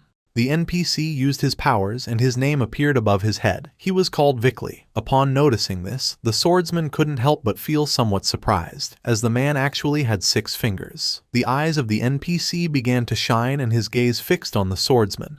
Without wasting another second, he summoned a thunderbolt which descended upon the swordsman, causing him more than 99,000 points of damage and killing him instantly. His body transformed into orbs of lifespan and Wang Meng panicked, not understanding why the NPC had suddenly attacked him. Calm as always, King Feng mentioned that the taboo established by this NPC was related to his fingers. He clarified that NPCs and players could not attack each other unless the player first broke the taboo set by the NPC. Because of this, as long as they didn't mention his fingers again, they would be safe. A question came to Wang Meng's mind. He didn't know if King Feng could defeat this NPC. Our boy revealed that for now he couldn't. The system revealed the reality about these NPCs.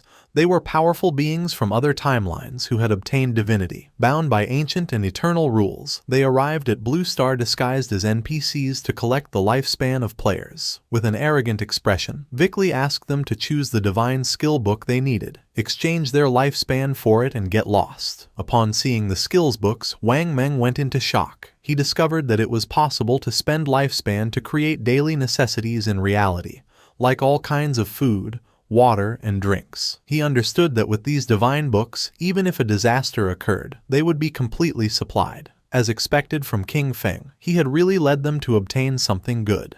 Wang Meng and the archer were surprised. They were certain that King Feng never let them down. Their astonishment grew even more when the archer discovered the existence of the divine book, Mechanical Maid, and instantly wanted to buy it. King Feng spent 9,000 days of tradable lifespan and, in return, obtained the complete set of the 9 Zhonghai City divine books. These divine books would meet his daily needs, but there was also another reason. The Tower of Divine Authority offered an achievement that granted reputation rewards, and he was determined to claim it. King Feng informed the NPC that he wanted to challenge the highest difficulty alone. Vickley felt somewhat confused and made it clear that, with the performance he had just shown, King Feng wouldn't be able to finish even the first level, yet still dared to dream of challenging the highest difficulty. King Feng felt curious and decided to ask what exactly was involved in the highest difficulty. Vickley revealed that the difficulty was divided into 5 levels, with the 5th being the highest. The boss was still the Obsidian Skullbreaker Golem of Golden Grade, but its attack, health, defense, and cooldown speed were increased by 500%. The jaws of Wang Meng and the archer dropped in shock, a 500% increase. It had already taken them great effort to dodge its skills, so they doubted that Shadow could manage it. Moreover, with 5 times more health and defense, they wondered how long it would take to defeat it. Knowing there was no room for a single mistake during combat, Vickley began staring at King Feng.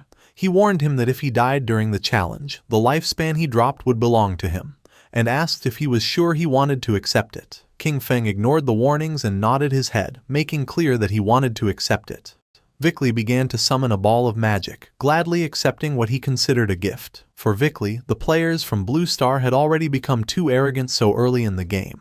Really, they were asking for death. The previously defeated boss was resurrected. Now it was the golden obsidian skull-splitting golem, with its strength increased by 500%. King Feng drew his dagger. He knew that Vickley could empower his summoned creatures and that 500% was not the limit. In fact, he remembered that when he defeated him in the past, Vickley had increased his summons up to 2000%. This represented the perfect opportunity to test his new weapon.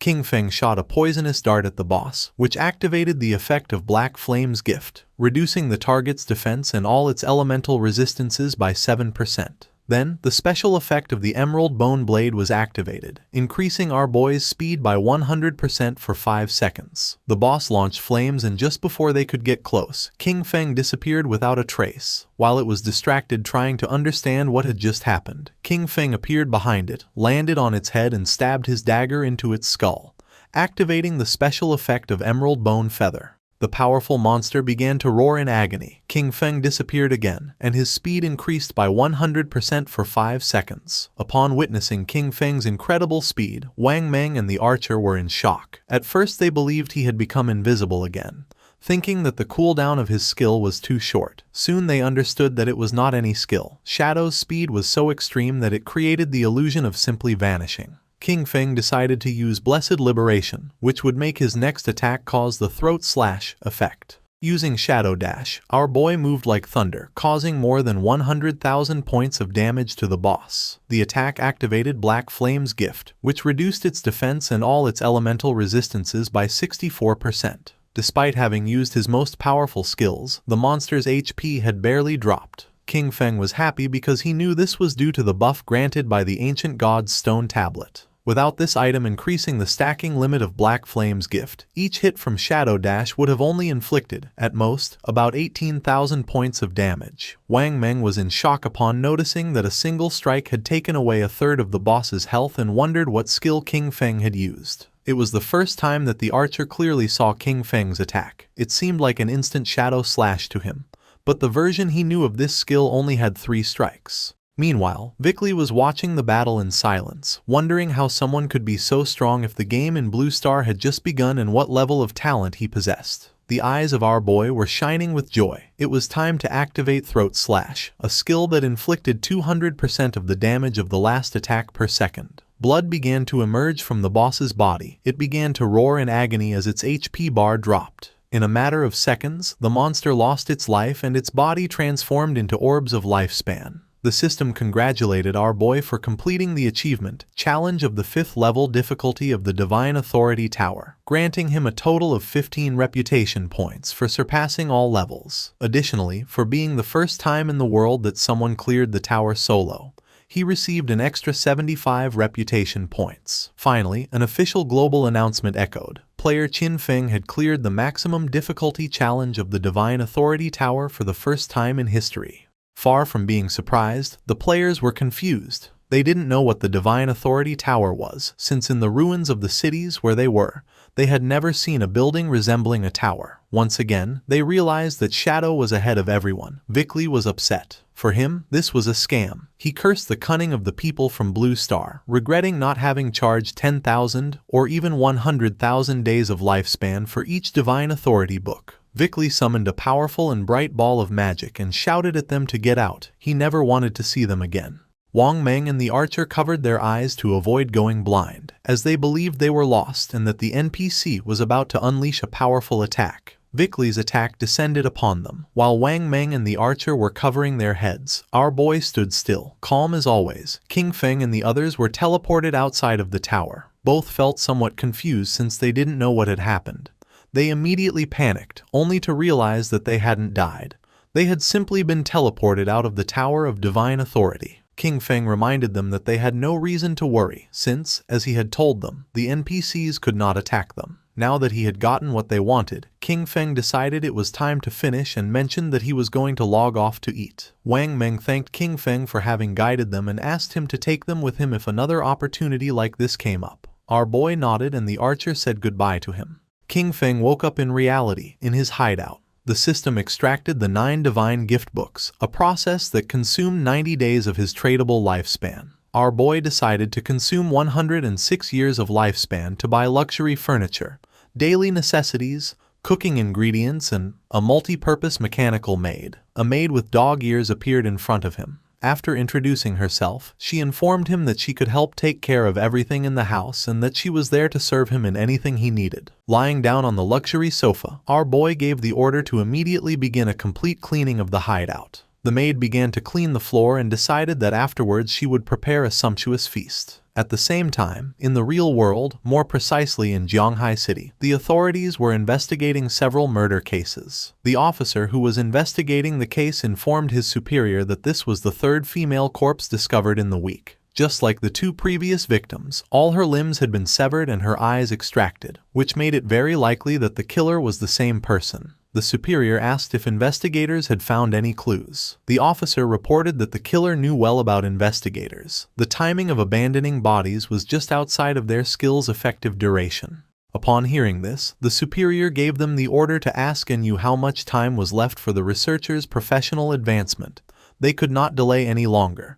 They had to catch this killer. The police officer who was next to him nodded his head. The officer asked them to wait a moment, and the superior asked if he had found anything. His eyes began to shine with seriousness when he realized that Shadow's connection and disconnection times matched exactly with the moments of the girls' deaths. The superior began to ponder, since the simple coincidence of schedules was not enough to prove anything. The officer mentioned that, despite this, he believed they could start the investigation from this angle. He added that there were already rumors pointing at Shadow as the killer, and that authorities were covering it up out of fear of his power. The superior waved his hand. He reminded Xiaoma that, even though Shadow had embarrassed him in front of Anu, he could not allow his personal feelings to interfere with the work. He assured him that the technology department would support him 24/7 to solve the case as soon as possible and bring justice to the victims. That said, the superior began talking with another police officer. Meanwhile, Xiaoma started to gaze at the ground and his eyes filled with rage. King Feng logged into the game and began contemplating the castle in silence, which was located in the ruins of Demon City.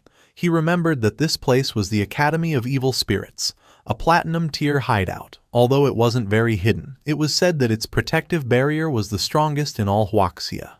The system informed him that he had consumed 2.74 years of tradable lifespan to create the guild Shadow. His plan was simple: take over this hideout and register it under the name of the guild in order to obtain a sanctuary in the Magic City ruins. King Feng jumped. The sanctuaries could teleport between each other, which would make traveling back and forth between Magic City and Zhonghai much easier from now on. Using invisibility, King Feng entered the hideout and began walking through the place silently. Several minutes later, he realized that, despite having reached the 3rd underground level, the deepest one, he had not encountered a single monster. This indicated to him that someone, or perhaps a group of rather strong people, had already been there. At that moment, someone shouted that she had nowhere left to run. King Feng became curious, and when he peeked around the corner, he saw several men surrounding a woman.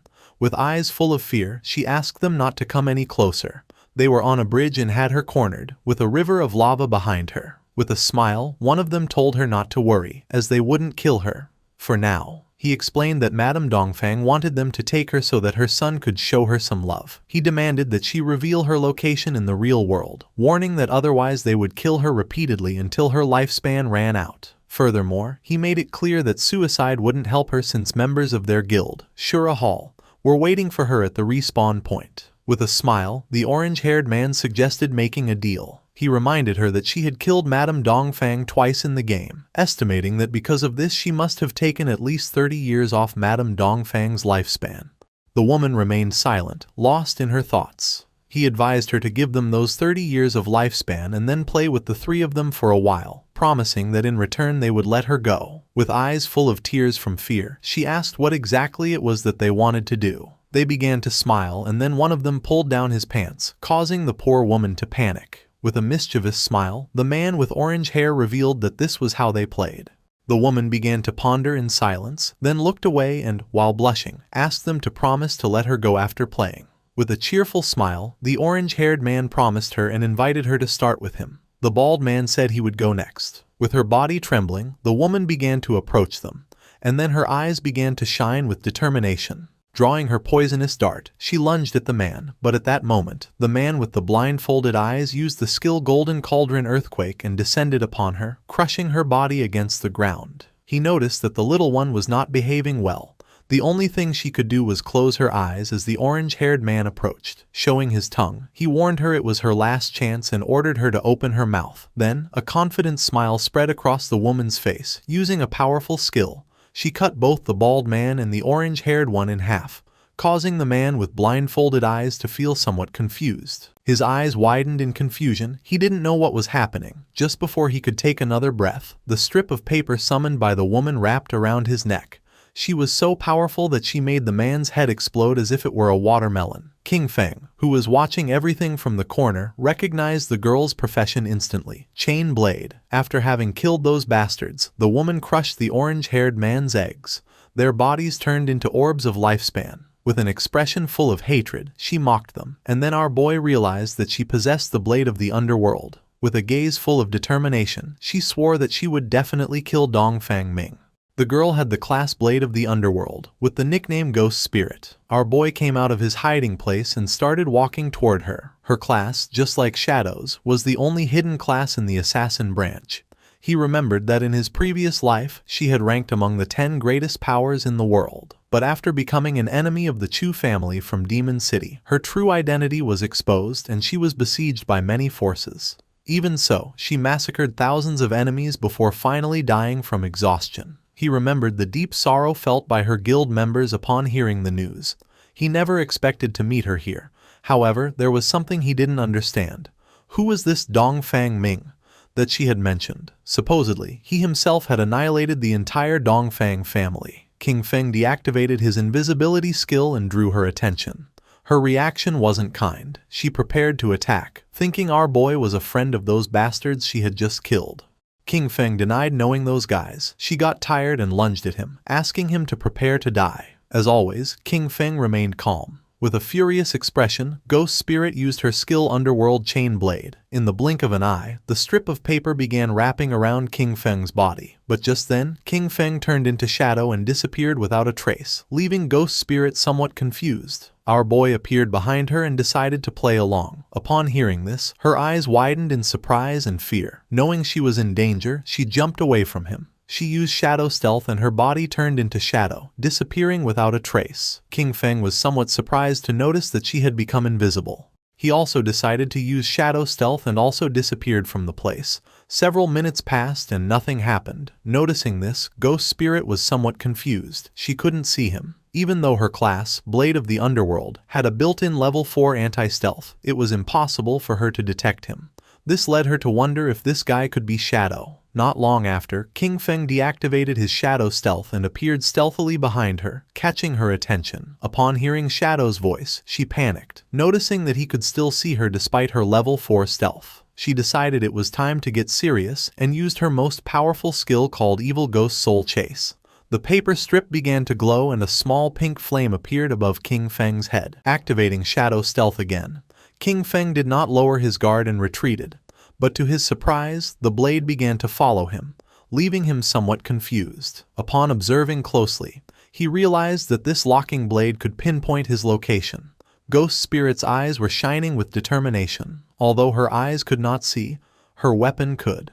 No one who was targeted by the evil Ghost Soul Chase could escape. King Feng tried to flee, but it was in vain since the blade kept following him. He realized that this class could ignore stealth levels. She was truly someone out of the ordinary. King Feng was cunning and began moving in circles around Ghost Spirit, and by the time she noticed his plan, it was already too late. She decided not to give up so easily, and when she tried to catch King Feng, the strip of paper wrapped around her body, leaving her immobilized. Grabbing the strip of paper, King Feng lifted it and clarified to her that he was Shadow, not someone sent by Dongfang Ming, assuring her that if he had wanted to kill her, she would already be dead. With no other option, Ghost Spirit decided to believe our boy, asking him to let her down. King Feng got straight to the point and asked if the Dongfang Yue she mentioned was from the Dongfang family of Zhanghai City. Even while hanging upside down, she nodded, clarifying that however, she had married into the Chu family, so her relationship with the Dongfang family was no longer as close. Our boy understood that a fish had escaped from the net. Apparently, Dongfang Yue was not present when he annihilated the Dongfang family. Ghost Spirit's eyes widened in surprise upon realizing that it was he who had annihilated the Dongfang family.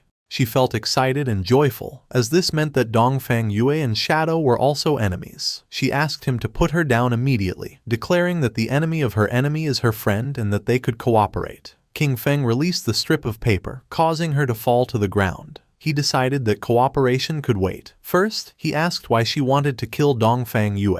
Ghost Spirit clenched her teeth tightly and revealed that she wanted to avenge the murder of her family. She decided to tell the dark and sad story. Before the arrival of the God-forsaken game, Dongfang Yue had killed her mother in a traffic accident while driving drunk. However, she got away with it because the Chu family found someone else to take the blame for her. Her father, unable to accept it, found evidence to convict Dongfang Ming. But the next day his body was pulled from the river. The official conclusion was suicide. When she went to Dongfang Yue's house demanding an explanation, guards from the Chu family beat her nearly to death. Sunk in despair and about to end everything, it was at that moment when the God-forsaken game arrived. The first thing she did upon entering the game was kill Dongfang Yue. However, in order to kill her permanently, it was necessary to completely drain her lifespan. After reviving again, she hired countless people to hunt Ghost Spirit down, leading up to what he had just witnessed. King Feng listened silently as she told him this story without interrupting once. Tears began streaming from Ghost Spirit's eyes as she begged Shadow, "Please help me kill Dongfang Yue." Coldly and without beating around the bush, King Feng refused. Ghost Spirit did not give up, and with tears of sadness in her eyes, she begged him again to help her kill Dongfang Yue. Our boy began to stare at her. She was not a person who gave up so easily. With a sad expression, she assured him that she would not ask for his help for free. She offered everything she had, promising to work for him and give him all the lifespan she earned, her equipment and her skills, all this in exchange for his help to kill Dongfang Yue, declaring that she would even become his slave voluntarily. King Feng began to observe her in silence, and his eyes filled with surprise. With an arrogant gaze, he told her that he would not help her kill her, since that was her revenge and could only be settled by her own hands. King Feng was not a villain and told her that he would help until then. However, how far she could go would depend on her own destiny. Ghost Spirit was in shock and her eyes widened with confusion. She didn't know how he was going to help her. King Feng was honest and with a serene gaze asked her to join his guild, become one of his people, and he would help her complete her revenge. A system window appeared informing her that Shadow had invited her to join the guild. Shadow. She began to ponder silently,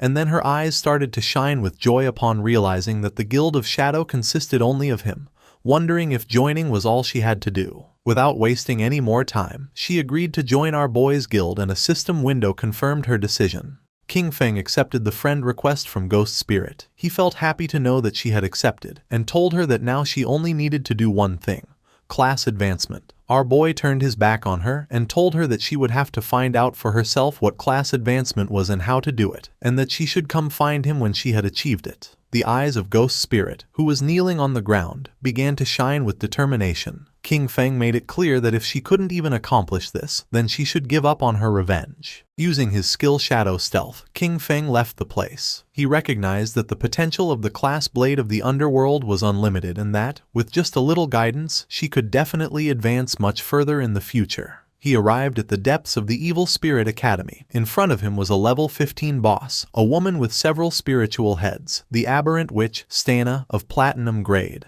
Upon close observation, it didn't take him long to realize that she was the guardian of the Evil Spirit Academy. In the blink of an eye, King Feng jumped and used his skill, Dark Knight Ringblade, against the boss, causing 26,000 points of damage and activating Weak Point Strike. He descended to the ground, remembering that in the first phase, only one of the 4 heads of the boss would activate and she was immune to physical damage. Because of this, he could only use his elemental skills, which inflicted slightly less damage. He summoned his Shadow Blade and his eyes began to shine with confidence, as he had the Pale White Bone Blade, which increased his movement speed, and his skill, Shadow Blade, also reset its cooldown when hitting a target. King Feng began to summon hundreds of shadow blades and then attacked the boss, causing them to pierce one of her spiritual heads, dealing more than 200,000 points of damage. This turned him into a mobile Gatling gun of fire attacks. Not long after, her golden head exploded into pieces. Shadow did not lose his composure, remembering that in the second phase, 3 heads would activate simultaneously.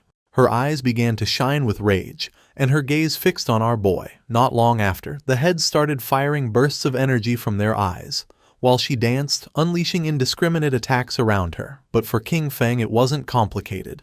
Without much effort he dodged the attacks and then stabbed his shadow blades into the boss's head, dealing more than 200,000 points of damage. While she writhed in pain, King Feng descended to the ground and turned his back on her, ending the show. He threw his last shadow blade, causing the boss's body to explode, creating a great explosion. The system notified that he had killed Aberrant Witch Dostana, gaining 50,000 EXP and obtaining the Evil Spirit Academy's hideout key of Platinum tier. His eyes widened in surprise when the system revealed that he could now advance his class. King Feng decided to advance his class and a shadow began to surround his body. His class shadow advanced from Tier 1 to Tier 2, and with this, his attribute bonuses increased. Strength from 9 to 27, Constitution from 9 to 27, Agility from 24 to 72, and Spirit from 15 to 45. This class advancement tripled the bonuses of his attributes, resulting in a massive increase in his strength, constitution, agility, and spirit. As a result, all of his combat stats, including attack power, defenses, and resistances, were noticeably improved. His non-tradable lifespan exceeded 4,510 years, while his tradable lifespan was over 566 years. He also obtained his 4th class passive, which allowed him to attack without breaking stealth status and still apply the stealth break attack bonus. Our boy's attention fixed on the golden key and his eyes began to shine. The attribute bonus of the class had tripled and attacking no longer broke stealth. The Tier 2 shadow was something that completely changed the rules of the game. Several minutes later, outside the Evil Spirit Academy, someone returned and Ghost Spirit panicked upon noticing that they dared to come back. They were the same men she had eliminated before. Now there weren't just 3. They had brought all the members of their guild. With a smile, the bald man mentioned that last time he was careless because he didn't know she had a chain blade. With a confident gaze, the orange-haired man revealed that this time he had called everyone from his guild, the Shura Palace, to see where she could run now. The bald man lunged at her, ready to attack, making it clear that he wouldn't be as soft as last time. Ghost Spirit panicked, knowing this wasn't good. Using his skill Earth Slash, the bald man descended to the ground and tried to attack using his axe, but luckily she reacted in time and dodged the attack. With a confident gaze, she used Shadow Stealth, but right at that moment someone threw a flash grenade which exploded in front of her, creating an intense and blinding flash, forcing her to stop using the skill and cover her eyes. Taking advantage of the moment, the bald man gave her a kick. Stepping on her head, with an arrogant smile, he made it clear that he was going to give her a real lesson. Ghost Spirit was not going to give up. She took out a small green vial, but just before she could use it, the orange-haired man stepped on her hand and caught it. Upon observing closely, he noticed that it was suicide poison. Its effect consisted of losing half of the lifespan and returning to the respawn point. The man was amused that she had such a fierce personality. He began to show his tongue and couldn't help but feel excited, since he liked her personality too much. Ghost Spirit's eyes widened in fear. Then he began to lick her cheek. The man's eyes widened in surprise when a system window appeared, informing him that the Grade Platinum Sanctuary, the Evil Spirit Academy, now belonged to the guild, Shadow. The barrier was active and all personnel who did not belong to this guild would be treated as intruders. The system began eliminating the intruders from the place, causing a powerful thunderbolt to strike the men. In the blink of an eye, their bodies turned into orbs of lifespan. Her eyes widened in surprise upon realizing that the Evil Spirit Academy was a sanctuary and that it now belonged to her guild. This meant that, within minutes, Shadow had killed the Guardian and obtained the key. King Feng also obtained the Jade Tier Aberrant Witch's Ring. This ring, usable by all classes from level 14, increased all attributes by 22 and cooldown speed by 30%. Its unique effect increased the area of effect of skills by 25% and area damage by 10%. As if that weren't enough, he also got the Platinum Grade Virulent Poison Trap. This platinum-grade skill, for the assassin and hunter classes, allowed him to place a trap with level 5 stealth. Enemies who triggered it would receive 500 additional poison damage, a 50% slow for 5 seconds, and continuous poison damage equal to 100% of his attack power. He could place a maximum of 3 traps, each with a 4.65 second cooldown and a duration of 3,600 seconds. He was satisfied, as 2 items an assassin could use had dropped. He considered the ring to be quite good. His instant Shadow Slash and Dark Knight Ringblade skills were both area of effect, so this represented a huge improvement for him. His eyes began to shine with joy, as he also had 363 evolution points, just what he needed to evolve his Backstab Enhancement skill to Legendary. He consumed 340 evolution points, leaving him with 23. His skill, Backstab Enhancement, evolved from Epic to Legendary. The passive effect now increased damage when attacking from behind from 75% to 100%. Furthermore, the Legendary effect made it so that while in stealth, all his damage was considered a backstab attack. King Feng was pleased as the combination of the constant backstab damage bonus and the permanent stealth from his advanced class massively improved both his damage output and survivability. Just then, Little Black contacted our boy, informing him that she had found other ruins and asking if he wanted to go take a look. When King Feng asked where she was, she replied that she was in the Zhanghai City ruins. She explained that on the stones around the temple entrance, there were murals very similar to those in the ruins of the beginner's village. Shadow became a bit confused, asking why they hadn't explored it themselves. With the progress they had made, they should already be able to face a platinum-grade boss. She was honest, admitting that they had wanted to, but after clearing all the enemies to the end, a teleportation orb appeared.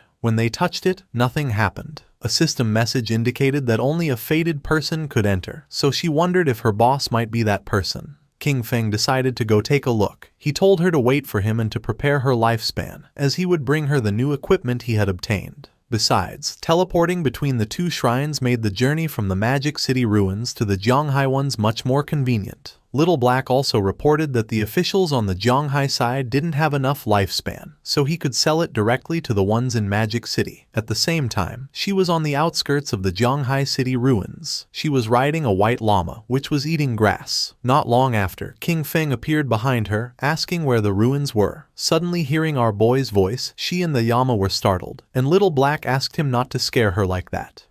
He had done it on purpose, but he lied and promised to be more careful next time. Peeking her head over the cliff, she revealed that the entrance to the ruins was at the bottom. When our boy asked how they had discovered it, she replied that it was a long story. Little Black turned to the llama and explained that she had gotten a mount in this place, a little sheep. While playing with it, a silver-grade boss suddenly appeared, scaring them. Panicked, she fell off the cliff, but luckily got caught in a tree at the bottom. And that's how she saw the cave. Very carefully, she made her way down to the bottom of the cliff, warning him to be careful not to slip. She explained that after respawning, she had called Captain An and Uncle Wang Meng to explore it together. Taking a leap, King Feng also descended, commenting that it was just like her to find a place like this. Little Black praised Shadow's good moves, mentioning that Wang Meng had tried to jump the same way but slipped and died from the fall. They entered the cave. Along the way, she mentioned that there was a labyrinth ahead, but they had already cleared it of monsters and explored the entire path. Our boy advised her that, from now on, she should try not to die if she could help it. He warned her not to let her non-tradable lifespan reach 0, as it would be very dangerous. With a confident smile, she promised that she understood. She mentioned that she knew about a skill that drained other people's lifespan, but they had precautions in place, as they could replenish their non-tradable lifespan. King Feng was somewhat surprised, asking if they really had a reliable way to replenish it. Holding up a finger, she revealed that inside the city ruins, they would lure monsters that had absorbed non-tradable lifespan to a secluded location. After eliminating them, they would save all the non-tradable lifespan that dropped, so when they needed it, they would simply go to that place to replenish their own. King Feng grew curious, commenting that it was a good method and asking if Anu had come up with the idea. Little Black was in shock, as King Feng had guessed correctly. Our boy remembered that, in his past life, it was Anu who had devised this method and that, over time, everyone ended up using it. Not long after, they came across a teleportation orb. Little Black brought her hand to the orb, and the system informed her that she was not the fated person, and the mechanism would not activate. She asked Shadow to try, explaining that everyone assumed this temple might be connected to the one in the beginner's town. King Feng grew curious and began to observe the orb in silence. He decided to reach for it.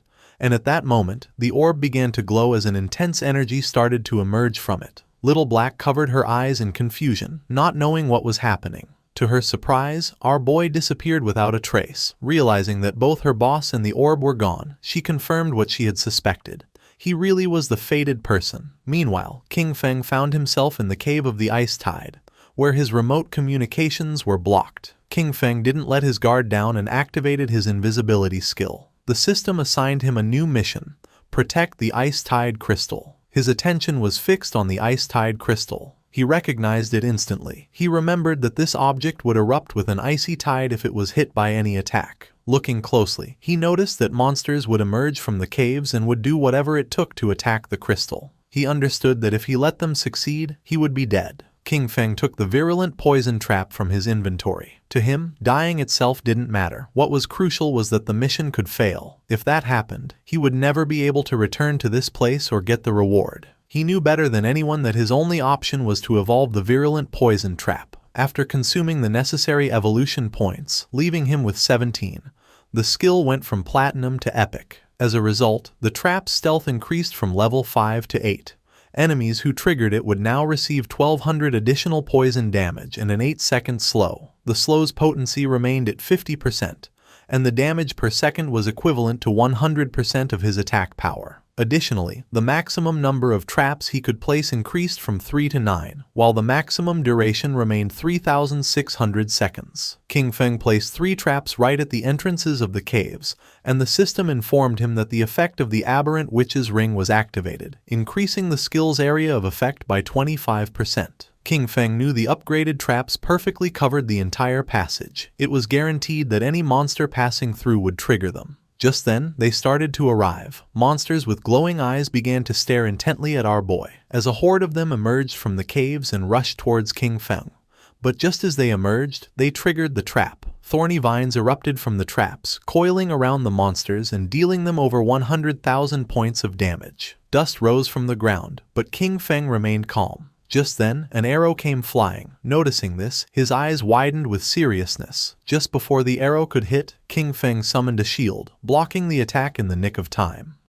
His attention was fixed on a mob carrying a bow, realizing there were ranged ones too. Outside the Magic City ruins, a mage, Dongfang Yue, met with the orange-haired man and asked if his guild was giving up on hunting Ghost Spirit, also known as Guiling, now that she was a member of the Shadow Guild. The man nodded, confirming they couldn't do it and that she would have to find someone else. She gripped her magic staff tightly, questioning why he considered Shadow a greater threat than her. She reminded him, calling him a peasant, not to forget that she possessed all of his personal information and that killing him in the real world would be a piece of cake. His eyes widened with rage. Just before she could utter another word, the man had had enough and landed a heavy punch on her cheek, sending her body flying. Once Dongfang Yue was on the ground, the man drew his dagger and started beating her. He yelled that he was sick of her, and that even if he couldn't beat Shadow, he could still kill her. He furiously berated her for calling him a peasant again and again, yelling, "Die," repeatedly with each blow. In the blink of an eye, she died and her body began to transform into orbs of lifespan. She woke up in the real world at the Chu family residence, her golden-cased phone in hand. She was furious. She couldn't help but clench her fist tightly, indignant that those peasants from the Shura Palace had dared to kill her, Dongfang Yue. Immediately, she demanded her husband send people to catch them all. Her husband was somewhat confused and asked if she meant the Shura Palace, the group she had hired to capture Ghost Spirit. With a furious expression, she explained that Ghost Spirit had now joined Shadow, and that those people didn't dare to continue for fear of his retaliation. Her husband explained that they would deal with those peasants after eliminating Shadow. He informed her that he had already arranged for men from the Black Dragon Hall of Magic City to go after him, assuring her that the plan was already in motion and that she could soon avenge her family. Her eyes widened with rage, a fury directed at both Shadow and those peasants. Her mind filled with excitement, and with a confident expression, she swore she would avenge the Dongfang family and slaughter each and every one of them. In the cave of the Ice Tide, King Feng threw his short blade, which embedded itself in the eye of the bow-wielding monster, killing it instantly. To him, it didn't matter that they were ranged mobs, as his Shadow Blade skill reset its cooldown upon hitting a weak point, making it a simple matter of 1 slash per kill. The ice-tide crystal was full of cracks and about to shatter when the system announced that the guard mission was complete and that he should claim his reward. This took him by surprise, wondering if it was already over.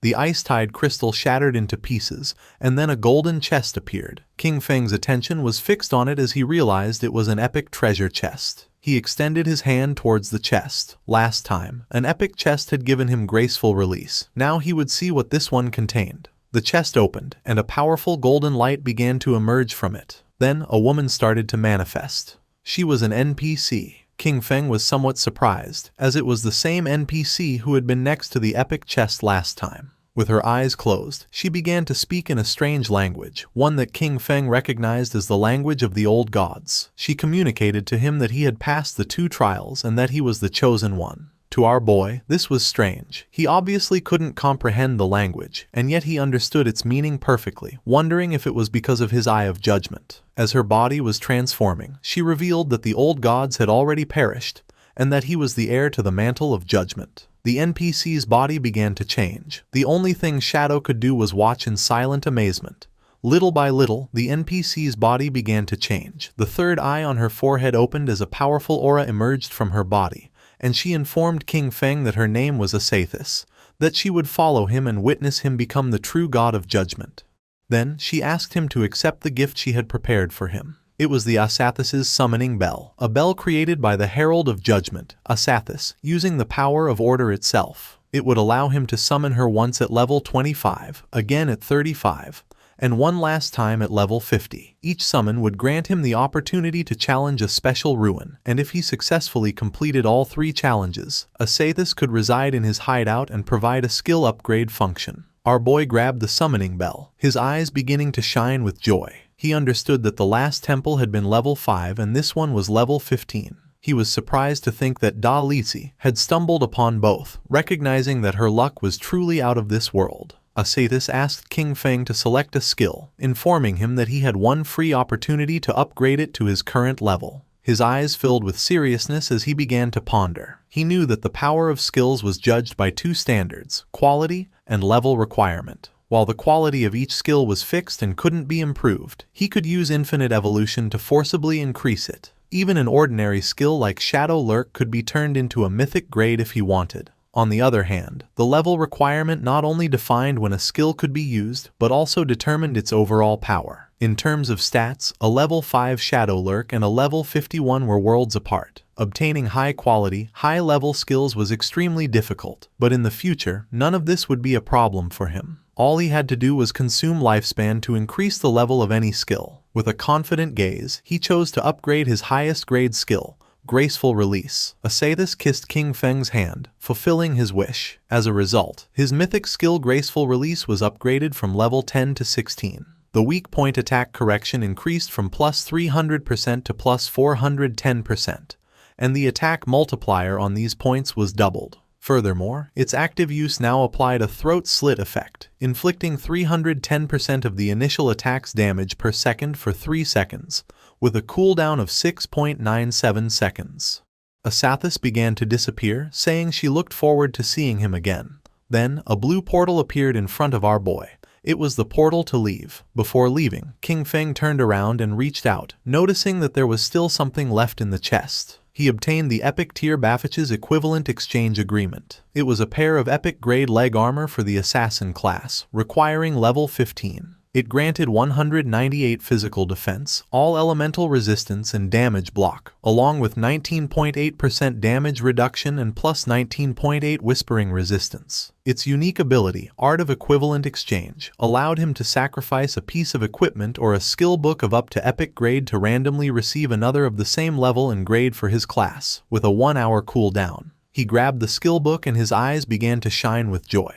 He realized he could use it for the equivalent exchange to get good items. He still had a bunch of Jade-grade equipment and skill books in his inventory, and all of them could now be converted into items for an assassin. He decided it was time to head back, as the loot had been incredible and he really had to thank Little Black for this.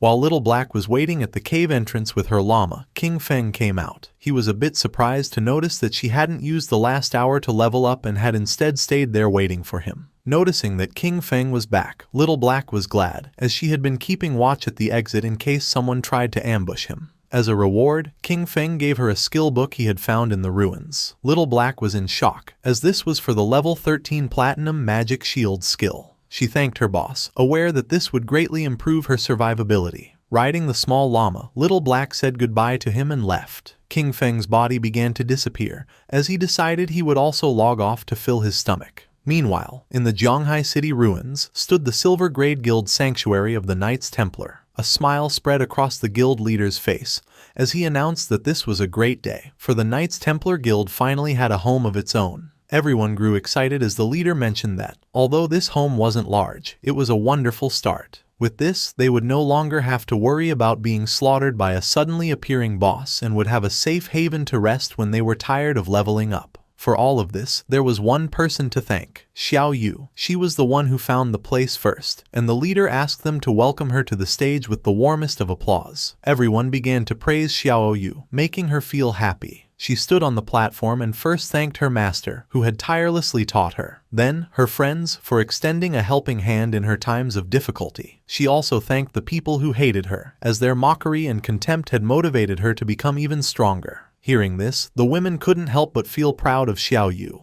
With tears in her eyes, she finally thanked her father and mother. She wished they hadn't died, so they could see the excellent person she had become. She would definitely make them very proud. The leader cut Xiao Yu's speech short, asking her to tell everyone what kind of difficulties and obstacles she overcame to find this hideout. Xiao Yu was honest and revealed that a while ago she'd had a dream. In it, a very powerful warrior guided her, and they captured the hideout. Although the dream was blurry, it felt incredibly real. So she came to the place with a just give it a try attitude, never thinking she would actually find it. The others mocked her. The idea of a dream seemed hilarious to them, and they didn't believe she could be serious. The leader, holding back his laughter, thanked Xiao Yu for her wonderful speech and asked if she'd had any dreams the previous night. Touching her cheek, she mentioned that she did have a dream. In it, there was a huge and magnificent hideout, full of people, and she believed it was a platinum-grade hideout. The guild members once again mocked her with laughter, commenting that she was really dreaming and joking that they would soon be moving into a bigger house. The leader became serious and decided that this was an excellent dream, handing her the reward she had earned, 1 year of tradable lifespan. With a smile, he put his arm around her shoulder and expressed his hope that everyone would learn from Xiao Yu and her dedication to the collective good. He stated that as long as everyone worked together with one heart, the guild could definitely stand firm in these chaotic times and get better and better. The leader dismissed everyone, instructing those who needed to level up to go do so, and those who needed to explore to get moving. He entrusted Xiao Yu with continuing her search for hideouts, encouraging her to keep up the good work, as he was counting on her. Xiao Yu's eyes began to shine with joy, and with a smile, she nodded. Several hours later, with her magic staff in hand, Xiao Yu was inside the Zhonghai City ruins. Her eyes were shining with worry, as she was following the feeling from her dream but couldn't find the place that was supposed to be in the area. Meanwhile, members of the guild were secretly following her. They realized she had gone straight to this area after the meeting and wondered if she was really looking for the platinum-grade hideout from her dream. Seeing her enter the building, they decided to follow. Xiao Yu went into a building and began to cross through a tunnel. The place scared her. It was like in her dream, but at the same time, very different. Besides, she had the feeling that someone was following her. Closing her eyes, she let out a sigh and filled herself with determination, reminding herself that she was a life priest, a hidden class, and that nothing could hurt her. But when she opened her eyes, a monster with eyes emerging from its mouth was in front of her. The sight made poor Xiao Yu only able to scream in terror. Instead of attacking Xiao Yu, the monster threw her to the ground and started running in the direction where the women from the guild who were following her were hiding. They panicked, wondering what this monster was. Disgusted, they shouted to catch it and kill it immediately. Just before they could make a plan, the monster wrapped its tentacles around one of them and shoved the tentacles emerging from its mouth into the woman's. In the blink of an eye, the woman began to weaken as the monster had drained all her lifespan. Realizing that this monster could absorb them to death, her companions screamed and, without hesitating for a single second, began to flee the place in terror. The monster was not going to let them escape so easily. Poor Xiao Yu woke up to the screams and with a fear-filled expression, turned around only to see the monster draining the women's lifespan. Xiao Yu was quick and, without making a sound, began to flee. She came across a spiral staircase and went down without looking back. She tripped and fell headfirst onto the ground. With tears in her eyes from the intense pain, she began to observe the place carefully, wondering where she was. In front of her was a door. Her eyes widened in surprise, leaving her in shock as she realized this was the entrance from her dream. She had finally found it.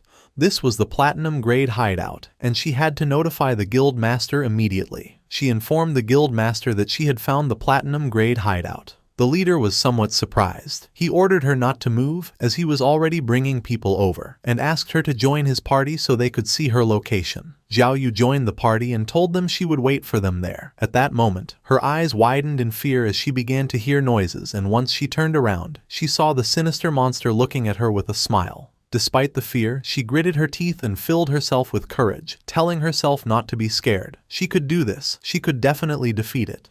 While the sinister monster was watching her, Xiao Yu stood up and grabbed her magic staff, convincing herself she could defeat it, as she was no longer the same person she used to be. As a powerful aura surged from her body, with a confident smile, she reminded herself that she was the noble hidden class, the Life Priest. Raising her magic staff, Xiao Yu activated her most powerful skill, Venomous Vines. Vines emerged from her staff and coiled around the monster, draining it of more than 500 hit points. Super excited, she celebrated that the attack had hit. Now, its poison would consume it while she prepared her next move. She aimed her magic staff at the monster and used Corrupting Poison Mist, causing a poisonous mist to start damaging the boss, continuously draining its life. This was a corrupting toxin, much more vicious than any ordinary poison. The mist began to expand throughout the entire place. Noticing this, she panicked, and her eyes filled with fear. She realized this was an enclosed space and the poisonous mist had filled the entire area. This was very bad. She started to fan the smoke away with her hands, as she couldn't hold her breath any longer. Xiao Yu couldn't hold her breath anymore, but at that moment she remembered that, as a life priest, she had an antidote spell. Raising her magic staff, she used the antidote, causing the poisonous mist to slowly begin to disappear. This also stopped it from affecting the monster. Its attention became fixed on her, and a smile spread across its face. Xiao Yu's eyes were filled with tears and, unintentionally, she inhaled a bit of the mist. The effect was instant, and she died, causing her body to turn into lifespan. The system notified that the player, Xiao Yu Ya, had committed suicide. She respawned in her guild's hideout. Just then, the guild leader contacted her through chat, asking why she had returned. She explained that a monster inside the place had killed her. The leader and his men had already killed the monster. He asked if she meant the soul-sucking hag, the silver-grade monster they had just defeated. However, this didn't make sense to him. The soul-sucking hag was slow and had low attack power, but it completely drained the lifespan of anyone it caught.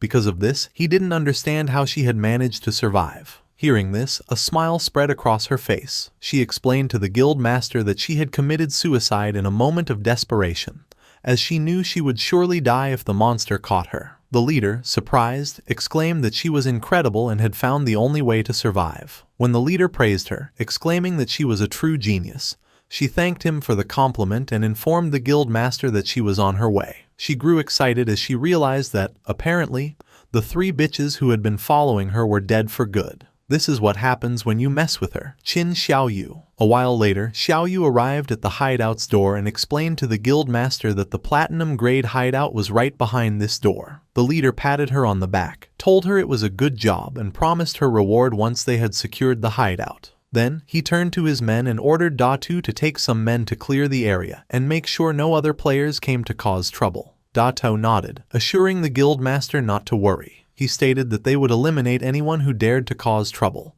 even if it was Shadow himself. Pointing at the hideout's door, the leader ordered his men to charge. They had to kill the guardian inside, and then the hideout would be theirs. Several of his men approached the door and prepared to open it, filling the air with war cries.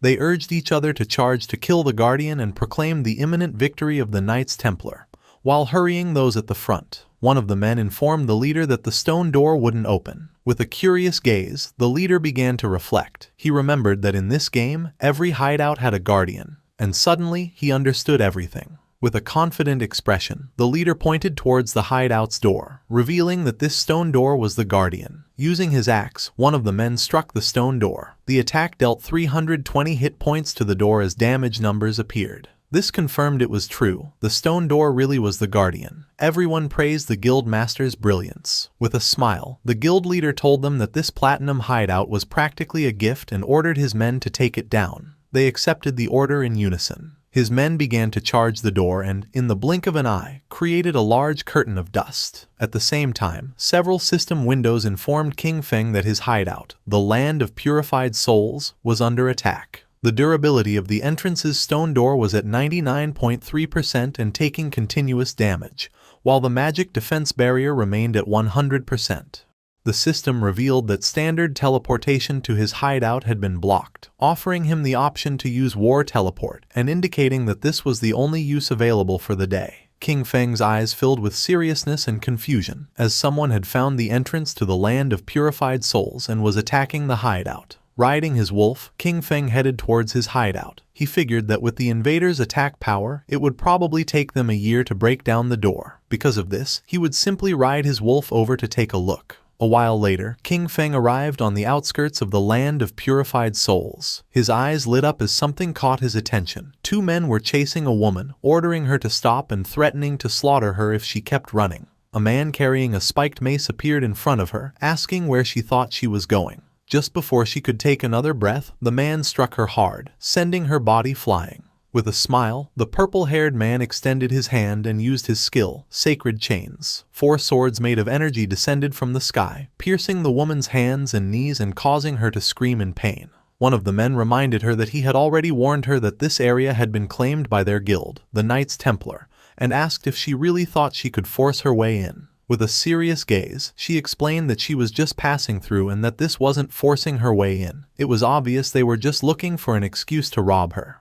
Our boy recognized the woman. It was Yang Xiaoya, his colleague from the company. He remembered she was a rather nice girl who had even given him a heads up before. Hearing that, the guild reserved the area. He deduced that the ones attacking the land of purified souls were then from the Knights Templar Guild. The purple-haired man stated that if they said she was forcing her way in, then she was. With a smile, he reminded the others that, according to the usual rules, he would go first. The other man, laughing, said that then he would be ahead of him. At that moment, someone moved like thunder, cutting off the heads of the 3 men. It was none other than King Feng. Our boy started to stare at her intently, and his eyes began to glow. Yang Xiaoya was in shock, wondering if it was Shadow. But no, she realized that wasn't right. Those eyes, they were King Feng's. With a snap of his fingers, our boy activated one of his skills. This ability, the Blooming Curse, caused brilliant red spider lilies to erupt from the corpses of the men he had just defeated, draining their remaining lifespan. He stood amidst the glowing red energy, his expression calm and serious. Nearby, his old friend Yang Xiaoya watched in shock. Seeing his eyes, she felt a sense of familiarity and wondered aloud if he could be King Feng. The orbs of lifespan from the fallen men were drawn into a vortex of blue energy and disappeared. Yang Xiaoya noted that everything was gone. She contemplated what she had just seen. She thought how much Shadow's eyes resembled King Feng's, but she quickly dismissed the idea as a coincidence. She reasoned that if King Feng was the powerful player Shadow, he would never let his sister, Xiao Yu, join a guild like the Knights Templar, where members were treated like slaves.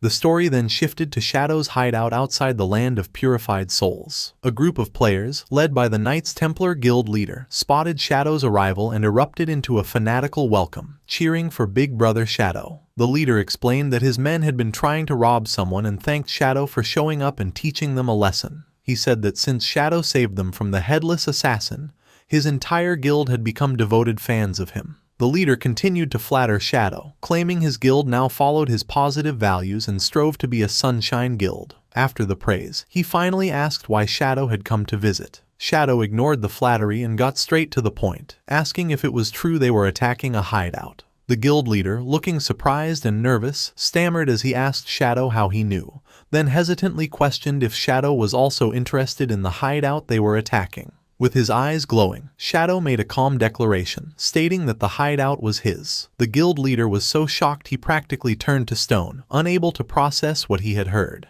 His subordinates were equally stunned, their mouths open in disbelief. The leader, sweating, tried to argue, pointing out that he heard Shadow's hideout was in Magic City, and a player could only own one. One of his men leaned in and whispered a crucial piece of information. If a player creates a guild, the guild itself can also own a hideout. Shadow confirmed this, stating coolly that he had hideouts in both Magic City and Zhonghai City. The terrible realization dawned on the group. They had been trying to invade the personal territory of Shadow, the most powerful player in the world. A wave of terror washed over them as they looked up, feeling as if the sky itself was collapsing. Meanwhile, Xiaoyu was in utter disbelief. With tears in her eyes, she couldn't understand how the hideout could belong to Shadow when he had never appeared in the dream that supposedly led her to it. The Knights Templar Guild leader, now faced with the hideout's owner, immediately began to grovel. He bowed deeply before King Feng, frantically explaining they had no idea the place belonged to him and begged to know how they could make amends. Shadow, looking at a holographic panel showing his hideout status, coolly pointed out that they had been attacking his gate for some time and the repairs would be expensive. With a cold look, Shadow stated his price: 500 years of lifespan. The guild leader screamed in shock at the astronomical figure, the stress causing him to faint dramatically as his subordinates cried out his name. One of the men cradled his unconscious leader and pleaded with King Feng, asking if he could reduce the price. Looming over them, King Feng coldly asked if the man knew the cost of repairing such a gate. When the subordinate admitted he didn't, King Feng told him to shut his mouth. A moment later, the guild leader woke up with a dazed expression. He muttered to himself about the outrageous cost, wondering what he had done to deserve this. Suddenly, his despair turned to rage. He lunged at Xiaoyu, grabbing her by the front of her robes. He furiously blamed her for the entire situation, shouting that she was trying to destroy him and their entire Knights Templar Guild. With a look of shame, Xiaoyu accepted the blame, quietly admitting it was all her fault and that she had dragged everyone into this. Turning to King Feng, she bravely took full responsibility. She told him to punish her instead, offering to do anything he commanded. Pledging her life to him, she swore to become his servant and give him all the lifespan she earned until the debt was repaid. Facing King Feng, Xiaoyu continued her plea, offering herself for any punishment he saw fit: beating, cursing, or abuse, as long as he spared her guild. The Knights Templar Guild leader and his men looked on, moved by her self-sacrifice. Ignoring her completely, King Feng's glowing eyes fixed on the guild leader. He spoke a single name: Chen Wuming. The leader, whose real name is Chen Wuming, was struck with pure terror. He stammered in disbelief, shocked that King Feng somehow knew his true identity. King Feng then posed a cold question to Chen Wuming, asking if he truly believed Xiaoyu was worth the 500 years of lifespan. At this, a twisted manic grin spread across Chen Wuming's face. In a shocking turn, he launched himself at Xiaoyu, unleashing a furious punch and screaming at her to die. As his fist sent her flying, he angrily accused her of causing them to invade King Feng's hideout and then having the nerve to play the hero. He revealed his jealous motive, screaming that she was just trying to get close to King Feng and become his servant, something she didn't deserve. With Xiaoyu lying unconscious, Chen Wuming got on his knees and resumed begging. He lamented that his plan to get close to King Feng had failed and pleaded for mercy, explaining his guild was small and could not afford 500 years of lifespan. He promised to do anything else King Feng asked. King Feng relented, offering a new deal. He told them to pay 100 years of lifespan up front. The remaining 400 years could be paid off by bringing him every member of their guild who had the killer status. Each person they brought would count as 1 year off their debt. Chen Wuming was overjoyed by this. He explained it would be an easy task since his guild had over 2,000 members, and this would also let him clear his own killer status. He immediately transferred the payment, and a system notification confirmed King Feng had received 100 years of lifespan. Asking King Feng to wait, Chen Wuming began to rally his men with the killer status to gather immediately. While the guild members assembled, King Feng decided to use his new lifespan. A system window appeared, asking if he wanted to spend 7 days of lifespan to repair his damaged hideout. He calmly accepted, and another notification confirmed the transaction was complete and the hideout had been fully repaired. Once Chen Wuming's guild members with the killer status were gathered, Shadow unleashed a devastating attack, a swirling vortex of dark energy that sliced through all 400 of them at once. A system notification confirmed the kills, and the ground became littered with glowing orbs of lifespan. Killing so many players with the killer status also reduced Shadow's own, lowering its level from 4 to 3. Chen Wuming, the Knights Templar Guild leader, clapped enthusiastically, praising Shadow's efficiency. He callously remarked that the men who died were just troublemakers who had violated guild rules and deserved the lesson Shadow had taught them. Shadow then turned to the leader with a new proposition, telling him that his guild would now be responsible for guarding this hideout. Shadow explained this would be a perfect way to keep the guild's unruly members in line. He ordered them to guard the place in shifts, warning Chen Wuming he would be held personally responsible for any future attacks. Though he agreed, the leader cursed Shadow internally, realizing he was being forced to use his men as security guards. Just then, a new system notification appeared. His other hideout, the Evil Spirit Academy, was under attack. With its defensive barrier taking damage, he was prompted to use his single daily war teleport. Annoyed, King Feng decided to use the teleport to deal with this new threat. As he was enveloped in blue light, he wondered aloud who would be foolish enough to provoke him, especially since everyone knew the Evil Spirit Academy was his. Seeing Shadow disappear, Chen Wuming ordered his guild to pack up and leave. When a subordinate reminded him of King Feng's orders, the leader pointed to Xiao Yu, who was just beginning to stir. He cruelly declared that she would be the one to guard the hideout. He mocked her, saying this was exactly what she wanted. He ordered her not to move and to report any trouble, threatening to drain her lifespan if she failed. The scene shifted to the Evil Spirit Academy, a massive Gothic cathedral in the Magic City ruins. A group of men from the Magic City Black Dragon Hall were relentlessly attacking the main doors, trying to break the magical barrier. King Feng teleported directly into the fray, landing inside. Standing atop the high walls, he looked down at the attackers, puzzled. He had no memory of dealing with the Magic City Black Dragon Hall and wondered why they had made an enemy of him.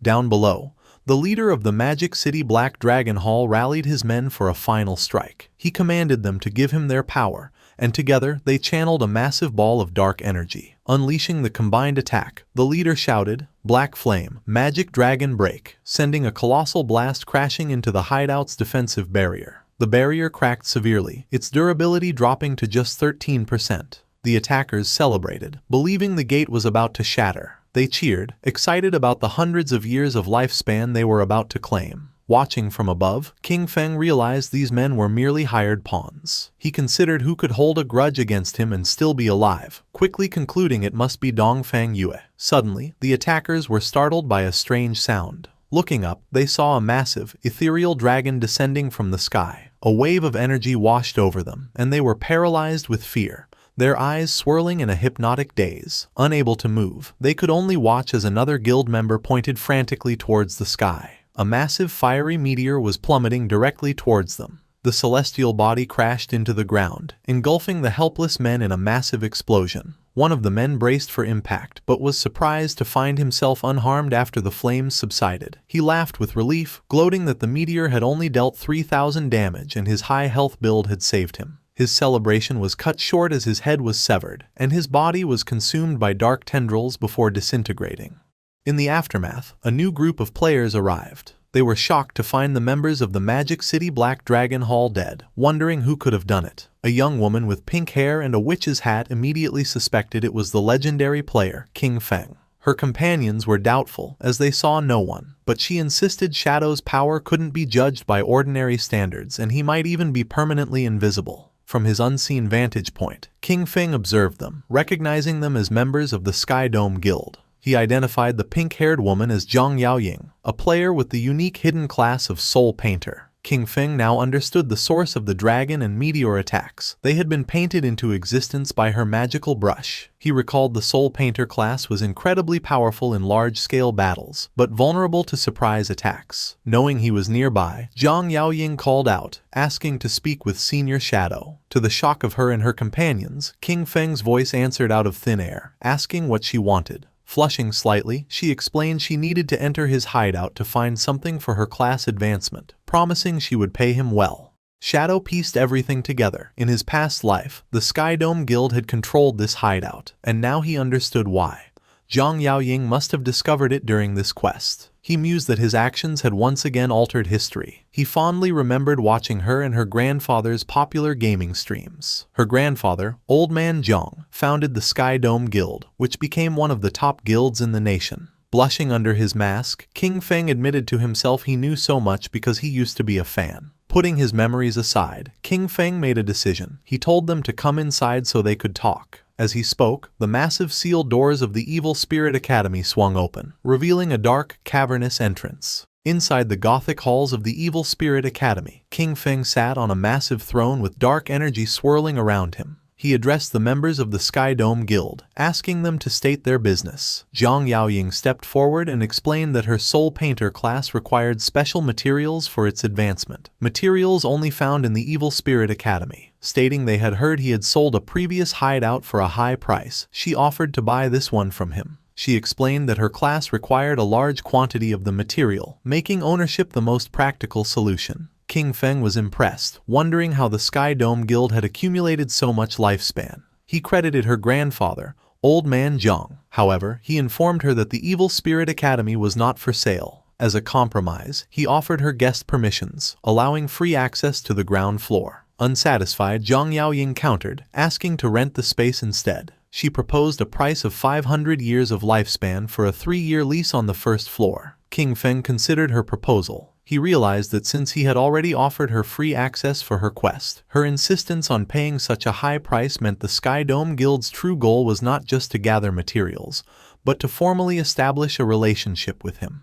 As if reading his thoughts, Zhang Yaoying offered another term to sweeten the deal. With a devious grin, she promised that if he agreed, her guild would take care of the Magic City Black Dragon Hall, the group that had just attacked his hideout, and wipe them out completely. King Feng was taken aback by her audacity, asking if she could really make a decision that would lead to war without first consulting her grandfather. Zhang Yaoying laughed, surprised he knew her grandfather. She confidently assured him that Old Man Zhang always listened to her, and that crushing a small guild like the Black Dragon Hall would be easy. Admiring her decisive nature, King Feng agreed to the deal and tossed the rental contract to her. A system notification confirmed the transaction, informing Shadow he had received 500 years of lifespan. He told them they could use the first floor as they wished and not to worry about the defensive barrier, as the lava in the lower levels would automatically repair any damage. With the deal done, Zhang Yaoying and her guild celebrated. After the Sky Dome Guild members entered his hideout, Shadow allowed himself a small smile. He thought to himself that Zhang Yaoying was even more energetic in person than on her streams. Blushing under his mask, he shook off the thought and reminded himself to get back to business.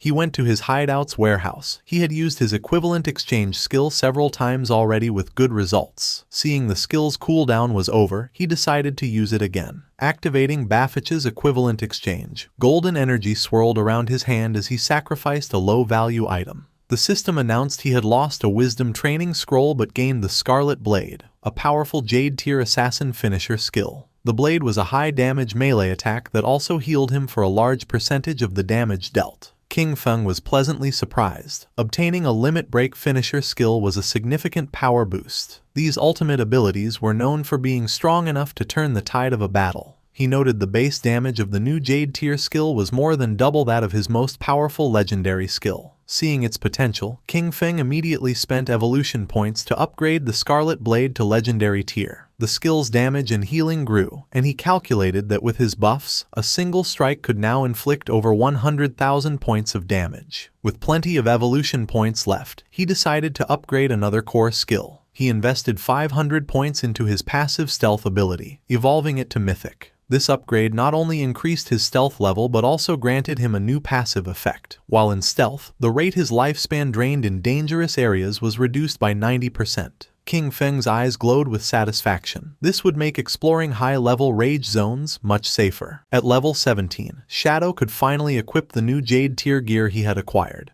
He equipped a new veil, gloves, boots, and a ring, each providing significant stat boosts. With his new gear, almost his entire set was now Jade tier. However, he looked at his new mismatched appearance with disgust, remarking on how ugly low-level equipment was. He promptly switched his appearance back to his default, all-black Shadow outfit. Now fully upgraded, King Feng declared it was time to conquer the next hideout. The scene shifted to the real world, in the suburbs of Magic City, where an armored vehicle pulled up to a grand mansion. An armed guard asked his colleague how many people they had brought back, and the other replied they had only found 4. The first guard expressed disappointment, and his colleague explained that fewer people were willing to sell their lifespan these days before telling the new arrivals to get out. A group of 4 disembarked, a large muscular man, a man in a long coat, another man in a suit, and a young hooded woman. The man in the coat looked at the impressive mansion and remarked that the buyers must be rich. A guard told them to wait outside while he informed Madame Dongfang. The muscular man complained about not being invited inside, and the hooded woman impatiently told them to hurry up. Watching them, the guards scoffed, thinking the group of idiots would soon get what was coming to them.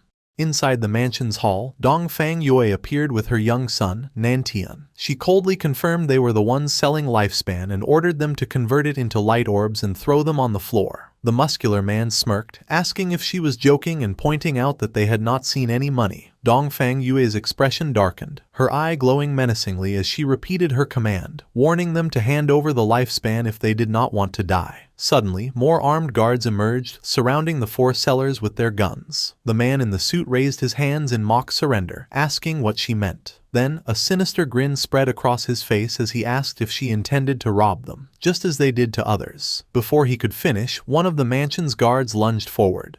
But Dongfang Yue was shocked by the turn of events. The man in the long coat revealed his insect manipulator class and summoned a swarm of glowing insects, gloating that he had found a fat sheep. At the same time, the hooded woman's eyes glowed as she ordered her companions to wash this beauty clean, preparing to rob Dongfang Yue and her people. The battle erupted as Dongfang Yue's guards opened fire. The muscular man from the sellers group summoned a massive golden shield, a platinum-tier ability called Golden Round Wall, which completely blocked the bullets. The guards were frustrated, unable to penetrate his defense. The man then leapt into the air and smashed the shield into the ground, unleashing a powerful shockwave. At the same time, the man in the suit displayed incredible agility, effortlessly dodging a hail of bullets. He slid gracefully across the ground, pointed his finger like a gun, and fired a powerful energy beam that killed a guard in a fiery explosion. He possessed a hidden class, the one-handed gunman, allowing him to fire different ammunition from his fingers. The fight quickly moved inside the mansion. The hooded woman leapt through the air with incredible speed, unleashing a swirling blue energy attack that cut down several guards at once as one of them called for backup. With a manic grin, she flew directly towards Dongfang Yue, screaming for her to die. Just as her attack was about to connect, she was suddenly kicked out of the air. A new figure, a large muscular bodyguard with a bandaged face, intervened, creating an energy vortex to protect his mistress. He warned Dongfang Yue to be careful, as they faced a player with a hidden class. Enraged, Dongfang Yue ordered him to capture them alive, intending to enslave them and force them to earn lifespan for her son. The bodyguard grimly noted their opponents were very strong and their chance of success was only 50%. The muscular man with the golden shield noted their opponents also had players with special classes. As the insect manipulator's mechanical bug buzzed in the air, Dongfang Yue's formidable bodyguard stood amidst a swirling purple miasma, the remains of fallen guards at his feet. He calmly assessed the four sellers, identifying them as a team that preys on the wealthy, equipped with one-hit kill skills and bulletproof gear. He seemed pleased, remarking that they had likely succeeded many times before. The man in the long coat, the insect manipulator, smiled confidently and faced the bodyguard, hoping they had extracted enough levels and gear from the game to make the fight exciting. Surrounded by his ominous purple aura, the bodyguard stood his ground, unfazed. He scoffed at them, calling them arrogant kids. The insect manipulator declared the battle had begun and commanded his insect to attack, shouting for the bodyguard to die. The mechanical bug shot a brilliant beam of yellow energy, but the bodyguard evaded it with impossible speed. In a stunning display, he reached up and snatched the fast-moving insect right out of the air. The sellers were in complete shock. The insect manipulator cried out in disbelief, stating his insect could fly at 200 kilometers per hour, and questioning how he could have caught it. With a grunt, the bodyguard expelled a strange purple gas from his rear and then crushed the insect in his powerful grip, leaving the sellers stunned. He casually dropped the remains to the ground and stomped on them. He then revealed he had already set up a barrier around the area. Surrounded by a surging purple aura, the bodyguard announced his unique hidden class, Fart Master, the source of the plague. He declared his purpose was to spread his pestilence in a way that surpassed humanity, before ominously stating, "Well then, I'm coming." With a menacing glow in his eyes, Dongfang Yue's bodyguard, the Fart Master, announced his attack. He leapt into the air with astonishing speed, surprising the muscular man from the opposing group. The bodyguard aimed a powerful high kick. The muscular man taunted him, daring him to test his iron wall defense. As he braced himself, the bodyguard's buttocks released a devastating air cannon that shattered the man's golden shield and sent him crashing to the ground. The insect manipulator yelled for his companion, the one-handed gunman, to shoot. The The gunman fired a volley of energy blasts, but the bodyguard dodged every shot with ease. The gunman taunted him, declaring that leaping into the air against a gunman was a suicidal mistake and he had nowhere left to run. However, the muscular man with the bandaged arms recovered and clapped his buttocks together, unleashing a powerful sonic boom attack. The blast struck the one-handed gunman, shattering his glasses and killing him instantly. The bodyguard stood over the corpse, remarking that the man's cultivation level must have been low for him to be slain by a mere sonic boom. Seeing his comrade fall, the insect manipulator turned to flee in terror, but a hand shot out and grabbed him by the head, stopping him. The bodyguard held the terrified man, who was now begging for his life. The bodyguard calmly reassured him that he wouldn't be killed, explaining that with 2 dead and 2 alive, he had fulfilled the 50% success rate he had promised. He then casually asked what had happened to their stealthy companion, noting his earlier fart should have stunned them. Confused and frightened, the man explained that the hooded woman wasn't with them and his other 2 brothers had been killed. He clarified they didn't know the hooded woman at all, she just happened to get out of the vehicle with them to sell her lifespan. The scene shifted to the magic Leaning Tower, a landmark resembling the Leaning Tower of Pisa on the outskirts of the Magic City ruins. A glowing purple magic circle hovered above its peak. Shadow materialized as a semi-transparent, ghostly figure in the ruined cityscape. He went to the tower's entrance, noting the guardian monster was missing. He concluded someone had beaten him to it. He entered through a large, frozen doorway. Inside, Shadow observed his surroundings. He knew the magic Leaning Tower was a vast, multi-storied library, a giant maze filled with traps. He recalled the legend of a terrible monster sealed deep inside, a princess transformed by an evil white dragon. As he floated through the library, he saw signs of looting. Realizing another party had already gone deep inside, he remembered the teleport mechanism to the top floor was in this area. He quickly found a glowing book titled Postpartum Care for Sows. He knew pulling this book would trigger the teleportation magic. As he pulled the book, he was instantly engulfed in light and teleported away. He materialized on the tower's rooftop, floating behind 2 players who were shocked by his sudden appearance. Looking over the rooftop arena, he saw a large group of players battling the tower's guardian, a massive, tentacled monster called the Desperate Princess. Shadow assessed the situation, noting the players' equipment was subpar and their casualty rate was high. He was impressed they had made it this far despite their disadvantages. His attention was drawn to the group's leader, a woman with long gray hair rallying her troops. She shouted for them not to be afraid and to simply run back after they died. Shadow recognized the group as the Feka Heavy Industry Guild and their leader as Huang Haifan. In his past life, Feka Heavy Industry was a major corporation. After the game descended, their leader, Huang Haifan, had reacted quickly, converting company funds into lifespan and forming a guild with her employees. He recalled her class was the Illusionist, a powerful support class whose signature skill, Teleportation Gate, allowed her to move forces around the battlefield. Watching from afar, Shadow analyzed their strategy. He knew the teleportation gate was incredibly powerful. It let them set an entrance and exit, creating a stable portal for anyone. By placing the entrance near their respawn point and the exit near the boss, any player who died could instantly rejoin the fight and recover their dropped lifespan. Shadow recalled this tactic had allowed the guild to become one of the nation's top 20 guilds in his past life. However, he knew that against this guardian, the level 18 platinum tier boss Desperate Princess, their strategy was useless. This boss had a terrifying ability. She absorbed the lifespan of players she killed 100 times faster than any other monster. This meant every player who fell became fuel, powering her up. Shadow could see that if they continued this war of attrition, the princess would soon evolve into a Jade tier boss and regenerate her health. He realized this would lead to a total party wipe, and the lifespan cost would destroy the guild. He decided to intervene. Leaping down, Shadow landed before the guild leader, Huang Haifan. Startled, she watched as he made an offer, 1,000 years of lifespan, and he would kill the boss for them. Any assassin loot would be his. Huang Haifan was stunned, stammering as she realized she was face to face with the legendary Shadow. He calmly confirmed his identity and gave her a stark warning, telling her and her guild they could not win this fight. He advised them to either accept his offer or retreat immediately. Before Huang Haifan could respond, an arrogant young man challenged Shadow, angrily asking who he was to say they couldn't win. He scoffed at the demand for 1,000 years of lifespan, calling Shadow crazy and telling him to get lost. Huang Haifan tried to stop him, shouting, "Huang Ziking, "Don't be rude," but it was too late. Before she could finish, Shadow grabbed Huang Ziking by the face. With a fluid motion, he threw the young man into the guild's teleportation gate. As Huang Ziking emerged on the other side, Shadow unleashed his Dark Knight Ring Blade skill, a wave of dark red energy that sliced him in half and shattered the teleportation portal. As the remains of her subordinate fell, Huang Huifan screamed, "Son!" She turned on Shadow, demanding to know why he had destroyed her portal. She acknowledged her son had offended him but argued a simple lesson would have been enough. With glowing golden eyes, Shadow looked down at her and calmly said she would soon understand. He repeated his offer 1,000 years, and he would solve her boss problem.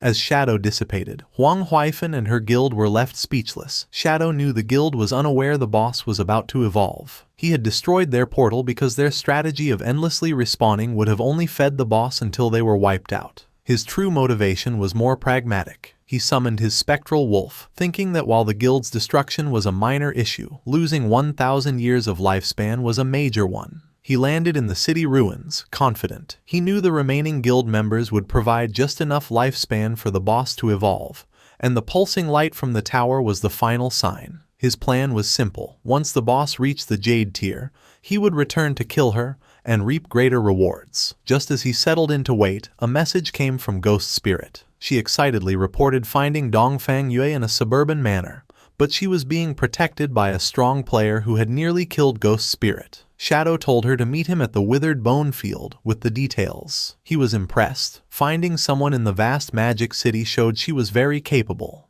Not long after, the two assassins met in a desolate, bone-littered landscape. Shadow asked her to describe Dongfang Yue's guard. Ghost Spirit explained he was a fast, powerful melee fighter whose main attack was, bizarrely, farting. She added he could see through her stealth and was surrounded by a 10-meter smoky aura. Shadow understood immediately. He explained she had encountered a player with the Source of the Plague hidden class. The aura was a first-tier ability, a plague field that could sense any physical body within it, countering her stealth. He explained the class could strengthen its body and regenerate using plague abilities, and at higher tiers, it was rumored to be nearly immortal. Hearing this, Ghost Spirit was horrified, despairing if she would ever get her revenge. Shadow then revealed the class's critical weakness. While the plague strengthened the user's body, it also corroded their mind. A weak mentality, he explained, was its greatest flaw. He then told her the Blade of the Underworld class had its own evolution. At Tier 2, it would become the Yellow Spring Evil Ghost. As he spoke, a massive spectral green demon materialized behind her, its eyes glowing. Ghost Spirit stood in awe, her own eyes glowing with ethereal light as she realized her own potential. In a desolate field of bones, Shadow advised Ghost Spirit to advance her class to Tier 2 to overcome her limits, as it was her true path. Amazed, Ghost Spirit asked how he knew so much about her class. Instead of answering, Shadow leaped to the top of a large tombstone. From there, he explained that the game was profound and encouraged her to be persistent, as a solid foundation was key to greatness. Inspired, Ghost Spirit was filled with determination. Understanding his incredible power came from constant hard work. Shadow revealed that this graveyard was the perfect place for her to level up, as the monsters respawned quickly and would also allow her to upgrade her class weapon, the Underworld Chain Blade. However, he warned her the place was dangerous, as all the monsters were elites with triple the health, defense, and attack of normal enemies. To show her how it was done, he said that with the right technique, it was not so difficult. He then leapt into a group of monsters and annihilated them effortlessly by striking their weak points. Ghost Spirit watched, blushing and astonished by his strength. Appearing by her side, Shadow urged her to give it her all, explaining that only by betting everything could she complete her path of revenge. With that, Shadow disappeared in a flash of blue energy, leaving Ghost Spirit alone. She was left thoughtful, realizing that for an instant when he mentioned revenge, she had felt an intense and unmistakable killing intent from him. Meanwhile, in the ruins of Zhanghai City, the sun was setting. Little Black was resting on the ground, leaning against her white llama, exhausted from her exploration. She felt hungry, but after checking her map, she decided to persevere a little longer, as she was close to finishing her exploration of the area. While resting, she noticed a strange, dark, glowing fruit on the ground. Curious, she picked it up, thinking it looked like a plum. Without a second thought, she took a big bite and was delighted to find it was delicious. To her surprise, a system notification appeared, informing her she had gained 50 experience points. She was amazed that a simple fruit could grant her experience. Looking up, she discovered a long trail of the same glowing fruits. Excited, she followed the path, happily eating the fruits along the way, and gaining 50 experience points with each one. Her feast was interrupted by a message from Captain Anyu, and Yu urgently told Little Black to come to the corrupted coast, explaining a man named Manhwa had been captured by a boss. He was carrying over 500 years of lifespan, so they needed her help. Little Black checked her map and replied she was already in the area. Captain Anyu told her to wait, promising they would be there shortly. Still following the trail of glowing fruits, Little Black crawled along, complaining to herself about Manhwa. She thought he was a good-for-nothing, but her thoughts quickly returned to the delicious fruits. As night fell, she reached the top of a hill and stopped in surprise at the scene before her. The path of fruits had led her to the desolate, corrupted coast, where a small slug-like creature sat at the end of the trail, having apparently produced the fruits she had been eating. Nearby, a horrifying sight awaited her. A colossal bloated monster with several sharp-toothed mouths on its back held a small, screaming humanoid figure. Little Black, her face still smudged with fruit juice, was shocked and wondered what kind of boss this giant creature could be. Her eyes then darted to the ground, where she saw the motionless bodies of 2 players, and recognized one as Manhwa. She realized this grotesque monster must be the boss Captain Anyu had warned her about.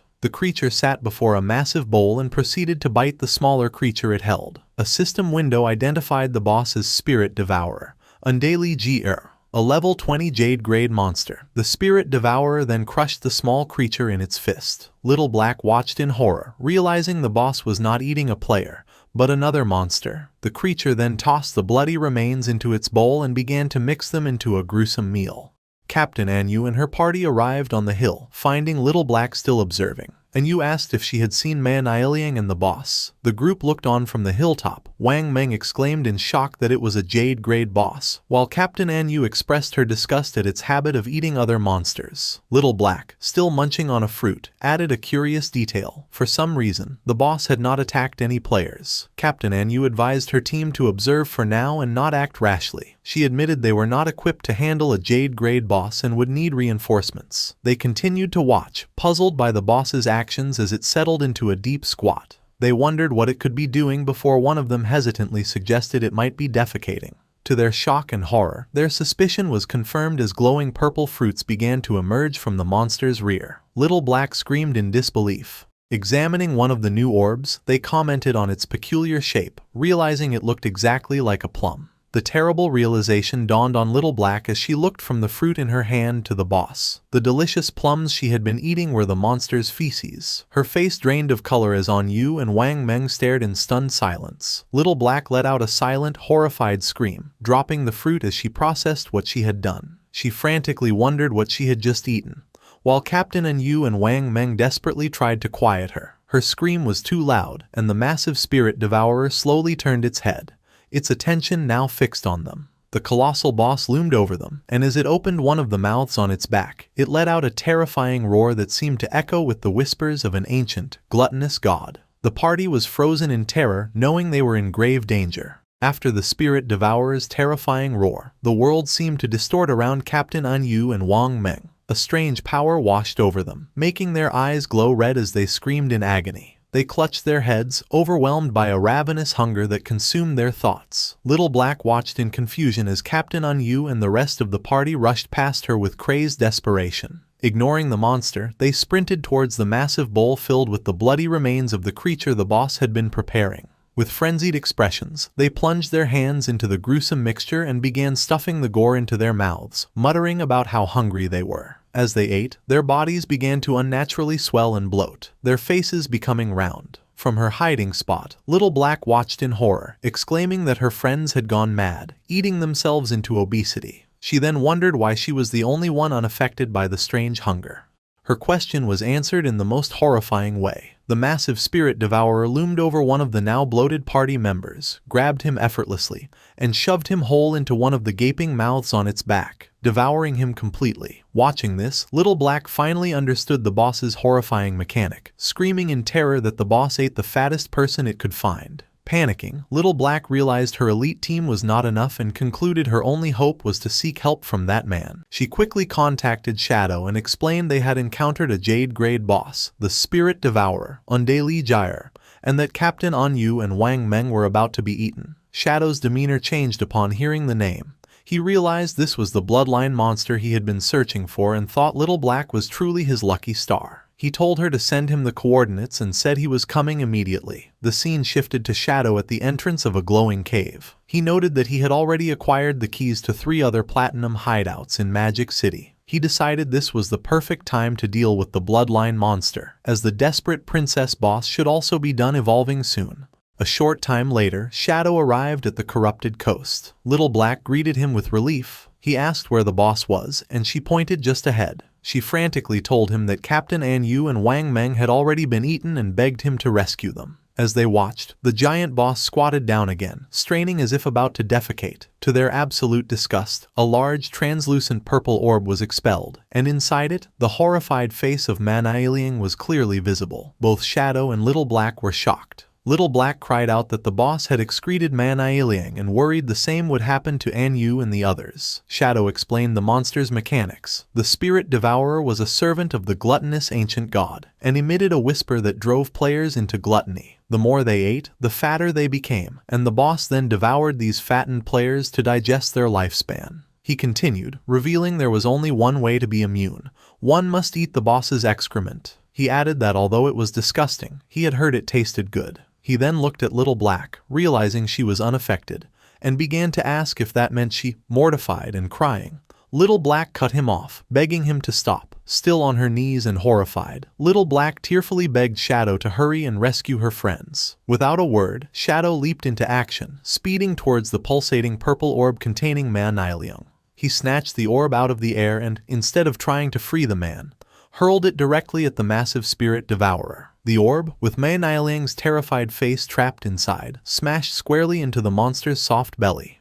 The boss let out a pained roar as a white, viscous liquid erupted from the mouths on its back. The impact forced the creature to violently spit out everyone it had swallowed. Captain An Yu, Wang Meng, and the other party members were expelled from the monster's gullet, landing in a heap, covered in slime but alive. With his allies safe, Shadow's eyes glowed with a brilliant yellow light as a powerful red aura enveloped him. He activated his mythic skill, Graceful Release, followed by his legendary instant Shadow Slash. A storm of bright blue energy slashes descended upon the Spirit Devourer, inflicting devastating hits, each dealing tens of thousands of damage. Shadow saw his finisher skill gauge was full and decided it was the perfect time to test its power. He unleashed his ultimate attack, the Scarlet Blade. A colossal blade of pure red energy formed and sliced vertically through the Spirit Devourer, dealing an astounding 1,032,015 points of damage in a single strike. A system-wide announcement declared that player Shadow from Great Zia had achieved the world's first kill of a Jade-grade boss. Little Black watched from the sidelines, her jaw dropped in utter disbelief. She screamed in astonishment at the million-plus damage number, exclaiming how completely insane Shadow's power was.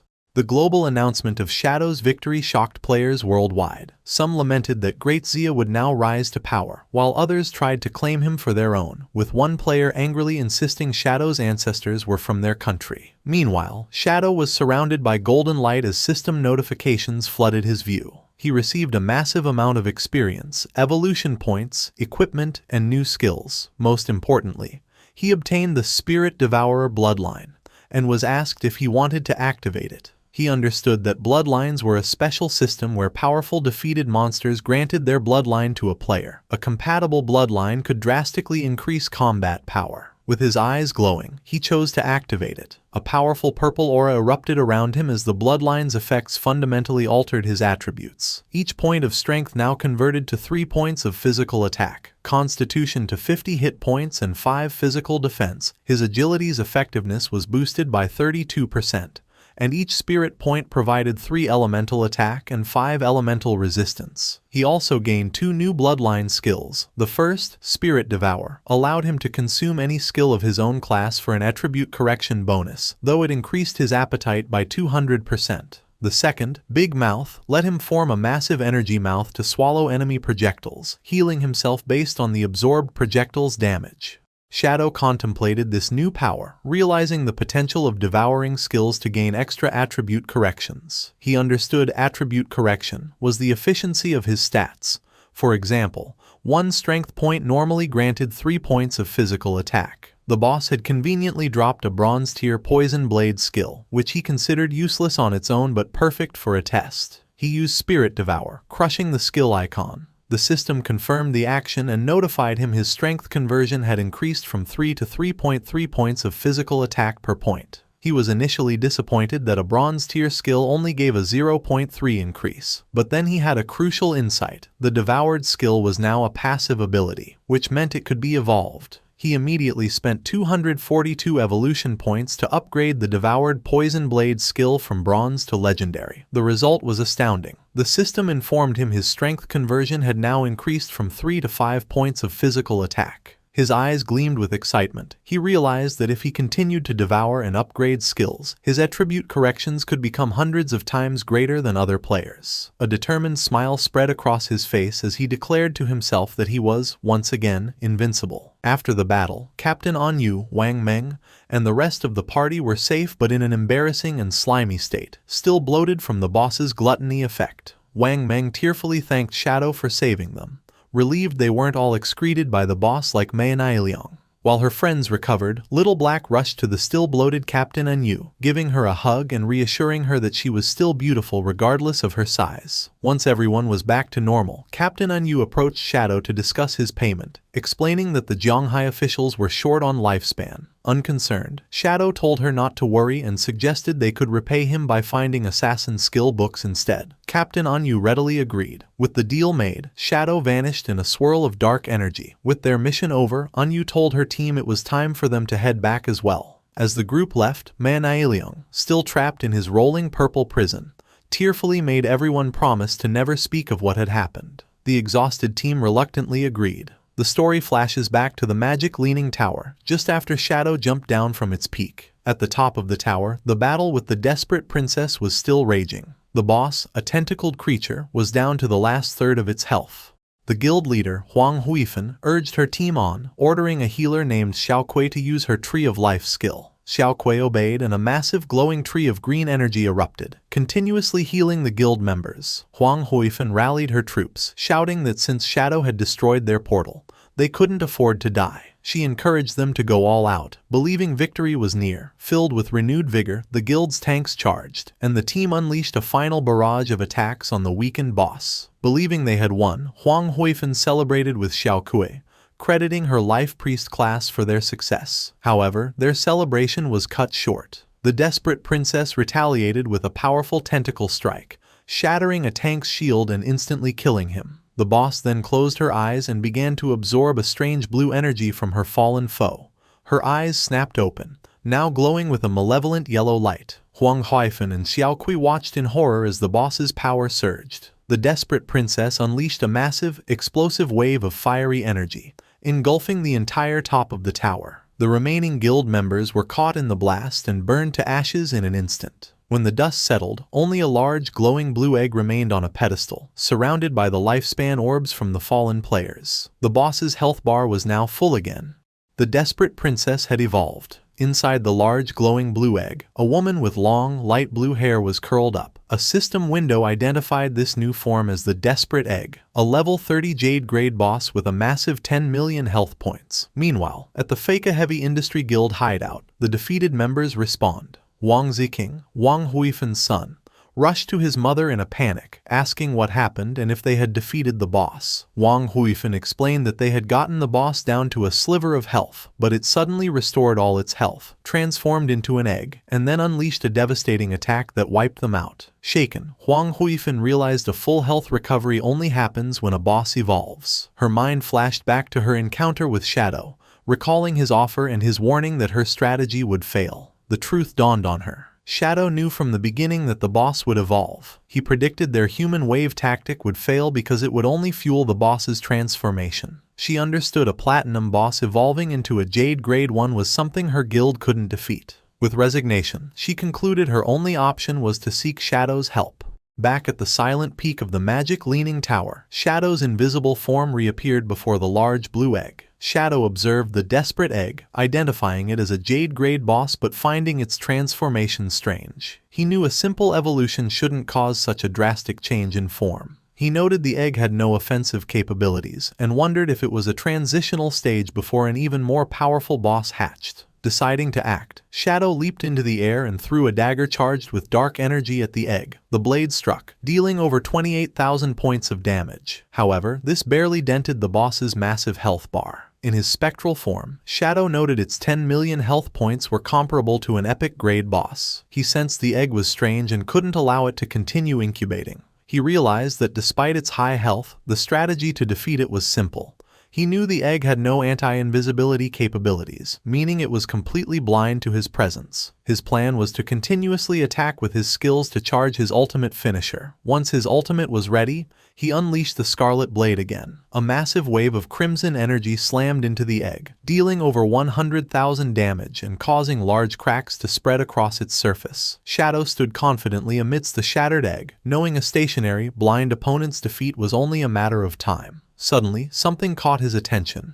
After shattering the desperate egg, Shadow was surprised by what he found. Instead of another monster, a young woman with long, light blue hair lay unconscious on the floor. A system window identified her as the desperate princess, but she was only level 1 with a mere 10 health points. Shadow materialized near the girl. Puzzled, he realized this must be the princess's true form, confirming a legend he had heard about a princess cursed by a white dragon. Seeing her 10 health points, he wondered if he had to kill the defenseless girl to officially defeat the boss. He summoned his dagger to end the fight but paused, contemplating the strange situation. His hesitation proved critical. Suddenly, a dark, swirling vortex with intense blue lightning formed in the sky above him. To his shock, a massive skeletal dragon emerged from the portal. A system window confirmed the new threat. It was the cursed white dragon, Ates, a terrifying level 100 mythical-grade monster. After the desperate egg shattered, a massive skeletal dragon, the cursed white dragon, Ates, emerged from a sky portal, launching a powerful attack towards Shadow. Shadow was shocked, wondering why a mythical-grade boss had suddenly appeared. As the dragon roared, Shadow realized it was a hidden boss and the legend of the princess cursed by a white dragon was true. On the ground, the desperate princess, now in her human form, began to awaken. Shadow watched as the princess rose and floated towards the giant skeletal dragon's head. She flew directly to the monster and, instead of fighting, she gently hugged its snout. As she tearfully embraced it, her body started to burn away, revealing a bright, red heart in her chest. The princess completely disintegrated in a flash of light against the dragon's face, and the light expanded to engulf the beast. The cursed white dragon's skeleton began to crumble, leaving Shadow perplexed as only a glowing red heart remained floating in the air. As the heart approached him, the system informed Shadow he had stopped the resurrection of an ancient god named Cthulhu and had obtained the Heart of the Curse. The item gave him two options: use it to become a servant of Cthulhu by devouring lifespan, or destroy it to receive a mythical grade item. Faced with the choice, Shadow weighed his options. He considered that using the heart might grant powerful new skills, but the description suggested it was a parasitic curse that could lead to him being devoured by Cthulhu. Deciding the risk wasn't worth it, he chose to destroy the heart immediately. As he crushed the pulsating organ, it exploded in a brilliant flash of light. Shadow was surprised by the intensity of the blast, which completely engulfed him. When the light faded, he found himself transported. He was still on top of the magic leaning tower, but something was different. He realized he was inside the body of a knight with horns, looking down at his own armored hands. He wondered if he had triggered some kind of trial or memory. Just then, a young princess with long greenish hair ran up and affectionately called him Atez. He saw a young man with white hair and horns sitting on the wall. The princess asked Atez if he was going out again. Atez explained with an apologetic smile that an enemy had summoned a monster to attack the harbor, and as a guardian of the kingdom, he had to go provide support. The young princess became furious, calling him a liar and reminding him that he had promised to teach her to ride the wind that day. She argued it was a 7-day journey to the coast, so it was impossible for him to return today. She was upset he was lying to her just like her father always did. She pointed at him angrily, declaring that all men were terrible liars and scoundrels. Ates, looking flustered, tried to calm her down, asking where she learned such harsh words. He then presented her with a silver scale-like object, calling it the Scale of Promise. He explained that under its witness, anyone who broke a promise would lose their wings and never be able to fly again. The princess, blushing and flustered, immediately rejected the gift, exclaiming that she didn't want Ates to lose his wings. Reassuring the princess, Ates promised he would not break his word and told her not to underestimate his wind-riding skills. He then unfurled a pair of magnificent, large white wings. The princess watched with stars in her eyes, exclaiming that his transformation was always handsome and cool. Before leaving, he promised to return for dinner and explained that his 3 shadow guards would stay to keep her company. With that, Ates launched into the sky and flew away, as the princess waved and wished him a safe journey. Filled with determination, the princess declared that since Ates was working hard, she couldn't fall behind either. She commanded the shadow guards to follow her, announcing she would go prepare ingredients so Ates could have a grand dinner. At this point, Shadow understood he was witnessing a memory sealed within the heart of the curse, showing the past shared between the desperate princess and Ates, the white dragon. The narrative then shows fond memories of the princess spending the day with the shadow guards, happily picking mushrooms in the forest, encountering a strange rabbit, and fishing by a lake, all happening in their kingdom with the magic leaning tower in the distance. Later, exhausted but happy, the princess presented a large feast she had prepared. She proudly listed peculiar dishes, like steamed rock and volcanic ash pizza, stating they were all Ates's favorite foods. She waited expectantly, believing he would return soon. But as night fell, she fell asleep at the table while waiting for him. An elderly attendant gently woke her, telling her it was very late and time to rest. He pointed out that the food on the table had grown cold. Startled and shocked at how late it was, the princess frantically asked the attendant where Ates was, wondering why he still hadn't returned.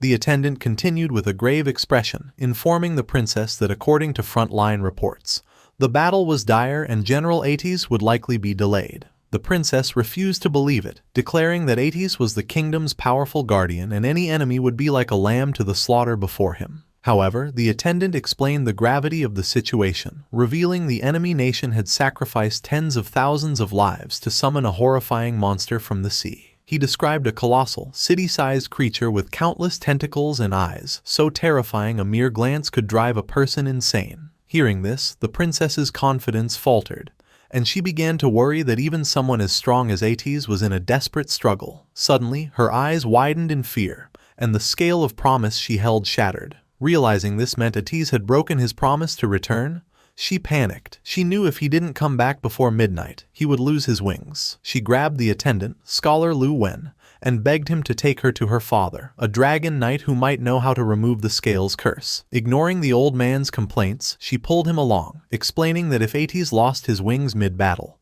he would be doomed.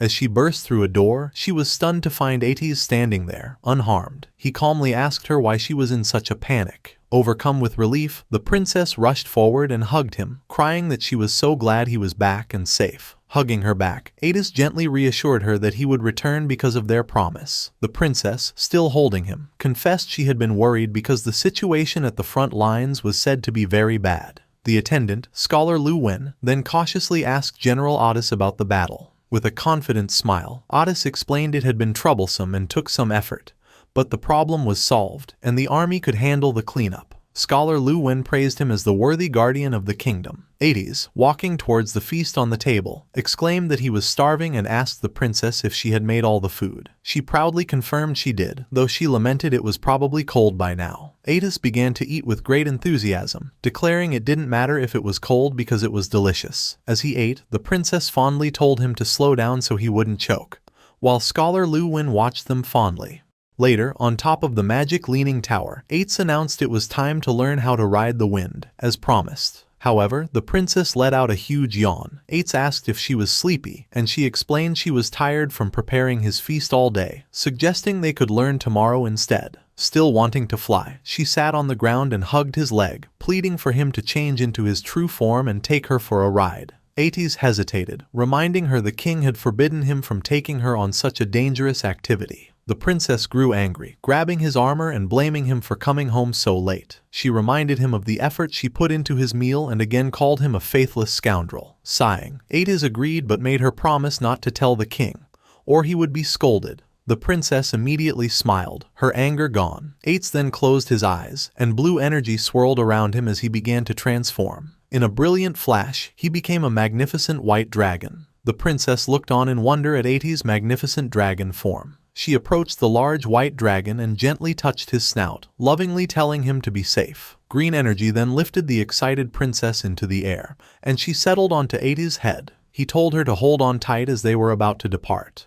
With a powerful beat of his wings, Ates launched into the night sky, soaring high above the land. From the tower, Scholar Lu Wen and a shadow guard watched them disappear into the starry sky. Lying on Ates's back, the princess looked down at the world in awe. She marveled that this was the beautiful world Ates saw from above. Ates asked if she thought it was beautiful, and she agreed it was super beautiful. As they flew past a large tolling bell tower, the princess asked Ates if he would protect this place forever. After a pause, he solemnly promised that he would. Now sleeping peacefully on his back, she whispered a quiet, "Thank you." The memory continues, showing Ates gently tucking the sleeping princess into bed with a teddy bear. After she is settled, he quietly leaves her room, looking back one last time before closing the door. Later, Ates is seen speaking with the king. The king noted with concern that Ates was badly injured and asked if the monster he fought was truly that formidable. Ates, though weary, smiled and reassured the king. He explained his injuries were not fatal and he just needed time to recover, adding that he had already burned the monster to ashes with his dragon flames. The king's expression remained grave. He revealed he believes the enemy empire is conducting a dark ritual, and he senses a terrible wave preparing to sweep across the continent. He warns Ates that they must all be prepared, as not even he, a member of the dragon race, will be exempt from the coming danger. Standing resolute against a dark sky, Ates pledges his loyalty and agrees to follow the king's arrangements. The scene then shifts to a later time, showing the magic leaning tower under a starry night sky. The mood quickly turns grim, as the next view is of shattered pieces of Ates's armor and blood splatters on the floor, indicating a terrible battle. Ates is on his hands and knees, his armor destroyed and body covered in wounds, coughing in pain. He clutches his chest, where a strange, pulsating red object is embedded, with dark veins spreading from it.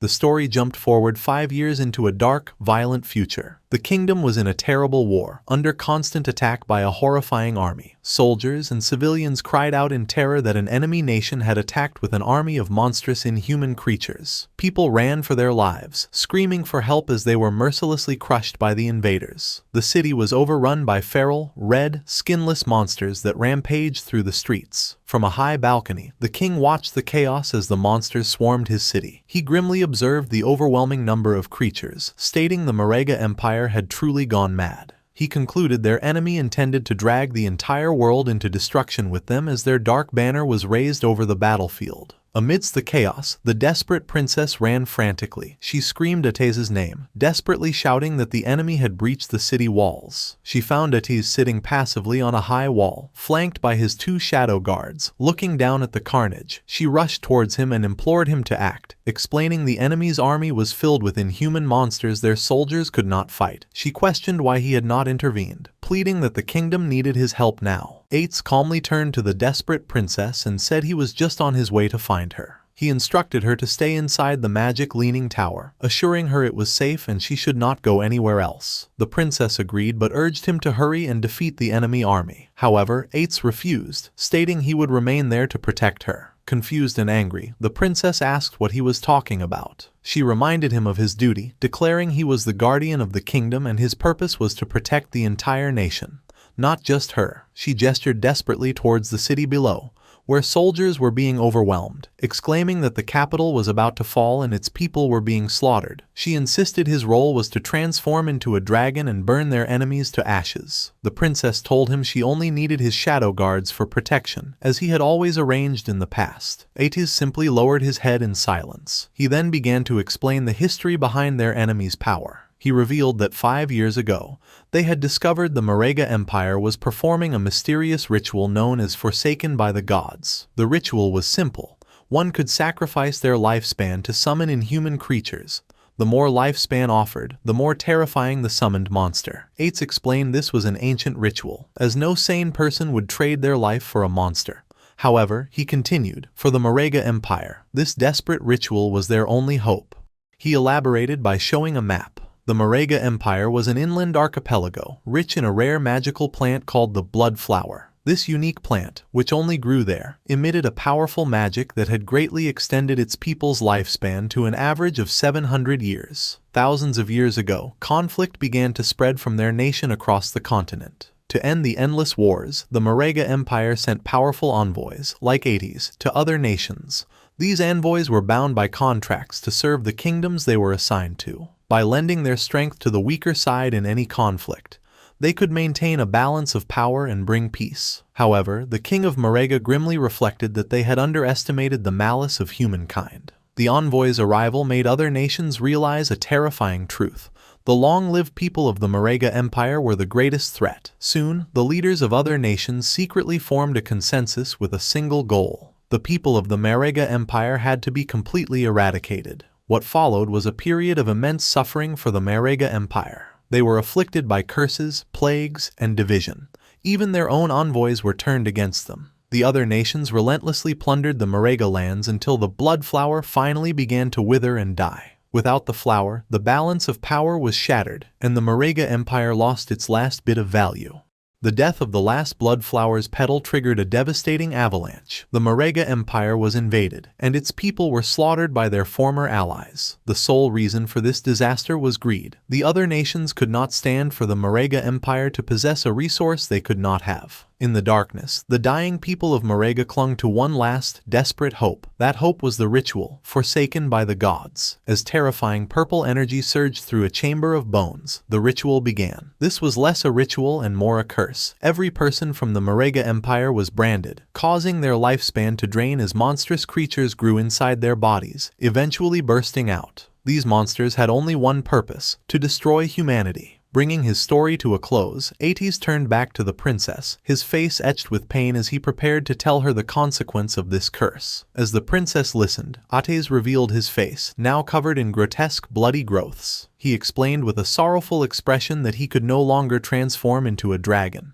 From now on, he would only become a monster. The princess stared back in shock and horror, stammering his name as she asked why this had happened. Ates continued, revealing a deep secret. He stated that very few people knew the true identity of the Marega people. They were also known as the dragon race. The envoys like him were called guardians of the kingdom by most humans. The princess's eyes widened as she processed this stunning revelation. Standing on the wall, Ates told her that an unstoppable tide of darkness had swept across the continent and the end of humanity was here.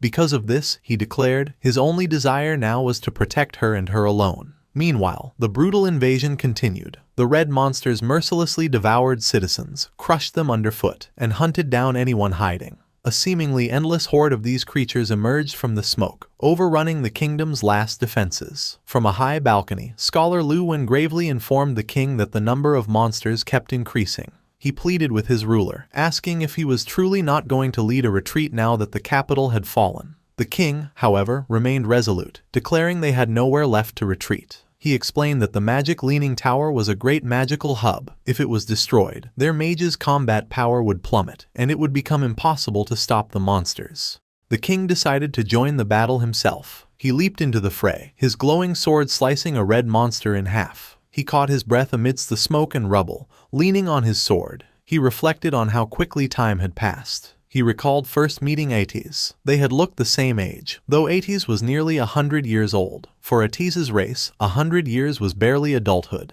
As a monster lunged, he recalled the inseparable years they had spent together. They had fought side by side, drank together, and shared everything. A blast of purple energy struck him. This reminded him of how things had changed. As he grew older, Ates remained eternally young. This created a rift, as Ates could not understand the hard choices the king had made after taking the throne. The king sadly concluded Ates could not understand humans, and humans could never truly understand Ates. The king stood amidst the flames and destruction of his kingdom. His thoughts turned to the moment that changed everything, his daughter's birth. He remembered Ates holding the newborn princess with gentle care. Watching them, the king had found a new sense of hope through their shared affection for the child. On the battlefield, a new massive threat loomed below the king. A shadowy monster with glowing purple eyes gathered a sphere of blue energy for a powerful attack. The king stared forward, his face calm as he accepted his fate. The creature unleashed a devastating blast of energy at him. As the light engulfed him, the king's body vanished, his final thoughts filled with regret that he had been wrong about everything.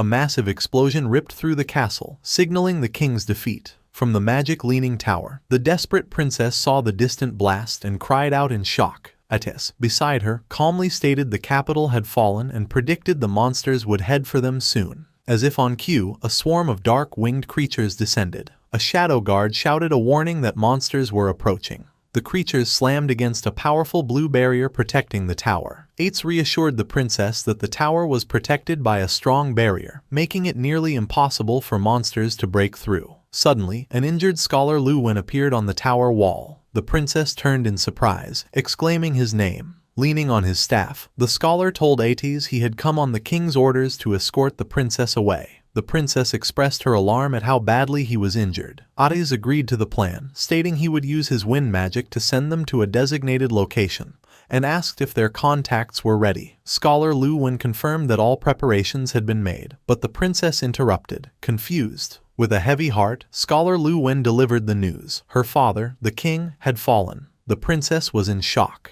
He explained the king had arranged for her to escape to a neighboring country for safety. The princess anxiously asked if Ates would come with them.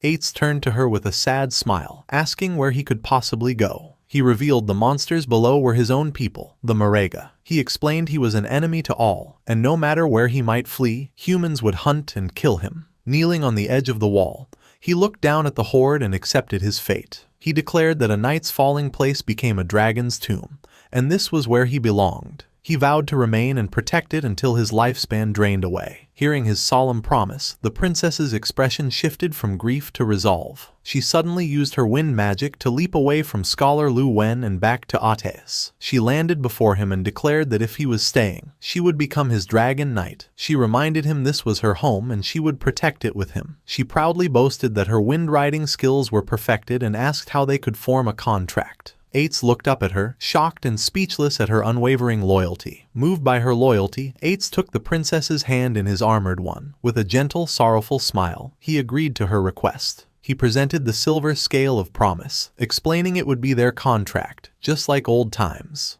The princess smiled brightly, delighted the contract was so simple. She happily began to seal their pact, promising that they would forever. But Ates cut her off, finishing with a heart-wrenching twist. He said their promise was to never see each other again. The princess's face fell, her eyes wide with shock and disbelief. Before she could react, Ates unleashed a powerful gust of wind, launching her and Scholar Lu Wen away. As they flew, he entrusted the princess's safety to the scholar. The princess screamed Ates' name in confusion and betrayal as she was carried away. Alone on the wall, surrounded by wind magic, Ates told her to go, insisting her place was not with a dragon's tomb. The scene took a horrifying turn. Scholar Lu Wen, his eyes glowing with red light, plunged his hand into the princess's chest, ripping out her still-beating heart. He chillingly told her she had a place where she belonged, a place for humans. Ates watched from the tower in utter shock at this betrayal, while the princess stared in horror as her life was stolen. As he died, the scholar gasped a final warning to Ates,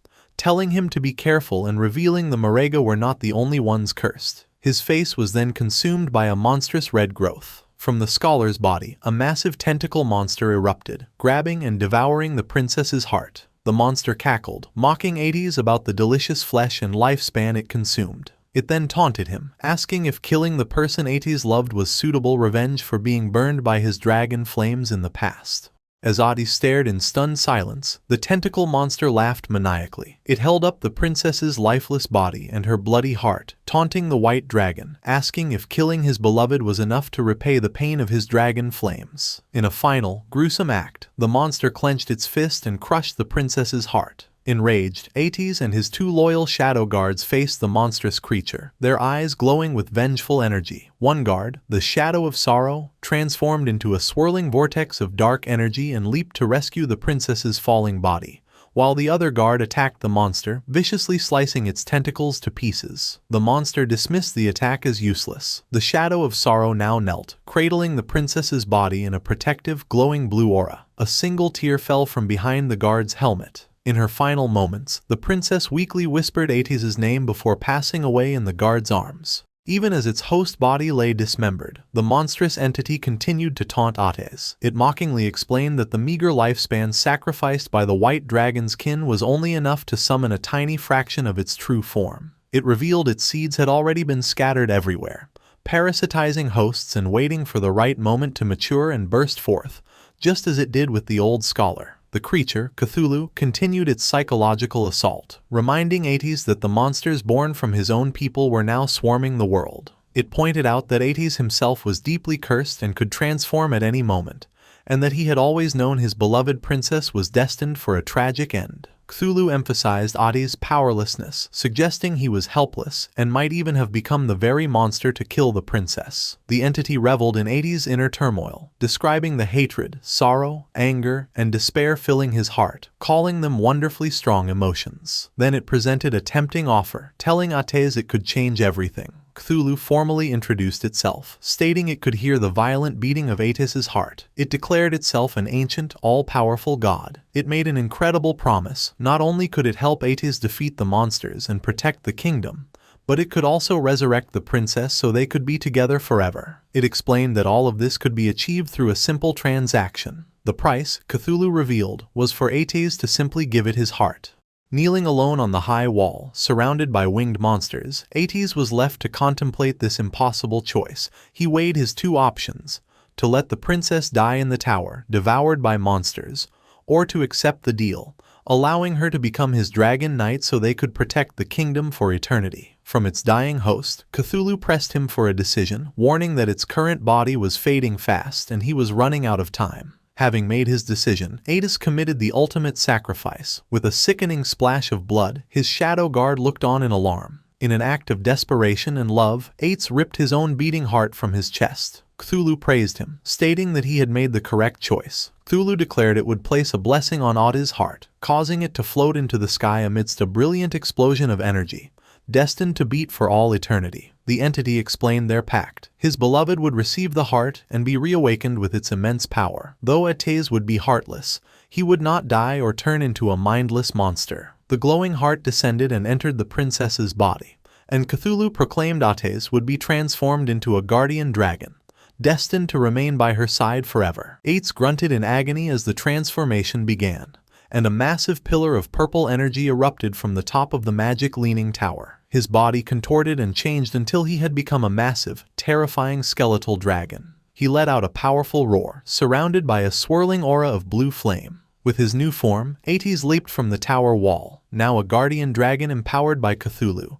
He soared over the battlefield and unleashed a devastating torrent of fire upon the swarming monsters below, beginning his eternal watch over the resurrected princess. As the skeletal dragon Ates unleashed his fiery wrath, Cthulhu's voice narrated the grim scene. The dragon's flames incinerated everything below, purging the land of the monstrous invaders and the kingdom's remaining people alike. Cthulhu told him his power was now great enough to wipe out the entire kingdom, and Ates continued his assault, setting the capital ablaze. Cthulhu then revealed the terrible twist in their bargain. It explained that all the lifespan harvested from those killed in the flames would be funneled to a single point. As purple lightning struck the scorched magic leaning tower, the true purpose was revealed.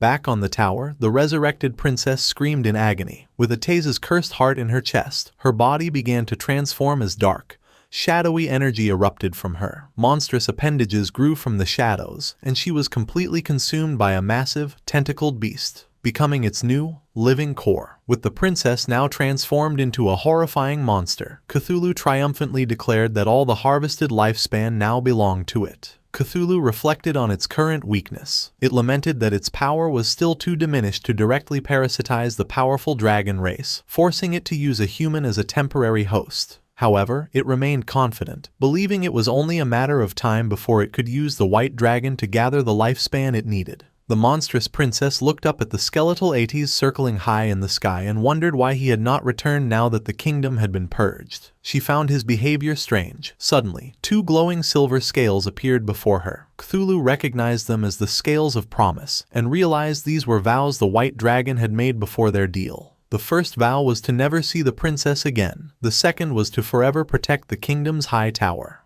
In a flash of fury, Cthulhu understood Ates' final act of defiance. He had anticipated the entity's plan and used his own vows to bind himself to the magic leaning tower, locking himself away from the transformed princess. Cthulhu cursed the white dragon, enraged that he chose to become a mindless zombie-like guardian rather than be used as its pawn. Thwarted, Cthulhu declared it would use the tower as its nest, preying on the lifespan of anyone who approached. It vowed that one day it would be fully revived and rule the world again. The memory faded with the image of the tower standing alone as countless ages passed. The memory faded, returning to the present at the magic leaning tower. Shadow reappeared on the desolate rooftop, purple energy lingering in his hand. He processed the tragic story he had witnessed, wondering if the vivid images were just game lore. But his instincts told him it was more. The vision had felt too real, its explanation of the monster's origins feeling like actual history. Suddenly, dark purple energy swirls materialized around him. A system window congratulated him on obtaining a new mythical grade skill, Shadow of Sorrow. This powerful ability created 3 shadow clones for 7 seconds that mimicked his skills and dealt 100% damage. The skill's description added a poignant detail. These were the shadows created by the white dragon, Eights. To protect what was most important, Eights had used immense mental energy to maintain them for 15 years without letting them fade. Shadow examined his hand, now wreathed in purple energy, and recognized the skill from the memory. He was awestruck, realizing this single ability could quadruple his damage output for a short time. He marveled at how terrifying a mythical grade skill was. More system notifications rewarded him for the trial. He obtained the key to the magic leaning tower's hidden area, reached level 19, and received many evolution points, equipment, and skill books. Among his new rewards were a gate key and a map for a level 20 area called the Withered Bone Ruins. Shadow was intrigued, as he had never heard of this location. He unrolled the old map and found Withered Bone City, on an island in an inland sea. Seeing its location, he made a connection, realizing it must have once been part of the Marega Empire from Ate's story. Convinced this new area was tied to the White Dragon's homeland, Shadow was excited, certain it held greater secrets and rarer treasures. Knowing the area was for level 20 players and he was now 19, he resolved to go there soon. But first, he held up the ornate, golden key to the magic leaning tower's hideout, deciding to sell it. The scene shifted to the Feka Heavy Industry Guild hideout. Inside, Huang Huifan and her guild members regrouped after their defeat. One of them asked what their next move was, admitting they could not defeat the new Jade Grade boss. He suggested their only option was to contact Shadow for help. With a weary sigh, Huang Huifan agreed. She planned to use her contacts in Zhanghai City, who were on good terms with Shadow, to act as intermediaries. Just then, to her shock, Shadow materialized directly behind her. He told her there was no need for that trouble, as they could trade directly. The other guild members, including Huang Ziking, were stunned by his silent arrival. They shouted his name in alarm. Huang Ziking angrily accused him of being sneaky and demanded to know what he wanted. Shadow calmly walked away, reassuring them that if he had meant any harm, they would already be dead. He offered a friendly reminder that their hideout's barrier could be opened, which was how he had walked in. Huang Huifan, still startled, asked him what he meant by a trade. Turning back, Shadow held up the ornate golden key. He offered to sell them the key to the magic leaning tower's hideout and asked if she was interested. The guild members were floored. They recognized the key and realized Shadow must have defeated the Jade Grade boss, which they could not believe was possible. Huang Huifan eagerly accepted and asked him to name his price. Shadow stated his price remained the same, 1,000 years of lifespan. While his mother agreed, Huang Ziking erupted in fury. He screamed at Shadow, calling him shameless and accusing him of planning this from the start. Pointing an accusatory finger, Ziking laid out his theory. Shadow had first attacked him, used it to destroy their portal, cut off their reinforcements, and gotten their team wiped out.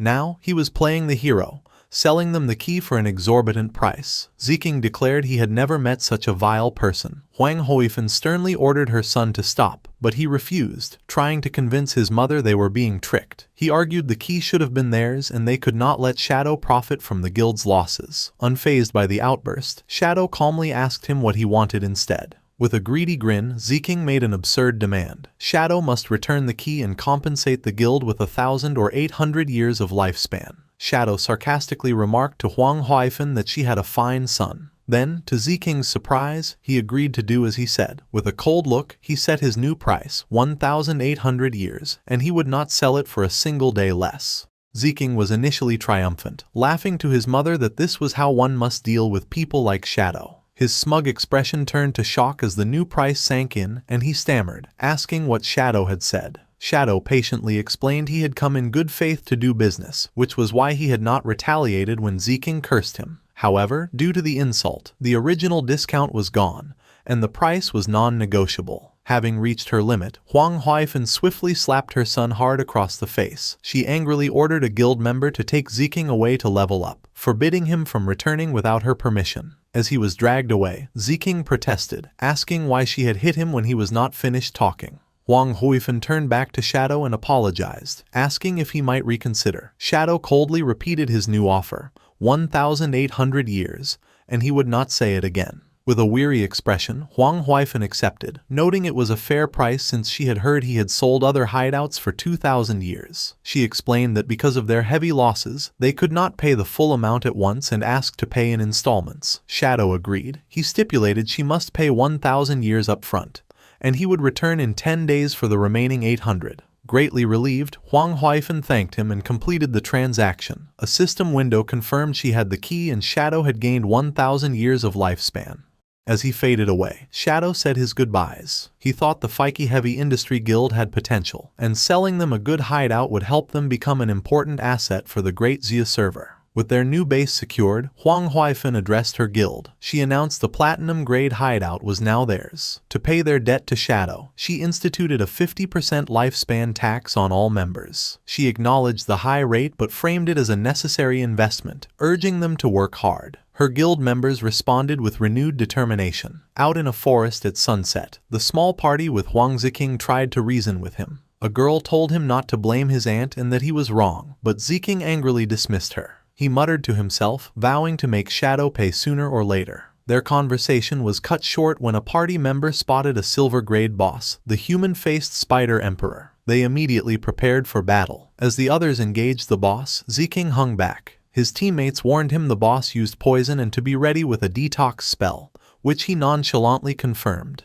However, instead of helping, Ziking turned and fled into the woods, abandoning his team. As he ran, he cursed them as idiots, thinking they could fight the boss themselves. He was disgusted by the girl who had tried to lecture him, wondering what his mother was thinking trying to set them up. He found a secluded spot and crouched, seething with resentment. He believed his entire guild was made of spineless rats, who only developed slowly and safely. He thought they did not understand the true path to power was to seize every opportunity. He concluded that Shadow must operate this way, which was how he had become so powerful. With a sinister smile, Ziking revealed he was not as foolish as his guildmates thought. He scoffed at confronting Shadow without a plan. He then summoned a dark, ornate vase with a single glowing red eye, declaring it a treasure from a jade-grade chest. A system window identified the item as the Abyssal Vase. By reaching into it, the user could randomly pull out a powerful skill, but it had a long 48-hour cooldown. Reaching into the vase, Ziking pulled out a small, grotesque, fleshy object. The system informed him he had acquired an epic-grade skill, the Abyssal Puppet Curse. This magic let him turn any corpse into a puppet he could completely control, retaining all the deceased's original abilities. Ziking laughed with manic glee, overjoyed with his new power. He hatched a plan. If he could kill Shadow, he could use this skill to enslave him, becoming truly invincible. As he celebrated, the Abyssal Vase glowed with a menacing purple aura. A final, ominous message warned that the Abyss holds extraordinary power, but when one gazes into it, the Abyss also gazes back, foreshadowing a dark future for Ziking.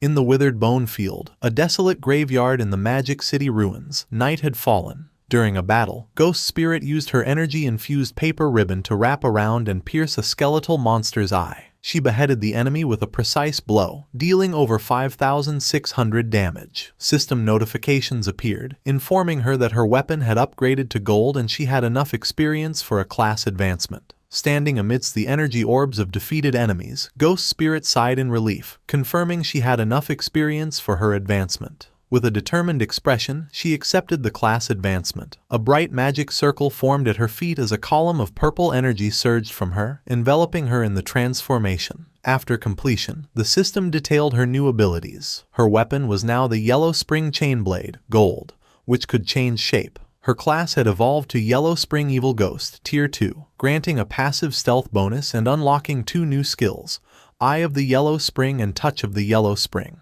The system explained the eye was a mental attack that trapped enemies in an illusion, while the touch allowed her to track opponents by their aura. Transformed and enveloped in a blue aura, Ghost Spirit now wielded her weapon as a fearsome scythe. The system notified her she would deal double damage to lower-level opponents, with a 50% chance of applying a burn effect. With her eyes glowing golden, she felt stronger than ever. She knew her increased damage, speed, and new mental attack would let her avenge her parents and defeat Dongfang Yue, and the source of the plague wielder. Ghost Spirit messaged Shadow, her teacher, informing him she had advanced to Tier 2 and would repay his guidance. From a rooftop, Shadow saw she had logged off. Understanding her thirst for revenge had led her to immediately seek out Dongfang Yue. He recalled his past life where Ghost Spirit had gotten her revenge, but sparing a dog had allowed a Beastmaster to track her. This exposed her real identity, leading to a massive hunt by powerful families. The resulting war caused heavy losses for official forces, and Ghost Spirit eventually died of exhaustion, leaving the Magic City region in chaos. Shadow reflected on her potential, but worried her youth and unstable mind made her reckless. To prevent her from repeating this fatal mistake, he decided to log off and check on her in the real world. The scene shifted to the Dongfang Manor on the outskirts of Magic City, shrouded in a poisonous fog. Two guards on patrol complained about their shift. They talked about girls, and one remarked that Mrs. Dongfang was still attractive, which his friend agreed with. They fantasized about defeating her bodyguard and having their way with Dongfang Yue. Suddenly, one guard noticed something in the mist. An illusion of Dongfang Yue materialized before them, dressed in a seductive black dress and kneeling provocatively. The guards were completely stunned, stammering as they asked why she was there and dressed so revealingly. The illusion leaned in, whispering that she could no longer tolerate her weak husband and needed other men to satisfy her desires, asking if they were up to the task. Completely captivated and drooling, the guards couldn't believe their luck and eagerly asked if she was being serious. The guards argued over who should be first with the alluring illusion. The kneeling illusion of Dongfang Yue slyly suggested they could both enjoy her company at once. Before they could react, a streak of purple energy decapitated both guards instantly. Their headless bodies collapsed as the illusion dissipated. Dark energy erupted from their necks as the magical ribbon swirled around them. Ghost Spirit appeared from the shadows, catching her weapon. She immediately leapt into the air, escaping the manor grounds. Meanwhile, Dongfang Yue's formidable bodyguard, the Fart Master, was relaxing in a hammock. His senses sharpened and he remarked to himself that a little mouse had snuck in. Ghost Spirit landed silently on the manor rooftop. She paused thoughtfully to assess the situation. Suddenly, she was shocked as the Fart Master descended on her from above with incredible speed. He grabbed her by the neck in mid-air, and they both plummeted towards the ground. He unleashed his signature attack, a powerful blast of gas from his rear, which hit the ground with explosive force. The impact created a crater, with the Fart Master pinning Ghost Spirit to the ground. He mockingly explained his ammonia barrier covered the manor, allowing him to sense her arrival. He identified her as the little lady who had escaped before, grabbed her neck, and noted she would not get away this time. Ghost Spirit struggled helplessly, her face a mix of pain and fear. The Fart Master held Ghost Spirit in the air by her neck, surrounded by a menacing purple aura. He remarked she had grown stronger and mused that with more time, she might become a satisfying opponent. An excited look crossed his face as he admitted a strong urge to kill her now. As Ghost Spirit struggled, the bodyguard had an internal battle, telling himself to wait until she was more powerful. He immediately contradicted this, admitting he was losing self-control. He cursed, tormented by his indecision. Losing control, his grip tightened with a sickening sound. He panicked, realizing he had accidentally crushed her to death. Horrified, he let her lifeless body fall to the ground, shouting in despair. Suddenly, he froze as a purple energy claw pierced his chest from behind. In disbelief, he turned to see Ghost Spirit behind him, her arm in his back. The body he had dropped was a decoy. Bewildered, he questioned how this was possible, as he had been certain she was dead. With her eyes glowing red, Ghost Spirit revealed the truth. She informed him he had been trapped in her illusion all along, a product of her new skill, the Eye of the Yellow Spring. Coldly, she told him to die. Impaled by Ghost Spirit's energy claw, the Fart Master struggled to understand how he had been caught in an illusion. With her glowing red eye fixed on him, Ghost Spirit explained his fate had been sealed the moment he looked into her eyes. A flashback revealed the illusion had begun when he first grabbed her by the neck. Accepting defeat, the bodyguard collapsed. Ghost Spirit stood over him, acknowledging he had been a worthy opponent.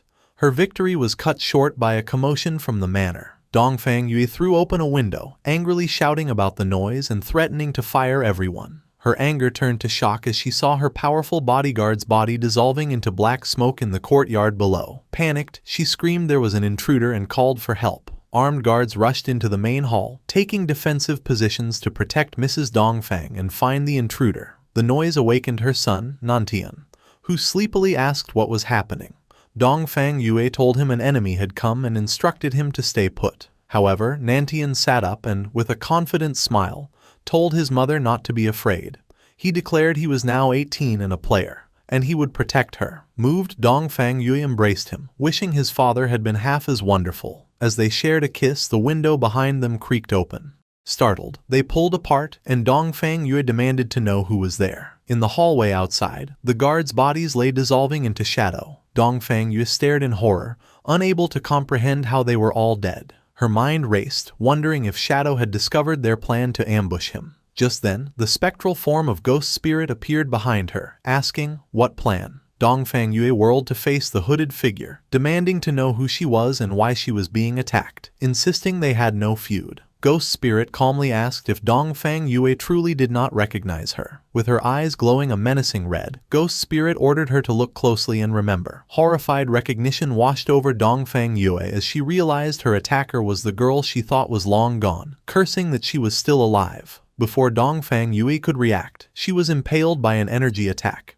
Ghost Spirit stood over her fallen enemy, declaring her a demon and commanding her to die. In the bedroom, a terrified Nantian and his dog hid under the covers. Ghost Spirit explained her motive. Dongfang Yue had killed her parents, so now she would kill her in front of her son. Defeated and crying, Dongfang Yue accepted her fate but made one plea, not to harm her son.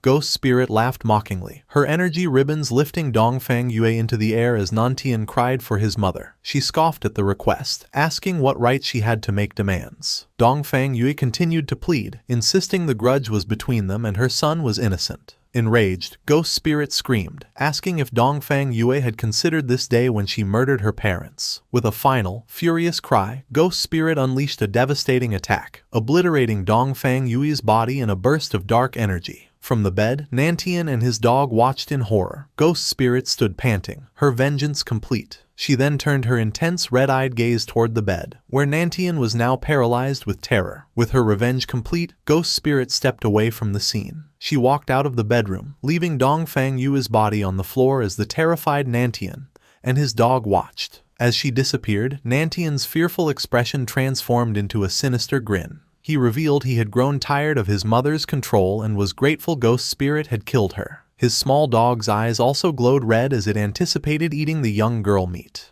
Before Ghost Spirit got far, she sensed she was not alone and stopped, her body tensing. She turned around nervously to see several shadowy figures floating in the air, surrounding her. Back in the bedroom, Nantian pointed from under his blanket, a malicious smile on his face. He revealed his true power as the corpse necromancer, and commanded his undead minions to capture her alive. The shadowy figures were reanimated corpses, strengthened by his power and retaining their abilities. They advanced on the trapped Ghost Spirit. Suddenly, a massive explosion shattered the manor's side. Ghost Spirit was sent flying out of the building, screaming in pain. Outside, the reanimated corpses descended upon her as she lay helpless. The one-handed gunman prepared to fire a deadly energy blast at point-blank range.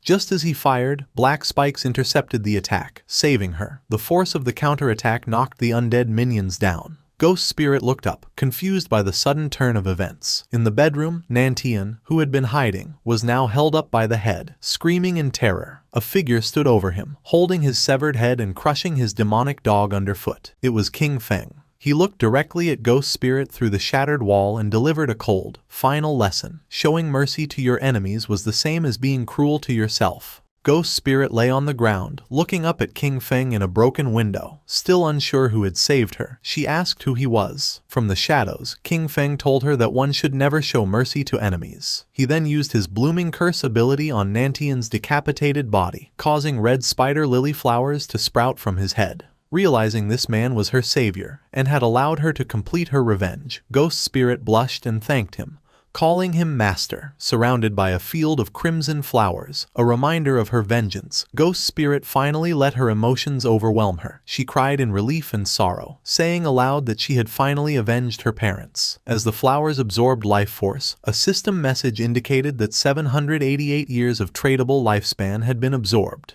King Feng approached and asked her what her plans were now that she had her revenge. Without a purpose, Ghost Spirit admitted she did not know and contemplated dying to reunite with her parents. King Feng sternly told her that revenge only leads to emptiness and she should have been prepared for it. He warned her that if she was willing to sink into despair, he had nothing more to say. But there was something she must know. He showed her a vision of the game world, explaining that the God-forsaken game had endless secrets, and among them, a way to resurrect the dead might exist. He told her that as long as a person kept moving forward, they would find infinite possibilities. If she only saw revenge as her endpoint, his words were useless. Turning his back, he gave her a choice. If she wanted to move forward, she must follow him. But the decision was hers. After a moment of reflection, with new determination in her eyes, Ghost Spirit got to her feet and ran to follow King Feng through the moonlit field. The scene shifted to Magic City in the real world. At King Feng's hideout, the soul-cleansing land, they found themselves in a vast ethereal water-like space. Ghost Spirit asked where they were, and King Feng explained it was his hideout in the real world. He led her to the doors of an incredibly luxurious mansion, leaving her stunned. Upon entering, they were greeted by King Feng's maid, who welcomed her master home. Ghost Spirit was surprised he even had a maid. King Feng ordered his maid to prepare dinner for two and explained to a confused Ghost Spirit that the maid had been created by the Divine Authority book. He continued, saying the book could create all sorts of necessary items and promised to take her to challenge the Tower of Divine Authority in Magic City so she could get her own book. Gratefully, Ghost Spirit thanked her master once more. The scene shifted to the Chu family manor in Magic City. Sometime after King Feng and Ghost Spirit had left, a man rushed in, yelling at his men to hurry with the rescue, declaring that no harm must come to his wife. This was Chu Kunshan, Dongfang Yui's husband and a military staff officer. He was confused, recalling a frantic call for help from his wife and wondering who could have attacked so late. His immediate suspect was Shadow, and as he ran into the manor, he worried their secret fireworks factory plan had been discovered. Though he quickly dismissed the thought, inside, his personnel were investigating the scene, examining a large crater and the empty bedroom. An officer reported to a shocked Chu Kunshan that while there were clear signs of a battle, they had not found a single person. Growing more frantic, Chu Kunshan demanded to know the whereabouts of his wife, son, guards, and servants. The officer confirmed the grim reality: no one was there, not even any bodies. Chu Kunshan was enraged, realizing this was what had happened to the Dongfang family. Everyone had vanished without a trace. The horrifying conclusion that his wife and son were gone sent him stumbling back in denial. His despair turned to tearful rage as he screamed that Shadow had killed his family and demanded a warrant for his immediate capture. Lin Qingyu, who had been observing, stepped in and asked how he could be so sure it was Shadow. He furiously retorted that it was because his wife's family, the Dongfangs, were also killed by him. Unfazed, Lin Qingyu pointed out the lack of evidence in the Dongfang case, making the connection to his wife's disappearance tenuous. With a sharp glare, she questioned if he had inside knowledge, suggesting perhaps his family had a grudge with Shadow, and this might be simple revenge. Her questions struck a nerve, and a furious Chu Kunshan warned her to watch her words, questioning if she was interrogating a military staff officer. Lin Qingyu calmly told Chu Kunshan his threats were useless against her. She revealed that recently, the Sky Dome Guild had captured members of the Magic City Black Dragon Hall and handed them to the authorities. During interrogation, the men confessed that Chu Kunshan had ordered the attack on Shadow's hideout. They also admitted to a plan to lure Shadow to a fireworks factory with the intent to kill him in a massive explosion. She explained that the authorities had originally planned to capture them all at the factory. However, with Dongfang Yu now missing, she was officially suspected of fleeing justice. Lin Qingyu then accused Chu Kunshan of abusing his authority and conspiring to commit a terrorist act, requesting he accompany them for an investigation. As two officers grabbed him, a shocked Chu Kunshan struggled and demanded to know what they were doing. He angrily shouted at Lin Qingyu, questioning her audacity for colluding with a trashy guild to arrest an official. As he was restrained, Lin Qingyu calmly stated that official status did not matter, as she only stood on the side of justice. Chu Kunshan continued to struggle, screaming for them to release him. She coolly advised him to cooperate, adding that if proven innocent, He would be free to settle the score with her then. Lin Qingyu delivered a final, chilling piece of information. He would be taken to the Magic City prison for interrogation, a place where lifespan drains at 100 times the normal rate. She ominously told him to be prepared. As he was forced into an armored truck, Chu Kunshan screamed in protest, yelling that they could not do this and he would report them. Unseen, two figures watched from a nearby tree. One man confirmed that the loud man being arrested was indeed their target, identifying him as Chu Kunshan, the military staff officer. The two figures smirked and bumped fists as purple energy surged around them, ready to take action. A convoy of armored trucks drove through a forest road at night. Inside the lead vehicle, Chu Kunshan continued to protest his arrest to Lin Qingyu. A guard calmly informed him that the arrest had been ordered from above, leaving Chu Kunshan speechless. Suddenly, a bright blast of energy hurtled toward their vehicle. The blast impacted the truck with immense force, sending it careening off the road in a violent crash. Inside the overturned truck, Lin Qingyu braced herself, cursing. She looked over in shock to find the guard who had been sitting next to her was now dead, his face frozen in terror. Pinned by the wreckage, Lin Qingyu realized she was stuck as the truck's roof was torn open from the outside. A hand reached through and grabbed the unconscious Chu Kunshan by his collar, pulling him out. The two assailants, a man with a pompadour and a girl with blue hair, stood atop the wreck. The man held up Chu Kunshan, declaring that the mission had been easy. Just then, reinforcements from the second truck arrived, ordering the pair to release their prisoner and surrender. The two assailants only laughed, mocking the officials. As the arriving officers took aim, one of them noticed another threat. A large, muscular man with glowing red eyes descended from the trees, swinging a massive flaming hammer. He brought the weapon down with incredible force, striking the official's vehicle and leaping away as it erupted in a massive explosion, with screams coming from the flames. The man with the pompadour and another bald, muscular man watched the destruction. The pompadour-wearing man remarked on the attack's power, stating that a Mr. Theodore had not been lying. The hammer-wielding attacker landed amidst the fiery wreckage as orbs of lifespan floated up from the fallen officers. He laughed maniacally, reveling in the power of his attack and the joy of killing the official dogs of Great Zia. The muscular man with the hammer stood amidst the fiery wreckage, gloating over a glowing card he held. He boasted that the card from a Mr. Theodore had multiplied his attributes by 5, giving him the power of a level 50 player even though he was only level 10. He complained that the slain officers had dropped very little lifespan. The man with the pompadour dismissed the loot, reminding him their real reward from Mr. Theodore would be 1,000 years of lifespan. Inside the overturned truck, an injured and tearful Lin Qingyu looked out. She thought to herself that with Mr. Theodore's help, they could soon kill Shadow and avenge Qian Shishi. As the attackers prepared to leave, the girl with blue hair suddenly told them to wait. With a sinister smile, she announced she could sense a little mouse still hiding inside the truck. Lin Qingyu, concealed within the wreckage, realized she had been discovered. She hurled a massive fireball at the already destroyed truck, causing a second, larger explosion. She declared with a smirk that no official dogs would be left alive. As the group walked away, the woman complained that they were still thinking about Qian Shishi, asking if she was not beautiful enough. The man with the pompadour laughed, explaining that while she was cute, Qian Shishi had been an old partner, and it was their tradition to help her get revenge. With that, they departed into the night. Hidden behind a tree, a naked and battered Lin Qingyu watched them go. She realized the attackers were remnants of the Alice Guild. Her passive skill, killing intent perception, confirmed they had been sent by a man named Theodore to capture Chu Kunshan. Understanding her squad had been wiped out, she knew she must report this immediately. Having left the real world, Shadow had brought Ghost Spirit to the Tower of Divine Authority, located within the ruins of Magic City. He explained to a surprised Ghost Spirit that the NPC guarding the tower was known as Old Mom, but her true name was Queen Vier of the Waning Moon. Shadow elaborated on her tragic past. Vier had witnessed the brutal murder of her son and daughter. The trauma had driven her mad, and she now lived under the delusion that her children were still alive, often giving players impossible quests. He revealed that there was a way to exploit her delusion. If a young man and woman entered the tower together, Viger would mistake them for her long-lost children. This made the challenge significantly easier and improved the rewards. Shadow then instructed a horrified Ghost Spirit that when they entered, she must immediately call the NPC Mom, explaining this was why she had earned her nickname. He told her to focus on that while he handled the rest. Hesitantly, Ghost Spirit agreed, and they walked towards the tower's large glowing doors. Inside, a path of light led them to Viare,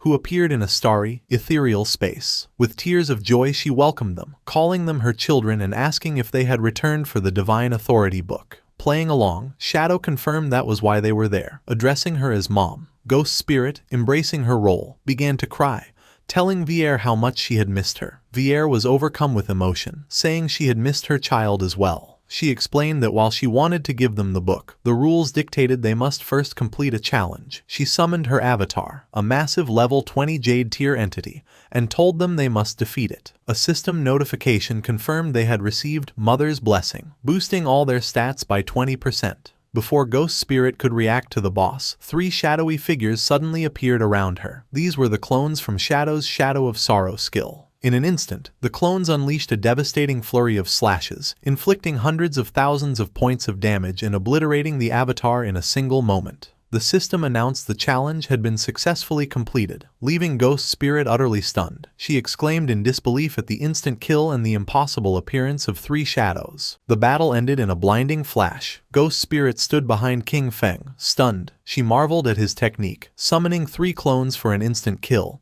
and wondered how powerful he truly was. Queen Vilni descended from the sky, still trapped in her delusion. She looked down at them gently, calling them Alan and Anna, and praising their strength. She floated to Ghost Spirit and handed her a stack of glowing blue books. Calling her little Anna, Vilni offered her all 9 of the divine gift books she had. Ghost Spirit played along, hugging the NPC and crying as she thanked Mom. King Feng watched with a somber expression. He knew Vilni gave everything to her children. In the past, many players had exploited this, demanding items until she used up her own lifespan to create them and died. Vilni then turned to King Feng, asking if he wanted anything. King Feng requested the divine book of the communication bracelet. Vilni looked apologetic, admitting she did not have one, but she immediately offered to use her own lifespan to create one. As the book materialized, a system window showed King Feng had obtained it but paid 150 days of lifespan. Vilni smiled warmly, touched that her son had given her lifespan instead of letting her drain her own.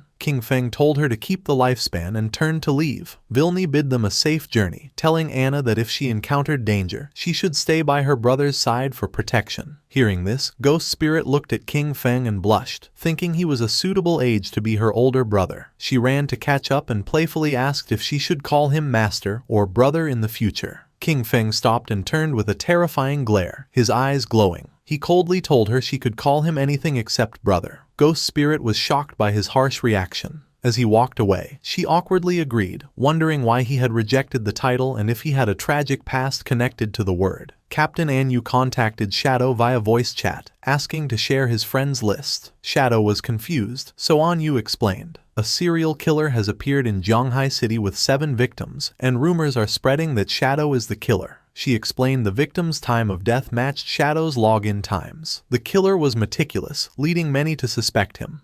Anu added that she and her team knew he wouldn't do something so low. Shadow deduced that for someone to frame him based on his login times, the leak must have come from someone on his friends list. Shadow listed the suspects: Anu's squad, Radiant Martial Virtue, Milky Snow, Old Man Zhang and his granddaughter from the Sky Dome Guild, and his own guild member, Ghost Spirit. Shadow asked where the bodies appeared. Anu replied they were scattered across Zhanghai City and asked if he would investigate. Shadow confirmed he would. Relieved, Anu said she would send the case files, confident he would catch the killer in minutes. Shadow then ordered Ghost Spirit to log off immediately for a mission. At his mansion hideout in the real world, King Feng handed Ghost Spirit the divine book communication bracelet, allowing them to communicate between the game and reality. He also gave her the Ghost Knight Wolf mount to help her find the killer. Ghost Spirit was shocked to receive such valuable items but admitted she didn't know how to investigate crimes. King Feng explained his reasoning. He had checked his friends' list and believed none of them were the culprit. However, since Wang Meng and the others reported to the officials, he suspected a mole within the police was leaking his login times. He told Ghost Spirit she was the best candidate because her skill, Touch of the Yellow Spring, allowed her to track targets by aura or scent. He sent her the files and told her to use her skills flexibly. Filled with determination, Ghost Spirit vowed to find the true culprit. Meanwhile, in a hotel in Magic City, Tony and the blue-haired girl threw the bound Chukunshin onto the floor. Tony announced to a man in the shadows that he had brought the person. A bald older man smoking a cigar turned around. He praised Tony for a job well done. Chu Kunshun, terrified, recognized him as Mr. Theodore from the embassy. Theodore smiled chillingly, glad that dear Chu remembered him. He claimed he couldn't bear to see Chu suffer injustice, so he asked his friends to rescue him. Sweating, Chu Kunshun pointed out that these friends were wanted criminals. He asked Theodore if his true intention was to deal with Shadow or the Great Xia government. Theodore laughed, asking if there was a difference, noting the officials and Shadow were close allies. Chu Kunshun ranted about the injustice. His wife and son died, yet the authorities arrested him, a military officer, instead of Shadow. He looked up at Theodore, acknowledging he wasn't saved for free, and asked what he wanted him to do. Theodore calmly replied that his divination pointed to Chu, telling him Chu could help find something he desperately wanted. He then asked what Chu's profession in the game was. Chu looked confused, but then he realized why he was valuable. He lowered his head and revealed his secret. He held the only hidden class in the priest system, the Feng Shui Master. He explained his skills.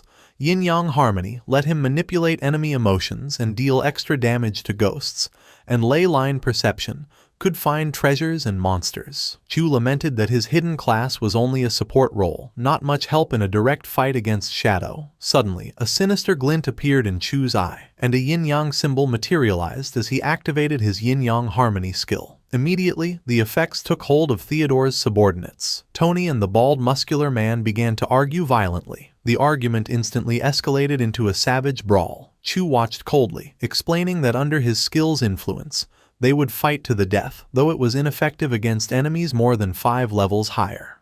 Theodore watched with amusement, laughing and clapping. He praised Chu, saying finding him was the right choice. Then, he pulled out a magical tarot card glowing with blue flames and commanded his men to stop fighting, remarking that infighting was bad. Theodore cast the card, unleashing a spell called Moon God's Purification. A massive beam of blue light descended from a spectral moon, enveloping the two brawling men. The light washed over them, instantly purifying the negative emotional effects from Chu's skill. Tony and the bald man collapsed, unconscious. The blue-haired girl, Mei Jing, laughed, commenting on how strong Mr.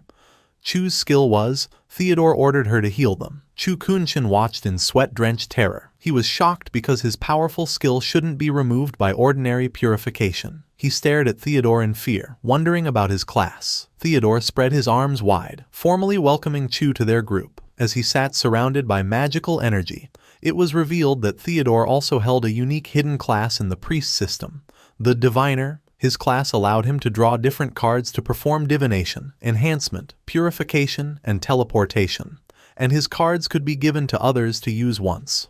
On the streets of Zhonghai City, Ghost Spirit was crouching, using her skill, Touch of the Yellow Spring. A red aura emanated from her fingertips as she sensed a trail. She declared that she had found the killer's aura. The trail led off into the distance, and Ghost Spirit pointed the way for her mount, the Ghost Night Wolf. She told the wolf to move out, mounting the beast as they dashed through the empty city streets, following the Crimson Trail. The scene shifted to a high-rise apartment, King Feng's former residence, where a knock was heard. Inside, Xiao Yu opened the door with a bright, expectant smile, greeting the visitor as Mom. Standing in the doorway were a middle-aged woman in a suit and a tall white-haired man, also in a suit. Xiao Yu excitedly asked if the man was there to buy the house, praising the woman for finding a buyer so quickly. However, the woman looked apologetic and corrected her. She explained this was not a buyer, but a diviner she had hired to help find Xiao Yu's brother. The white-haired man adjusted his tie and introduced himself as Diviner Ren Tu.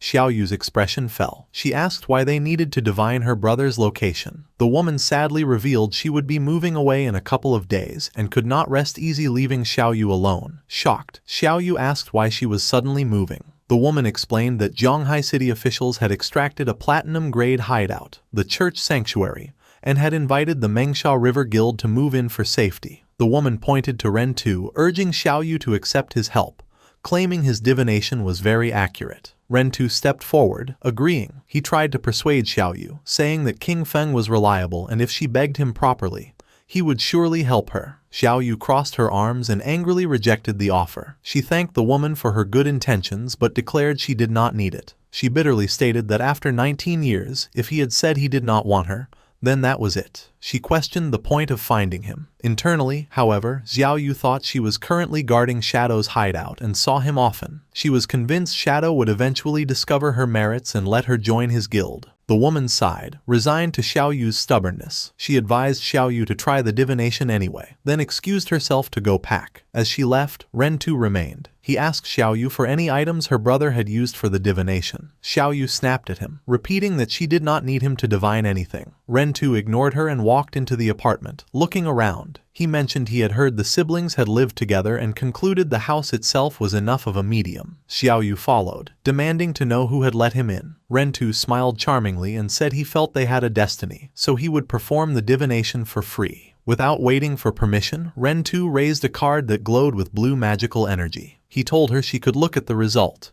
If she was satisfied, great. If not, it did not matter. A holographic tarot card appeared in the air. Ren Tu activated the divination card, which displayed a vision of a dark figure lying in the deep sea. He interpreted the image for Xiao Yu with a regretful expression, informing her that her brother had already been burned to death and his corpse had sunk into the ocean. Xiao Yu was left in total shock. Ironically, while the real King Feng was shown relaxing on a sofa in his hideout, Xiao Yu burst into a rage. She furiously thought he was trash for dying so easily, as he should have waited until she was powerful enough to trample him. Outwardly, Ren Tu simply offered his condolences.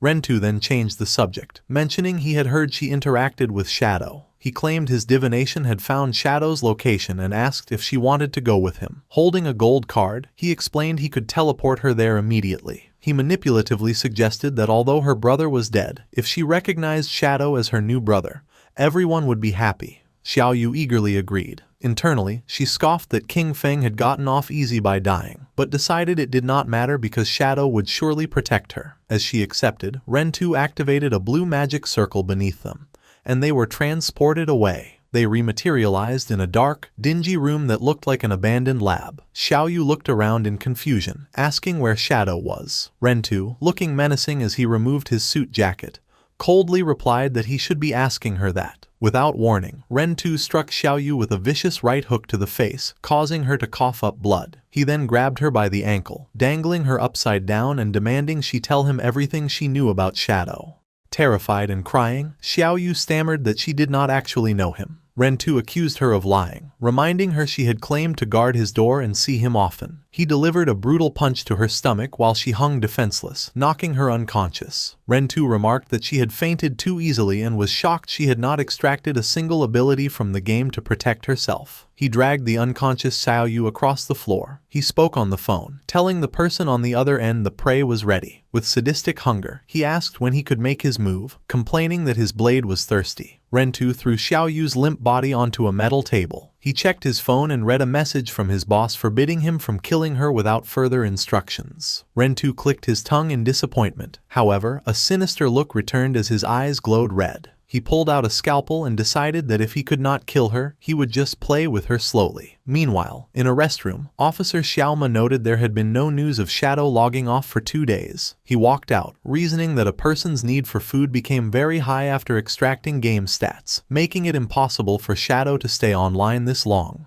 He concluded Captain Anyu had not reported Shadow's activity because she suspected someone was framing him. Sayama entered the main police office, thinking he needed to speed up his plans. His face darkened with malice as he imagined a scenario where the public turned against Shadow, viewing him as a serial killer. He laughed, believing that once public opinion exploded, the officials would be forced to eliminate Shadow. Elsewhere, the ghost Night Wolf's paws landed softly on the pavement. Ghost Spirit sat atop the mount, declaring she had arrived. A trail of red energy swirled through the air. She looked down from a vantage point at a concrete facility below, confirming the killer's aura led directly into that house. Ghost Spirit leapt down, activating her shadow sneak ability to blend in. She landed silently on a window ledge. She peeked through the glass, initially smiling that finding the culprit was great. However, her expression instantly shifted to pure shock and horror at the scene inside. Inside, Xiao Yu was hanging from the ceiling by her wrists. In a gruesome display, her legs had been severed at the knees, dark blood dripping steadily to the floor. Ren Tu was on his knees below her, his head tilted back with a twisted expression of ecstasy, proclaiming it had been a long time since he had enjoyed himself this much. The system informed Xiao Yu her logout request had failed because she was in a combat state. Tears streamed down her face, realizing there was no escape. She hung from the ceiling by her wrists. Her legs had been severed and wrapped in crude bandages. She screamed in agony while Ren Tu laughed maniacally below. She couldn't understand why this was happening, She only wanted to sell a house, yet had fallen into this hell. She felt death approaching. Consumed by despair, she cried out for anyone to save her. In her darkest moment, an image of her brother, King Feng, appeared in her mind. She thought if King Feng were here, he would save her. She cursed her brother, wondering why he had to die and leave her alone. Suddenly, a bright green light enveloped her broken body. She watched in confusion as magical energy began knitting her flesh back together. She realized someone was casting a healing art. For a moment, hope filled her eyes, believing someone had come to rescue her. However, Rentu looked up with a twisted grin and introduced himself again. He revealed his game ID was Human Butcher, and his profession was a priest. He walked toward her, bathing in the green light of his own healing spell. With sadistic calmness, he told her not to worry, assuring her he wouldn't let her die so quickly. He covered his face and laughed uncontrollably, explaining his sick philosophy. Playing with prey to the extreme and killing them slowly was the only way to have a wonderful experience. That was why he chose to be a priest.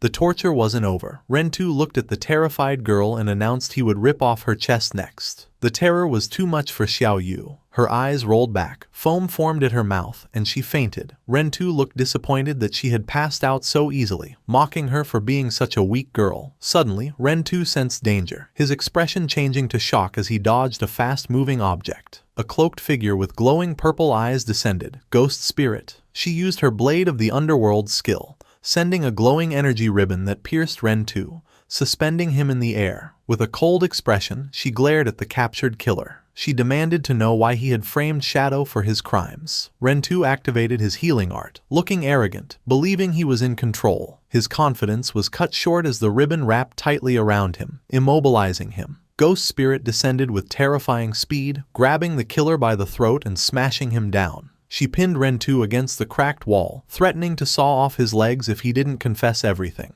Terrified and defeated, Rentu stammered that he would tell her everything. The scene shifts to the desolate Zhonghai City ruins. Captain Anyu, Wang Meng, and Little Black were having a serious discussion. Anyu noted that since they stopped reporting Shadow's login times, no new murders had occurred, proving someone was trying to frame him. Little Black angrily defended Shadow, arguing a powerful expert like him wouldn't be a perverted serial killer. She reasoned if he killed someone, he would turn them to ashes, not leave bodies to be found.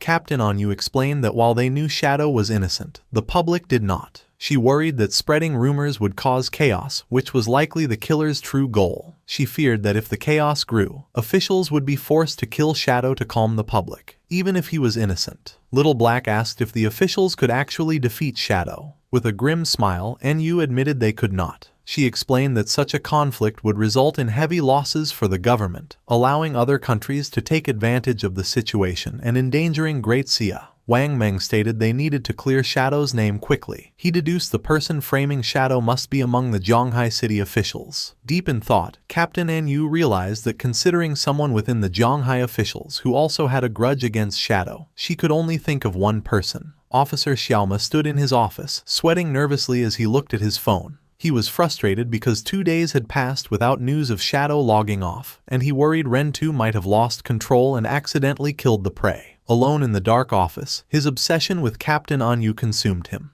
He imagined her face, convinced that as long as Shadow existed, he would never have her. Desperate, he held a glowing card, thinking for Anyu's sake he would become an enemy of all Great Xia. Suddenly, his phone vibrated. He read a message supposedly from Rentu, stating the prey had escaped. The message demanded 3 years of lifespan to extract a tracking skill and provided an address for Xiaoma to deliver the payment. Furious his subordinate failed such a simple task, Xiaoma clenched his phone. He realized that if this plot was exposed, he would be ruined, so he had no choice but to go and fix the mess himself. He drove to an abandoned industrial facility under a gloomy sky. Entering the dark warehouse, Xiaoma called out for the Human Butcher, angrily asking why he let the prey escape. However, he stopped, his expression turning to pure shock. He looked up to see a terrifying sight. Xiaoyu was hanging from the ceiling, but next to her, his own hitman, Rentu, was also bound and unconscious. Before Xiaoma could react, a beam of purple energy shot from the darkness. The energy ribbon wrapped around his body, trapping him. He was hoisted into the air, hanging upside down alongside the other two. Panic set in. He yelled at the approaching figure to let him go, demanding if they knew who he was.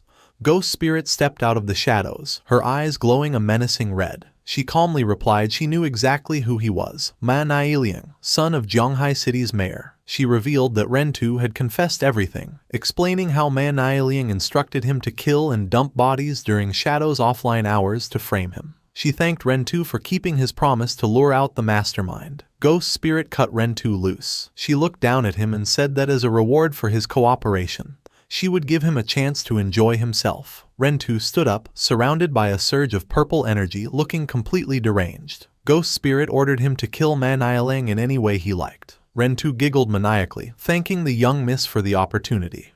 Ghost Spirit ordered the brainwashed Rentu to kill Ma Nieliang using his favorite method. Rentu, completely under her control, agreed with a maniacal laugh, telling Ma Nieliang to stop struggling. Ma Nieliang screamed, but Rentu lunged forward with a scalpel. The human butcher mockingly apologized to Boss Ma, claiming he had no other choice. Ma Nieliang looked up in terror as the blade aimed for his throat. However, Ma Nieliang was prepared. Just before the blade connected, he activated a golden card. A shockwave erupted, pushing Rentu back and allowing Ma Nieliang to roll to safety. A massive explosion of fire and energy engulfed Rentu. Ghost Spirit watched calmly as the blast lit up the warehouse. When the smoke cleared, Rentu lay dead, his body transforming into lifespan orbs. Ma Nieliang stood panting, glaring at Ghost Spirit, realizing she must be Shadow's disciple. Furious, Ma Nieliang slapped a glowing golden card onto his forehead. The card, imbued with the power of the Sun God, granted him a massive agility boost for 2 minutes. A golden crossbow appeared in his hand as he declared he would kill both Shadow and his disciple. Moving with incredible speed, Ma Nieliang leapt through the air, firing multiple energy arrows at Ghost Spirit. She calmly dodged the barrage, weaving through the explosions.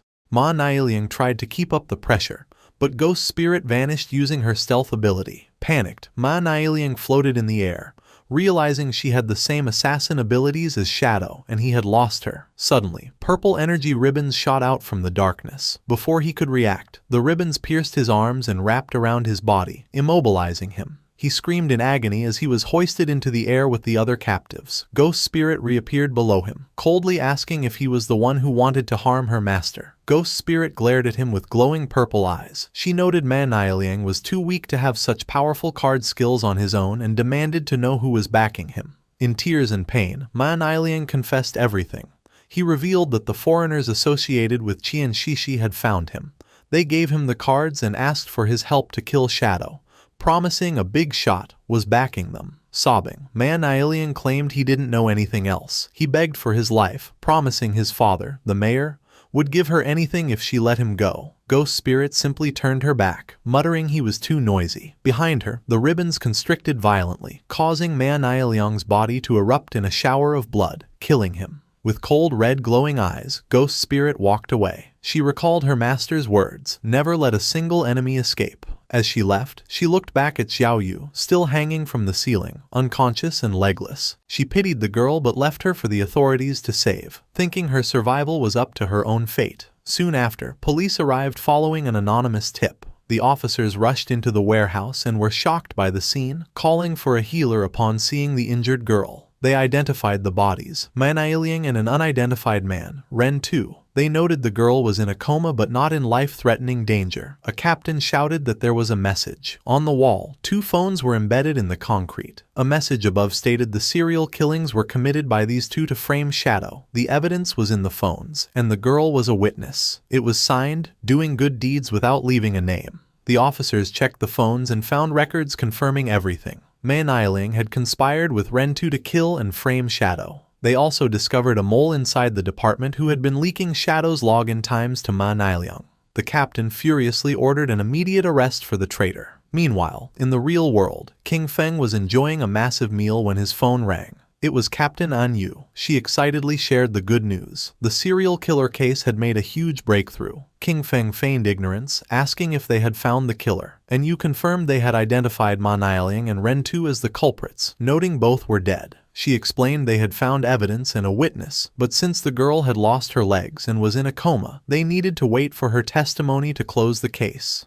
King Feng thought to himself that Ghost Spirit had completed the mission perfectly, and Yu apologized for the trouble the investigation had caused him. As an apology, she offered him some intelligence. She described a strange phenomenon in a novice town in Zhonghai City. 5 flying monsters were circling the sky, hunting players. Strangely, whenever one was killed, there were always 5, and you suspected a treasure was hidden there and urged Shadow to solve it. King Feng's eyes widened as he realized the implication. Another ancient god slate had appeared. King Feng analyzed the information.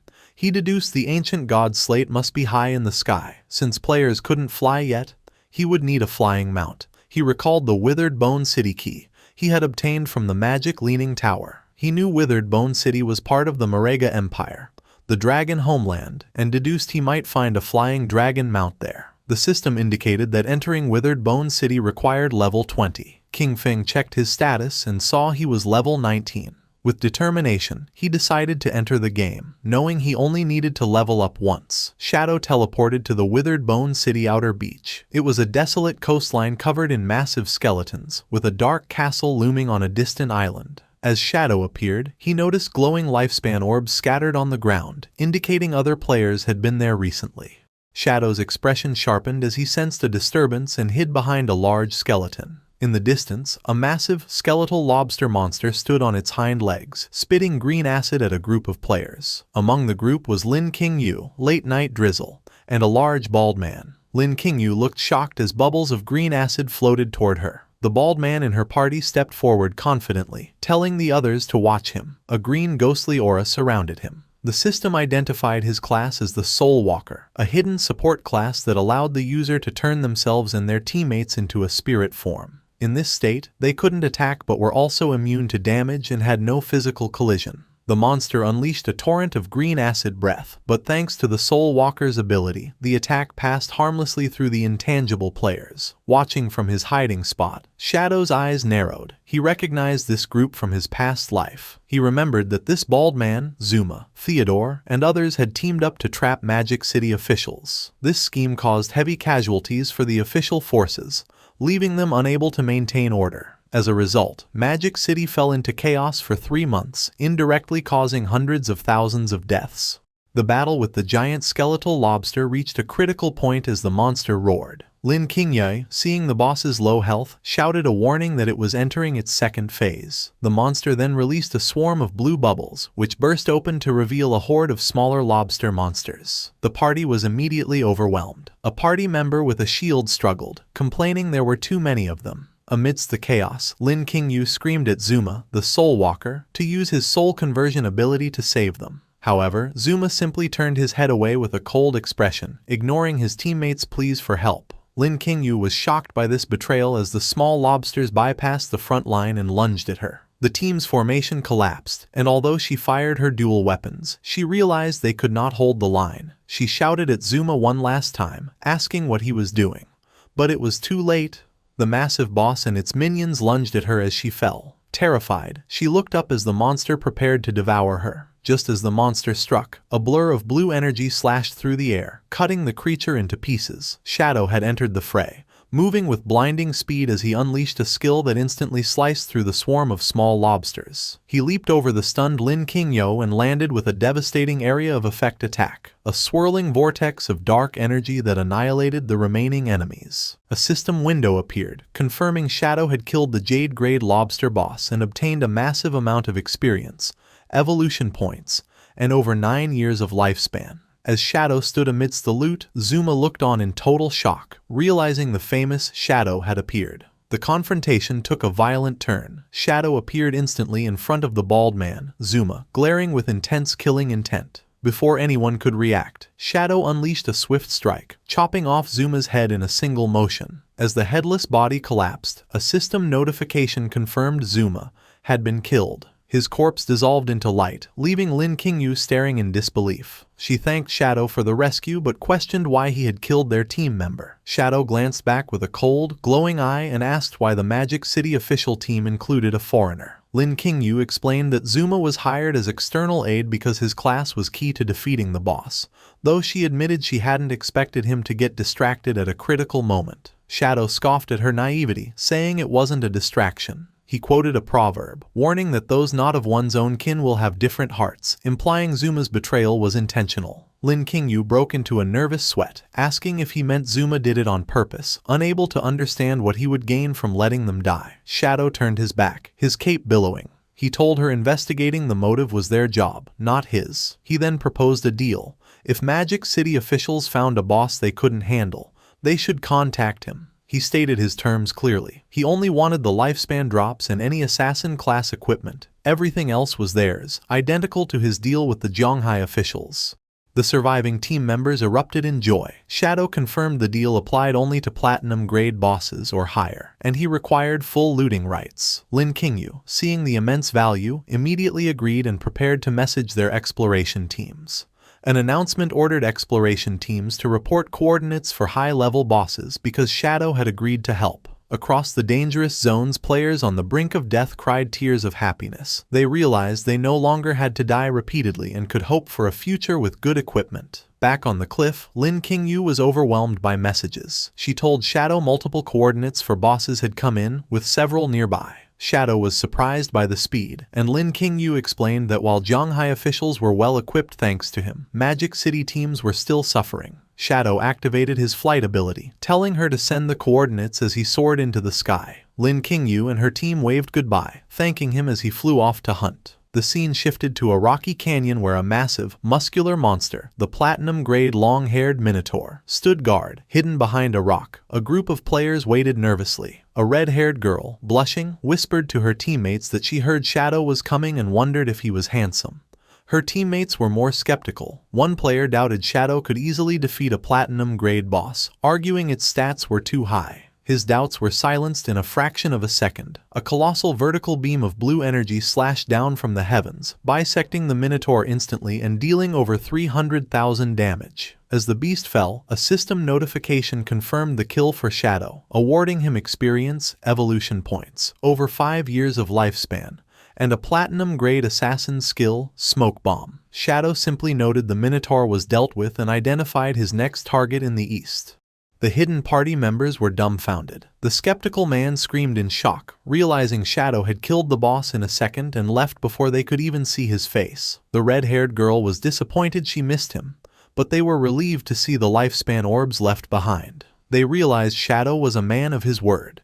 He had taken the lifespan but left all non-assassin equipment. The scene shifted to another location. Without warning, massive white spikes erupted from the earth, sending a group of players flying. A terrifying Jade-grade boss, the noble's eldest son, Traitor Lulu, in dark lava armor, emerged with a giant flaming sword. A player shouted in panic, realizing they had underestimated the perception range of a Jade boss. The giant knight swung its flaming sword down at a terrified player. The player froze, thinking his life was over. Just before the blade could crush him, a streak of purple energy sliced through the air, chopping the boss's arm clean off. The player watched in shock as the massive arm and sword flew away. Shadow descended from the sky, unleashing his Shadow of Sorrow skill. 4 shadow clones appeared, surrounding the boss. In a blur of motion, they struck, dealing massive damage. The system confirmed the kill, awarding Shadow experience, evolution points, over 10 years of lifespan, and a Jade-grade skill, Merge into Darkness. The rescued players watched in awe, unable to comprehend that each Shadow dealt over 300,000 damage. They questioned if they were even playing the same game as him. One of the rescued players, blushing, declared that the gap between them and Shadow was like the distance between a human and a god, resolving to worship him. Having cleared the bosses, a system window notified Shadow he had reached level 20. As dark energy swirled around him, he remarked that farming bosses was the fastest way to level up. Suddenly, another notification chimed. The natural disaster ancient god curse slate was fully charged. Shadow's eyes glowed yellow with anticipation as he prepared to draw a new affix from the slate.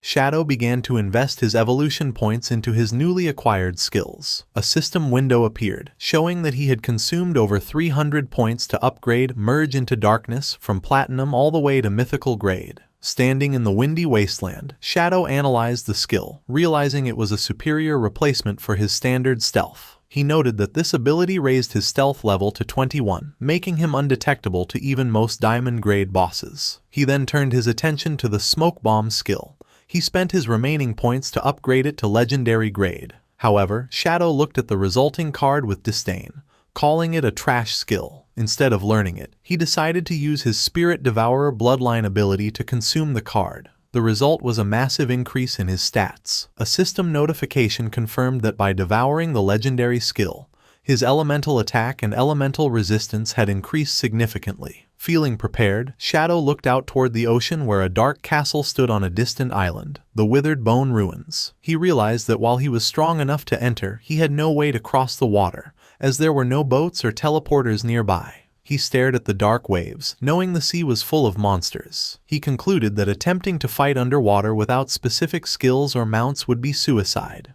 Seeking a path, Shadow opened his map. He noticed a strange icon indicating a locked door located right on the shoreline. Curious about this anomaly, he transformed into a streak of shadow and dashed toward the location. He arrived at a cave entrance blocked by a massive ornate stone gate. As he approached, a glowing chain appeared over the door. The system informed him the door was locked and asked if he wanted to use the Withered Bone City key. Shadow was surprised, realizing the golden key he had obtained earlier, likely from the Magic Leaning Tower trade, was the specific item needed here. He pulled the glowing key from his inventory. As the heavy doors groaned open, Shadow stepped forward, though he wondered aloud how a door on this side of the coast could possibly lead to the ruins on the other side of the sea. Shadow stepped through the glowing gate, his form blurring as he activated his speed. He noticed the path descended sharply and realized with surprise that he was heading deep underground. As he traveled through the dark, rocky corridor, he deduced the tunnel's purpose. It traveled beneath the ocean floor to connect the mainland coast directly to the isolated island. Shadow continued through the long subterranean passage until he finally saw the exit ahead. He emerged from a cave mouth and found himself in a grim, stormy landscape. A dark, ruined castle loomed atop a high cliff, illuminated by streaks of lightning.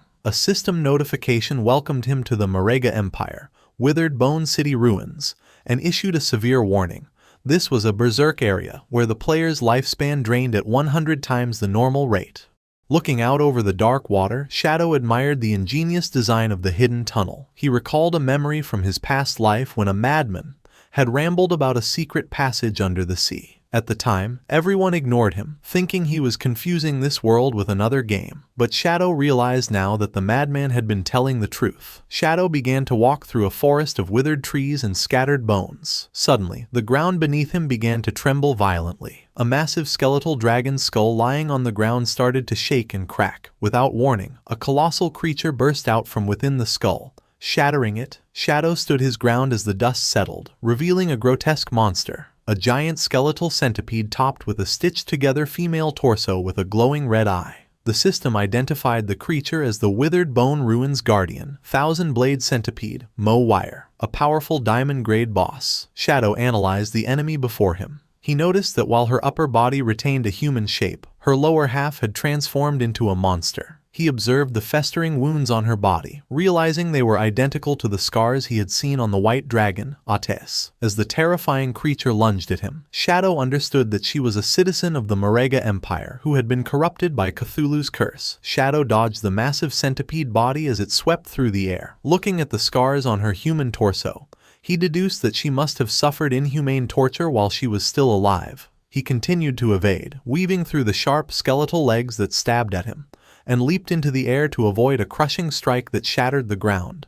Launching his counterattack, Shadow activated his skills. He summoned his shadow clones and used a technique called Blessing of Release to inflict massive additional damage. In a flash of purple energy, he and his clones unleashed a synchronized shadow flash slash, striking the boss 4 times instantly. The blade slashed across the monster's neck. Shadow's eyes glowed as the system indicated his skill cooldowns had instantly reset.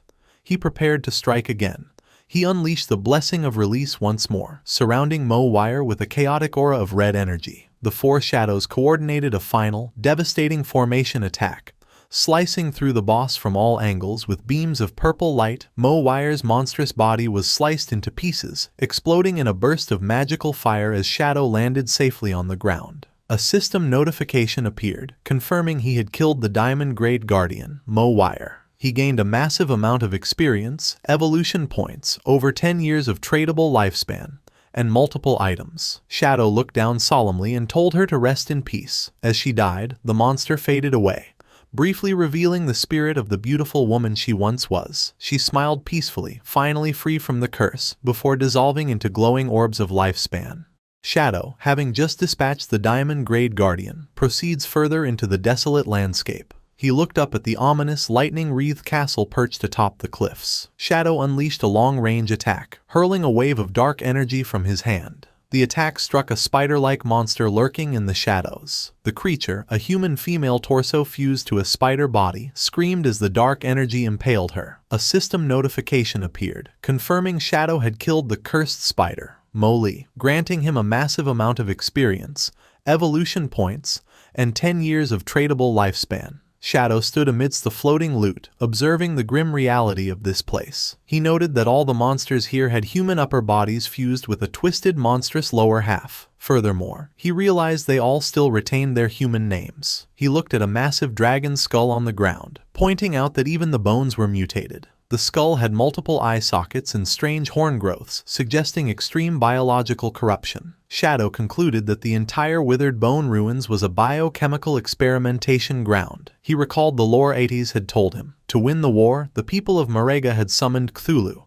an ancient sea god, who cursed the city. This curse twisted everyone, transforming the entire population into monsters. As Shadow walked deeper, he sensed the curse becoming thicker and more intense the closer he got to the city center. Suddenly, a massive object plummeted from the sky. A giant, rock-skinned golem crashed into the ground in front of him, blocking his path. The system identified the enemy as the Royal City Guard Commander, Ma Ren, a level 25 platinum grade boss. The golem glowed with internal magma-like energy. Shadow looked up at the towering giant but was unimpressed, questioning why a Royal Guard Commander was just a low-level platinum grade boss. The Guard Commander raised its massive stone arm, glowing with red energy. It slammed its fist into the ground with earth-shattering force, but Shadow easily evaded the attack, leaping aside as the ground cracked beneath the impact. The battle began as Shadow unleashed his Shadow Blade, striking the stone golem with a powerful slash. However, as the damage numbers popped up, a strange bounce effect triggered. Shadow was shocked to feel pain as the exact damage he had dealt was instantly reflected back onto his own body. Shadow landed on the ground, realizing the danger.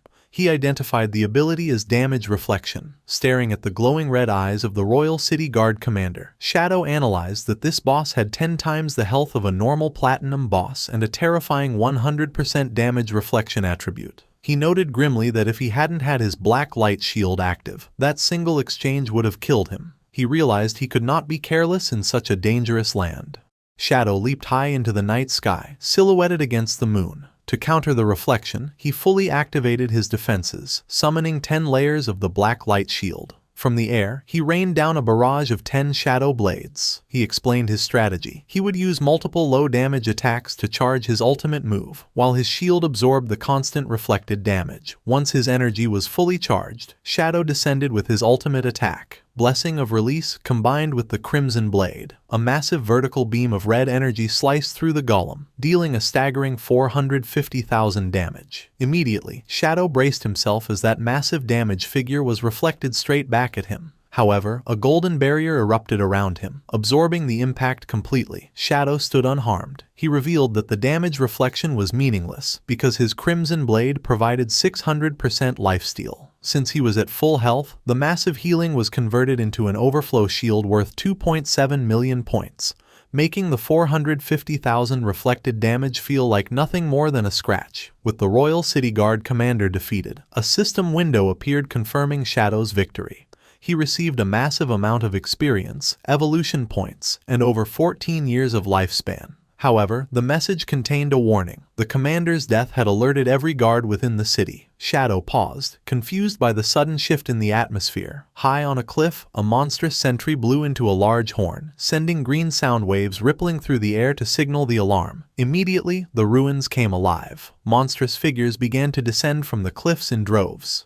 Shadow watched as a swarm of winged creatures, spider hybrids, and other twisted beasts lined the ridges, staring down at him. A massive fur-covered foot slammed into the ground next to him. Within moments, Shadow was completely surrounded by a dense army of monsters, including a giant white bear and terrifying centipede creatures. A system notification triggered, announcing Shadow had activated the Monster Horde event. The condition to proceed was simple but brutal. Kill every single monster. Shadow looked up at the wall of enemies looming over him, their eyes glowing red in the darkness. But instead of feeling fear, his eyes narrowed with excitement. He laughed to himself, thinking this situation was incredibly refreshing and exactly what he wanted. The monsters, seeing their prey laugh, looked at each other in confusion, unsure why the human was not trembling in terror. Shadow moved with the speed of a storm. He unleashed his Dark Night Ring blade, slicing through the first wave of enemies. In a single strike, the system notified him he had killed 32 monsters. Not giving the horde a moment to breathe, he activated his Shadow of Slaughter skill, summoning dark clones from the ground to fight alongside him.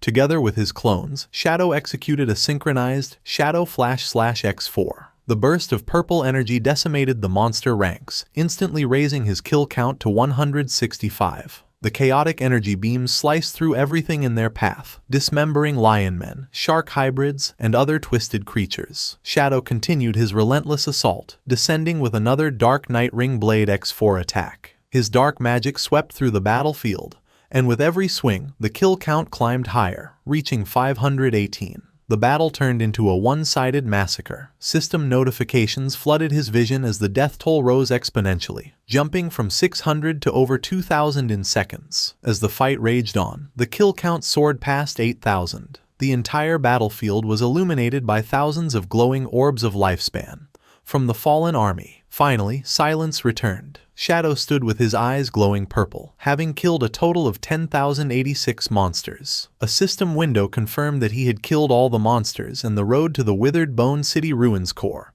was now unlocked.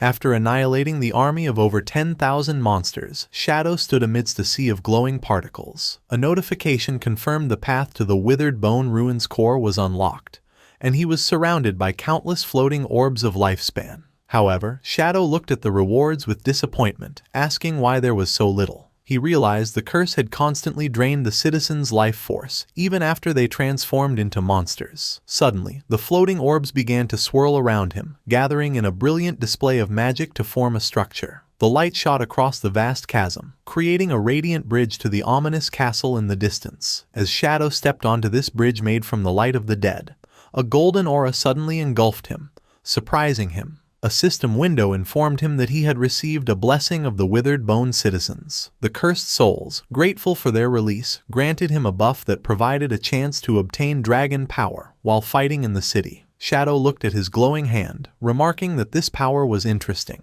He deduced the curse's source was in the city and understood the victims' souls were guiding him, hoping he would break the curse for good.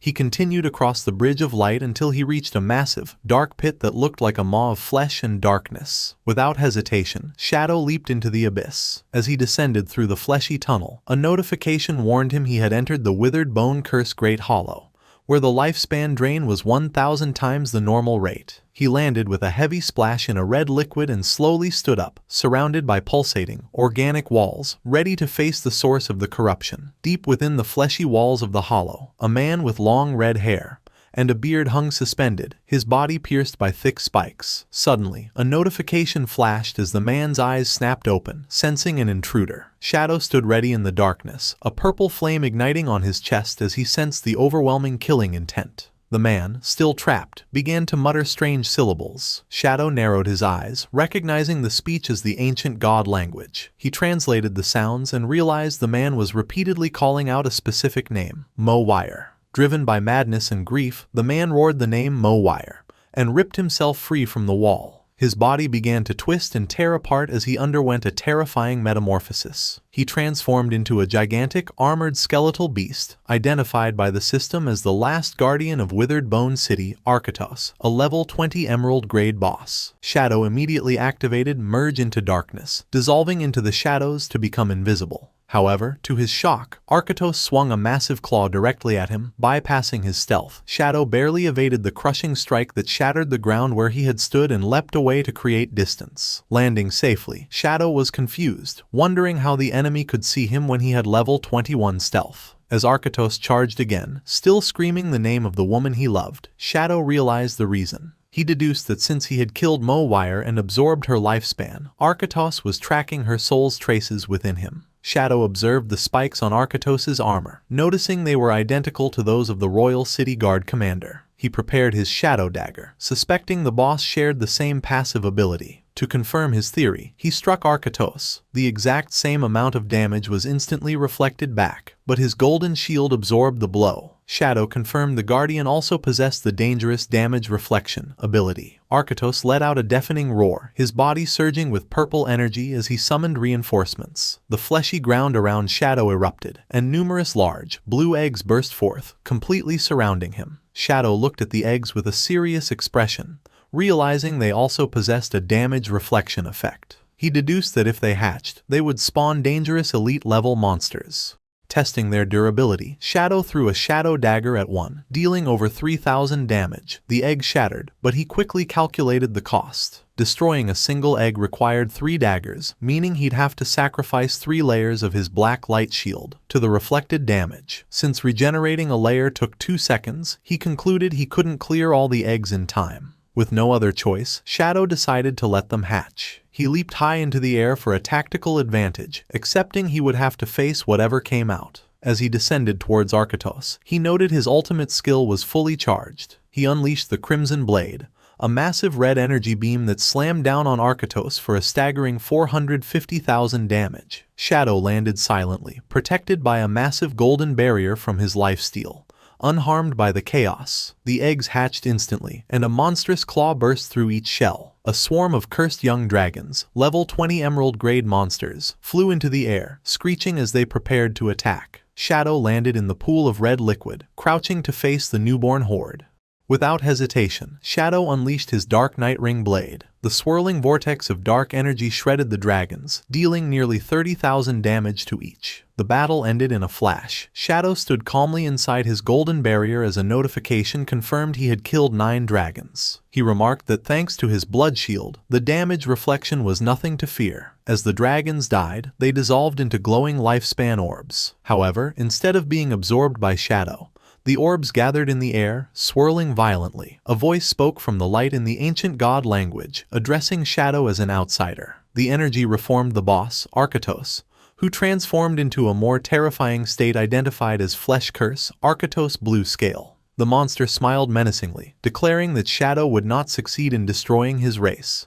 The battle intensified as Arkatos leapt. The mutated Guardian charged forward, aiming a massive, energized punch at Shadow. Shadow's eyes glowed neon blue as he countered with a blindingly fast, instant Shadow Slash. He moved like a blur, striking the monster from all angles in a split second. However, to Shadow's disbelief, immunity appeared around Arkatos. The monster was completely unaffected by the attacks. Shadow was stunned, unable to understand how his attacks dealt no damage. Arkatos seized the opening, slamming his fist into Shadow with devastating force. Shadow was sent flying, taking nearly 30,000 damage as the impact created a massive explosion. As he steadied himself, his golden blood shield shattered. Shadow translated the monster's guttural speech and realized Arkatos was declaring that as long as his bloodline and soul remained, his home would never fall. Arkatos stood amidst the purple energy, proclaiming Withered Bone City would never be conquered. Shadow was confused. Usually, only epic-grade monsters or higher could speak and have self-awareness, yet this emerald-grade boss retained his consciousness. Ignoring Shadow, Arkatos gathered dark energy into a sphere, chanting about protecting his city, empire,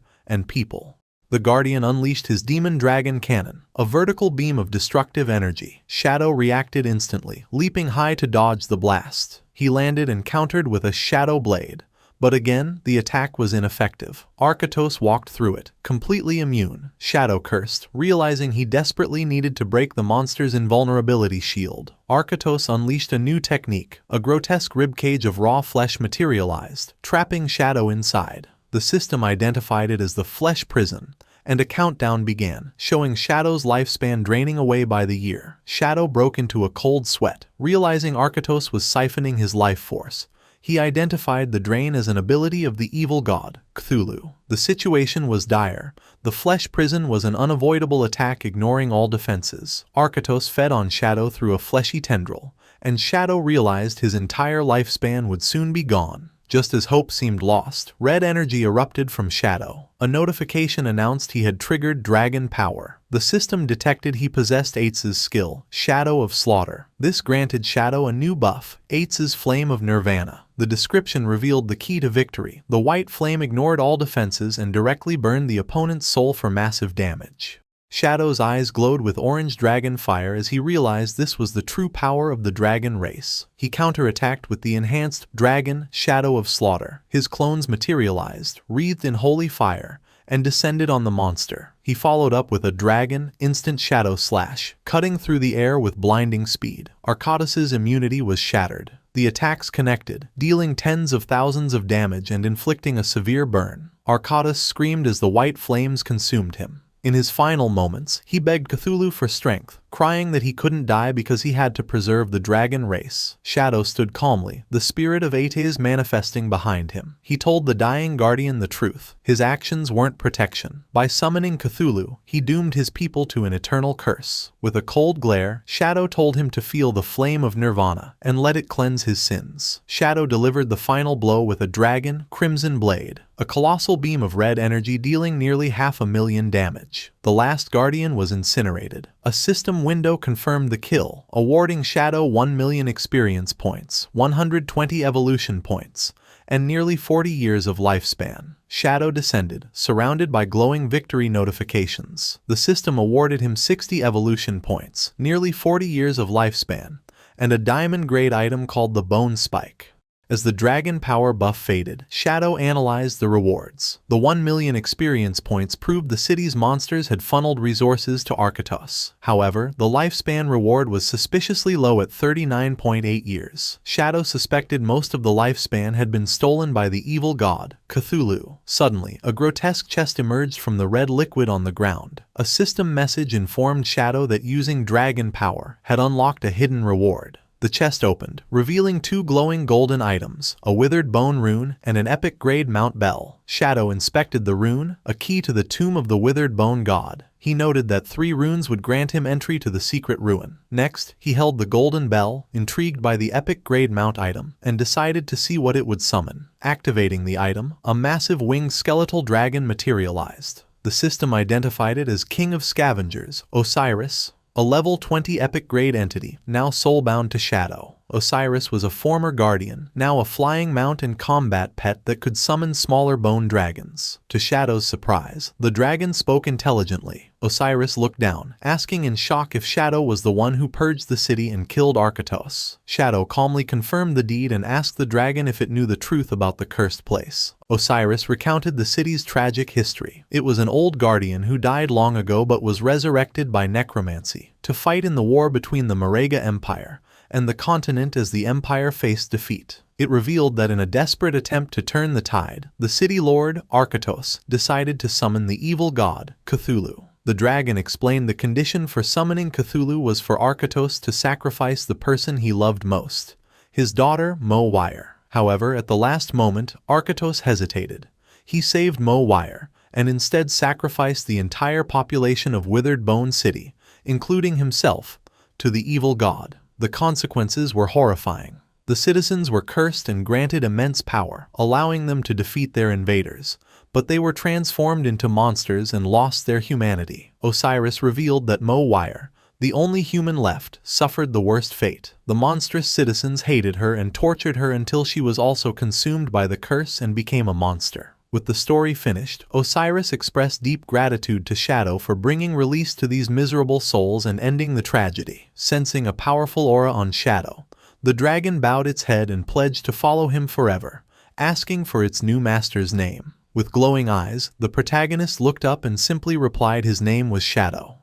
The massive skeletal dragon, Osiris, lowered its wings and head in submission, pledging its loyalty to Shadow and declaring him its master from this day forward. However, as Shadow inspected his new prize, he noted that for an epic grade mount, the dragon's attributes were somewhat strange. He pointed out that a level 20 epic boss should typically have at least 10 million health points, yet the interface showed Osiris had only a little over 100,000. Shadow deduced that this weakness was likely due to the nature of its resurrection. Since Osiris died long ago and its power dissipated over time, this forcibly awakened skeletal body retained only a fraction of its original strength. Reviewing the dragon's offensive skills, such as summoning bone shields and firing spikes, Shadow found them mediocre. However, he was pleased with its ability to summon 12 Jade-grade winged dragons, realizing they would provide him with excellent aerial vision. The true value of the mount was revealed in its mobility. Shadow noted that because the dragon's body was made of lightweight bone, its flight speed was incredible, reaching 360% speed, or roughly 450 meters per second, which broke the sound barrier. Shadow concluded that despite the mount's lack of combat power, the supersonic travel speed alone made it a satisfying acquisition. Just then, a system window appeared, notifying Shadow that he had met the conditions for a class advancement. He was surprised, realizing that the massive experience gained from clearing the withered bone ruins, over 1 million points, was enough to trigger the upgrade immediately. With a determined look, he activated the advancement. A vortex of dark energy began to swirl around him, and magical runes manifested in the air as the energy intensified. Shadow stood within the chaos, his eyes glowing with power, as a red ring of energy formed around him. The system confirmed the success. His Shadow class had advanced from Tier 2 to Tier 3. His attributes skyrocketed, with his strength and constitution doubling from 27 to 54, his spirit doubling to 90, and his agility jumping significantly to 144. Along with the stat boost, Shadow obtained a new class passive skill called Shadow Arc. The description revealed a powerful mechanic. Any damage, negative status, or stealth removal he suffered while invisible would be delayed by 1 second. Within that 1 second window, he could perform actions to negate the damage or the status effect completely. Shadow looked at his hand and laughed confidently, realizing that as long as his reaction time was fast enough, this skill would allow him to nullify almost any attack while he was in stealth. Shadow reflected on his new class advancement with deep satisfaction. He was certain that in his past life, no player with the Shadow class had ever survived the third advancement. Otherwise, the power of the Shadow Arc skill would have been famous for drastically lowering death rates. He reasoned that while a 1 second window for reaction seemed short, high-level players possessed incredible reaction speeds, making it more than enough time to cast multiple skills and turn the tide of battle. Moving on to his rewards, Shadow manifested a glowing red energy in his hand, revealing a diamond-grade weapon he also obtained. The system window identified it as the Spike of the Skeleton, a powerful dagger that significantly boosted physical and elemental attacks, along with a unique effect that broke the enemy's defense and resistance. Shadow equipped the weapon immediately, noting that between the class upgrade and this new gear, his power had increased massively. Ready to leave the ruins, the skeletal dragon Osiris leaped into action, and Shadow landed gracefully on its head. He decided to test his stealth capabilities with the mount and activated Merge into Darkness. As dark energy surged around them, Shadow was shocked to discover that the dragon's stealth level was actually level 21, which was higher than his own current level. Impressed, Shadow commanded the dragon to take off so he could witness its speed firsthand.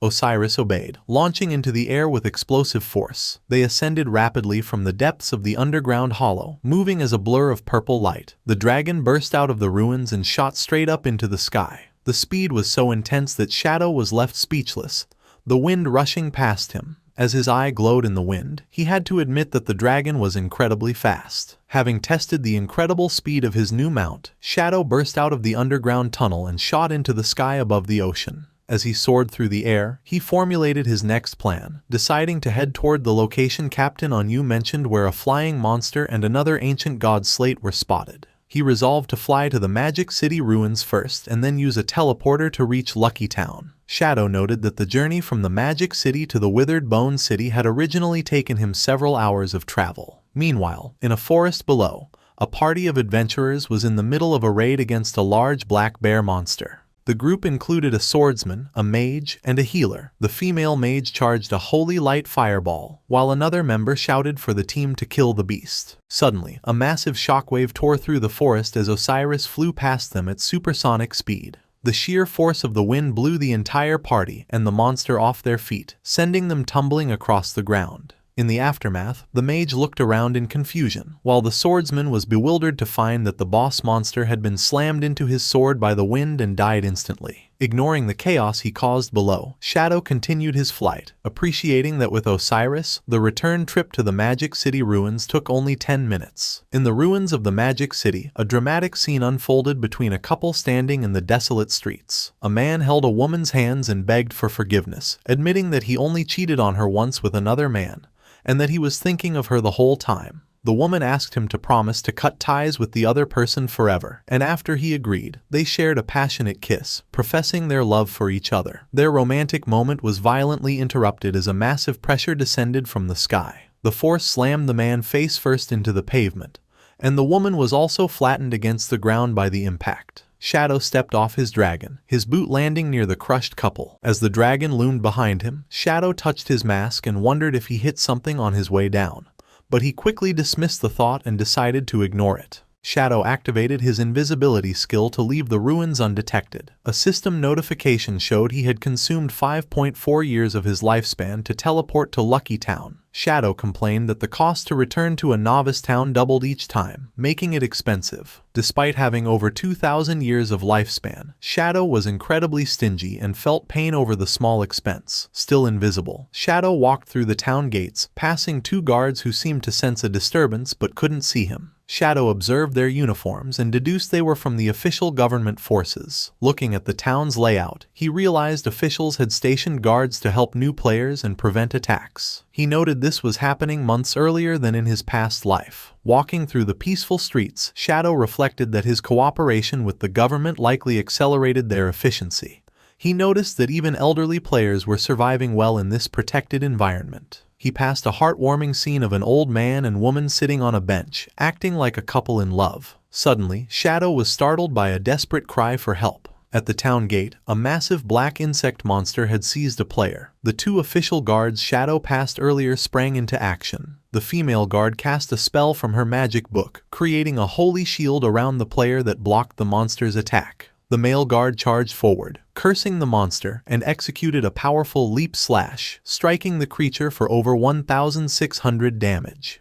The female guard immediately retaliated, casting a holy fireball at the giant insect. However, the creature was incredibly agile and evaded the attack. Taking advantage of the opening, the monster scurried away, leaving the male guard frustrated that it had escaped again. The guards looked up as the escaped monster rejoined its pack of 5. The female guard noted with despair that killing one was useless, as a new one would respawn immediately. Shadow, observing invisibly, realized that while the 5 gold-grade monsters were not individually strong, the team was struggling because the bosses would fly away when losing, leaving the ground-based guards helpless. On the ground, the male guard checked on the elderly victim. The old man was on his knees, crying and trembling.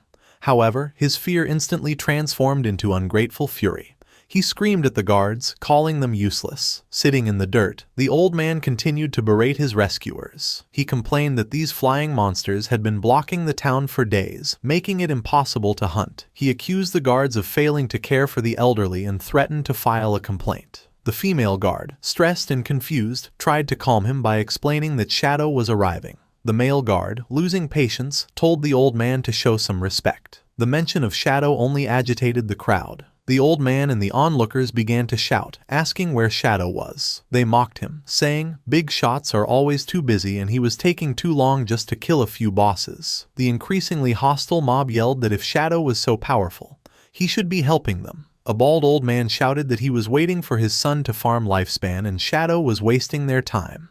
The situation spiraled out of control. The female guard tried to reason with the angry mob, assuring them Shadow would arrive. She suggested those who couldn't wait should log off. However, the male guard realized reasoning was futile and urged his partner to leave. The crowd blocked their path, accusing the officials of running away from their responsibilities without solving the monster problem. The mob screamed that the guards were wasting taxpayer money, useless for failing to kill a few bugs, and demanded an explanation. Pushed to his limit, the male guard exploded in anger. He reminded the crowd the officials had already power-leveled them to level 3, asking what more they wanted. The ungrateful mob retorted that level 3 was useless and continued to jeer. The elderly players weaponized their age, accusing the guard of wanting to beat up old people. As the male guard tried to move forward, the ungrateful old man from earlier deliberately bumped into him. The old man threw himself to the ground theatrically, wailing that the officials were beating the elderly. He claimed his heart disease was acting up and he was dying.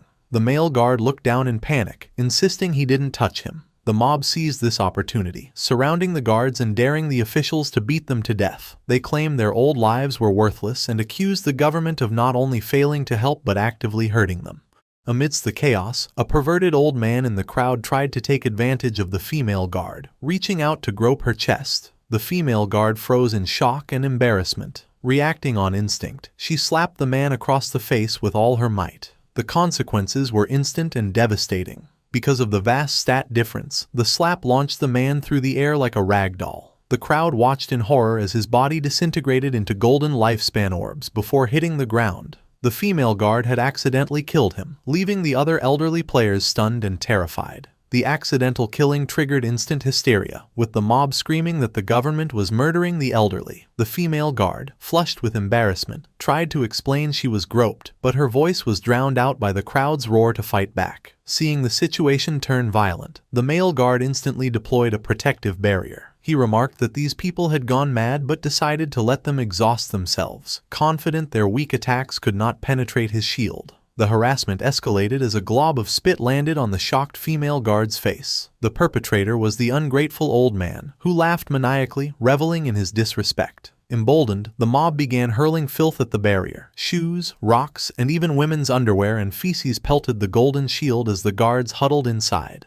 Suddenly, a terrifying presence descended. Shadow materialized on his skeletal dragon Osiris behind the riotous crowd. A heavy silence fell as the massive dragon loomed over them. Shadow and his dragon glared down with glowing eyes, radiating an aura of death. Without a word, a massive gust of wind erupted from the dragon. The force was catastrophic. The elderly players were blasted away like leaves in a storm, unable to resist. Their bodies were flung violently against the surrounding trees with bone-crushing force. Silence returned to the forest. The two guards stood safe within their barrier, looking out in disbelief. Where the angry mob once stood, only dozens of golden lifespan orbs remained, indicating Shadow had instantly wiped out the entire group. High above the town, Shadow and his skeletal dragon, Osiris, soared into a swirling orange vortex. Shadow spotted his targets, 5 winged insect monsters flying in formation, linked by magical energy to a floating stone tablet. Recognizing the object, Shadow commanded his dragon to give chase. From the ground, the two official guards watched in awe as the massive dragon pursued the monsters against a red, eclipse-like sun. Shadow stood firm on the dragon's head as dark purple energy surged, preparing for an aerial strike. The 5 insects frantically tried to escape with the slate, but they were no match for the dragon's speed. Shadow's eyes glowed with intense purple light as he locked onto his prey. In a blur, Osiris spun and unleashed a devastating slash. The attack was precise, slicing all 5 gold-grade insect bosses in half at once. The 2 guards on the ground were left with their mouths open, shocked by the instant victory. Meanwhile, on the ground, the situation with the elderly mob took a ridiculous turn.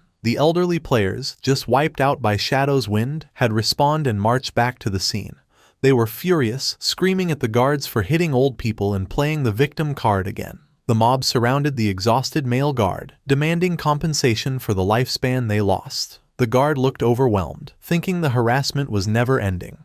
Suddenly, a shadow fell over the group. The guard looked up to see the massive corpses of the 5 insect bosses plummeting from the sky directly above them. Before the mob could react, the giant carcasses crashed down with bone-crushing force. The impact flattened the elderly players, killing them a second time and turning them back into lifespan orbs. The stone slate landed upright in the dirt, surrounded by the glowing orbs of the twice-deceased old man and his companions. Osiris landed gracefully next to the loot. Shadow looked around, genuinely confused. He wondered why there was so much loot when he had only killed 5 bosses, unaware he had accidentally farmed the annoying mob. The ungrateful old man, just crushed by a falling monster corpse, crawled on the ground. Instead of being thankful, he pointed an accusing finger at Shadow, screaming about the danger of falling objects and demanding to know if any law was left in this world. Shadow ignored the ranting and crouched to pick up the slate. However, the old man stood up and confronted him. He yelled that he was speaking to him and demanded respect, using the excuse that he had eaten more salt than Shadow had eaten rice to justify his arrogance. As Shadow reached for the slate, the old man grabbed the other end, trying to snatch it away.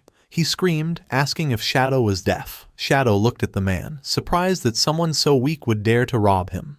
Shadow's response was immediate and lethal. Without speaking, he threw a dagger at point-blank range. The blade pierced the old man's neck, silencing his complaints instantly. The attack sent the old man flying backwards, dealing over 13,000 critical damage. He dropped the slate as he died yet again, his body dissolving into light. Shadow calmly caught the falling slate. With the nuisance removed, he turned his attention to the scattered loot. He commanded Osiris to summon the small bone dragons. The massive skeletal dragon obeyed without hesitation. A swarm of small black skeletal dragons descended from the sky. They swooped down, tasked with collecting the countless lifespan orbs that had dropped from the twice-killed mob. The female guard and her partner watched the sky in confusion, wondering what Shadow intended to do with so many summoned creatures. Meanwhile, back at the town gate, the ungrateful old man had respawned for the third time. He stood before the mob and the guards, pointing an accusing finger. He yelled that he had figured it out. The officials were conspiring with Shadow to murder people and steal their property. The female guard looked at him in disbelief. The old man put on a dramatic performance, clutching his head and screaming. He lied, claiming he had been carrying 1,000 years of lifespan, and Shadow had stolen it all. The female guard was furious at his shameless lies. Electricity crackled from her eyes as she shouted back, asking who he thought he was fooling. The old man stubbornly retorted that his son had given it to him and accused the guard of defending Shadow because she wanted a share of the loot. Turning to the crowd, the old man incited a riot. He promised that if everyone helped him demand the return of his 1,000 years, he would share 1 year with each person. He played the victim card again, shouting that they could not let officials and Shadow bully the elderly. Blinded by greed, the mob agreed. They shouted in support, demanding that Shadow return the lifespan. They demanded their lifespan back. The male guard gritted his teeth in frustration, wishing he could arrest them, but noted the troublemakers were cunningly staying inside the town's safe zone where guards could not attack. The elderly players, led by the ungrateful old man, pumped their fists in the air, screaming greedily. Suddenly, the small bone dragons swooped down into the crowd. Their claws gripped the elderly players, lifting them off the ground before they could react. The mob was hoisted into the air, dangling helplessly. The old man looked up in terror, wondering where these monsters had come from. The dragons flew high above the town, carrying the screaming players over the walls and outside the safe zone. The old man yelled frantically for help, demanding to be let go. The dragons complied literally. They released their claws, sending the players plummeting from the sky. As he fell, the old man panicked, screaming that he hadn't meant for them to let go right then. Shadow walked coolly out of the town gate while bodies crashed to the ground behind him. The female guard blushed. Shadow explained that while the safe zone prevented players from damaging each other, it did not suspend physics, meaning gravity was still lethal. With a cold stare, Shadow informed the guards that his bone dragons would remain stationed there to throw any unruly people out of town. He told the guards it was up to them whether to catch and imprison them or let them fall. He confirmed the bosses in the sky had been cleared and prepared to leave.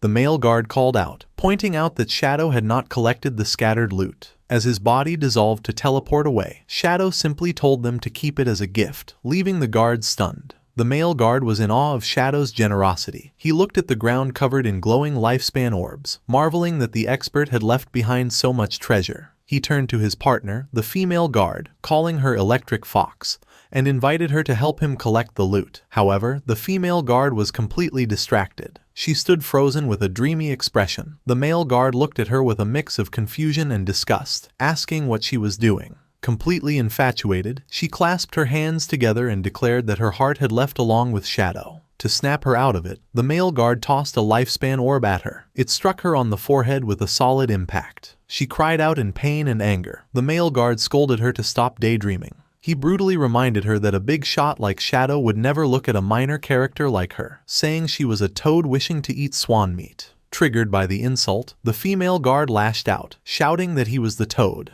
The male guard playfully agreed, joking that if he was a male toad, then she was a female toad, implying they belonged together. Holding the glowing orbs, the female guard blushed deeply, flustered by his teasing. The skeletal dragons continued to drop screaming elderly players from the sky. Amidst this chaos, the two guards continued their banter. The male guard teased her, asking if she had a secret crush on him. She denied it, calling him disgusting. However, when he casually asked if she wanted to have dinner that night, her attitude instantly shifted, and she excitedly asked if he was serious. In the real world, outside Zhanghai City Hospital, inside a room, Xiaoyu sat up in her bed, looking pale and miserable. A male official by her bedside expressed sympathy for her losing both legs during her ordeal. However, the conversation turned to the cost of her treatment. A female official informed Xiao Yu that her treatment had cost 50 years of lifespan. She explained that while the government reimbursed 10 years, Xiao Yu was responsible for the remaining 40. Xiao Yu panicked, exclaiming she did not have that much lifespan. Desperate, she asked if she could mortgage her 2 houses to pay the debt. The female official coldly replied they had already evaluated her properties, and in this new world, the houses were only worth 3 days of lifespan. Xiao Yu was shocked, screaming that she had spent millions and 200 days of lifespan on those properties. Unable to believe their value had crashed so hard, she frantically offered 500,000 in cash, but the officials explained old world currency was void and only lifespan was accepted. Xiao Yu trembled, admitting she didn't have enough. The male official gave her an ultimatum. She had 3 days to gather the lifespan, or they would stop all medical treatment. They offered a solution. She could be sent to the official logistics team to work off her debt. The work involved mining, gathering materials, or rebuilding in the game world for at least 15 hours a day. Xiao Yu covered her face and cried, arguing that she was a cripple and couldn't do physical labor. The official countered that while disabled in reality, her game body was complete, and high-level healing skills might exist in the future to restore her legs. Xiao Yu broke down screaming, terrified of the status, not the work. She yelled that she didn't want to be a laborer or be around sweaty, smelly people, calling it disgusting. She threw a tantrum, wailing that she was already pitiful and demanding to know why she was being treated this way, insisting none of this was her fault. The 2 officials stood silently, unimpressed by her victim mentality. The female official offered another solution. She asked if Xiao Yu had any family or friends who could act as guarantors. She explained that if she could find someone to vouch for her, they could approve a loan for the 40 years of lifespan with a low interest rate, allowing her to avoid forced labor. Tears streamed down Xiao Yu's face as she thought about her options. She fell into despair, believing her brother, King Feng, was dead. She thought of her mother but was unsure if she would be willing or able to guarantee such a debt. She curled up in pain and fear, sobbing quietly. Alone in the dark room, she admitted to herself she didn't know anyone who would help her, feeling completely abandoned. Suddenly, the door was kicked open with a bang. A loud voice announced that help had arrived. The 2 officials turned in surprise, while Xiao Yu looked at the entrance in confusion. A tall, muscular man entered, followed by a subordinate recording the event on a phone. It was the Knights Templar Guild leader. He reached out his hand, demanding Xiao Yu's phone and scoffing that 40 years of lifespan was a trivial amount. Xiao Yu recognized him. The guild leader smiled at her, claiming his heart ached when he heard of her disaster. A notification popped up on Xiao Yu's phone, causing her to blush. The guild leader had transferred 100 years of tradable lifespan to her. She stammered her thanks, overwhelmed by his generosity.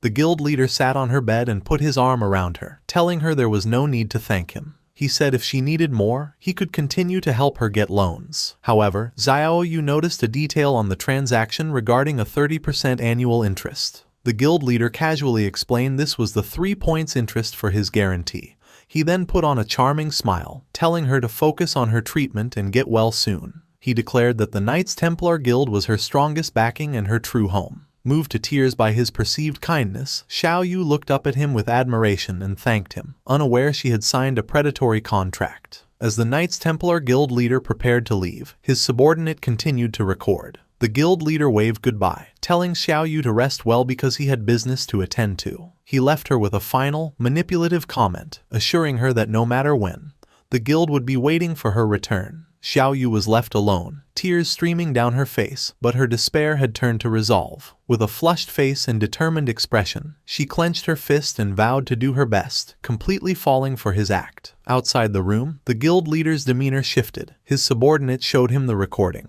The guild leader approved, ordering him to edit the footage properly before publishing it. As they walked down the hospital corridor, the guild leader gave specific instructions on how to spin the story. He wanted the propaganda to emphasize her miserable situation and highlight that while no one else would help, only their guild stepped up. A sinister grin appeared on his face as he revealed his true intentions. Since Xiao Yu had caused the guild a loss, he would use her tragedy as an advertisement to recruit more members. He viewed this as the true way to make use of waste.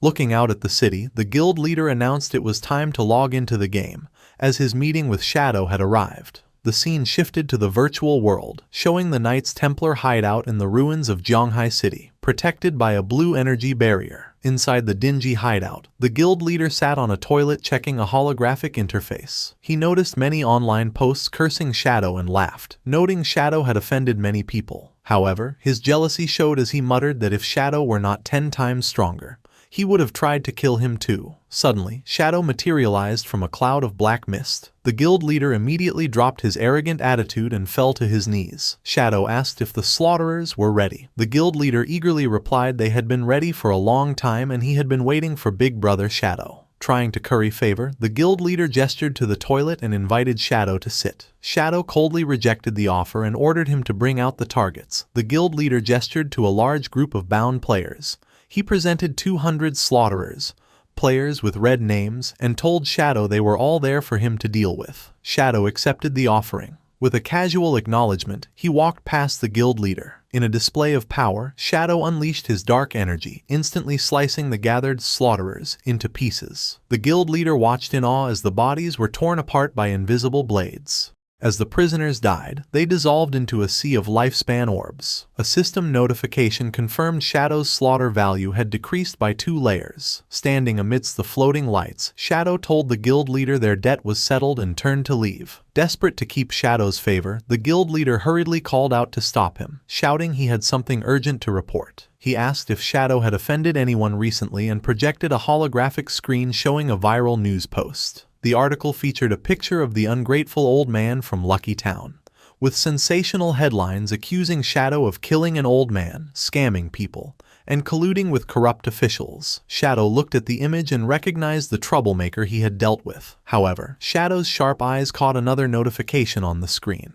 It was the propaganda advertisement the guild leader had just created. The headline read, "Poor girl brutally mutilated and lost legs. Knights Templar Guild gives generous help," with a photo of a crying Xiao Yu. Shadow was stunned. He exclaimed her name, realizing the victim ghost spirit had rescued from the serial killer Ren 2 was his sister, Xiao Yu. He chuckled to himself, remarking on how small the world was and what an incredible coincidence it was. Keeping his discovery to himself, Shadow simply said, "Understood," and vanished. The guild leader, oblivious to the realization, stood by the toilet and bowed enthusiastically, shouting for his big brother to take care and come back often. High in the sky, flying on his skeletal dragon Osiris, Shadow contacted his disciple. He ordered Ghost Spirit to investigate and eliminate the person spreading the slanderous rumors online, deciding this small matter wasn't worth his personal attention. Ghost Spirit appeared in the communication window, furious that someone dared to slander her master, and vowed to handle it immediately. Standing on a high rooftop in Zhonghai City, Ghost Spirit looked at a holographic screen with angry disbelief, wondering how anyone dared to spread such vicious rumors about her master. The screen showed a news article with the face of the ungrateful old man from Lucky Town, claiming Shadow had plotted against an elderly person. Ghost Spirit found the accusation and the man's face disgusting. With cold determination, she pulled her hood over her head, declaring she had memorized the culprit's face. She immediately leapt from the edge of the building, a trail of purple energy following her as she vowed to bring him to justice. She dove through the air, gliding between the skyscrapers straight for her target. The scene shifted to a residential complex called Lakeview Garden, outside the home of a man named Feng Xiaoying. A hand knocked violently on the door. Outside stood a young man named Ma Dagon with a woman and their injured, drooling child. He furiously shouted for Feng Xiaoying to come out, accusing Feng's dog of knocking his son down the stairs and paralyzing him. He screamed that Feng could not escape responsibility.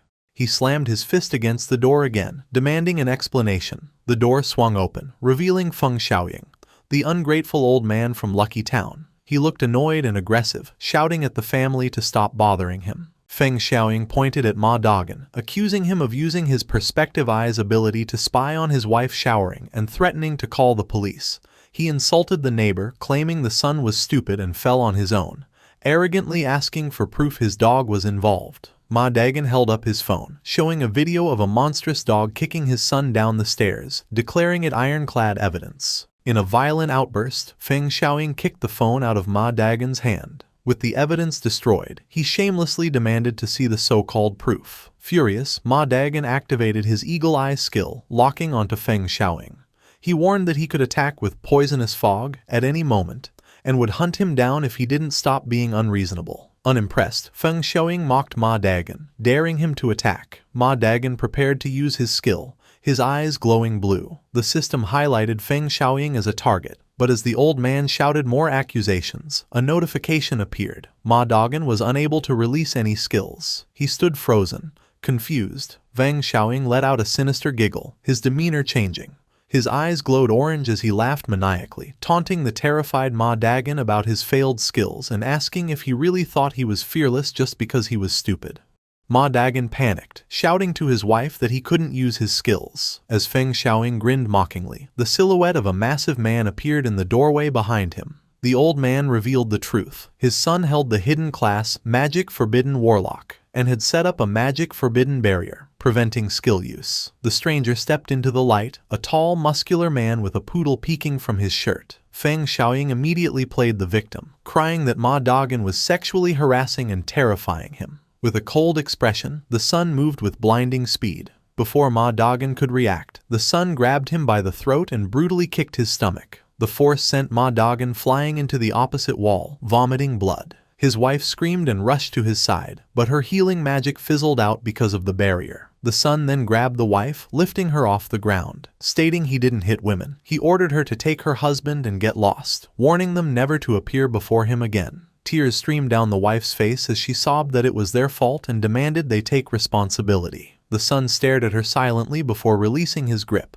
Looking at her with contempt, he pulled back his fist, coldly declaring they lived in an era where the strong prey on the weak. The terrified woman screamed as his fist rushed towards her. At that moment, purple energy ribbons materialized, wrapping around her waist and pulling her to safety with incredible speed. The punch slammed into the wall right next to her head, and the son looked up, confused by the interference. Ghost Spirit stood shielding the wife. When the woman asked who she was, Ghost Spirit replied coldly that they were not qualified to know her, but she knew them. Her eyes glowing a terrifying purple, she glared at the father and son, stating she knew they were spreading rumors to smear Shadow and would make them pay. The son asked in shock if she was Shadow. Behind him, Feng Xiaoying yelled not to be afraid, pointing out that Shadow was a man, not someone so petite. Regaining his confidence, the muscular son smirked. He boasted that even if the real Shadow came, it wouldn't matter. He explained he was level 16 with all his points in strength and constitution, making him invincible within his magic forbidden barrier, where only physical combat mattered. Ghost Spirit stood her ground, purple energy swirling around her. She looked at him with pity, called him an idiot, and declared she would teach him just how stupid he really was. The battle began in the hallway's suppression field. Feng Xiaoying's son stood confidently, declaring himself invincible inside his magic forbidden barrier. Ghost Spirit glared, mocking him as a frog in a well. She attacked with blinding speed, surprising the large man. She delivered a kick, and surprised by her agility, he correctly guessed she was an assassin. He spun in midair to evade her follow-up punch. His physical stats clearly overwhelmed hers. Ghost Spirit unleashed a barrage of strikes. She attacked from a different angle, but he was ready and effortlessly caught her fist, stopping her cold. Holding her hand, the son mocked her lack of power despite her speed. He reminded her that without skills, her physical attacks were mere tickles to him. She struggled, but he delivered a devastating uppercut that sent her flying. Ghost Spirit crashed into the ground as Feng Xiaoying cheered for his son. The son flexed, taunting her about their gap in strength and warning her not to die yet. Battered against the wall, Ghost Spirit couldn't move. The son deduced she worked for Shadow and decided to interrogate her. The towering son grabbed Ghost Spirit by the collar, enraged. He shouted that Shadow had killed his mother in the game multiple times and he had to kill him. He gave her 10 seconds to reveal everything about Shadow, then aggressively pulled her closer. He lifted her with one arm, threatening to tear off a hand if she didn't speak. Instead of fear, she just looked up with a mocking smile and called him an idiot. Confused, he froze until she told him to look at his body. It suddenly erupted in green ghostly flames. He collapsed, coughing, realizing too late he was poisoned. Ghost Spirit stood calmly, hand glowing green, and explained he was a fool for thinking his barrier made him invincible. She revealed she had used a venom enchantment beforehand. While new skills were blocked, the precast enchantment meant every punch applied a stacking poison. The son screamed in agony as the flames consumed him, crying for his mother while his father watched in horror. Ghost Spirit looked down at the dying man, revealing she had investigated them. She identified the father as a nuisance and the son, Han Bingxiang, as a magic forbidden warlock. She mocked his build, noting he disdained support classes and put all his points into strength, only learning the barrier skill to bully others. He died, and Ghost Spirit noted coldly that the basic priest skill Dispel would have saved him. Overcome with panic, Feng Xiaoying screamed she had killed his son and tried to call the officials. Before he could, a boot kicked the phone from his hand. He looked up in terror to see his neighbor, Ma Dagan, standing over him, fully healed and furious. Ma Dagan declared the barrier was gone and told the old man it was his turn to pay. Panicked, Feng Xiaoying screamed for help, but his pleas were ignored as Ma Dagan delivered a vicious kick to his face. Ma Dagan grinned, assuring the old man he'd hand him over to officials eventually, but first he would beat him until satisfied. His wife encouraged him, promising to keep healing him so he could continue. Ma Dagan activated a transformation skill, his body bulging with muscles in a venom enhancement state. He then unleashed a barrage of heavy punches, pummeling Feng Xiaoying. His wife cheered, casting healing magic to support him. The beating ended with a final, crushing stomp to Feng Xiaoying's face. The old man died, dissolving into light. Ma Dagan stood panting, relieved after venting his anger. He asked his wife if the girl who saved them was still there. She confirmed she was, mentioning an angel's heart skill. Ma Dagan turned, expressing profound gratitude and saying they would have been doomed without her. He suggested calling the officials. But when they looked around, their mysterious benefactor was gone. His wife looked at torn clothes on the floor, confused as to when she left. Outside, Ghost Spirit had already leapt from the building. As she fell, she opened a communication window with Shadow to report the mission was complete. His praise for her speed made her smile with delight. The scene shifted to a wasteland 300 kilometers from Magic City. 4 cloaked figures trekked through, guided by Chu Kunshan. A subordinate questioned Chu, worried they were in the wrong place. The area was filled with poisonous gas and volcanic fumes that constantly drained their health, making him doubt anything could live there. Theodore remained confident. Chu Kunshan, using his ley line perception, assured them the treasure was in a nearby cave. They soon arrived at a massive cave entrance spewing ominous red energy. Before entering, Theodore ordered Zuma, the Soul Walker, to immediately turn the group into an invincible spirit state if they encountered danger. Zuma confirmed he understood. The 4 walked into the red vortex, navigating the terrain until they reached a cliff overlooking a sea of red liquid. Chu Kunshan suddenly pointed, shouting for them to look. Theodore laughed, realizing they had found it, a massive fiery plant rising from the center of the crimson pool. Chu Kunshan identified it as the Hell Flower of Nightmares, and declared with certainty that with this item, Shadow would undoubtedly die. Theodore's group arrived at the Deep Purgatory Volcano, a nightmare zone where the system warned the lifespan drain was 10,000 times the normal rate. Zuma began to tremble, asking Theodore what the fiery entity was, as just looking at it made his soul shiver. Theodore calmly identified it as the Hell Flower of Nightmares, and reassured Zuma that as long as they didn't wake it up, they would be safe. Chu Kunshan noted that since they had found Theodore's item, it was time to reveal the full plan. Theodore agreed and called over his subordinate, Tony, handing him a glowing blue book called the Divine Book Wall Construction. He explained it could build walls instantly by consuming lifespan. Tony looked at the book in surprise and activated it, causing a massive stone wall to materialize out of thin air. Tony analyzed the structure, noting it cost 10 days of lifespan but only had 100,000 durability. A sweating Tony expressed his concern to Theodore, arguing he had seen Shadow's attacks and feared this wall wouldn't be enough to stop him. Theodore sternly replied that he was aware, which was why Tony's priority for the next few days was to constantly build walls to increase the book's proficiency. Theodore pointed to the Hell Flower, ordering Tony to increase the wall's durability to 10 million points. Theodore then revealed his trap. He would lure the Chinese officials and Shadow into this cave, and once they were inside, Tony was to build the wall and seal the only exit. To ensure the targets lowered their guard, Theodore explained that he and Zuma would enter the cave with them. He detailed the escape plan. When he signaled to wake the boss, Zuma must immediately use his Soul Walker ability, allowing them to phase through the wall and escape safely, leaving Shadow and the officials trapped.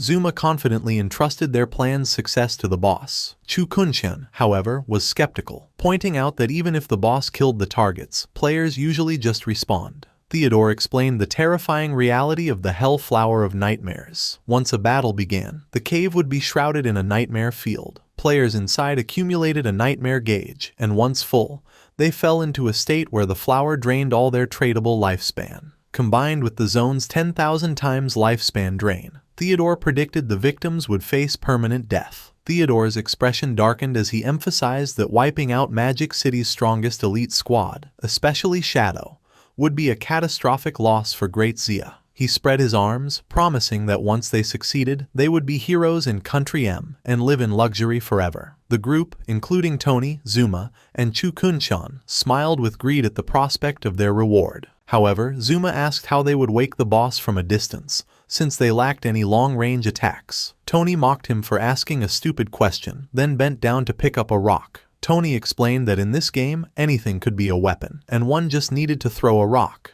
With foolish impulsiveness, Tony actually threw the rock at the Hell Flower. The rock hit the flower, instantly enraging it. A massive surge of energy erupted as the boss began to awaken. Theodore screamed in panic, calling Tony an idiot and frantically ordering Zuma to use his Soul Walker ability immediately. As the boss's terrifying aura flooded the cave, Zuma transformed them into spirits, and the group frantically fled through the tunnel to escape the monster they had accidentally unleashed. Back outside the cave, the group recovered. Theodore, furious at the incompetence that nearly cost them their lives, violently kicked Tony to the ground. He screamed at Tony, calling him a fool for almost getting them killed.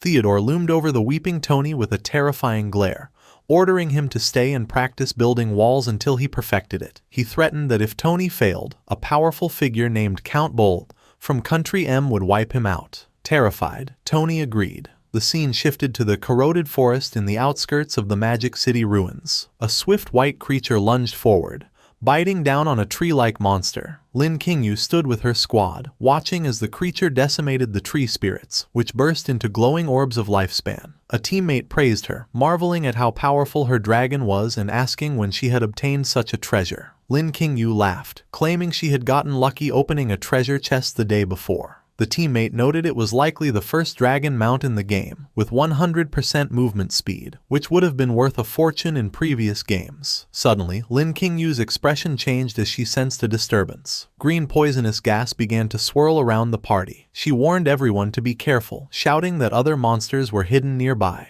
The ground shook as massive wooden spikes and vines erupted, surrounding the party. Massive green vines whipped through the air, knocking the players and the white creature backward in a chaotic explosion. A gigantic, terrifying tree monster rose from the forest floor, identified as the corroded ancestor, Asura, a level 25 emerald grade boss. The squad was pinned down. The male teammate lay on the ground in despair, calculating that the boss had 1 million health while his own damage was only 1,000 per second. He frantically asked what they should do. Lin Qingyu opened her interface and screamed their only solution.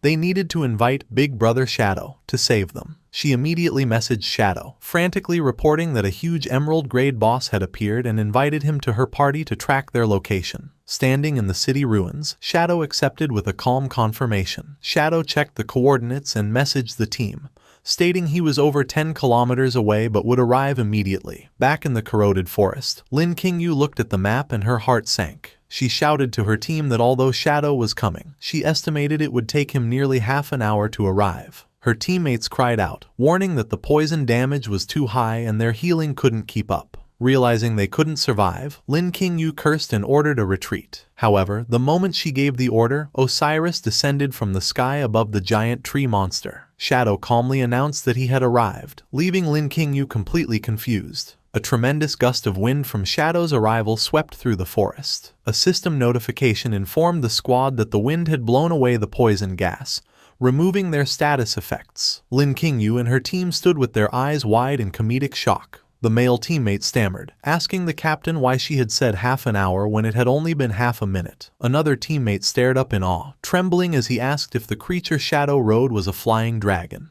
Atop the skeletal dragon Osiris, Shadow looked down at Lin Qingyu's squad, who stared in disbelief. Osiris, with glowing purple eyes, focused on Lin Qingyu's mount and wondered aloud if the creature was a hybrid dragon. At the sound of Osiris's voice, Lin Qingyu's mount trembled in terror. The squad was stunned, wondering if the massive dragon had actually spoken. Standing calmly on his mount's head, Shadow explained that creatures of epic grade or higher could talk. Osiris asked for permission to eat the hybrid below, but Shadow coldly told it to be quiet. On the ground, Lin Qingyu's mount had fainted from fear. She looked up with awe, remarking that she never imagined Big Brother Shadow was already using an epic-grade creature as a mount. Shadow ignored her and turned his attention to the giant tree monster, confirming it was the boss with 1 million health points. He analyzed the situation, realizing his current damage output required a full combo to kill the boss, which he found inefficient. He wanted a single, decisive blow. Declaring the timing was perfect, he pulled out the glowing ancient god slate. The system identified the item as the blessing slate of the blood source ancient god Alakisi. Its power was to bestow a blessing upon any skill, providing a random buff.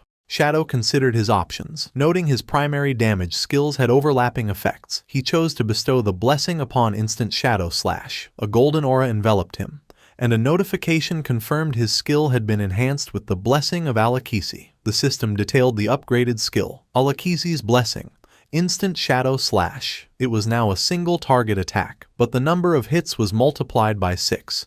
Every strike was a weak point attack, and each hit charged his ultimate skill. Shadow's eyes gleamed as he realized his skill had been transformed into a powerful, single-target burst ability. He quickly calculated the power increase. A single use now delivered 54 strikes. With his clones, that became a staggering 216 hits, enough to instantly charge his ultimate skill multiple times. Lin Qingyu's teammates watched in confusion, wondering why he was glowing. His analysis complete, Shadow decided to test his new ability. He vanished in a swirl of dark energy. A moment later, a teammate spotted him high in the air, yelling that he was fighting the boss alone. Shadow moved with incredible speed, unleashing the empowered Instant Shadow Slash on the giant tree monster.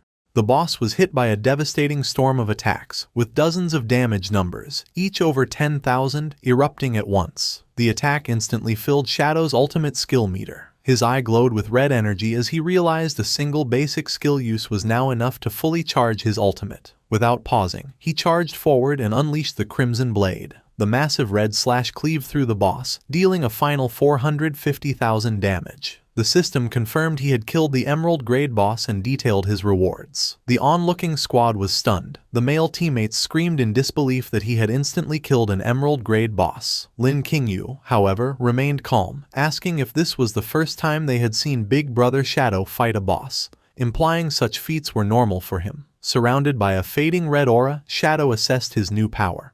He noted that a single use of Instant Shadow Slash now dealt around 600,000 damage. In comparison, the 450,000 base damage of his Crimson Blade ultimate seemed almost insufficient. As Shadow landed amidst the glowing orbs of lifespan, he reflected on his power. He found his old methods clumsy and inefficient for high-level battles. He concluded that his previous skill rotations were too much trouble. Gripping a sword, he realized the slate had created a powerful synergy between his skills, boosting his damage and survivability. Still, he believed this was just the beginning of the Shadow class's true potential. Lin Qingyu rushed over, exclaiming how amazing he was. Shadow casually dropped the loot from the boss, telling her team they could have it. Overjoyed, they thanked him. He then asked if there were any other bosses nearby. Lin Qingyu excitedly confirmed there were, listing off several in nearby locations. Cutting her short, Shadow told her to get on his dragon so they could take care of them one by one. Lin Qingyu was ecstatic. Osiris shot into the sky, carrying Shadow and a screaming Lin Qingyu into the distance. Left behind, the two remaining male members of her squad looked up in stunned silence, one asking with a defeated expression,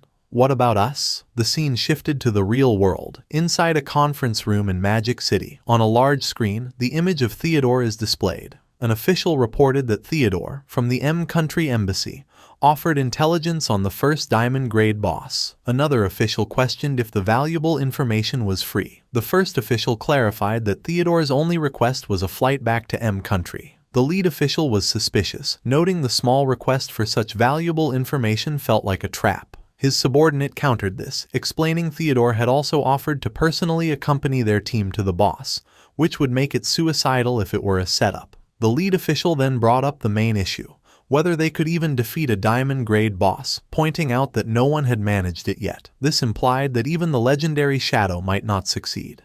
The lead official proposed a new strategy, cooperating with Shadow. Another man at the table enthusiastically supported the idea. He stated that reports showed Shadow could easily solo Emerald Grade bosses. He argued that combining their elite forces with Shadow's power could make the first kill on a Diamond Grade boss possible. The lead official remained skeptical, demanding to know if the reports were just rumors. In response, his subordinate held up a phone, showing a clear video of Shadow in battle. He explained the footage was captured using a phone created by a Divine Authority book, leaving the lead official speechless. Convinced by the proof, the lead official agreed to cooperate with Shadow. The other officials unanimously agreed. The leader announced he would immediately dispatch someone to contact Shadow. Elsewhere, a heavily armored mechanical monster stumbled forward. Shadow unleashed his signature attack, the instant Shadow Slash. A massive beam of blue energy bisected the enemy in a single strike while Shadow stood calmly, his cape fluttering. With the enemy defeated, Shadow called out to Lin Qingyu,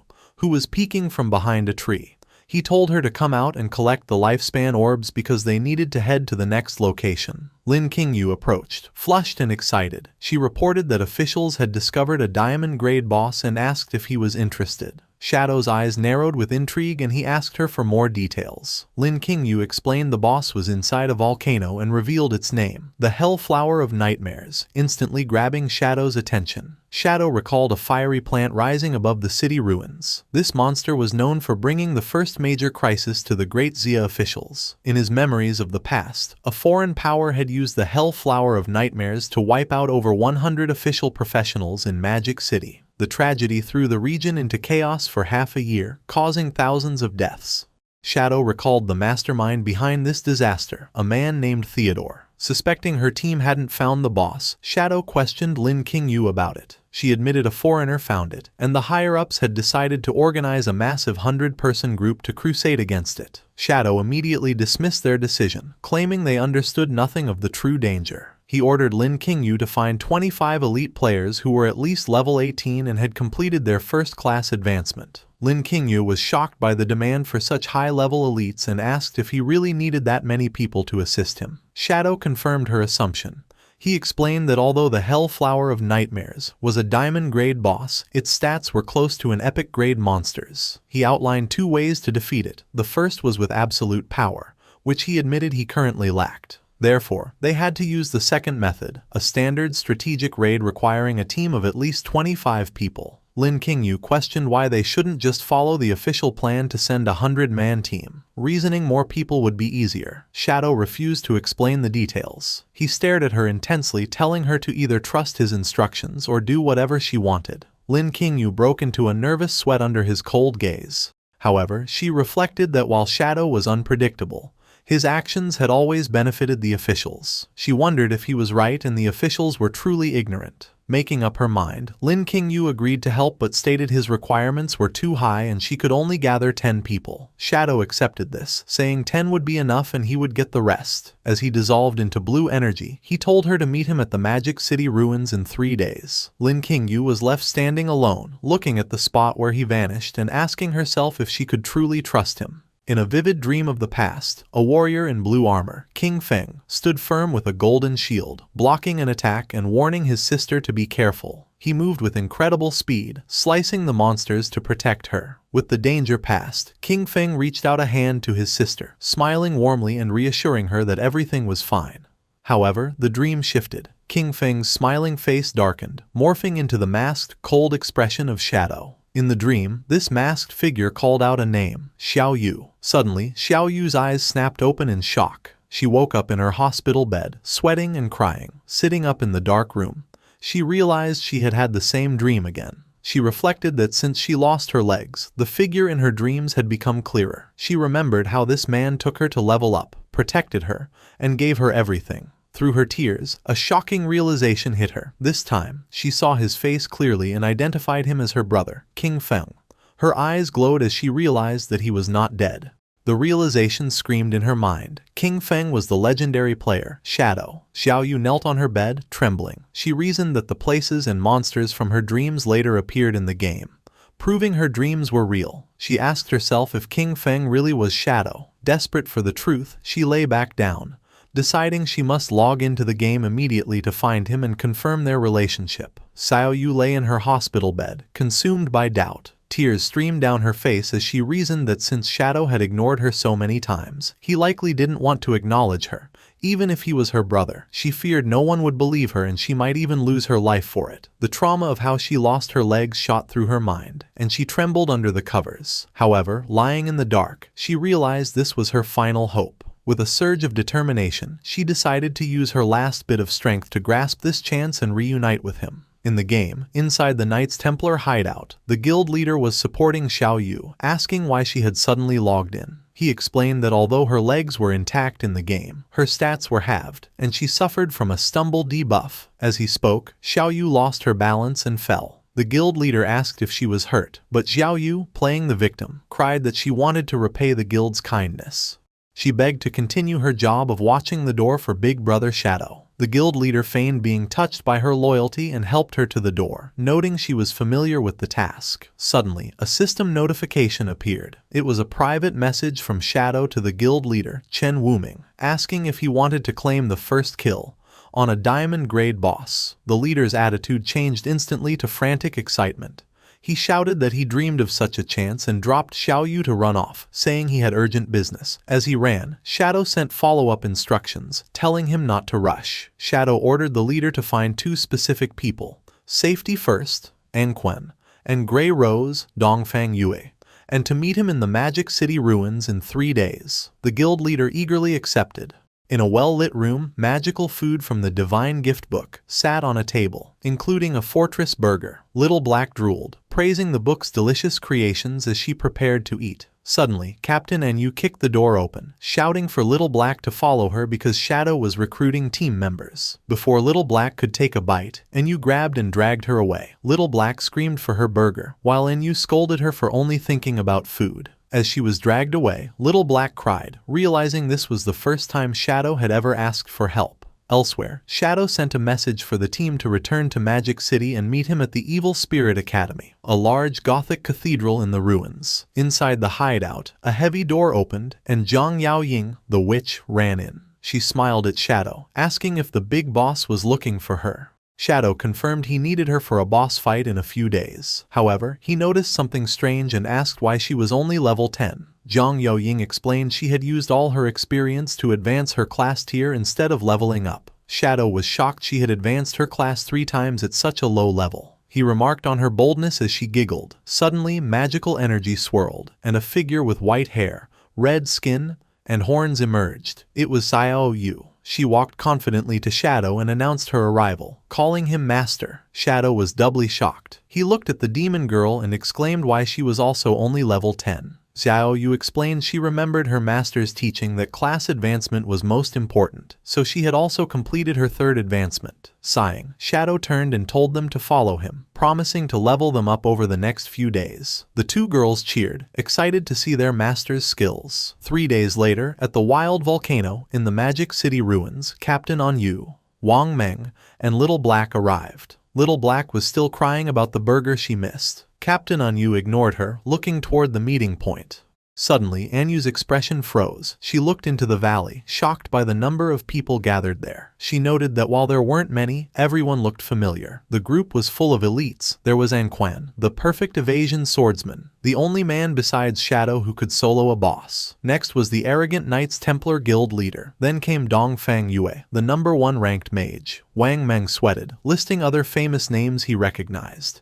He realized all these top-ranking players had come for Shadow's summons. Standing apart from the group, Theodore and Zuma watched. The Chinese players whispered, wondering about the 2 foreigners. Zuma was nervous, pointing out to Theodore the small group was not the army they were promised. He worried their plan to trap everyone was exposed. Theodore remained calm. He reassured Zuma that everyone here was the elite of the elites, and that quality was more important than quantity. He claimed this small group proved the officials were taking the boss fight very seriously. Theodore then revealed he had used his Omen of the Star God's skill to divine the outcome, certain of their victory.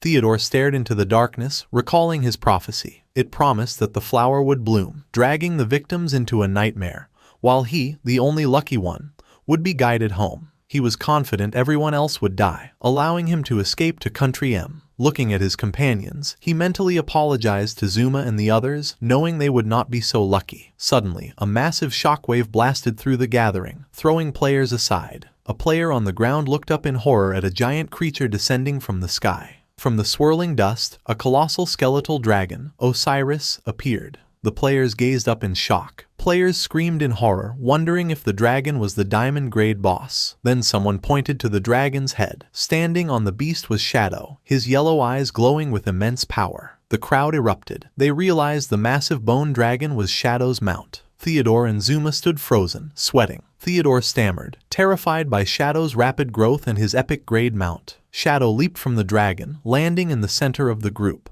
He raised his head, his glowing eyes locking directly onto Theodore with intense killing intent. In his mind, he declared that today, Theodore would die. Shadow walked toward Theodore, and the crowd parted around him. Theodore stood paralyzed as Shadow approached, ignoring everyone else. Shadow looked at the elites, stating calmly that everyone had arrived. He then ordered Theodore to take the lead. Theodore stood stiffly as Shadow walked behind him with an imposing presence. Sweat poured down Theodore's face. He was terrified, realizing Shadow knew his name even though they had never met. He forced himself to calm down, guessing that a top player like Shadow had skills to identify people. Turning to the crowd with a fake smile, he invited everyone to follow him to kill the Diamond Boss. Internally, he reassured himself that his divination was 100% accurate and his plan could not fail. The group arrived at a cave entrance glowing with an ominous red light. Inside, Chukunshin looked back in annoyance, warning his companions that the targets had entered. Behind him, Tony and Meijing were close, and she complained about the interruption. Meijing said the intruders had ruined their mood. Tony reassured her that after this job, they would escape to Country M and could enjoy themselves however they wanted. Shadow, Theodore, and Zuma walked into the tunnel. Theodore gestured for Shadow to follow deeper into the cave, as the ambushers whispered that they were approaching. Hidden in the shadows, Tony, Meijing, and Chukunshin prepared to strike, their eyes glowing. Tony declared it was time to avenge Shishi, while Chukunshin glared with hatred, mentally screaming for Shadow to die so he could avenge his wife and son. The team stepped into the deep purgatory volcano. The system warned them it was a nightmare zone, where the lifespan drain was 10,000 times faster, causing the group to look around with concern. Deep inside, Theodore stood before a colossal fiery plant bud, introducing it as the Diamond Boss, the Hell Flower of Nightmares. He suggested their numbers weren't enough and that they should get more people. Lin Qingyu rejected the idea, stating their team was full of elites. She bluntly told him to stop wasting time and explain how to fight the boss. Theodore's expression darkened as he ominously asked if she was sure, warning that once the fight started, there would be no turning back. Lin Qingyu looked at him with suspicion, asking what he meant. Avoiding the question, Theodore claimed it involved complex mechanics he didn't want to explain twice. He asked one last time if they were decided on fighting with just their group. Behind Shadow, the elites cheered confidently. They shouted that with Big Boss Shadow there, the boss would be easy to defeat. Theodore's face twitched with fury at their arrogance, and he muttered a sarcastic encouragement. Calling the Chinese players stubborn, he turned his back to them. He picked up a rock, telling them to listen closely as he would only explain the mechanic once. As the others listened intently, Theodore announced that the boss was simple and they only needed to know one thing. Suddenly, Theodore's eyes glowed red. He prepared to throw the rock at the Hell Flower, the same action that woke the monster before, and screamed that the only mechanic was for them all to die. The elites stared in shock, realizing too late they had been trapped. Theodore screamed and threw the rock, which struck the base of the Hell Flower of Nightmares. The single point of damage was enough to trigger the monster. Immediately, the massive plant erupted with fiery energy. The cave was plunged into a terrifying atmosphere as the nightmare debuff summoned shadowy figures around them. Wang Meng shouted in confusion, while Lin Qingyu screamed that it was a trap and ordered a retreat. However, as they turned, they found their path blocked by three sinister figures. Tony stepped forward, glowing with blue energy. He laughed, mocking the great Xia pigs, and said there was no way out. He used his wall construction skill, and a massive stone wall slammed down, sealing the entrance. Inside, Theodore remained calm, believing he had his own escape. With a sinister grin, he ordered his subordinate, Zuma, to use his Soul Walker ability so they could phase through the walls. But before Zuma could act, an energy arrow pierced him through the head, killing him instantly. Theodore turned, sweating, and realized his plan had been discovered. Lin Qingyu admitted that Shadow had been right. She aimed a glowing crossbow at Theodore, declaring that those of a different race always have treacherous hearts and sentenced him to death. Lin Qingyu unleashed her demon-breaking arrow to execute the traitor. However, Theodore sneered, calling their efforts naive. He held up a glowing blue card and activated a skill to swap positions. Suddenly, Chukunshan appeared in front of the arrow, forcibly teleported into its path. The arrow pierced his chest with a sickening impact. As Chu Kunshin fell, questioning why he was sacrificed, Theodore's form dissolved into light, successfully escaping by swapping places with him. Outside the sealed cave, a pair of feet landed on the ground. Theodore appeared, safe behind the wall. His subordinates, Mei Jing and Tony, looked at him in surprise. A card floated above Theodore's head, revealing his trump card, the Dark Star Boundary, which let him swap positions with anyone carrying his card. He had given it to Chu Kunshin specifically to use him as a scapegoat. Tony frantically asked where Zuma was, while Mei Jing noted Chu Kunshin was also gone. Misunderstanding the swap, Tony angrily concluded that Chu Kunshin must have betrayed them, cursing the untrustworthy Great Xia people. Theodore ignored them and ordered Mei Jing and Tony to log off the game, informing them it was time to flee the country immediately. As his avatar faded, Theodore recalled Lin Qingyu's words, "If they are not of my race, their hearts must be different." He admitted her statement was accurate, using it to justify his own betrayal. In the real world, inside a dark apartment at night, a horrific scene unfolded. The physical bodies of Zuma and Chu Kunshin lay on their beds, shaking violently as the consequences of their in-game deaths took hold. Theodore looked at his fallen comrades, stating grimly that because they died in the boss's territory, they were dragged into the nightmare. He declared them beyond saving, offering a brief, cold expression of pity for losing a valuable asset like Zuma. However, his mood quickly shifted to relief. Theodore reasoned the sacrifice was worth it, certain that Shadow and all the elites trapped inside were undoubtedly dead. Walking through the room with Tony and Mei Jing, he revisited his prophecy, reciting that the flower had bloomed, dragging the victims into a nightmare. He declared himself the only lucky one, guided back to his long-awaited home. As he prepared to leave, Theodore planned for the future. He predicted this loss would severely damage Great Xia's vitality. Once they returned to Country M, they would dispatch elites to press the attack while their enemies were weak. With a final look of intense malice, his eye glowing, Theodore vowed that Great Xia would be completely destroyed. The situation inside the cave turned critical as the massive hell flower of nightmares fully bloomed, filling the cavern with a dangerous light. The players were thrown into chaos as a red bar appeared above their heads, showing the nightmare status. Panic spread as the elites realized something was wrong. A nervous Wang Meng explained the terrible reality of their situation to Little Black. Players in the nightmare state could not be revived or log off, so death here was permanent. This crushed the group's morale. They were trapped with a diamond-grade boss in a zone where their lifespan drained 10,000 times faster. Just as despair took over, a party invitation from Shadow popped up, surprising everyone. Shadow stood with his back to them, his cape flowing. He calmly assured the terrified group that since he had gathered them here, he would not let them die. He turned his head slightly, his eye glowing, and commanded them to follow his instructions. He promised that if they did as he said, they would defeat the boss. Realizing this was their only hope, the Knights Templar Guild leader and the others nodded in agreement. A system list filled as all the elites accepted the invite, including Dongfang Yue, Anquan, Xiao Yu, and Zhang Yaoying. With their trust placed in him, the crowd cheered for Big Brother Shadow. Shadow immediately began his tactical command. He turned to the witch, Zhang Yaoying, and ordered her to use Soul Link. She saluted playfully and used her giant brush to paint a massive magical rune in the air. The spell activated, and dark purple chains of energy shot out, connecting the souls of all party members. As the chains attached, Shadow explained the mechanic. The Soul Link shared their resistances. He revealed the strategy was to use this link to delay the nightmare gauge. This was why he had required players who had completed their first class advancement. Only they had the hidden resistance needed to withstand the nightmare. The group finally understood his foresight. The battle began as the Hellflower unleashed thorny vines, which immediately wrapped around several players, trapping them. Shadow warned the team that if anyone died or fell into the nightmare state, the boss would consume them to heal. He ordered them to prioritize survival and immediately revive anyone who fell. Taking command, Shadow explained the boss had 36 million hit points and 3 phases. In this first phase, the flower had 6 vines, and he had assigned a team to handle each one. He singled out Anquan, assigning him to handle a vine by himself. Anquan was surprised but pleased when Shadow praised his skills. The battle erupted as the vines lashed out with incredible speed. True to his reputation, Anquan dodged the attack perfectly and unleashed a skill called Moon Shadow against a vine.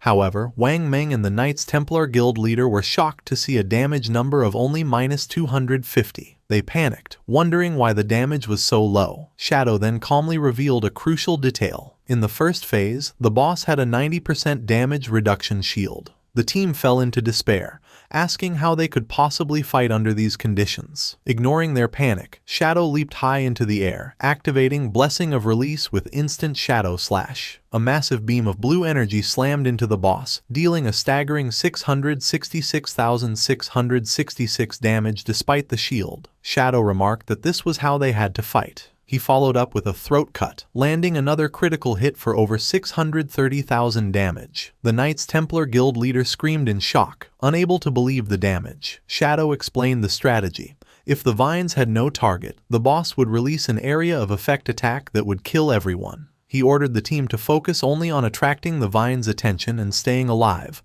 while he handled all the damage. Reassured by his power, the elites shouted their obedience. The Hell Flower unleashed its remaining vines, filling the cave with thorns. The raid team tensed up, raising shields and weapons as they prepared for the attack. Shadow moved to intercept the assault, striking the first vine with overwhelming force. He leaped into the air and unleashed a flurry of rapid slashes, shredding the vines apart one by one and protecting the team with his raw power. However, Little Black got completely distracted. Instead of focusing on defense, she stared at Shadow with admiration, cheering about how handsome he was and marveling at his damage. Her lack of focus cost her, as a vine sneaked past her guard and wrapped around her. She was hoisted into the air, screaming for help. Shadow reacted instantly, appearing behind the vine. With a single slash of blue energy, he cut it in half. He caught Little Black as she fell, saving her life and dealing a final blow to the vine. With Phase 1 cleared, he stood over the recovering Little Black and scolded her sternly, warning her to stop daydreaming or she would die next time. Humiliated and in pain, Little Black sobbed and apologized. With the first phase cleared, the Hell Flower began to pulsate. A player spotted something stirring deep within its fiery petals and shouted for the others to look. From the flower's center, a humanoid silhouette emerged in flames. The raid team stared in shock as a beautiful woman with long fire-like hair and glowing eyes rose from the monster. Some players were briefly distracted by her appearance before remembering the danger they were in. The boss's new form attacked, launching 3 large orbs of fiery energy. Shadow shouted a warning, announcing the second phase. He explained the 3 orbs were nightmare energy and would randomly lock onto 3 players. He explained that if anyone touched an orb, their nightmare gauge would instantly increase by 10%, and the orb would split in 2. His warning was cut short as an orb struck a player. Just as Shadow had predicted, it split into 2 new orbs that flew off in different directions, causing the players to panic. Shadow calmly instructed everyone not to panic. As the orbs moved slowly, he ordered targeted players to kite the orbs away from the group while the others dealt with reappearing vines. He then added a critical detail. In this phase, the boss's damage reduction dropped to 50%. With the strategy set, Shadow told the team to handle the mechanics while he charged forward to fight the main body of the boss himself. Shadow descended from the sky, aiming for the Hell Flower's human form. He decided this diamond-grade boss was the perfect target to test his full firepower. Shadow activated his Shadow of Slaughter skill, summoning dark clones. 5 figures, Shadow and his 4 clones, descended upon the boss, surrounding her from all angles. Together, they unleashed the Crimson Blade Ultimate. The attack created a massive pillar of red energy, dealing 4 separate hits of over 1.5 million damage each. Shadow immediately followed up with a throat cut, inflicting a massive bleed on the boss. Shadow retreated to assess the damage. He noted that even with the boss's 50% damage reduction, his burst had dealt nearly 6 million damage. He realized his Crimson Blade dealt more damage as the enemy's health got lower, calculating he only needed a few more cycles to kill it. Suddenly, Shadow froze, sensing a disaster unfolding behind him. His eyes widened as he turned from the boss. Behind him, the battlefield was in chaos. The number of nightmare orbs had multiplied uncontrollably, filling the air. Wang Meng desperately screamed for anyone targeted by an orb to run from the crowd to prevent more splitting. Players ran for their lives as the red orbs chased them. The panic shattered their formation, as fleeing players ran blindly toward teams fighting the vines. The defenders shouted at them to stay away, but the situation was spiraling out of control. Shadow looked down and discovered a hidden mechanic. When the boss's vines hit an orb, the orb gained a 3-second speed boost, making it impossible for players to dodge. Realizing the team couldn't hold out much longer, Shadow gritted his teeth. He shouted for them to hold on a moment longer. He calculated he needed just 5 seconds to force the boss into its 3rd phase. Shadow focused, his eyes glowing with determination as he prepared his burst rotation. He internally complained about stacking so many buffs as he activated Silent Concealment and Dark Depth to boost his stealth and damage. He then activated the Black Light Shield, increasing his attack power by another 30%. Finally, he used Shadow of Slaughter, summoning clones that inherited all his current buffs. With his preparations complete, Shadow leaped forward with blinding speed. He unleashed his modified skill, Instant Shadow Slash. He and his clones blurred, striking simultaneously. The area filled with blue energy slashes as the system registered a staggering 216 hits in a split second. Shadow shouted that he was not finished. He and his clones unleashed the Crimson Blade Ultimate. 4 massive pillars of red energy slammed into the boss, tearing through her defenses. The boss's human form vomited green blood, severely wounded. Shadow followed up immediately with a throat cut for a critical blow, dealing over 18 million damage to the monster. Nearby, the other players watched in horror and awe. While they struggled for a few hundred damage, they wondered if Shadow was even human after he dealt 20 million damage in a single wave. The boss reeled back, convulsing in pain. The giant flower stalk began to twist and turn a dark purple color, and Shadow warned the team that the boss had entered Phase 3. The boss screamed in a mix of agony and rage, her form becoming wild and unstable as she prepared her final attacks. The cave turned a deep, ominous purple, drastically shifting the battle's atmosphere. Wang Meng looked up in terror as the vines wove together, forming massive, twisted wooden pillars that erupted from the ground. Shadow immediately identified the threat and shouted orders. He explained the pillars were magnets for the nightmare orbs. He warned that for every orb a pillar absorbed, the boss would recover 10% of its health. He commanded the team to destroy the pillars to prevent the monster from healing. He explained the new rules of Phase 3. The red orbs no longer multiplied, but they were far deadlier. Shadow warned that touching an orb now would instantly force a player into the nightmare state. Worse, if a player was already in that state, the orb would transform into nightmare bugs that feasted on lifespan until the victim died. The soldiers looked at the orbs with fear, realizing a single mistake meant permanent death. Shadow's eyes narrowed behind his mask. He screamed at the team to concentrate and avoid the orbs, urging them to hold the line for 10 more seconds. Internally, he calculated the path to victory. The boss had less than 10 million health, and his skills needed only 3 more seconds to cool down. He knew one more full-power instant shadow slash would be enough to kill it. The situation deteriorated as a scream tore through the battlefield. Shadow turned, shocked to see a player's nightmare gauge completely fill, his eyes glowing red with madness. Wang Meng screamed in horror as he watched a teammate fall. He yelled that someone in their squad had succumbed to the nightmare state. The player collapsed, writhing in agony as a red orb hovered over him. Gruesomely, the red orb sank into the player's body. The transformation was instant and horrifying. The player's body burst open as hundreds of red nightmare bugs erupted from his flesh, devouring him from the inside out. The system confirmed the player, Summer Horse, had lost all lifespan and died a permanent death. The terrified guild leader ran blindly. Wang Meng tried to shout at him to stop running wildly, but fear had taken over. He realized too late the guild leader had led an orb to a wooden pillar. The guild leader apologized helplessly as the pillar's vines snatched the orb. The pillar immediately absorbed the orb, channeling energy into the boss. The Hellflower regenerated a massive 3.6 million health for each absorbed orb. Shadow watched helplessly as the boss's health climbed. He realized the situation was spiraling out of his control. He noted that everyone's nightmare gauge was reaching its limit and that this was his final chance. He grimly calculated that if the boss recovered over 20 million health, he wouldn't have enough damage to kill it. Sweat poured down Shadow's face as he stared at his own interface.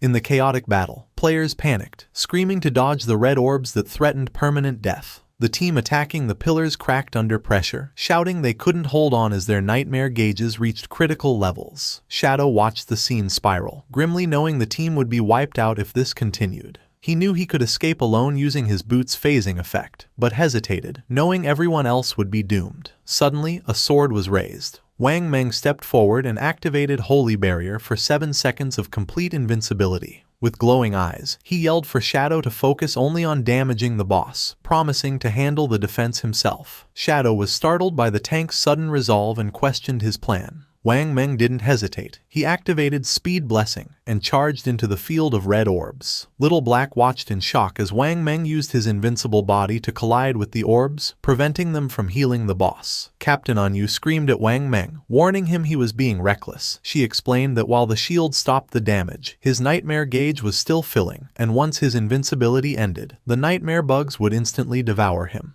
Wang Meng smiled peacefully, saying he knew the cost but had to do it because it was the only way to win. As he rushed toward his death, Wang Meng declared that he trusted Shadow completely to lead them to victory. Captain Anyu agreed with the desperate plan, her eyes glowing. She activated Symbiotic Dragon Spirit, summoning a massive blue dragon linked to her life force. With a swing of her sword, she commanded the dragon to devour the deadly nightmare orbs. Because her life was linked to the dragon, the corruption affected her instantly. Her nightmare gauge hit maximum, and she vomited blood, enduring the curse so Shadow didn't have to. At that moment, Wang Meng's invincibility ran out, leaving him vulnerable to permanent death. Soon, Wang Meng knelt on the ground, glowing with a golden aura. Little Black screamed, realizing Anyu and Wang Meng were using their bodies to eat the orbs to buy Shadow time, and she rallied the team to join them. The other players rushed forward, using their bodies to intercept the red orbs, knowing they might survive if Shadow killed the boss quickly enough. Anquan, the swordsman, smiled confidently as orbs hit him, declaring their only job was to buy time for Shadow. Even Zhang Yaoying, the witch, laughed in the face of death, standing with the others. A support player realized that since they were entering the nightmare state anyway, they should use their final moments to buff Shadow. He cast a blessing and shouted for everyone to use their skills on their leader. The other mages immediately complied, casting every buff they had onto Shadow. He stood amidst the chaotic energy, fully buffed and crackling with blue lightning, as his teammates screamed for him to kill the boss and pull them from the nightmare.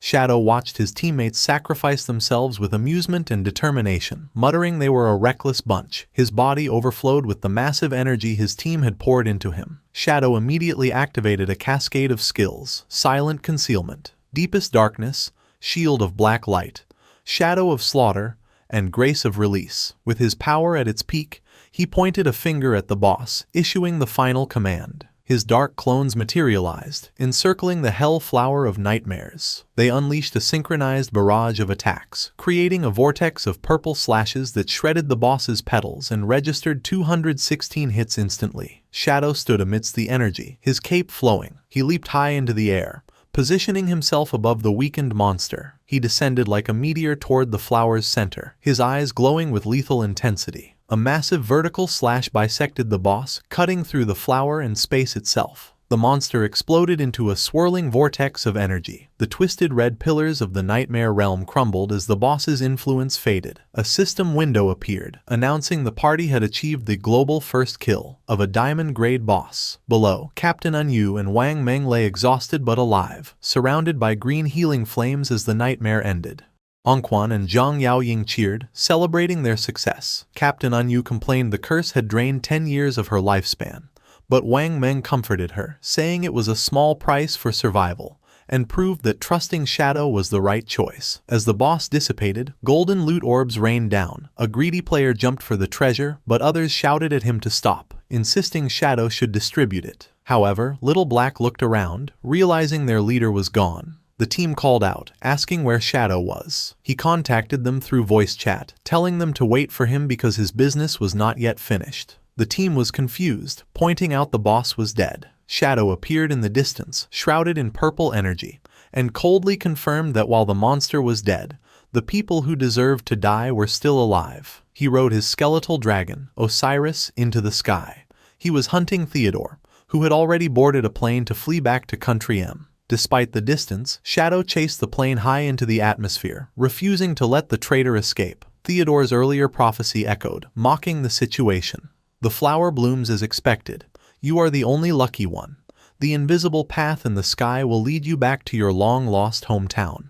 High in the night sky, our boy pursued the airplane on his skeletal dragon, Osiris. He had consumed over 3,500 years of tradable lifespan to synchronize his game abilities with reality, allowing him to bring his stats, equipment, and his epic grade mount into the real world. With the dragon's immense speed, he finally caught up to the aircraft. Shadow leapt from the dragon's back, diving through the high-altitude winds and landing firmly on top of the speeding jet. He stood up, his eyes glowing yellow as dark energy surged around him, ready for his revenge. Inside the plane, the atmosphere was celebratory. 2 champagne glasses clinked together in a toast. Theodore and Mei Jing smiled at each other. Mei Jing congratulated him on his return to his hometown in Country M. Looking satisfied, Theodore welcomed Mei Jing and Tony as official members of Country M. As Mei Jing politely asked Theodore to look after them, Tony sat nearby looking at his phone. He laughed maliciously, wanting to check the news to see if the great Jia Pigs, Shadow's team, had all died yet. Tony checked his phone, but his expression shifted from mockery to pure shock.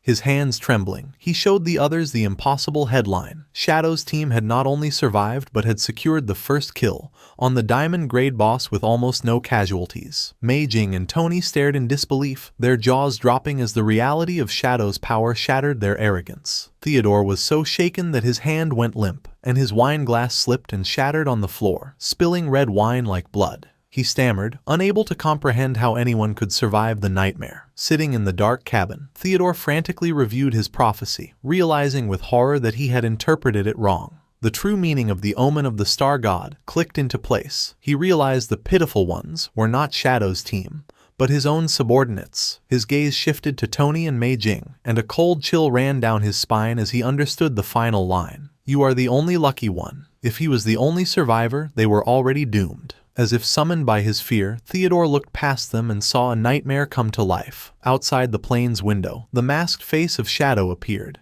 his glowing yellow eyes staring directly at Theodore. Theodore screamed, pointing a trembling finger at the window and yelling that Shadow was outside. Tony, confused by his boss's breakdown, pressed his face to the glass to look. He turned back, puzzled, saying there was nothing out there but the empty sky, unaware death was inches away.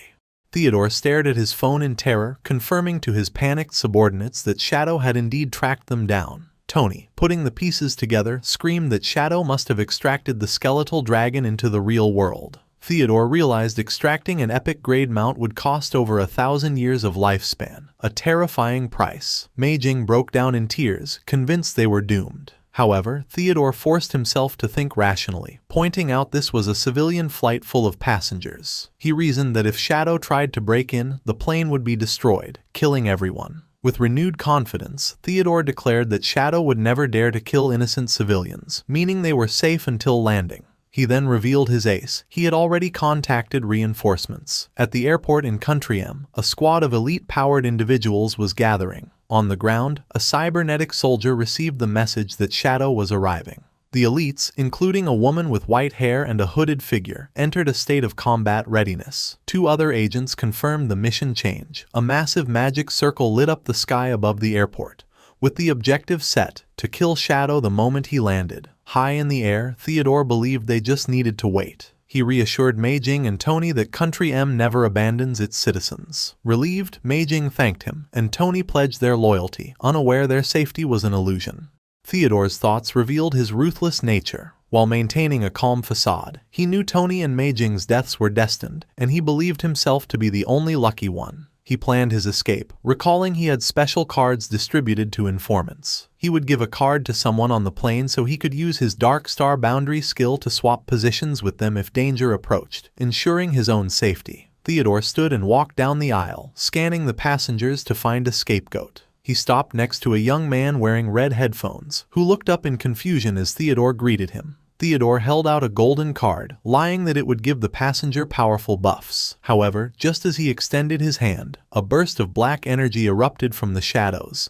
The young man screamed. Theodore watched in shock as his subordinates died before his eyes. Chaos erupted as terrified passengers screamed. Glowing red, hell flowers, spider lilies, bloomed from the victims' bloody necks, a sign of a powerful skill at work. Theodore froze, sweat pouring down his face, realizing with horror that it was Shadow. He looked down at the seat. Tony and Mei Jing's corpses had vanished, leaving only bloodstains and the red flowers. Driven by the instinct to survive, Theodore decided he could not hesitate. He prepared to activate his Dark Star Boundary skill, telling himself that even if the mission failed, his priority was to live. However, before he could trigger the teleport, a sharp sound cut through the air. Theodore froze as his vision filled with blood. His right arm, holding the escape card, was sliced off at the wrist. He screamed in agony as his severed hand flew into the air. As the hand fell, Shadow caught it. He stood directly behind the terrified traitor, holding the severed limb. With glowing yellow eyes, Shadow mocked Theodore, assuring him he would indeed return to Country M. He explained the great Xia philosophy that fallen leaves return to their roots, implying he would send Theodore's corpse back home. Shadow's gaze sharpened. He leaned in closer, instructing the mutilated man to deliver a message for him before he died.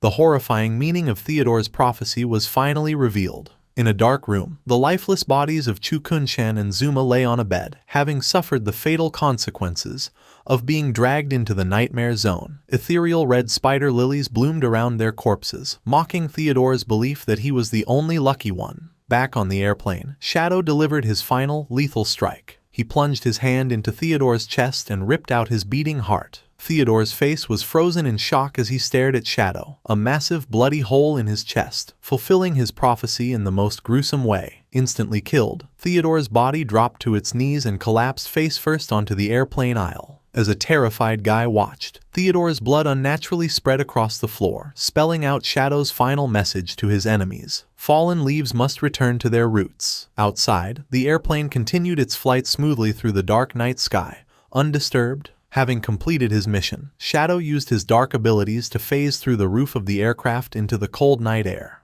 Standing calmly atop the speeding plane, a blue ghostly aura surrounded his foot. He remarked on how practical his special boots were, having used their formless effect to bypass the plane's structure. Without hesitation, Shadow leaped backward into the empty air. Free-falling, he dropped precisely onto the back of his massive skeletal dragon, Osiris. Together, they dived away from the jet, descending into the night. As the airplane approached the glowing advanced cityscape of Country M, it prepared for its final descent. Unbeknownst to the passengers, a massive military operation waited on the ground. A commander orchestrated the ambush from a control room, ordering all units to their positions. The airport was heavily locked down, magical barriers and anti-stealth fields were activated, and devastating magical attacks were primed to fire as the aircraft descended. The moment the plane's landing gear touched the tarmac, the ground forces were ready for combat. An army of cloaked assassins, snipers, and shielded knights waited in the shadows, given strict orders to annihilate Shadow at any cost. Inside the cabin, ordinary passengers remained oblivious to the trap.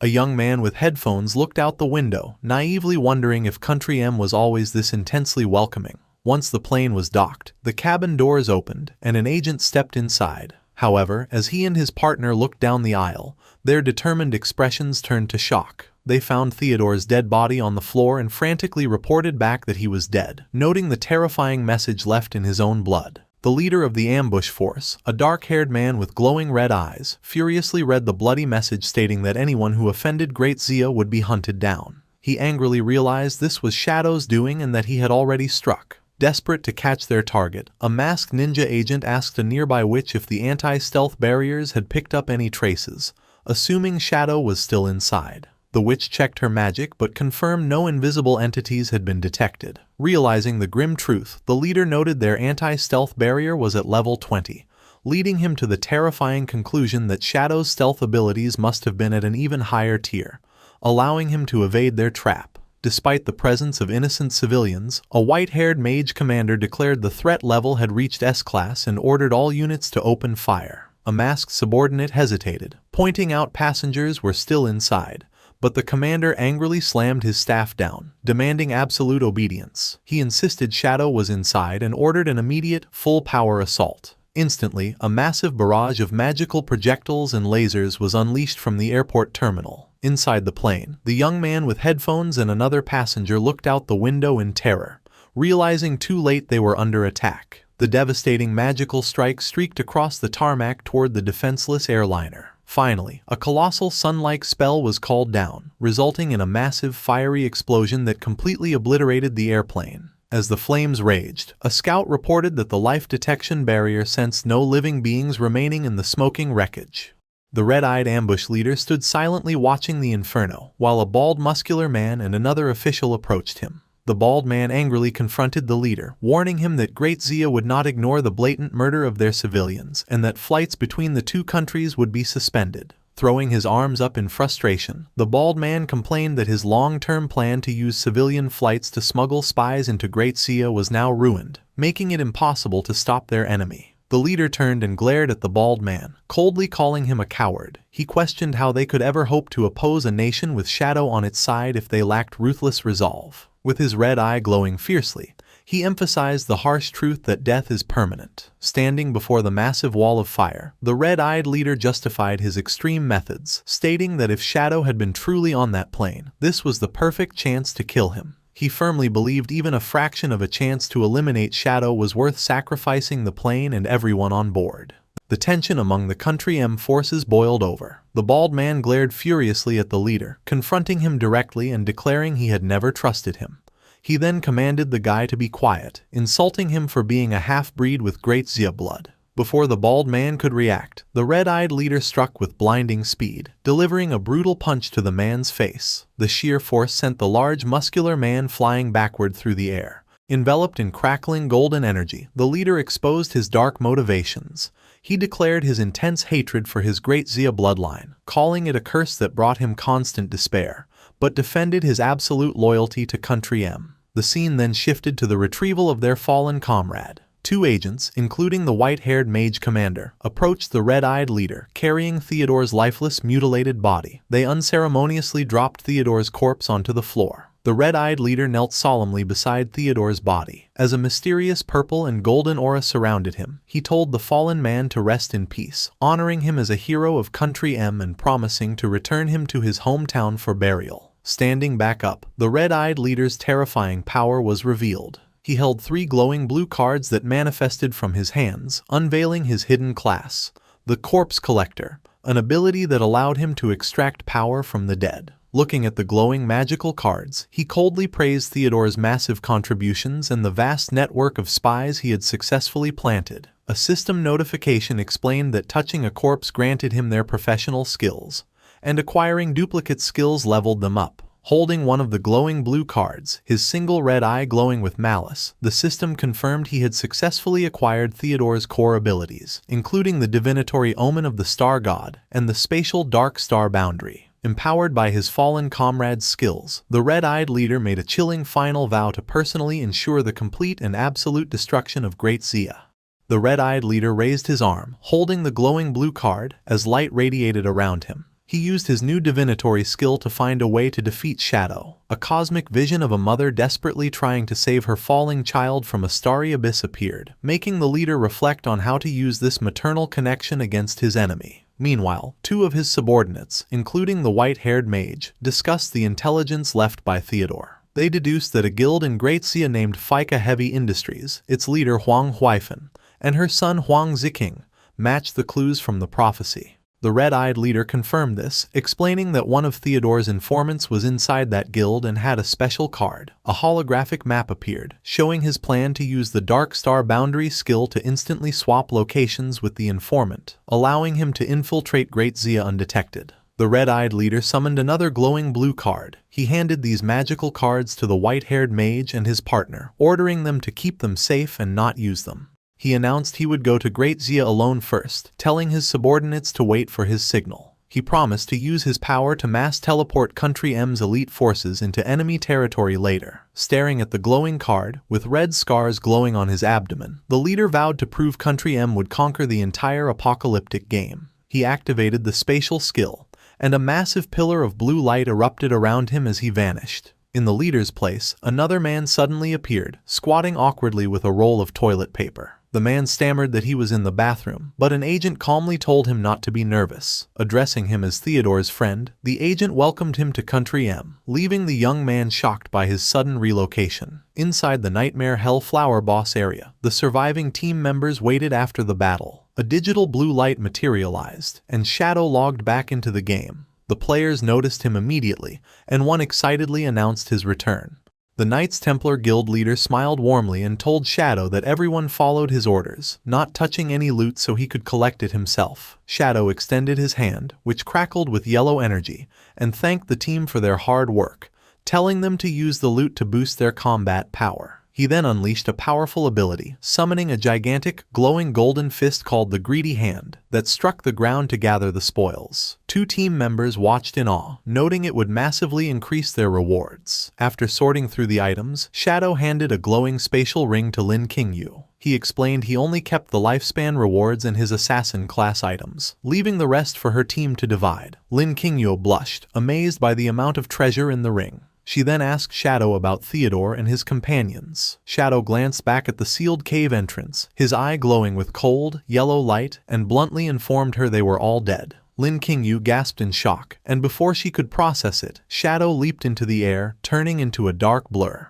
Shadow flew towards the red-lit cavern where two players struggled to break down a massive stone wall. The players were frustrated, complaining they had barely chipped away 10% of the wall's health. Suddenly, the axe-wielding player looked back in shock as blue energy streaked past. Shadow landed as a flurry of his blue slashes shattered the stone wall. Without a word, he walked into the newly opened red tunnel, casually waving his hand to dismiss the stunned players. The players stood frozen in awe, recognizing the legendary player, and marveling at his incredible power. Atop his dragon, Shadow reviewed his loot from the boss. He saw he had obtained 3 treasures, including 2 legendary grade items, an ultimate skill book, a weapon, and a bracer. Pleased, he decided to immediately use his evolution points to upgrade the skill book. The system displayed his newly evolved ancient grade ultimate skill, Endless Nightmare. The skill description revealed a terrifying area of effect ability that trapped enemies in a nightmare descent state, rapidly stacking a nightmare gauge on them with every attack,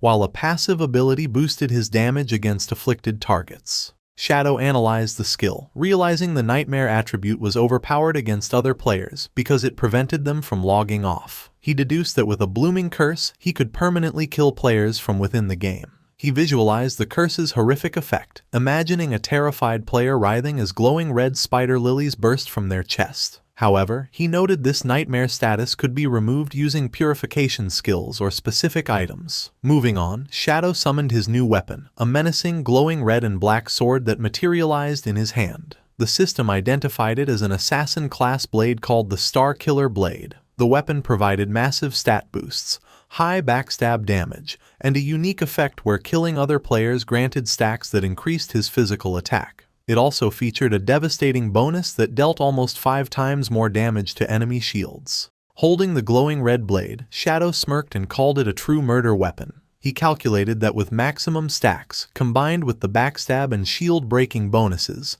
the weapon's power was terrifying. He also noticed a special stripping effect that nullified an enemy's attribute effects once the gauge was full. Thinking back to his recent battle, Shadow reflected that if he had this sword then, he could have easily stripped away the monster's nightmare attributes, greatly reducing its threat. Shadow inspected his new weapon and discovered a unique, humiliating feature. Any player killed by this sword got a permanent, unremovable title above their head. Amused, Shadow remarked that the weapon's nickname as a Grand Sunmaker was well-deserved. He then examined his final piece of loot, a diamond-grade bracer. Equipping it, a powerful geometric shield of golden energy formed around his body. He noted its impressive passive ability, which automatically generated a magic blocking shield every 30 seconds. Highly satisfied with his haul, Shadow mounted his skeletal dragon, Osiris, and took to the orange-lit sky. He calculated that the Feike Heavy Industries Guild should have the remaining 800 years of lifespan they owed him. He decided his next destination was the Magic Leaning Tower hideout to collect his debt. Soaring over the ruined cityscape, Shadow planned to grind to level 25 to undertake a new trial using a summoning bell item. A few days prior, in the desolate, destroyed, corrupted village, a group of players was ambushed. 2 players were violently pierced through the chest by sharp, bloody tentacles and screamed in agony. The source of the attack was a terrifying, floating monstrosity with glowing orange eyes, a level 18 emerald grade boss. The survivors panicked, overwhelmed by the high-level monster, and yelled for everyone to run. Suddenly, a hand glowing with intense purple flames stepped in, effortlessly halting the monster. A commanding voice ordered the terrified players not to panic and to maintain their formation. The figure was Huang Ziqing, shrouded in a black cloak and wielding swirling purple abyssal energy. Confidently,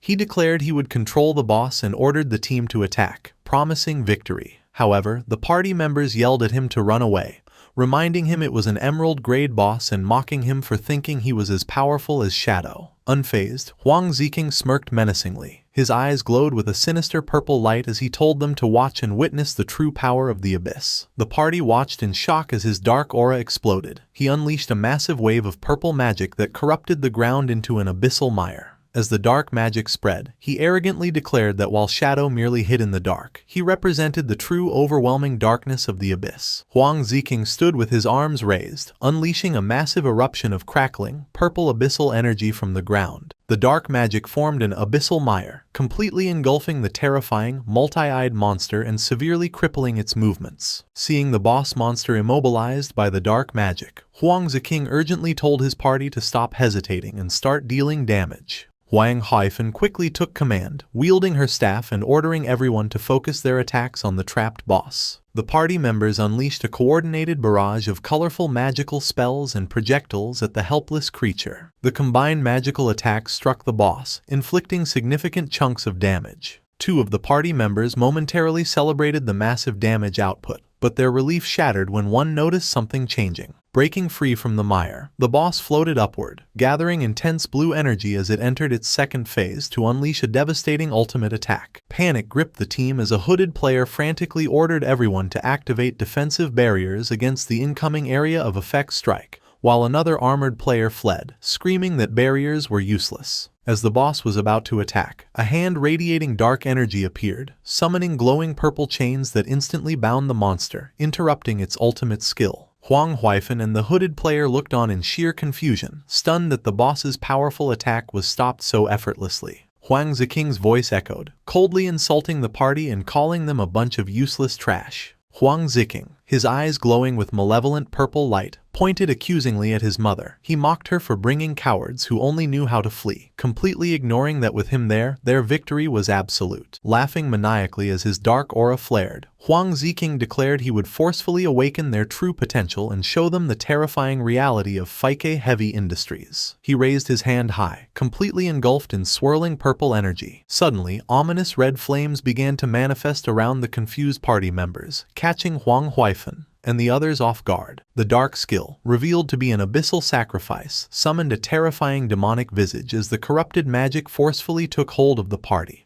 causing them to scream in agony while their eyes glowed with a sinister red light. The horrific spell acted as a curse from the abyss, draining the players' lifespans to temporarily boost their attributes by 99%, driving them into a frenzied, berserk state as they charged toward the boss. Empowered by the dark buff, the team stood their ground and began a rhythmic incantation. In a flash of coordinated power, they unleashed a barrage of spells, sending torrents of elemental energy crashing upon the chained monster. Their combined overpowered assault resulted in a massive fiery explosion that rocked the battlefield and destroyed surrounding structures. As the smoke cleared, the boss monster disintegrated into particles of golden light, prompting a system notification confirming Fike Heavy Industries had successfully defeated their first Emerald-grade boss. The surviving party members erupted into wild cheers and ecstatic screams, throwing their heads back in joy to celebrate their guild's massive achievement. Treating him as their undisputed hero, the ecstatic guild members chanted Ziking's name and triumphantly tossed him into the air, while his mother watched silently from a distance. After the celebration calmed down, Huang Huifan instructed the rest to divide the loot. She then sternly ordered Ziking to come with her, standing beside his cousin. Obeying his mother's command, Ziking followed Huang Huifan and his cousin away from the main group, walking into the secluded ruins of an abandoned building. Once they were alone, Huang Huifan turned to her son, her eyes glowing with a sharp, suspicious purple light, seriously demanding that he tell her the truth about where he obtained such unusual skills. Annoyed by the interrogation, Ziking complained she was treating him like he had made a mistake after he had just secured a massive victory for them. Unfazed, Huang Huifan demanded he answer. Clicking his tongue defensively and avoiding eye contact, Ziking coldly claimed he had acquired the dark abilities as a reward for defeating a powerful boss. Staring him down with intense scrutiny, Huang Huifan bluntly called him a liar, leaving Ziking to look away in guilty silence. Huang Huifan's eyes glowed with intense scrutiny. Pointing out that Ziking was a mage, she noted the dark skills weren't typical mage abilities. She revealed the devastating consequences. While they defeated the boss, his spell instantly drained 300 years of the guild's collective lifespan. Huang Huifan continued pressing him, stating the lost lifespan was meant to repay their massive debt to Shadow. Insisting the cost was too steep, she demanded a full explanation. Overwhelmed and irritated, Ziking covered his face and snapped at her to stop. Furious, Ziking fiercely lashed out. He complained he had secured a massive victory, but she interrogated him like a criminal. expressing his deep resentment over her obsession with Shadow. He declared he wouldn't be a subservient dog like she was, stating he was sick of her cowardice and wouldn't be controlled. Turning his back, Ziking arrogantly vowed to kill Shadow himself, claiming he would lead Fika Heavy Industries to become the top guild in Great Xia. Desperate, Wang Huifan yelled at him to stop, warning him he was too young to understand the harsh rules of survival in that apocalyptic world. The cousin stepped forward, tears streaming down her face. She gently placed a hand on Ziking's shoulder, pleading with him to calm down and insisting his mother was acting for his own good. Ziking slowly turned his head, his single eye glowing with purple malice. Ziking softly repeated the phrase, "For my own good," his dark glare hardening into pure, murderous intent. In a sudden burst of violent rage, Ziking spun around and delivered a brutal punch to the girl's face, sickeningly twisting her neck. He screamed, demanding to know why his mother forced him together with such an ugly woman, if she truly wanted what was best. The girl collapsed lifelessly onto the dirt path. Wang Huifan watched in absolute shock and horror, reaching out helplessly as she screamed at Ziking, demanding to know what he had done. Standing over her lifeless body, Ziking watched callously as Xiao Hui dissolved into glowing golden particles. The system confirmed he had killed her, and Ziking let out a chilling sigh of satisfaction. Sweating slightly but resolute, his eyes still glowing with corrupt abyssal energy, Ziking coldly justified his horrific action by muttering that they had forced his hand. Without looking back, Ziking walked away into the desolate wasteland. As Xiao Hui's light particles faded, Wang Huifan reached out desperately, crying out for him to stop and come back, but he completely ignored her pleas. Far away, the red-eyed leader from Country M stood over the lifeless bodies of Chu Kunshan and Zuma, his scarred hand crackling with dark red lightning as he reached out toward them. Utilizing his grim class abilities, he extracted the lingering skills from their corpses, coldly praising the acquired powers and telling his fallen subordinates to rest in peace. 3 days later at the Fika Heavy Industries base, located within the Magic Leaning Tower hideout, an armored guard with a buzz cut stood on watch duty, casually yawning out of pure boredom. Suddenly, his bored expression shifted to absolute confusion and shock as a massive shadow eclipsed the area. The colossal skeletal dragon, Osiris, rapidly descended from the sky amidst a swirl of purple energy. The guard screamed in sheer panic, mistaking the arrival for a giant dragon boss attack. Chaos erupted among the nearby guild members. One yelled to prepare for battle, while a cloaked member frantically shouted for everyone to drop their weapons and run. Standing calmly amidst the dark aura with glowing yellow eyes, Shadow told the panicked crowd to relax. He revealed his identity and demanded they bring out their guild leader, Wang Huifan, announcing he was there to collect his debt of 800 years of lifespan. Shocked to realize the legendary Shadow was riding the dragon, the terrified cloaked member immediately dropped to his knees in submission. He nervously apologized, informing Shadow he had come at a bad time because the guild leader was absent, which confused Shadow since they had an appointment. Still kneeling and trembling, the guild member explained that 2 days prior, Wang Huifan and her son had a severe argument. He revealed that since that conflict, neither had logged back into the game, leaving the rest of the guild completely in the dark. The terrified guild member said their guild leader and her son had had a severe conflict a few days prior, and neither had logged in since. Shadow considered this quietly. Knowing Wang Huifan typically kept her promises, he deduced she must have had a significant, unavoidable issue in the real world to miss their appointment. Shadow suddenly got a system notification from a contact about an urgent, high-reward bounty mission. The message detailed that remnants of the hunted Black Dragon Guild had fled to the southern region of Nanyue. The contact explained that players in Nanyue were generally laid back and preferred a slower pace. However, the fleeing remnants merged with their main headquarters in the region and unleashed an overwhelming amount of power. The violence had completely overturned the Nanyue region, prompting local officials to send a distress signal asking for Shadow's help against the purple dragon magic destroying their city. Shadow weighed his options and accepted the mission, noting he had never visited the Nanyue region before. Relying on memories from his past life, Shadow knew Wang Huifan would lead Fika Heavy Industries to become a top guild, so he believed she wasn't in immediate, fatal danger. He instructed the guard to notify him the moment she logged back in so he could return. Shadow mounted his massive skeletal dragon, Osiris, and took to the sky. He messaged his contact that he would arrive in Nanyue within an hour, which left the contact shocked, as this time frame meant the dragon flew at supersonic speed. Meanwhile, in the real world, a heavy downpour covered the gloomy cityscape of the magic capital. A somber Wang Huifan walked alone on a stormy night, searching a muddy riverbank under a large highway bridge. She found her son, Ziking, huddled on the ground in the rain, pressed against the concrete bridge support. As she approached, Ziking looked down. One of his eyes glowed faintly with an unnatural, corruptive blue light. Huang Huifan gently asked him to come home. She revealed she had investigated his dark powers and found they came from an abyssal item. She sternly warned that while the skills granted incredible strength, they would erode his sanity and make him a mindless slave to the abyss. Huang Huifan tearfully admitted to Ziking she had been ignoring his feelings, realizing her neglect had driven him to seek dangerous shortcuts to prove himself. She sincerely admitted she was wrong. Standing over him in the rain, she explained that while she understood his desire to make their guild strong,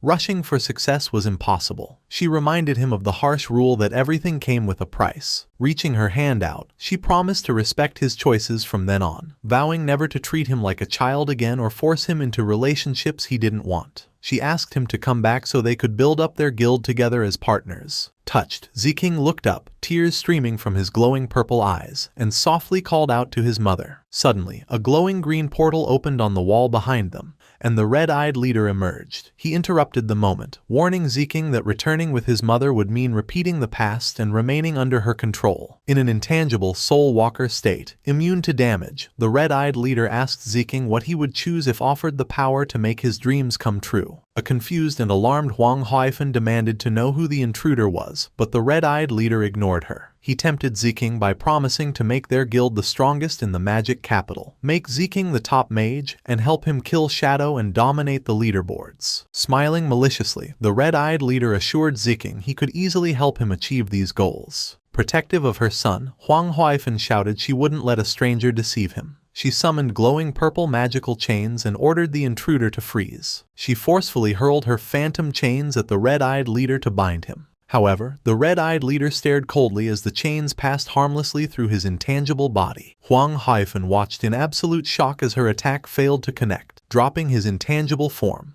the red-eyed leader lunged with blinding speed and violently grabbed Huang Huifan by the head. Using an epic tier warrior skill he likely had acquired from a corpse, he performed a devastating heroic throw, slamming Huang Huifan's head into the ground hard enough to shatter the concrete. Standing over the injured Huang Huifan, the red-eyed leader taunted her, disappointed by the strength of a top great Xia guild. He mocked her ambitions, saying her pathetic power would never let her achieve her dreams. He then spoke to Ziking, admitting Huang Huifan was right that the abyssal vase gradually corrupted the minds of its users. However, the red-eyed leader revealed a crucial detail she had omitted. The abyssal corruption could be purified, leaving Ziking stunned. Manipulating the boy, the red-eyed leader claimed Huang Huifan had kept this secret just to maintain control over him. He warned Ziking he would never achieve true freedom or respect under his mother's shadow. Bleeding on the ground, Huang Huifan begged Ziking not to listen. She admitted a purification method existed but insisted it needed a unique hidden class called Exorcist, and declared the only known one was dead. Suddenly, glowing red, star-shaped scars appeared on the red-eyed leader's arm. Igniting his hand with fiery red energy, he glared down and asked who had told her he was dead. The red-eyed leader channeled the glowing red energy into Ziking, activating the exorcism skill. This powerful ability reduced the accumulation of negative status effects, including abyssal corruption, by half. Checking his system interface, Ziking watched his abyss gauge drop, leaving him amazed that the purification was real. Huang Huifan was paralyzed with shock and disbelief. She stammered that it shouldn't be possible, certain the exorcist had died, and demanded to know the man's true identity. Ignoring her, an ecstatic Ziking clenched his fists, thrilled that the purification meant he could safely draw more power from the abyssal item. Huang Huifan desperately warned him the real exorcist was a woman, making this man a fake. The red-eyed leader told Ziking to use his own judgment to decide what was real. He then activated a skill called Yin-Yang Harmony to control Ziking's emotions. He whispered that his mother used love only to bind him and deny his true worth. He urged Ziking to kill her, promising that once she was gone, no one would control him again. Succumbing to the emotional manipulation, Ziking stared blankly, his eyes glowing sinister red.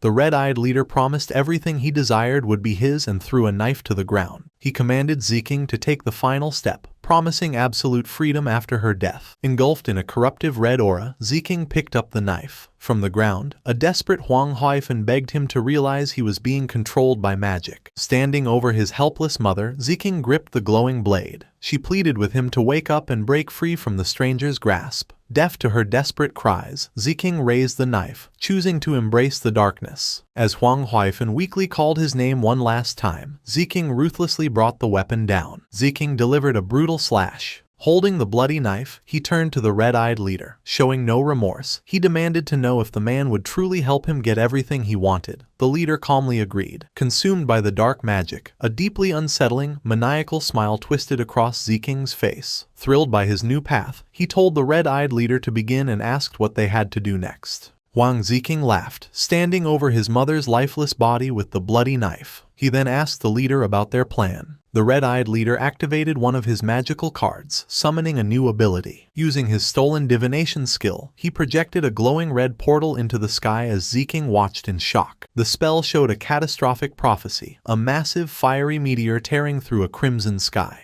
The prophecy warned the abyss would devour the heavens, and a red ominous star would destroy all darkness. Ziking stared at the apocalyptic vision, confused about its meaning. The leader explained this power would cover all of Great Xia, so no one could escape, not even Shadow. He noted the darkness to be destroyed might be Shadow, or even Ziking. Sweating, Ziking realized the terrifying implication that he could die in the coming cataclysm. The leader assured him that while the event was inevitable, survival depended on human effort. He advised Ziking to expand his guild's strength with his abyssal powers for the clash with Shadow. The leader then manifested another glowing red card, handing it to Ziking. Having set his pawn in motion, the red-eyed leader walked into the misty night, promising to find Ziking again when the time was right. Alone in the dark, Ziking fully embraced his corruption. His eyes glowed red as he accepted his new mission. Ziking channeled his dark magic, extending a hand over his mother's corpse.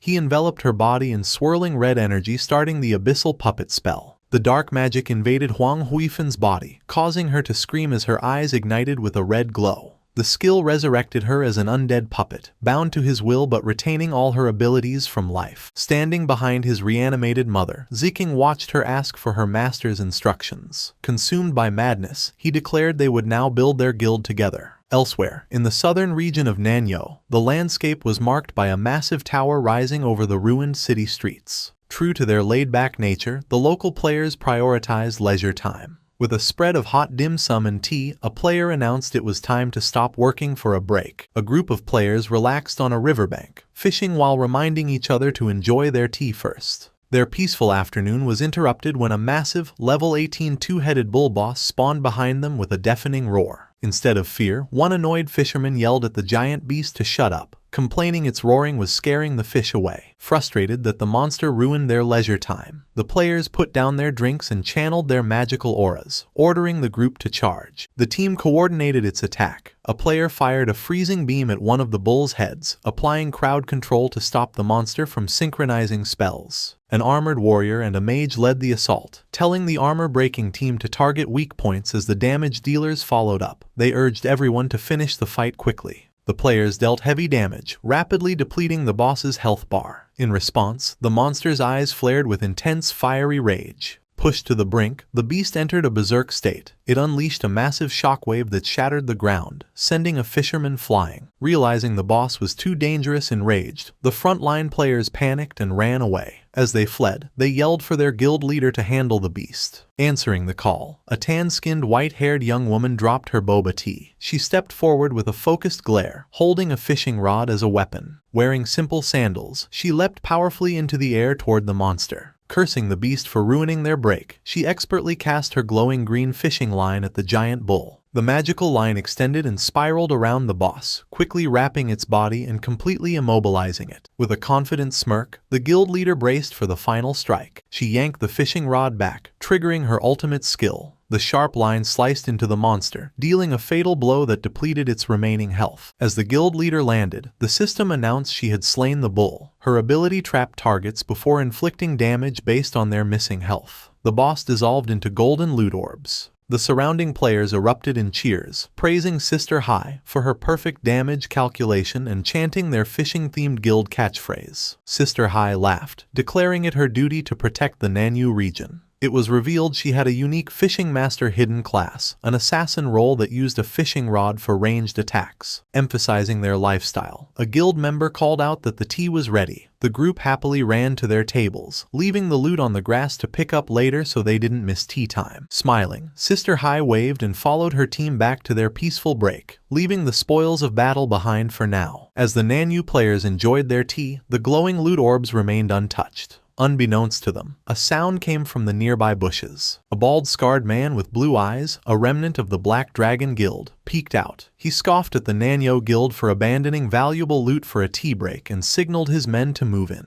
The Black Dragon members used a level 15 group stealth skill, Shadow Veil, creating a camouflage dome as they greedily scooped up the abandoned orbs. While the Nanyu players chatted about their fishing, the hidden thieves snickered, noting this was the perfect moment to strike while their target's guard was down. Dropping their stealth, the Black Dragon leader, Zentil, activated a buff called Boiling Blood Domain. In a fiery aura, he boosted his allies' attributes and ordered them to slaughter the fishermen. The Black Dragon members lunged from the tall grass with weapons drawn, ambushing the relaxed Nanyu players. Sister Hai and her guildmates were caught completely off guard. Zentil raised his blade to strike down a shocked Sister Hai and her terrified guildmate. Chaos erupted as attackers swung their weapons, laughing and yelling for blood. The peaceful tea break was overturned as players screamed and debris was sent flying. Standing triumphantly among the loot, Zentil clenched his fists, declaring this brutal ambush was how the pigs of Great Xia should be hunted. The celebration was cut short when a subordinate alerted Zentil, warning him of something approaching from the sky at high speed. Zentil looked up and panicked, recognizing the threat as Shadow. Realizing the intel from Magic Capital survivors was true, he ordered his men to recast their stealth veil and retreat. High above, Shadow's massive skeletal dragon, Osiris, plummeted from the sky, crashing heavily into the ruined city. Standing on his dragon with glowing yellow eyes, Shadow looked around the deserted battlefield, wondering if he had arrived too late. Seeing the uncollected orbs on the ground, Shadow deduced the enemy had fled in a panic after an early warning of his arrival. He was puzzled how they detected him, since he traveled in absolute stealth.